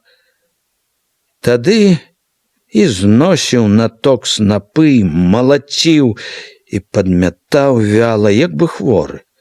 Апусціўшы цэп, раптам спыняўся, згорблена стаяў, нібы слухаў сябе. Кідаў цэп, садзіўся на агароджу застаронка, доўга ўнурана сядзеў, хоць бы зварухнуўся. Не раз падоўгу стаяў, як здранцвелы, калі карміў каня. Стоячы пры кані, Васіль цяпер іншы раз не бачыў, як ён цягне галаву к сену, як знаёма туліць чуйныя вушы к грыве, не чуў, як ён шчыра хрустае сенам. Не заўважаў таго, што бывала, век цешыла. Іншы раз конь, здзіўлены такой неўважнасцю гаспадара, пераставаў жаваць, паварочваў мяккую храпу, спачувальна ўглядваўся вільготнымі вачыма, дыхаў цёпла в самы Васілёў твар. Васіль, здаралася, ажываў, гладзіў канчаку шыю, але весялеў рэдка. Валокся старэча з хлява. Як і не было нядаўніх запалу, напорлівасці, нястомнай працавітасці. За ўсе гэтыя дні Васіль толькі раз зайшоў у новую хату, што, як і раней, выстаўляла голыя рабрыны крокваў. Паплёт з аднаго боку так і быў прыбіты толькі да паловы, столь таксама была недаложана. У пройму між бэлек шарэла нізкае каламутнае неба. Васіль прывёў Володю. Паспрабаваў рабіць. Мераючы аляхавай меркаю, адрэзаў з братам некалькі дошак на столь, паставіў адрэзкі пры сцяне на козлы, каб можна было браць зверху. Загадаўшы брату астацца, палез на гару, пачаў сцягваць дошкі, хацеў залажыць пройму. Рукі, ўсё цела пагана слухаліся, Цягнучы адну дошку, ён няўдала павярнуўся, ледзь утрымаўся, каб не зваліцца долу. Дошка, ўжо высока ўзнятая, крутнулася і паляцела ўніз, рабром тарца коса прайшла паўз Валодзю, грукнула б падваліну. «Трохі не по плячы!» – азваўся хлопец дзіўна весела. Васіля ўзяла злосць. Гонячы мімалётны страх за Валодзю, кінуў няласкава: «А ты не стой там!» «Дак яна ж не выцяла!» «Не стой!» – узвысіў голас Васіль. Ён сеў, згарнуў цыгарку, закурваючы, хмурна загадаў: «Ідзі дадому». «Саўсім?» «Сказано, саўсім. Болей рэзаць не будзем. Ідзі!» Васіль дакурыў, пасядзеў яшчэ моўчкі стомлена, плюнуў раптам злосна і стаў злазіць. Больш у хату ён ужо не заходзіў. Часам заходзілі суседзі, знаёмыя. Першы зазірнуў Зайчык. Спачатку плёў нібы так сабе пра жыта, пра малацьбу. Васіль слухаў моўчкі, не глядзеў на яго, чуў, што ўсё гэта подступ адно, што прыпёрся не дзеля гэтага. «Плятуць, як бы адказаў Зайчык, параіў весела. А ты, братко, не глядзі, не слухай, не век аглядувацца ды слухаць усіх». Васіль зіркнуў з-пад лба. Зайчык, здалося, глядзеў шчыра. «Калі я то і пажыць, як не з маладу, пакуль спрыт малады ды сіла, я, братко, дробна па-сяброўску захіхікаў. У сваю пару таксама быў, не мінаў, дзе ўхапіць можна было, не мінаў, любіў, братко, салодкага мяса ўхапіць, смак знаў я тым». Зноў захіхікаў. «І цяпер рад бы, дак няма чым». Пасмактаў люлечку, загаварыў без смеху, з павагай: «Ганна, братко, дзеўка, я то не тое, што твая маня, я, брат, збоку бачу». Нібы разважаў голас шчыра: «А і ты ж упадабаўся нечым, бач? Жила з гэтым скорчыкам, а не ўжыла? Да цябе пацягнуло. Знайшла нешта ў табе, чаго ў Яўхіма няма. Нечым болей упадабаўся. І, пажыўшы столькі з карчом, не забылася. І скажы ты, рук яго не пабаялася? Нічога не пабаялася. От баба, наравістая, з характарам.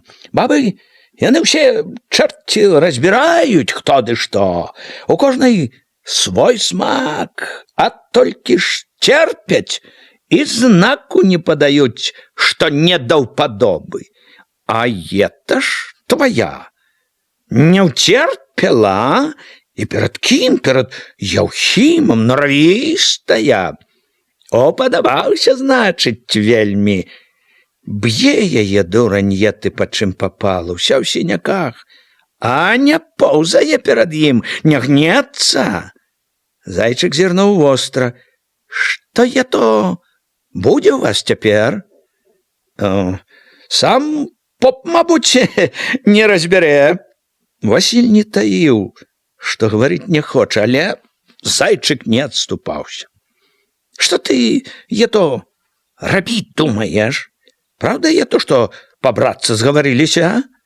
Васіль так зірнуў, што Зайчык быццам павінаваціўся. «Я нічога, я толькі так гавораць усе. Як, скажы ты, знаюць, канешне. Не хочаш казаць, не кажы, я хіба заставляю цябе?» Пыхнуў люлькаю і зноў павёў сваё. «Чаўпуць усе на ўсіх падворках, як знаюць, канешне. А чаго ж, калі на тое яно можна і пабрацца? Баба не кабыла сказаць, а і яна ж нешта значыць. І без добрай бабы у хаце як не хапае нечаго. Так што і баба людская трэба». Васіль амаль не глядзеў на яго і стараўся не слухаць, але ўсё, што не казаў зайчык, чула адгукалася ў душы, вярэдзіла, трывожыла, як знарок прыпёрся, чтоб дадзець яшчэ. Мала без яго думання было. Саскочыў раптам са сценкі застаронка, взяў мятлу, стаў, не зважаючы на зайчыка, падмятаць на таку. Ат, як там не е? Не жалей, братко, параіў раптам зайчык. Саскочыў таксама застаронка, сабраўся, мабыць, ісці, цыркнуў весела. Калі на тое пажывіўся, і рад будь, другія ето зайздрасці, асабліва жанкі зайздрасці плятуць, на што моя, і то з'ела б, як угледзець, што на каторую зірну, а раней было. І ён зайшоўся смехам. За ім прыйшоў Андрэй Руды, у крамнай сародцы, картовых у пасачкі штанах, апорках, чыста паголены. Запытаў, колькі намалаціў, але Васіль няветліва адно буркнуў, што не мераў. Руды нібы не заўважыў Васілёвай няветлівасці, пахваліў, што жыта ўрадзіла непаганае, калі раўняць з іншымі куранёўцамі. Канешне, у другіх краінах збіраюць больш, але з тымі нам пакуль што няма чаго раўняцца. Скруціў папяросу, адмысловую, тоненькую, з аднаго боку шырэйшую да другога, увесь час нешта гаварыў пра кіслую глебу, пра тое, што ёй раіць даваць навука. У нас є то бы дзіву якое, загаварыў павучальна і нібы звысака. Бы событие несусветнае, што чалавек завёў сабе, так сказаць, маладзіцу. Васіль хоць пачуў спачуванне, насцярожыўся адразу, з падазронасцю зірнуў з-пад ілба. Руды спакойна слініў, склейваў папяросу, пераламіў яе люлечку. У горадзе, асабліва ў некаторых странах, дак е то і не замецілі б. А на таго, хто здзівіўся, паглядзелі б, так сказаць, як на дзікара. Там кажны, хто хоча і хто не хоча, мае абязательно жанчыну. Шчэ акрамя жонкі, любоўніцу называецца. І ніхто не дзівіцца, наоборот. Там є то, так сказаць, як правіло, так заведено. Кажны павінен мець. Васіль зіркнуў. Руды спакойна мяў у пальцах сваю люлечку, быццам папракнуў. Цемната ўсё наша. Узяў люлечку тонкім краем у рот, але не закурыў. Паклаў раптам за вуха. А то яшчэ у Расіі бывае такое дело, тлумачыў Васілю. Жывуць не распісуючыся. Не распісуюцца, а жывуць, як муж з жонкаю. Жывуць пакуль, значыць, да ўпадобы. Ну, свободные отношения, а потом, як наживутся, так сказать, до свидания. Благодарю, дорогая. Это так зовется гражданский брак. Васіль хоць не выказваў асаблівай прыхільнасці госцю, глядзеў найбольш кудысьці ў кут гумна, слухаў ужо з ахвотаю. Лягчэй станавілася на душы. Нібы не такое страшнае было тое, што гняло. А то яшчэ є парадкі, жвавеў, чуючы Васілёву увагу Руды. Є то найболей у цёплых странах, як, например, Турцыя ці Персія. Є то за Каўказам, є такія страны. Дак там заведено, што мужчына можа мець па некалькі жонак. Так, па закону іхняму положано. Там некаторыя маюць, пра это ў кнігах є, сведзенія па 30, а то і 50 жонак, і старэйшых, і маладзейшых, і зусім маладых, і чорных, і белых. Называецца гарэм. У аднаго было, навука падлічыла, 173 жонкі. На што я то яму, не паверыў Васіль. Як я то? На што?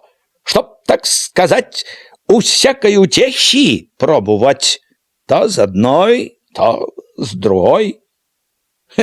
Рабіць яму, мабуть, няма чаго. Богатей, пэўне, богатей. По-ихнему называется хан. По-ихнему хан, а по-нашему пан. То же самое. У сочинении Александра Сергеевича Пушкина описан один такі случай.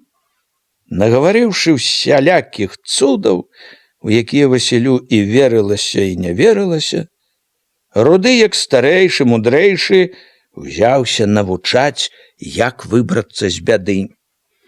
Калі будзеш расходзіцца з бабаю сваёй, глядзі востро, чтоб не абдурылі, чтоб усё як положено по гражданскому, а также, так сказать, процессуальному кодексу. По кодексу положено половину имущества тебе, половину ёй. Ежели ёй, скажем, корова, то тебе конь. Ежели хату делить, то также требуй половина мне, або коли, допустим, хату всю ёй, то ты имеешь право требовать фактическую замену в виде, примером, коровы, свиней, хлева и тому подобного, чтоб усе по закону было, а не так, як лесуну захочется. Руды згадаў пра сваю папяросу люлечку толькі на прыгуменні. Закурыў, падаўся лёгкаю, давольнаю хадою па загуменні дадому. Васіль жа, вярнуўшыся ў гумно, згадваючы яго парады, пачуў сябе яшчэ горш заблытана. Напалавіну ўсё. Палавіну табе, палавіну ёй. Лёгка табе дзяліць, рэзаць чужое.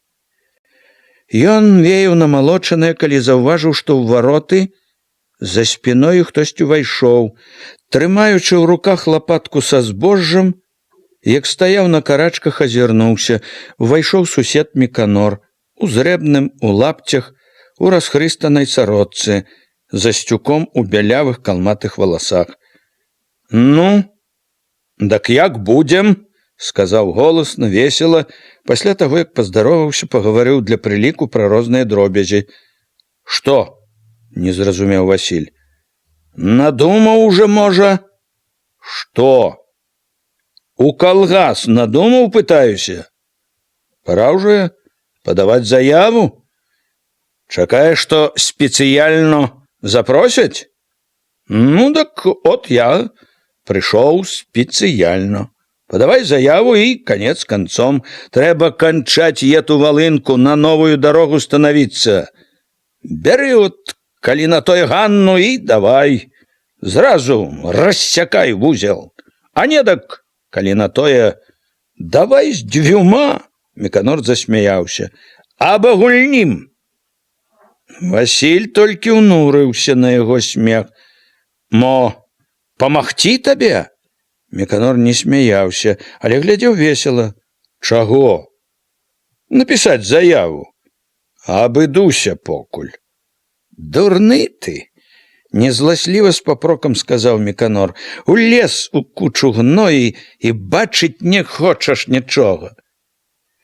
Яму добрага хочуць, на свет цягнуць, а ён улез у кучу гноі і толькі адно абыдуся.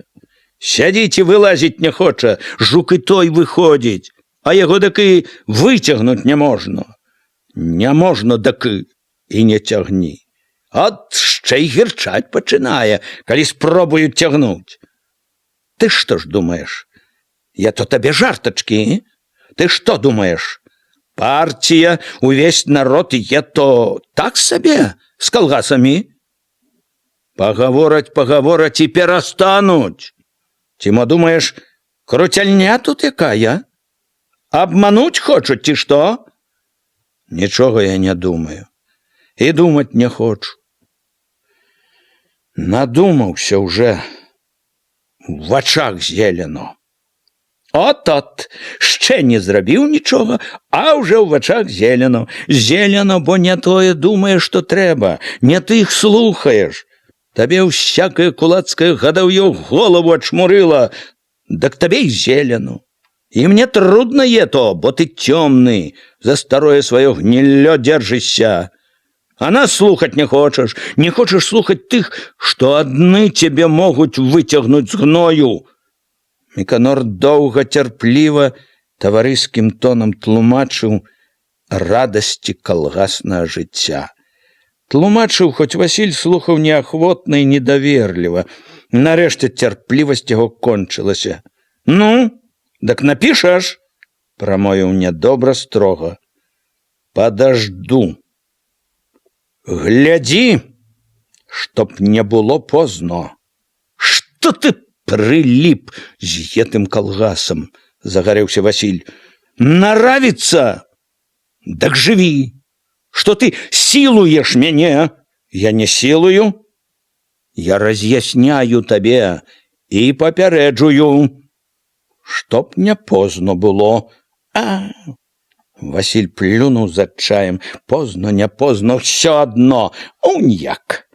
Міканор глядзеў на Васіля так, быццам бачыў першы раз, быццам стаяў перад непрыяцелем. Кулацкая ж ты душа, з беднякоў выграбся, а уже чисты кулак. 100% кулак, ще, може, горой за кулака, а копаўся, не падыходзь блізко. Не говори ему не нравится слухать про колгасы. Не нравится по такому. Заговорим иначе. Возьмемся из-за вас. Бяритеся. Возьмемся скоро, так возьмемся, что почуешь. Привыкли, что цацкаются з вами. Ён цвёрда пайшоў у вароты, пакінуў пад рудою з пачарнелымі кроквамі, з радамі старых лад, з павуцінай і пылам дзесяткаў гадоў страхою, даўкі подых пагрозы. Але пагроза гэта толькі распальвала Васіля. Возьмемся, грозіцца, бярыцеся, найшоў чым пужаць. Стомлены яшчэ тым неразвязным думаннем, што было да Міканора, рашыў горача. Всё адно, як так і рвацца. Ён абыякава ўзяў цэп, проста таму, што трэба ж было штосьці рабіць. Доўга біў па снапах, не мог супакоіцца. Стаміўшыся, сеў на сценку застаронка, сядзеў, перадыхваў, астываў. Злосці не было ўжо. Была толькі важкая, салодкая стома. У паспакайнелую галаву раптам увайшло: а мо і праўда, пайсці? Забраць Ганну і пайсці. Прыміце, як так і рвацца. Ён пабачыў сябе з Ганнай ужо ў калгасе, пабачыў з ціхай радасцю і палёгкай. Але пазней, калі пачаў цвяроза абдумваць усё, на змену лёгкасці зноў прыйшла блытанасць пачуццяў, разваг. Пайсці, кінуць усё, што нажываў гадамі, улезці самому ў гэту выдумку, якая можа аказацца пасткаю, пелькаю, у пельку влезці, толькі што удваіх з Ганнаю. Думаў пра гэта і ўночы, і ў наступны дзень, і чым больш думаў, тым больш бачыў зноў, аблытаны ўвесь па руках і нагах. І як не падумай, каб разарваць, усё баліць нечым, усё нешта траціць трэба. Жывое адрываць ад сябе.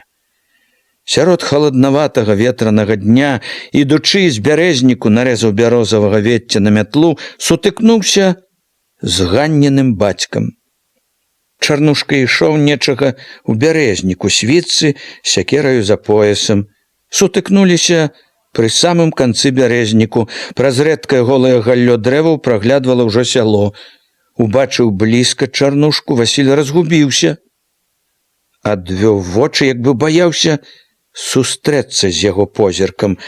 Чуў сябе як малы, які у лес у шкоду і трапіў на вочы гаспадару, добраму чалавеку, як злодзей, якога злавілі, на якого глядзяць, няёмка стуліўся, нягледзячы, бачыў Васіль і Ганнін бацька.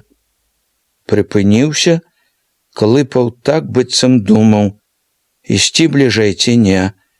Няцвёрда набліжаўся, калі падышоў, неяк хрыпла паздароваўся. Нібы не ведаў, як здаровацца. Васіль вінавата адказаў. Чарнушка ступіў ужо ісці далей, але стаў. Быццам хацеў загаварыць, а не мог, не ведаў, як пачаць. Чырвоны ад няёмкасці, пільны. Васіль улавіў позірк ціхіх добрых вачэй. У іх былі пакута і нейкая надзея. Васіля раптам узяў жаль да яго. От як яно завязалася. Штосьці булькнула ў горле, Чарнушка каўтнуў дрыготка. Паскардзіўся быццам роднаму. От як! Штосьці тарганулася ў чарнушкавым твары, і вочы пачало завалокваць. Завязалася. З адчаем павёў вачыма ў бок Васіль. Пачуў сябе як вельмі вінаваты. Чарнушка стрымаў горнасць, толькі боль прайшоў па твары. Васіль убачыў старэчыя маршчыны на шыі, і жаль да старога запёк зноў. Стаялі, маўчалі. Шумеў адно вецер у гары, часам даляталі галасы з сяла, і гаварыць не маглі. І развітвацца штосьці не давала. Як бы было яшчэ недагаворанае, няяснае. «Не абіжай яе», – попрасіў раптам стары. «Я ты гад, есць яе. У сіняках век». У голасе старога пачуўся адчай. «Так ці ж я не хочу. Звядзе яе ты, нелюдь». Васіль схаваў вочы, угнуўся. «Як бы то выручыць яе? Я думаў уже, трудно то цяпер». «Трудно», – стары пашкадаваў зноў. «Завязалася. Завязалася. Все-таки ты подумай», – попросил с болем. «Подумаю». Зноў маўчалі. «Ну, бувай», – першы схамянуўся, выціснуў Ганнін бацька, мякка, зычліва, як роднаму. «Бувайце». Ужо ідучы ўзболаткам, Васіль учуў з сяла сабачы брэх, брахалі карчовы вартавыя. Пачуў як бы нанова.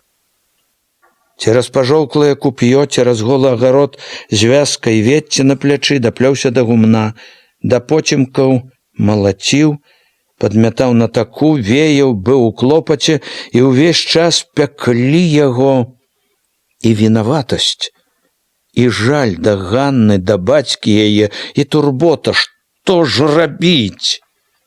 Думкі пра Ганну ішлі з нейкім новым наплывам пяшчоты і імкнення да яе. Все гэтыя дні Васіль стараўся не сыходзіцца ні з кім. Кожны дзень бачыў за плотам дамеціка, дамеціху, паказваў, што не заўважае. Калі хто-небудзь з замецікавых браў ваду з калодзежа, Васіль павяртаў назад з пустым вядром. Неяк каля гумна летні сутыкнуўся з Ганнінай мачыхай, адразу адвярнуўся, нібы спакойна пайшоў у гумно, слухаў, ці не ідзе ўслед. Здалёк здалося, што мачыся хацелася загаварыць з ім. Ткнулася была неяк зайсці сарока, загаварыла лісліва, але ён няветліва адышоў, падаўся к хлявам, паказаў, што не хоча растарэкваць з балбатухай гэтай. 2 разы пільны Васіль бачыў, як паўз гумно за гуменнай дарогай праходзіў нехто іншы, Яўхім. 1 раз Васіль назіраў за ім, пачуўшы блізка Яўхімаў голас. Яўхім ішоў з Ларывонам. Тады Васіль праз шчыліну між бярвенняў, з якой біла святло, заўважыў, як і раз, і другі, адказваючы Ларывону. Яўхім зірнуў к яго гумну, к двару, нібы шукаў яго. Васіль бачыў, глядзеў позіркам чалавека, які гатоў зарэзаць. Другі раз Васіль убачыў Яўхіма зводдалек, не стаў чакаць, пакуль той падыдзе, як мог спакойна падаўся з гумнішча на двор, ідучы, чуў на спіне ненавідны, затое на люты позірк. Здавалася, Яўхім ірвецца схапіцца з ім, шукае толькі зручнага выпадку. Васіль, што не хацеў ні з кім бачыцца, менш за ўсё хацеў сустрэцца з Яўхімам. Не тое, што баяўся. Васіль і сабе самому не паказваў, што можа баяцца. Ёсць каго баяцца. Карча. А ўсё ж сустракацца з ім аберагаўся. Нічога добрага не зычыла яму гэта сустрэча. І трэба ж, ўсё-такі сустрэліся. У такі час, калі Васіль не чакаў, на курані легла ўжо важкая асенняя цемра. Каб трохі далей былі, разышліся б, не пазнаўшы, але сутыкнуліся вочы ў вочы. «А?» – сказаў Яўхім злавесна, радасна. «От хто!» Васіль прамаўчаў. Пачуў, як брыдкая млоснасць кволіць рукі, ногі, ўсяго, стараўся адужаць яе думкамі, рыхтаваўся да бойкі, як толькі рынецца, крутнуцца ў бок і даць самому, па сківіцы, па п'янай пысе. Але не ўправіўся і варухнуцца, як ад лютага пудовага кулака загуло ў галаве, пачуў моцны удар па назе. Ледзь устаяў, сляпы ад болю і крыўды, кінуўся на Яўхіма з усёй сілы, сунуў кулаком у твар, трапіў, здаецца, ў нос. Корч аж енкнуў. Васіль у момант адскочыў к плоту, ухапіўся за кол, хітнуў, стараючыся вырваць. Кол паддаваўся туга, але Васіль ірваў яго. Яўхім стаяў у поцемку нерухома. Чамусьці не кідаўся біцца. Заскрыпеў зубамі, шкадуючы з адчаем, вылаяўся. «Не бойся!» Неспадзеўкі прасіпеў. Хвіліну маўчаў. Зноў гатоў быў, чуў Васіль, люта кінуцца на яго, учапіцца ў горла, і стрымліваў сябе з адчаем. «Не тут е то рабіць. Заб'ю, міліцыя ўхопіць зразу», прасіпеў з нястояным шкадаваннем са злосцю. «У тюрму неахвота. Ці ў лес бегць, жизнь губіць. З-за такаго, але знай». Голас стаў важкі, грозны. «Знай, смярдзючы ўдот. Будзе момент. Я падлаўлю. Сам пра сябе падумай, чтоб цябе не подловил хто. Будзе удобный момент, кишки выпушчу. По одной вытягну, есть и свое заставлю. Не попадайся в пустом месте один, знай». Васіль чуў, забіць можа, зарэзаць, як плюнуць, але не паддаўся гонарам. Напужаў. Посмяешься потом. Грозно прадказаў Яўхім. Пастаяў крыху, як бы для таго, каб Васіль падумаў, важка пасунуўся ў цемру.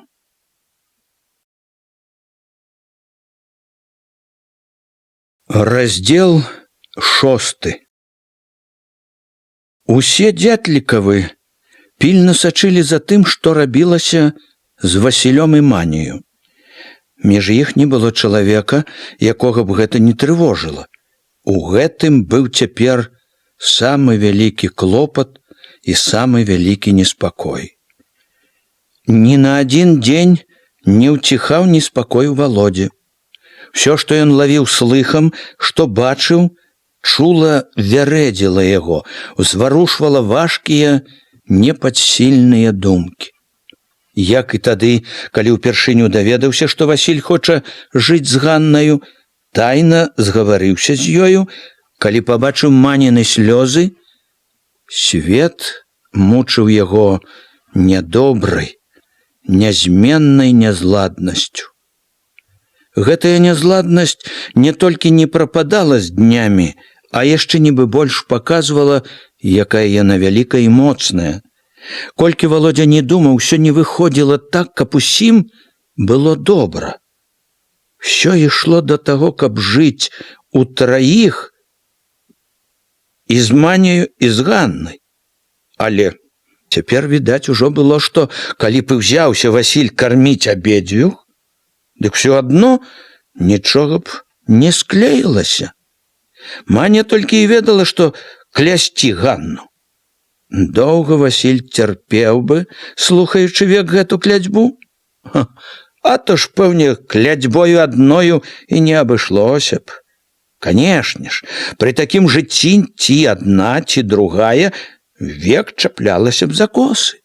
Крыку на ўсё сяло было б век, толькі і аставалася б сядзець ды разбараняць ашалелых.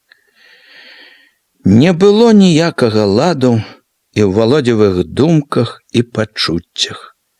Хоць Васіль быў і вінаваты ва ўсім, хоць ад гэтага Валодзьку было няёмка і сорамна за яго, за тое, што ён і сустракаўся тайна, і згаворваўся тайна кінуць жонку, было Валодзьку разам з тым шкада Васіля.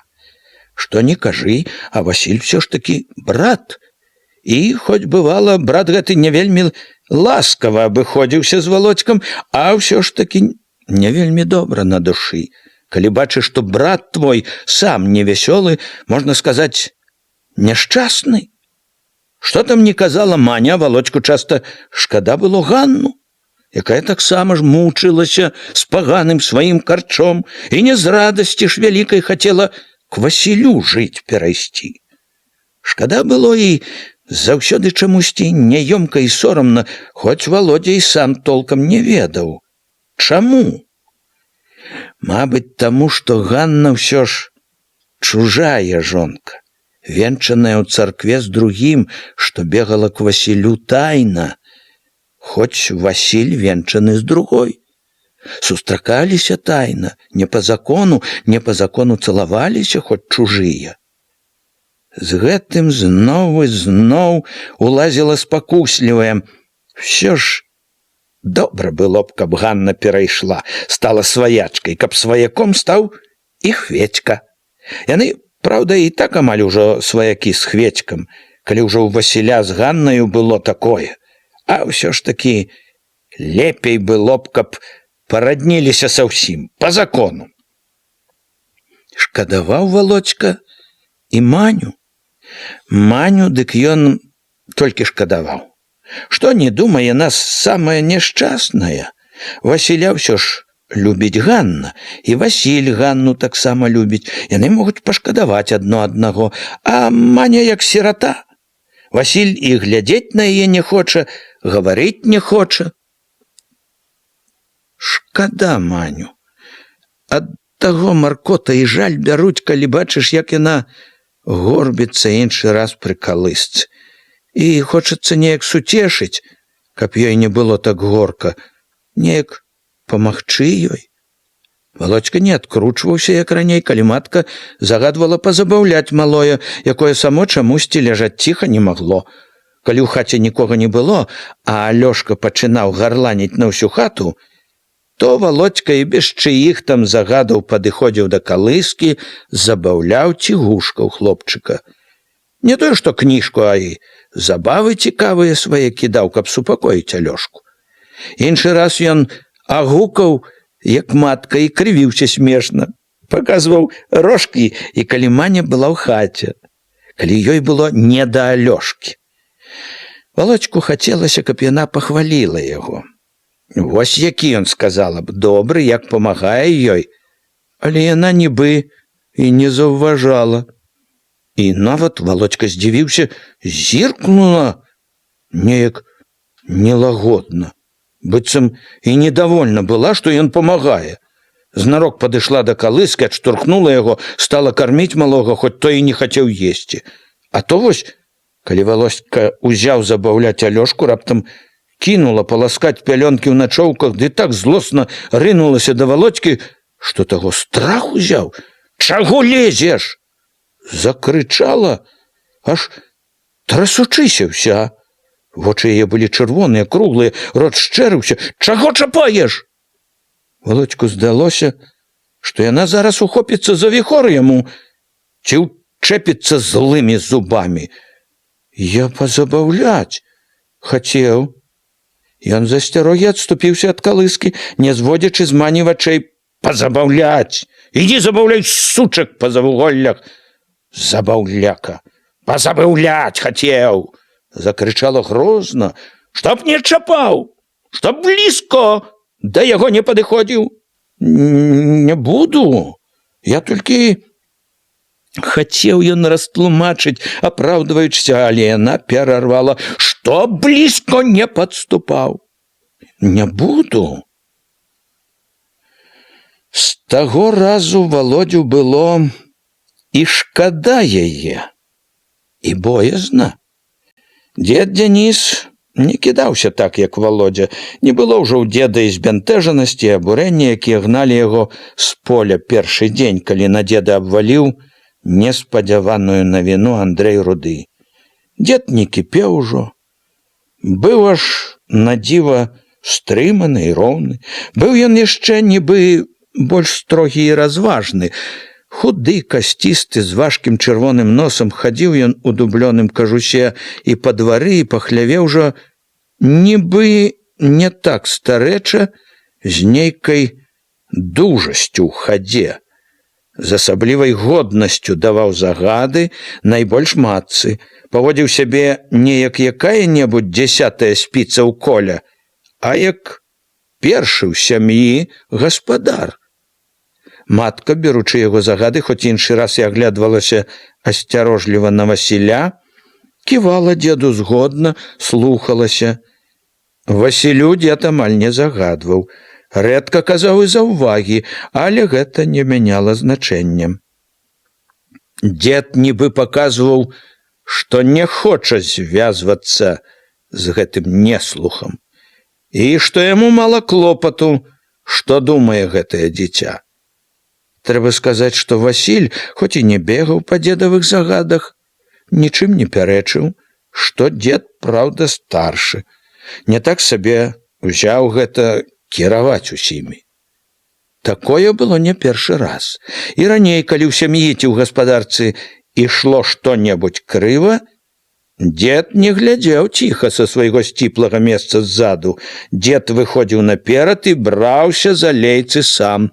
У такія моманты дзед нібы згадваў, што ён не для таго тут, каб кашляць на печы ды дыміць люлькаю. Бачыў нанава, што ён, а не маладыя стрыкуны гэтыя, самы сталы тут. Адзін сталы і адзін разважны. Момант нібы зваў дзеда узняцца над усімі, весці ўсіх, і дзед адгукаўся на кліч, уздымаўся і вёў іншых.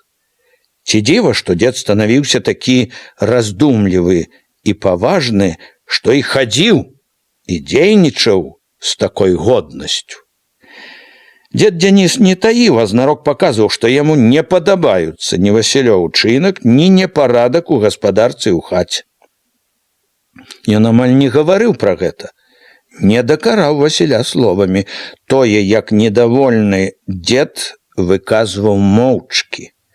Нядобра зіркалі маленькія выцвілыя вочы з-пад нейкіх натапыраных кусцістых броваў, густа непрыязна дыміла люлька, і кашаль пры Васілю быў ужо не той дабрадушны, як нядаўна, а нелагодны, злы нават.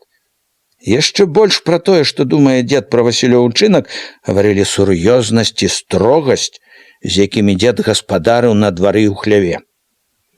Всё ж ад гэтага не лягчэла. Маўчанне яшчэ нібы дадавала злога, і з кожным днём усё больш. Дзеду бачылася, што неслух гэты не разумее яго маўчання. Заўважаць не хоча. Всё нецярплівей жавалі сухія губы люльку, всё злей калолі вочкі з-пад натапыраных броваў. За розум пора ўжо брацца. Не ўтрываў, нядобра павялеў дзед. Голас быў нацяты, відаць было, накіпела дзеду, але ён яшчэ стрымліваў сябе. Васіль на дзедавы словы адно матнуў галавою, як ад назольнага авадня, адвярнуўся нават. Дзед узяў гнеў, загарэўся зразу. Слухаць трэба. Слухаць, што кажуць. Браць на вум? За розум брацца пара, не дзіця ўжо. Так і дзяцініцца няма чаго. За розум трэба брацца, кінуць глупство. Всякая пора кінуць.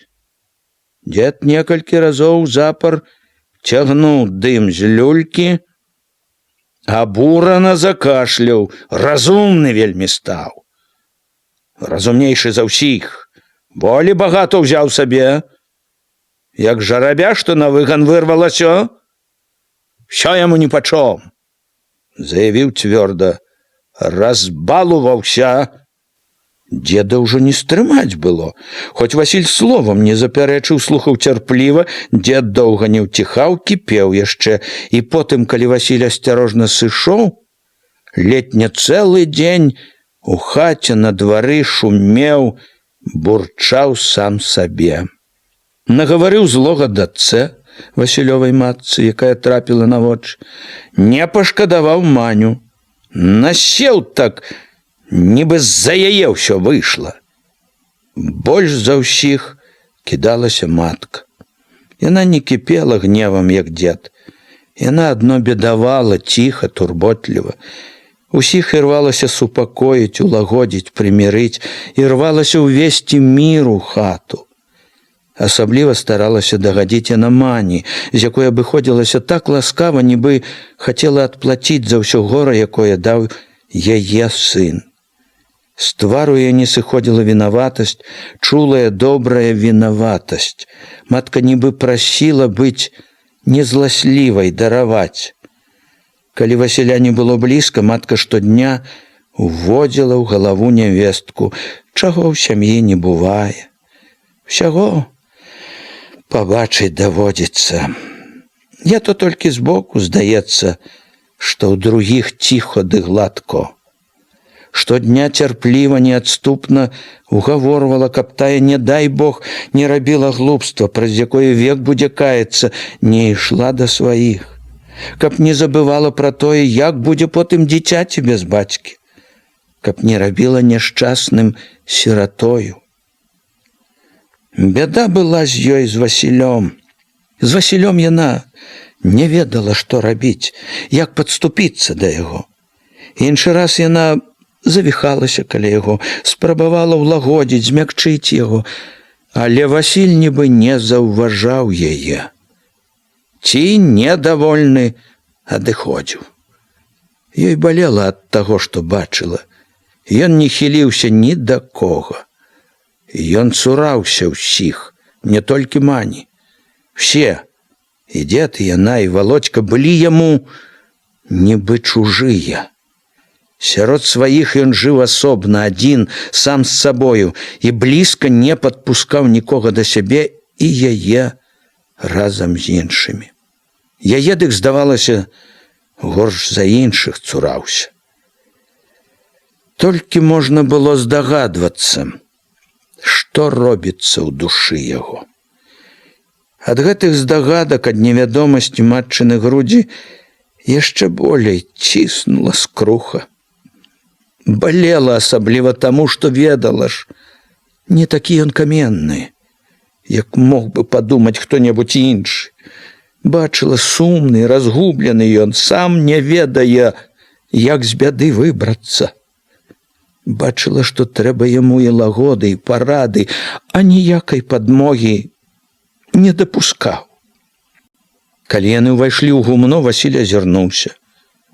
Ён глядзеў на іх толькі момантам, але адразу адвярнуўся, стаў зноў зграбаць памалочаную салому, кідаць у застаронак. Матка і дзед моўчкі стаялі ў дзвярах, чакалі.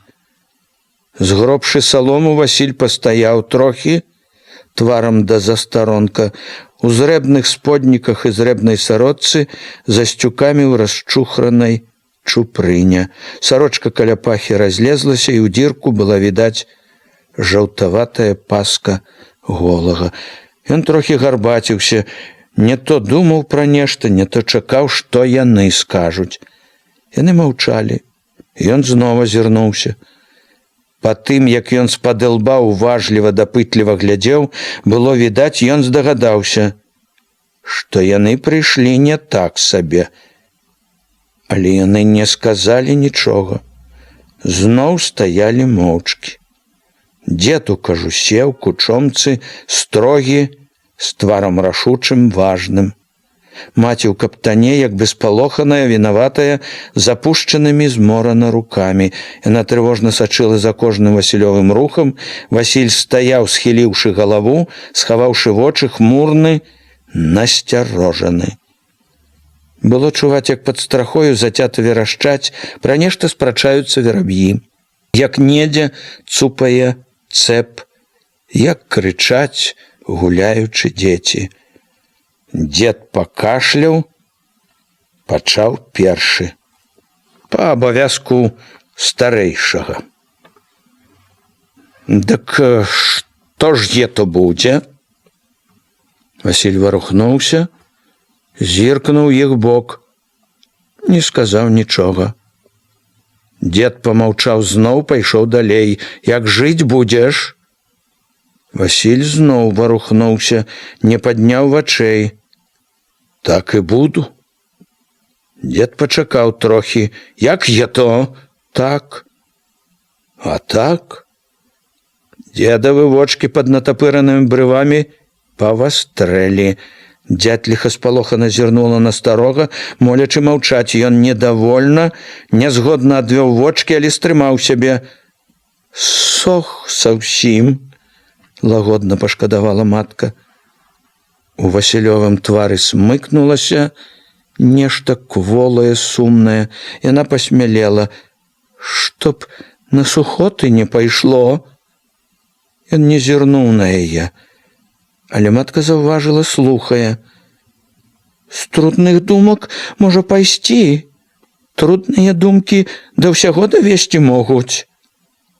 Раптам зноў пабачыла пасачку голага пад пахаю, пабачыла малым няшчасным, зайшлася такім жалем, што перахапіла горла.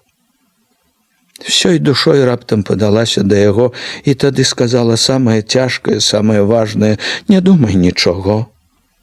Кінь пра яе. Не думай. Лагодна, аддаўшыся ўся парыву і надзеі, што напоўніла нецярплівасцю і дужасцю, загаварыла: не думай. Ні да чаго ўсё ето. Сухоты толькі адны, а толку ніякаго. Ето толькі здаецца так, што добра, што лепей будзе. Толькі так здаецца. Лепей не будзе. І так жа добра. І гаспадарка такая, і зямля, і хвата свая, і сынок які. Глядзець толькі ды радувацца, як яно ручкамі ды ножкамі перабірае, як яно гулькае нешта, як яно смяецца бацьку свайму. То ж і не агледзіся, як ён падрасце, пабяжыць сваімі нагамі. Як вырасце бацьку па плечы, цешачы век свайго радзіцеля, хвалячы век Бога за такога радзіцеля, што выкарміў, вырасціў яго на радасць. Што ж Такі хороший хлопець расце, красивы ды дужы, чысты бацько. А здаровы, асілак будзе, не інакш. І Маня, слова не скажу, уже за тое, што прынесла, дзякуваць, ды дзякуваць, ды за такога хлопца, што падарыла. Заўважыла нядобрае ў сынавым твары, баючыся, што вось-вось пераб'е, загаварыла яшчэ гарачэй. Канешне, мона пагляд не вельмі, дык ці ж жонка на тое, чтоб глядзець на яе? У другой є на што паглядзець, дык толку з таго пагляду. Калі яна ні ў хату нічого, ні ў жызні нічого, а то бывае і так, адным вокам на цябе, а другім на другого. Ці пражывеш, а сына не дажывешся, без патомства, без радасці пакіне. Всяляк будь можа. Там усё віламі па вадзе пісано. І так будь можа. Бачыла, ледь намякаць стала на Ганну, насцярожыўся зноў. Слухаў нецярпліва, вочы ўжо не таропіліся ўніз, бегалі недзе па-за старонку, не знаходзілі прыпынку, чула, надокучаць стала яму. Загаварыла карацей. І тое забываць не трэба. Маня не пабегла к другому. Бацькам наперакор сказала: «Пайду». Беднасці не пабаялася. А тая... Дзятліха з-за гневу ўжо траціла разважнасць. Тая, як быў не жанаты ды бедны, дык прызнаць не хацела, адвярнулася, да карча пабегла, лепшых знайшла, а як пабагацеў ды хату паставіў, абжыўся, дык і сам добры стаў. Вазьмі ўжо яе, яна ўжо пойдзе на гатовенькае. Васіль так зірнуў на яе, што яна замерла. Апаўшы раптам духам, зразумела, што зачапіла тое, чаго не трэба было чапаць.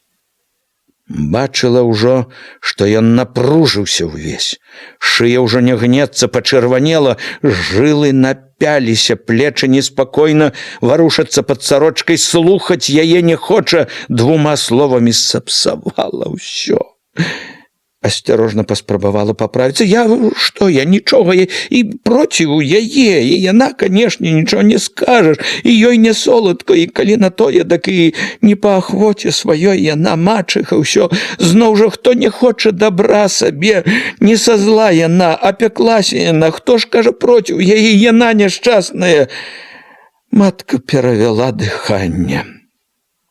Як бы набіралася дужасці, асцярожна павяла далей, не зводзячы ўжо з яго вачэй. Толькі ж, сынок, позна ўжо. Ён не зазлаваў, перамаўчаў ёй. Дзятліха пачула, што гэта дайшло. Яшчэ лагодней дадала: «Што было, тое было. Няхай шкада, а не вернеш. Позно». Нібы пазвала на помач старога. «Цяпер трэба за розум брацца. Дзед праўду кажа». «На людзей глядзець сорамно», прамовіў настроены нелагодна дзед. Васіль, гатовы ўжо мірна кончыць гэту надакучлівую гаворку, загарэўся зноў. «Дак вы не глядзіце? Як я то не глядзець?» Дзедава барада абурана заварушылася. «Па ўсіх дварах тым часам толькі і плятуць. Няхай плятуць, у каго іх языкі свярбяць. Праходу няма. Ат!» Васіль варухнуўся так, быццам паказваў, слухаць няма чаго. «Разумны вельмі стаў», закрычаў раптам дзед. «Слухаць нікога ўжо не хоча. Всё яму ніпачом. Не хадзіце, не глядзіце, не слухайце, што плятуць, волі багато бярэш. Хопіць уже гайсаць. Не хлопец уже, не жарабя. Жыць трэба ўжо як людзі. От бо, не вытрываў Васіль. Не апранаючыся, выскачыў з гумна, на прыгуменне азірнуўся, куды падацца, матка кінулася за ім. Васілько! Але ён адкаснуўся ад яе, падаўся за гумны. Васілько, світу вазьмі! Ён затрымаўся, нягледзячы на яе, ўзяў світу, люта ўсадзіў рукі ў рукавы, не зашпільваючыся, намерыўся ісці. Яна выскачыла наперад. Вярнуўся б мо! Яна нясмела зазірнула ў вочы яму. Чаго ты пойдзеш немаведама куды? Вярніся! Ён адводзіў хмурны невідушчы позірк. Не зліся. Мо што і не так, дак не зліся. Не са зла мы табе. З добра ж. І на дзеда не зліся, і ён з добра. Васіль нецярпліва крануўся. Яна ўжо не затрымлівала яго, бачыла. Ні да чаго гаварыць яму. Не паслухаецца. Толькі болесна глядзела ўслед вачыма поўнымі жалю і трывогі, каб не ўчыніў чаго паганага з сабой. Худая, высушаная надмернай працай і рознымі турботамі, з тварам, на якім пад шэрай у глыбокіх маршчынах скурай выпіналася выразна кожная костка, шчокі, нос, падбародак, стаяла яна пад халодным ветрам і не чула нічога. Вецер рэзаў вочы, яна прыплюшчвала іх, але не заплюшчвала зусім, не адварочвалася, глядзела ўсё ўслед. З трывогай, што не аціхала, чакала як надзеі на радасць, што азірнецца. Ён ішоў, падаўшыся ўперад, амаль не махаючы рукамі, ішоў без якой-небудзь сцежкі, па куп'і на прасткі да чорнага алешніку. Рушыў дзіўна проста, як бы ведаў куды. Раз другі спатыкнуўся аб купіны, няспрытна ступаў ямкі, але рушыў і рушыў к алешніку. Ён так і не зашпіліў світы, і вецер раскідаў полы яе, але ён і на гэта не зважаў. Рушыў нібы сляпы, нібы п'яны. І так і не азірнуўся. Яна глядзела ўслед, калі ён ужо схаваўся в алешніку. Падумала з дакорам сабе, што дарэмна ўсё ж не затрымала, не вярнула, каб не ўчыніў чаго паганага. Васіль не заўважыў, як дайшоў да алешніку, як пайшоў між чэзлых голых недаросткаў. Не са зла, з добра, не адступала злосная, улезуць, развярэдзяць душу, ды з добра. Пераядзяць чалавеку душу, ды маўчы, дзякуй, што і яны яшчэ разам з чужымі. Мало таго, што чужыя, дак і свае так жа. Ён згадаў дзедава. Перад людзьмі сорамно. І злосць пайшла на дзеда. Сорамно. Дак не, канешне, глядзець. Да і не ты рабіў, дак і не саромейся за некаго. Сорамно яму. І крычыць шчэ, як на дзіця якое. Як усе адно розуму свайго ў мяне няма. Маня, слова не скажаш. Слова не скажаш паганага. Ой, загадаў ён матчынае. Не тое, што каторая, ні ў хату нічога, ні ў жыцні нічога. Найшла раўняць каго, Маню і Ганну, ды яшчэ так, што Ганну як дзёгцем замарала. Сама знае, што няправда, а кажа, вер ёй. Апяклася. У том-то і бяда, што апяклася, і няшчасная. Дык нашто ж нагаварваць на яе? Што было, тое было. Няхай шкода, шкода. А не вернь. Ой, зноў нібы пачуў ён. І зноў зазлаваў на матку, на дзеда. Лёгко вам ето казаць. Всё вам лёгко. Вы толькі умееце, што вярэдзіць душу, а самі знаць не знаеце, як яно чалавеку. Чалавеку было горка. І ад таго брала яго злосць на тых, якія нібы не хацелі разумець гэтага, а лезлі папракаць, вучыць. Як бы ён не ведаў таго, што малым дзецям вядома, як бы яму самому не было шкада, што Алёша стане без бацькавічам, што гараваць будзе, можа, всё жыццё між чужых, якія папікаць будуць, ды знушчацца. Як бы з адных думак гэтых у яго на душу не балела так, што не мог ужо думаць пра іншае роўна. Як бы самому яму не шкода было канчака, як бы не шкада было хаты, зямелькі, што ля цагельні, не шкода добра свайго, якому столькі аддаў сілы сваёй, і з якім былі ўсе надзеі. Дык не ж улезуць у душу ды пачнуць вярэдзіць тое, да чаго і самому дакрануцца моташна. Ды яшчэ сарамаціць пачынаюць, на вуліцу паказацца няможна. Пад нагамі яго раптам чвякнула. Ён пачуў, як ногі ўпаўзаюць у мякка, і стаў упершыню. Заўважыў, куды зайшоў, што навокал. Пачыналася мокрае балота, парослае алешынамі, крушынамі, лазою куп'істая дрыгва. З усіх бакоў аднастайна паныла абступалі голыя, хмурныя дрэвы, наперадзе яны раслі радзей, алешнік свяціўся, і між іржавай травы чорна, быццам дзёгаць, значыліся лапіны балотнай вады.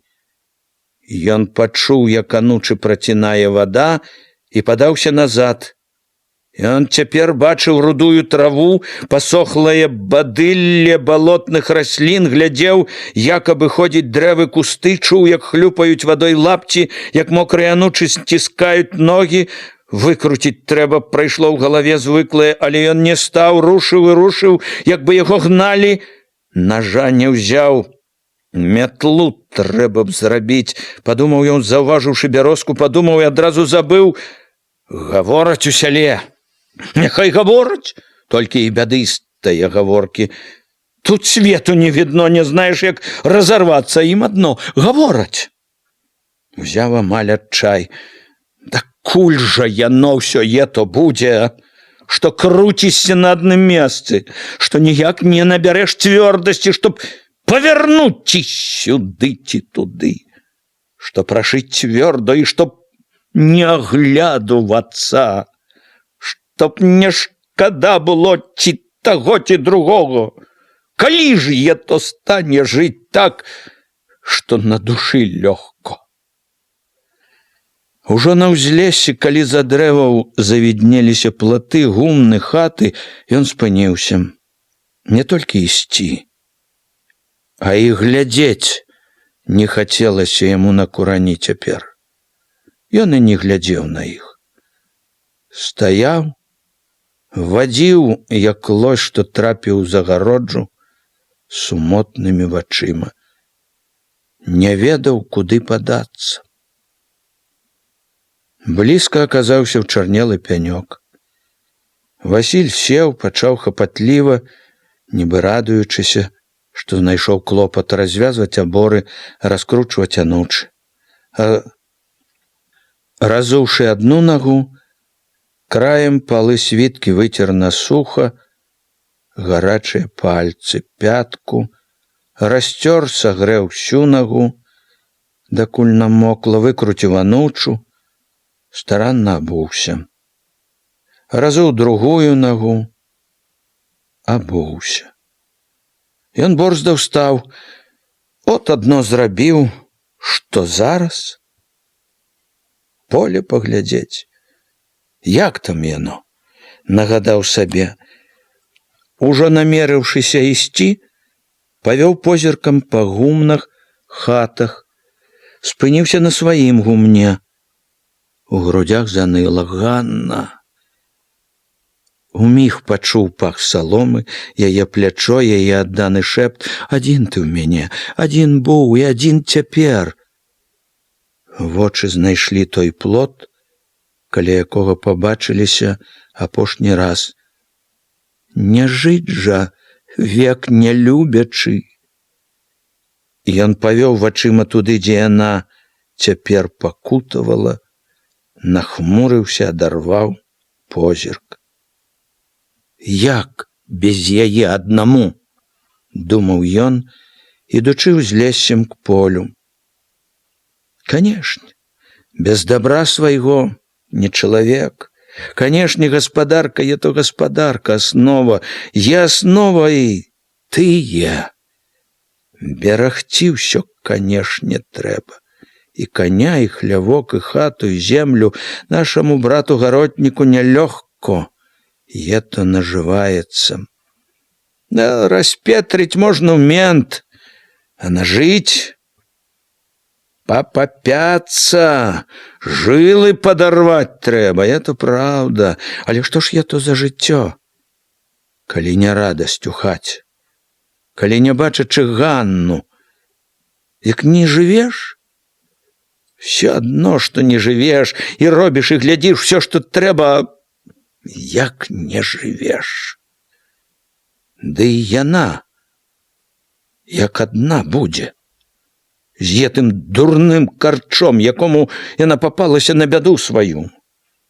Калі ён, Васіль, можна сказаць, адна надзея яе, як жа ён адну кіне яе ў бядзе? Каб яна гаравала век? Поле было голае, панылае, як і ўсё ў гэты ветраны дзень, калі сонца і не праглядвала з-за нізкіх, даўкіх хмар. На шэрай, бруднай аднастайнасці вылучаліся адно лапінкі руні, на якія ён паглядваў праз завалоку думак, мелькам, без цікавасці адзначаючы, як і яна ідзе ў другіх. Было клопатна і хораша. Калі ўбачыў сваю паласу, яна ўся зелянела. Кволыя сцяблінкі, калі стаў перад паласою, заварушыліся, нібы віталі яго, радаваліся яму. Ён, шастаючы лапцямі па чэзлай траве, пайшоў мяжою ўздоўж паласы з цікаўнасцю, трывогай і радасцю, узіраючыся ўрунь. Не, зямля гэта і цяпер не падманула. Рунь была ўсюды дружная, моцная, ні аднаго зярняці, пэўна, не прапала. Это расце, свяцілася ў ім. Звыкла з асцярожлівасцю, каб не ўракнуць. Стрымаўся. Як Бог дасць снегу ды марозу і весну добрую, дык уродзіць нешта, будзе жыто. Толькі Бог даў снегу ды весну ды лето добрае, чтоб не вымерзло, не вымакло, не высохло, не дай Божа. Як бы помоліўся ён.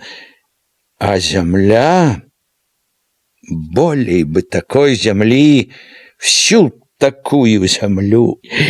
Недарэмна стары лясун жыліўся так, было чаго шкадаваць.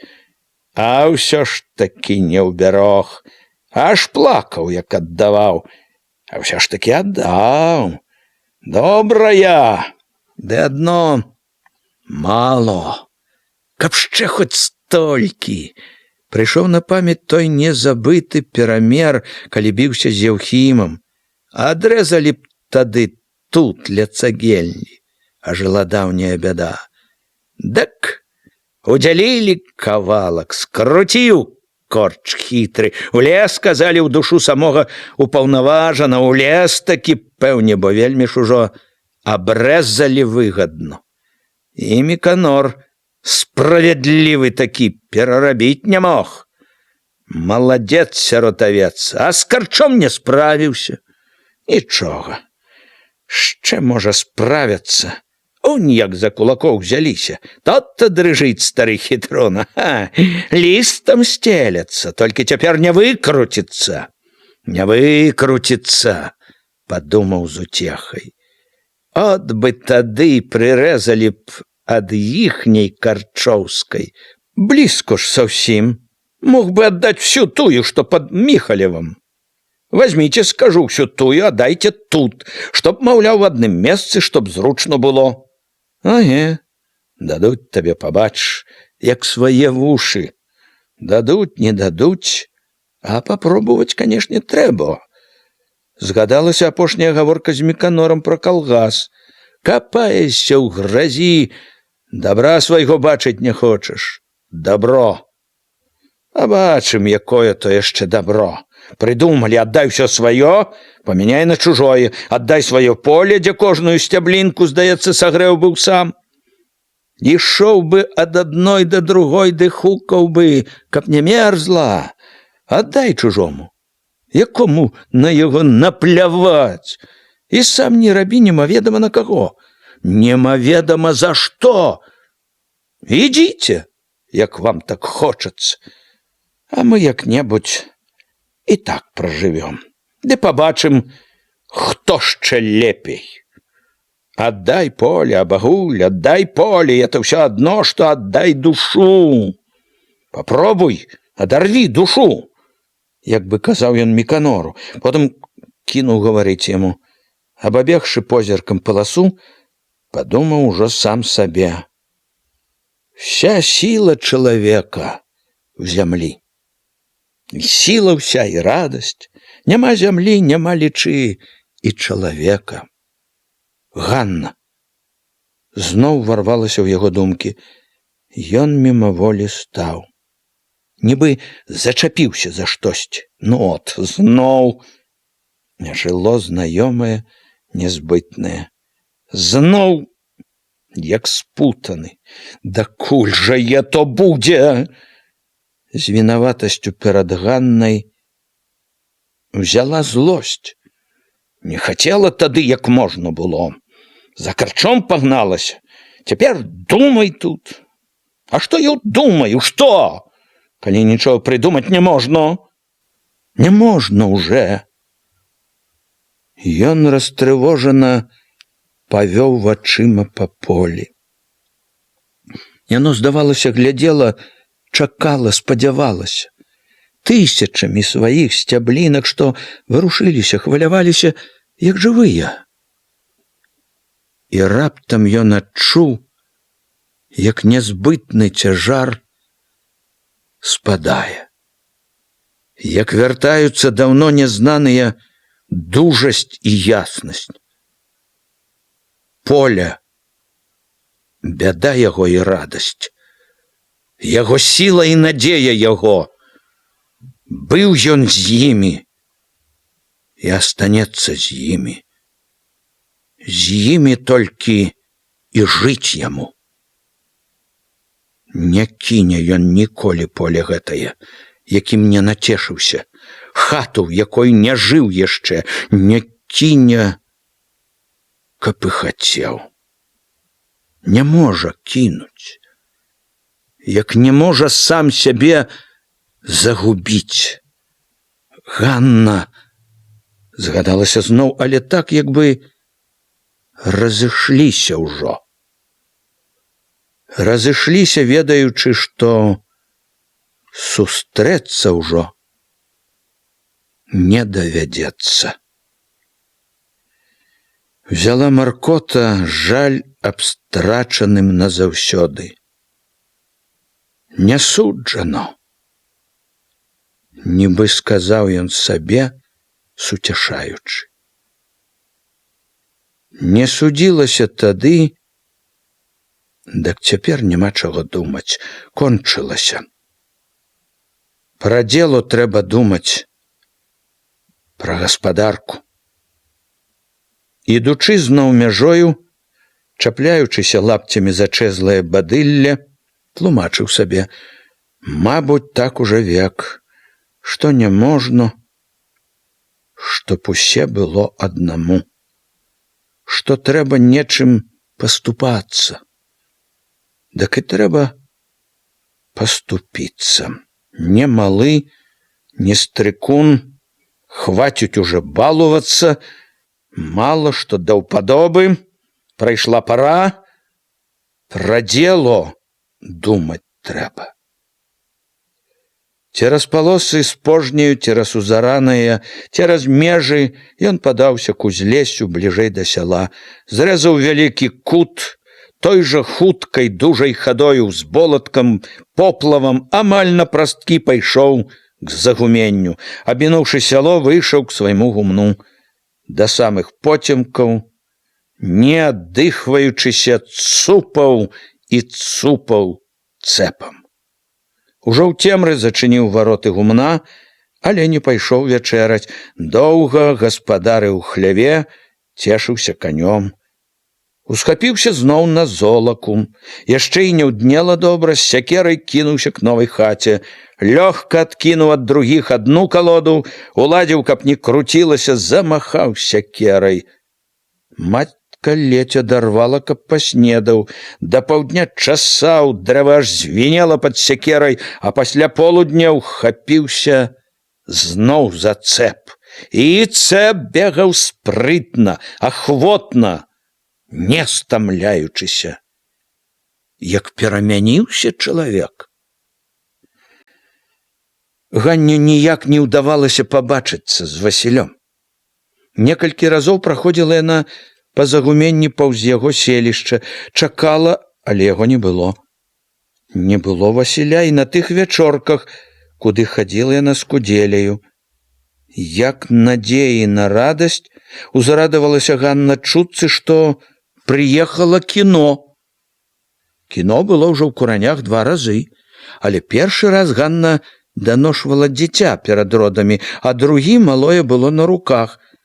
Толькі з людскіх гаворак ведала яна, якое гэта дзіва кіно. Вельмі вялікая ахвота была некалі пасля тых людскіх гаворак пабачыць кіно, але цяпер кіно прывабіла Ганну не так само сабою, як тым, што на яго сыдзецца многа людзей, а жыла, нецярпліва забруілася надзея, будзе, мабыць, і Васіль, хоць бы здалёк пабачыць, вачыма перамовіцца. Яўхім яшчэ пад вечар падаўся кудысьці. Можна не баяцца, што прычэпіцца, затрымаць захоча. Ледь накарміла жывёлу, хапаючыся, каб хоць не вярнуўся няўчас, апранула каптан і стрыманай хадою ступіла на ганак. Выткнуўся бы знарок, стары прасіпеў нядобра: «Куды я то?» «От пайду пагляджу», як адмахнулася ад яго. Чула спіною, што глядзіць услед, але не азірнулася, ішла цвёрда, упэўнена. Кіно павінны былі паказваць у Пракопавай хаце, адной з большых куранёўскіх хат. На Гразкай вуліцы каля хаты на двары ў поцемках і ў белым аж рэзала вочы святле, што ішло з вокон, тоўпіліся, варушыліся, здалося ўсе курані. Амаль адразу яе ўзрадавана гукнулі, яна зірнулася, ёй усміхаўся Сцяпан. «Хадзем разам», — сказаў ён весела. «Можна разам», — не ўзрадавалася яна. «За мной ідзі». Было многа не толькі моладзі, але і старых, асабліва мужчын. У двары прыйшлося проста прабірацца між чародак людзей. Сярод дарослых усюды шнырылі малыя, гула гамонкаў, скідваўся смех, вясёлыя воклічы. Як на вяселлі якім, ці ў царкве на вялікі дзень, падумала Ганна таксама, поўнячыся весялосцю. «О, тут є такая машынка, якая ток электрычны дае», цешыўся, казаў Сцяпан. «Круціць яе трэба, чтоб электрычнасць дала». Ён засмяяўся. «Глядзі, сколькі ахвотнікаў пакруціць, а папасці ў кіно бясплатно». Калі Сцяпан і Ганна ўціснуліся ў сенцы, яна аж радасна прыжмурылася. Да таго ж светла. Такой яснасці і ўдзень у сенцах не бывае. Зірнула з павагай на лямпачку, што зырчала над расчыненымі дзвярыма ў хату. Ужо затым заўважыла яна поблізу ў сенцах дзіўную машыну з кругамі ўгары, пра якую Сцяпан сказаў, што гэта і ёсць кінаапарат. Галоўны апарат, які паказуе ўсё. Усё ідзе адсюль, ад гэтага апарата. Яго дасведчанасць давала цяпер як бы перавагу, і ён трымаўся з Ганнай вальней, смялей, чым заўсёды, і не таіў шчасця. Яна ўпершыню бачыла яго вясёлым з тых дзён, як ён вярнуўся з няўдалых уцёкаў у камуну. Ганна ведала, што ён цяжка перажываў сваё выключэнне з камуны. Кулацкі сын ведала, што толькі слёзы яго маткі прымусілі яго зноў вярнуцца з няпэўнага прыпынку, ужо ў Юравічах дадому. Яна здзівілася, калі ўбачыла ўпершыню, як ён пасталеў за які-небудзь месяц. Век маўклівы, унураны, нейкі нязнана важкі, павольны, штосьці ў ім нібы раптам згарэла, патухла, і вось дзіва, зноў запалілася. Ён, аказваецца, мог быць і цяпер вясёлы, давольны. Каля апарата корпаўся, штосьці папраўляючы, гладкі, здалося, вясёлы незнаёмы хлопец з русявымі, зачэсанымі назад валасамі. Тут жа быў і Андрэй Руды. Важна заглядваў туды, што і хлопец пытаўся ў яго. Каб увайсці ў хату, трэба было купіць білет, якія прадавалі на століку перад дзвярыма. Сцяпан толькі ўзяў квіткі, пазваў Ганну ў хату, калі побач раптам выпнуўся расчырванелы, з вачмі, што прасілі і малілі, Хведька. І мяне. Яго прапусцілі з імі. Хведька ішоў, туліўся да Ганны, анямелы ад шчасця, ад белага святла. Але праз хвіліну пасля таго, як Ганна і Сцяпан умасціліся на ўслоне, рудаватага Хведька чубка, як і не было побач, знік недзе сярод сваіх равеснікаў, што круціліся дурэлі на падлозе наперадзе каля самага белага палатна. Ганна агледзелася. У хаце было ўжо багата людзей, трохі іх сядзела на ўслонах, на ложку, другія, большасць, уладзіліся проста на падлозе, блізка, трохі ззаду гаманілі грыбкі і сарока. Далей, каля акна, у купцы дзяўчат тулілася Хадоська. Пракоп Лясун, як гаспадар, уладзіўся з выгодамі, на прыпеку, жонкай, са старэйшымі сынам і дачкою. Малодшыя дурэлі пішчалі на печы. «Курыць не можна», – сказаў Міканор, як загад. «Чаму я то?» – недовольна прамовіў ляснік Міця. «Загарэцца можа». Сцяпан усё з той жа пасмялеласцю, радасцю стаў адразу расказваць, як недзе за Прыпяццю запаліўся апарат ад адной іскрачкі. Хата згарэла ў момант, бы карабок запалак. Ганна ківала яму галавою, паказвала, што слухае, а сама была поўна адною думкаю. Васіля няма. Стараючыся не паказваць таго, яна нецярпліва лавіла галасы ў тым баку, дзе былі дзверы, адкуль уваходзілі, разы два не вытрымлівала, азіралася, глянуўшы апошні раз на дзверы, яна неспадзеўкі ўбачыла Яўхіма. Не ўседзеў дома, прыпёрся ўслед. Гэта было і як знак сваёй сілы, улады над ім, але ўцехі ні на міг не пачула яна. Ён не падаў знаку, што бачыць яе, сеў наводдаль з мужикамі. Цяпер увага Ганны стала як бы дваіцца. Прыслухоўвалася, чакала Васіля і разам з тым увесь час непрыхільна помніла: Яўхім тут. Ужо не Міканор, а Пракоп з Прыпека грозна прагуркатаў, што курыць не можна. Але хтосьці з дзядзькоў усё ж потай курыў. Дым ад тытуню быў добра чуцён між пахаў поту, лазы з лапцяў, балотнай гразі, старых світ, якія поўнілі хату. Сцяпан з папрокам загаварыў: «Да чаго ж несвядомыя ў нас людзі, як малыя!» Мусіць, за гэтай гаворкі Ганна не адразу заўважыла, калі ўвайшоў Васіль. Яна ўбачыла яго тады, як ён ужо стаў непадалёк са сваёю маняю, шукаючы на падлозе вольнага і зручнага месца. Ён Ганну тады яшчэ не бачыў. Але Васіль, здаецца, пачуў на сабе яе позірк, няцямна азірнуўся. На момант іх вочы сустрэліся. І гэты момант так многа сказаў Ганне. Тое, што яна адкрыла, не ўсцешыла. Васіль адразу занепакоіўся нядобра, хутчэй адвярнуўся. У гэты час асабліва чулая яна зразумела ўсё. Не хоча і глядзець. Перадумаў. Кончано.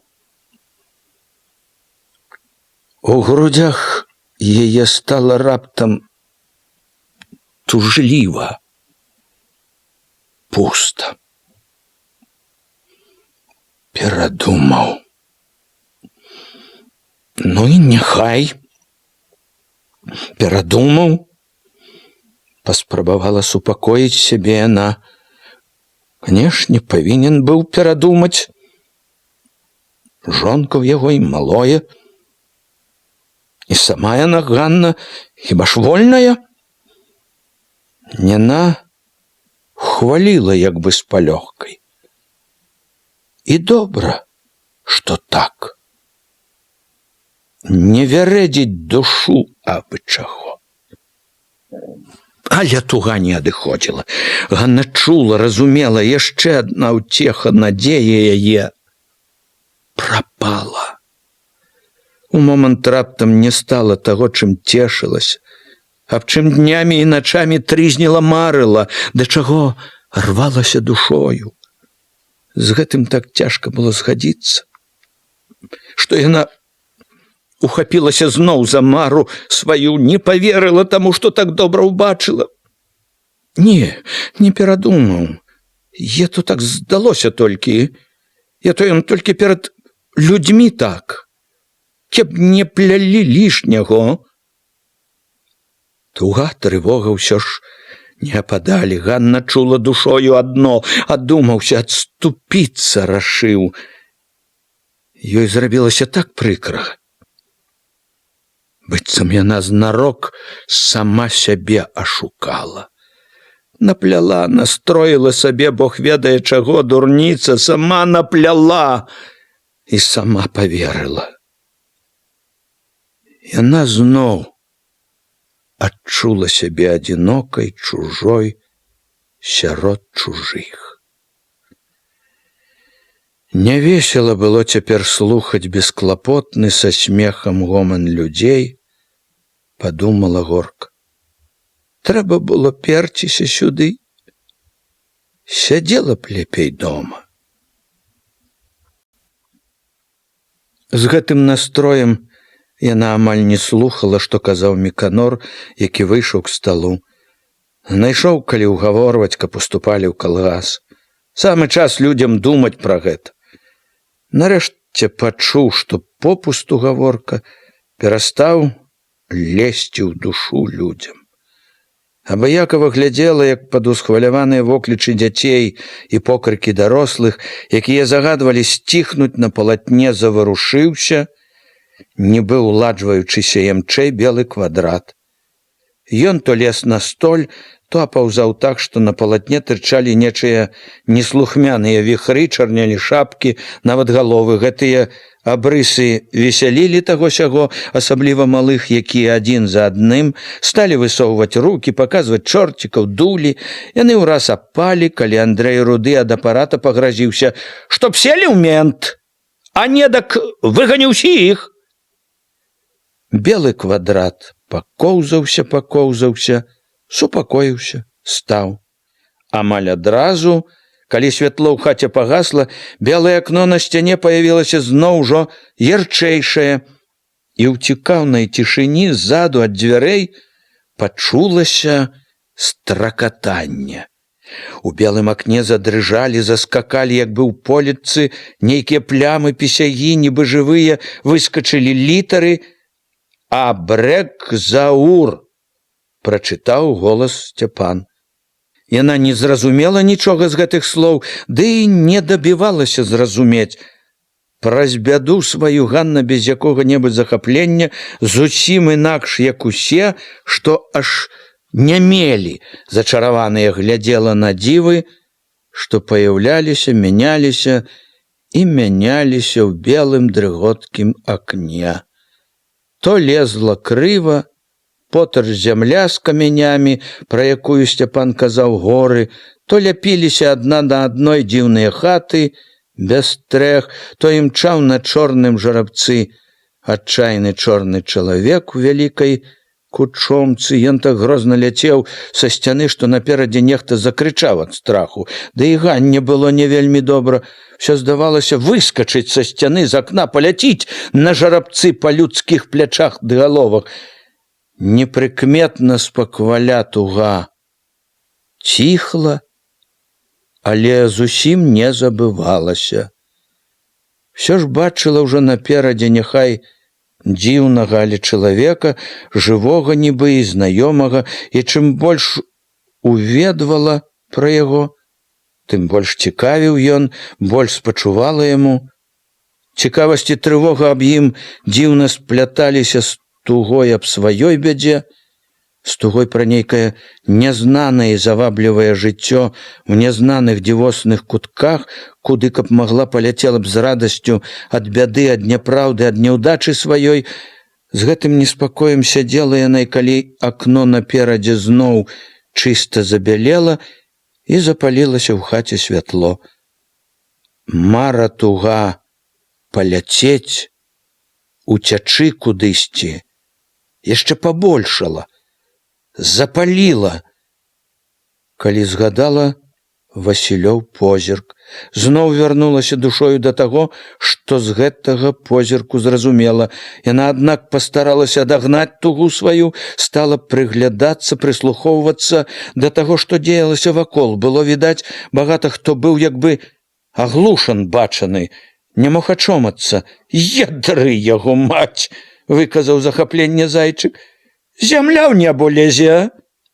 «Які чорны, такі праворны!» – заявіла сорока. «Цыган чысто! Салому са стрэх нібыто скармілі. Ні адной страхі!» Андрэй руды папракнуў за темноту людскую. «Каўказ! Следовательно, и горы, и кавказцы черные, и хаты такие, Сакля называется. Объед ты мне однократно писал Михаил Юрьевич Лермонтов. Горы, небось, не меньшие, как у Юровичах, поравнял таскать. Веробья с бугаем. На 10 верстов гору пряца, хребет. На 10. Броши, як усе одну меру хто. Навукой доказано. От отчаянны, детки, еты, ну, что на коні. Зноў плёў з захапленнем зайчык. Отчаянны, і коннік нічога. Ох, мне б такого. А умент бы у Юровича заскочыў. Так я то ўсё. Не то здзівілася, не то просто запыталася грыбчыха. Ці «Ще што пакажуць?» «Ще будзе», – супакоіў Сцяпан. «Самае цікавае». Людзям ахвота было паглядзець гэтае цікавае, але той, што паказваў кіно, ўсё нешта стукаў у сенцах жалезнымі банкамі, мудра геліў каля машыны. Ледь дачакаліся, калі патухне зноў святло і задрыжыць, затрасецца белае акно на сцяне. І тут неспадзеўкі ўразіў яшчэ адзін цуд. Горы раптам перавярнуліся, звіслі са столі верхам уніз. Неба і воблакі задрыжалі над імі, і конь, як муха па столі, побег до горы ногами, и не человек ехал на им, а ён на человеку, на чорной кашлатой шапцы. Ганна, як і ўсе людзі, была так здзіўлена тым, што бачыла дасюль, што і гэта ўзяла за дзіва, якое толькі не ведала, як зразумець. Дзеці ж адразу аж завішчалі ад радасці. Віск, смех іх стаў перадавацца дарослым, з якіх той сёй, як і Ганна, стараўся яшчэ разабрацца, што ж дзеецца на сцяне. Смех, рогат усё дружнеў, дужэў. Неўзабаве ўся хата трэслася ад рогату, у якім на час зусім забылася адважная постаць чорнага конніка. Людзям было нават шкада ж, калі гэтае вясёлае відовішча на палатне раптам прапала. І вясёлы кіношнік, сам вельмі рады, што пацешыў людзей, стаў зноў корпацца каля машыны. Неўзабаве тыя ж горы і таго ж конніка ўсе ўбачылі ўжо як трэба. Ён ехаў на кані камяністай крывой дарогаю. Это было ўжо Нібы не так цікава, але хутка гісторыя загадкага каўказца зноў захапіла ўсіх. У гэту ноч, засынаючы, Ганна бачыла то хаты, што ляпіліся адна на адну, то чорнага чалавека, які ляцеў на кані, цэліўся са стрэльбы зноў, і зноў бачыла Васіля, які стаяў з маняю, як адвярнуўся ад яе, ад Ганны. Дзіўныя відовішчы кіно і тужлівай рэальнасці спляталіся, блыталіся. На момант убачыла сябе на кані, ляціць, аж дух займае, лёгка, добра ёй, шчаслівая туліцца да адважнага чорнага конніка. Не да яго, да Васіля, ляцяць удваіх з Васілём, Васіль, мілы мой. І тут жа абудзілася. Ледзь даўмела, дзе ляжыць. У памяць зноў унізалася. Як убачыла Васіля, як ён адвярнуўся, і Ганна ледзь не застагнала. Каб адагнаць тугу, крыўду, боль, стала знарок згадваць тое, што бачыла ў кіно. Але і тут спакою не было. Душа балела па адважным конніку, марыла аб нейкіх адважных учынках, аб прасторы, аб волі, паляцела б, не паглядзела б ні на што, каб было з кім. Цудоўныя відовішчы, якія яшчэ жылі ў ёй, звалі, вялі яе ў свет цудаў. Але ўтрымаць у гэтым свеце не маглі доўга. Зноў і зноў у мары яе врывалася згадка пра Васіля. Самая дарагая надзея гразілася цяпер самай горкай стратай.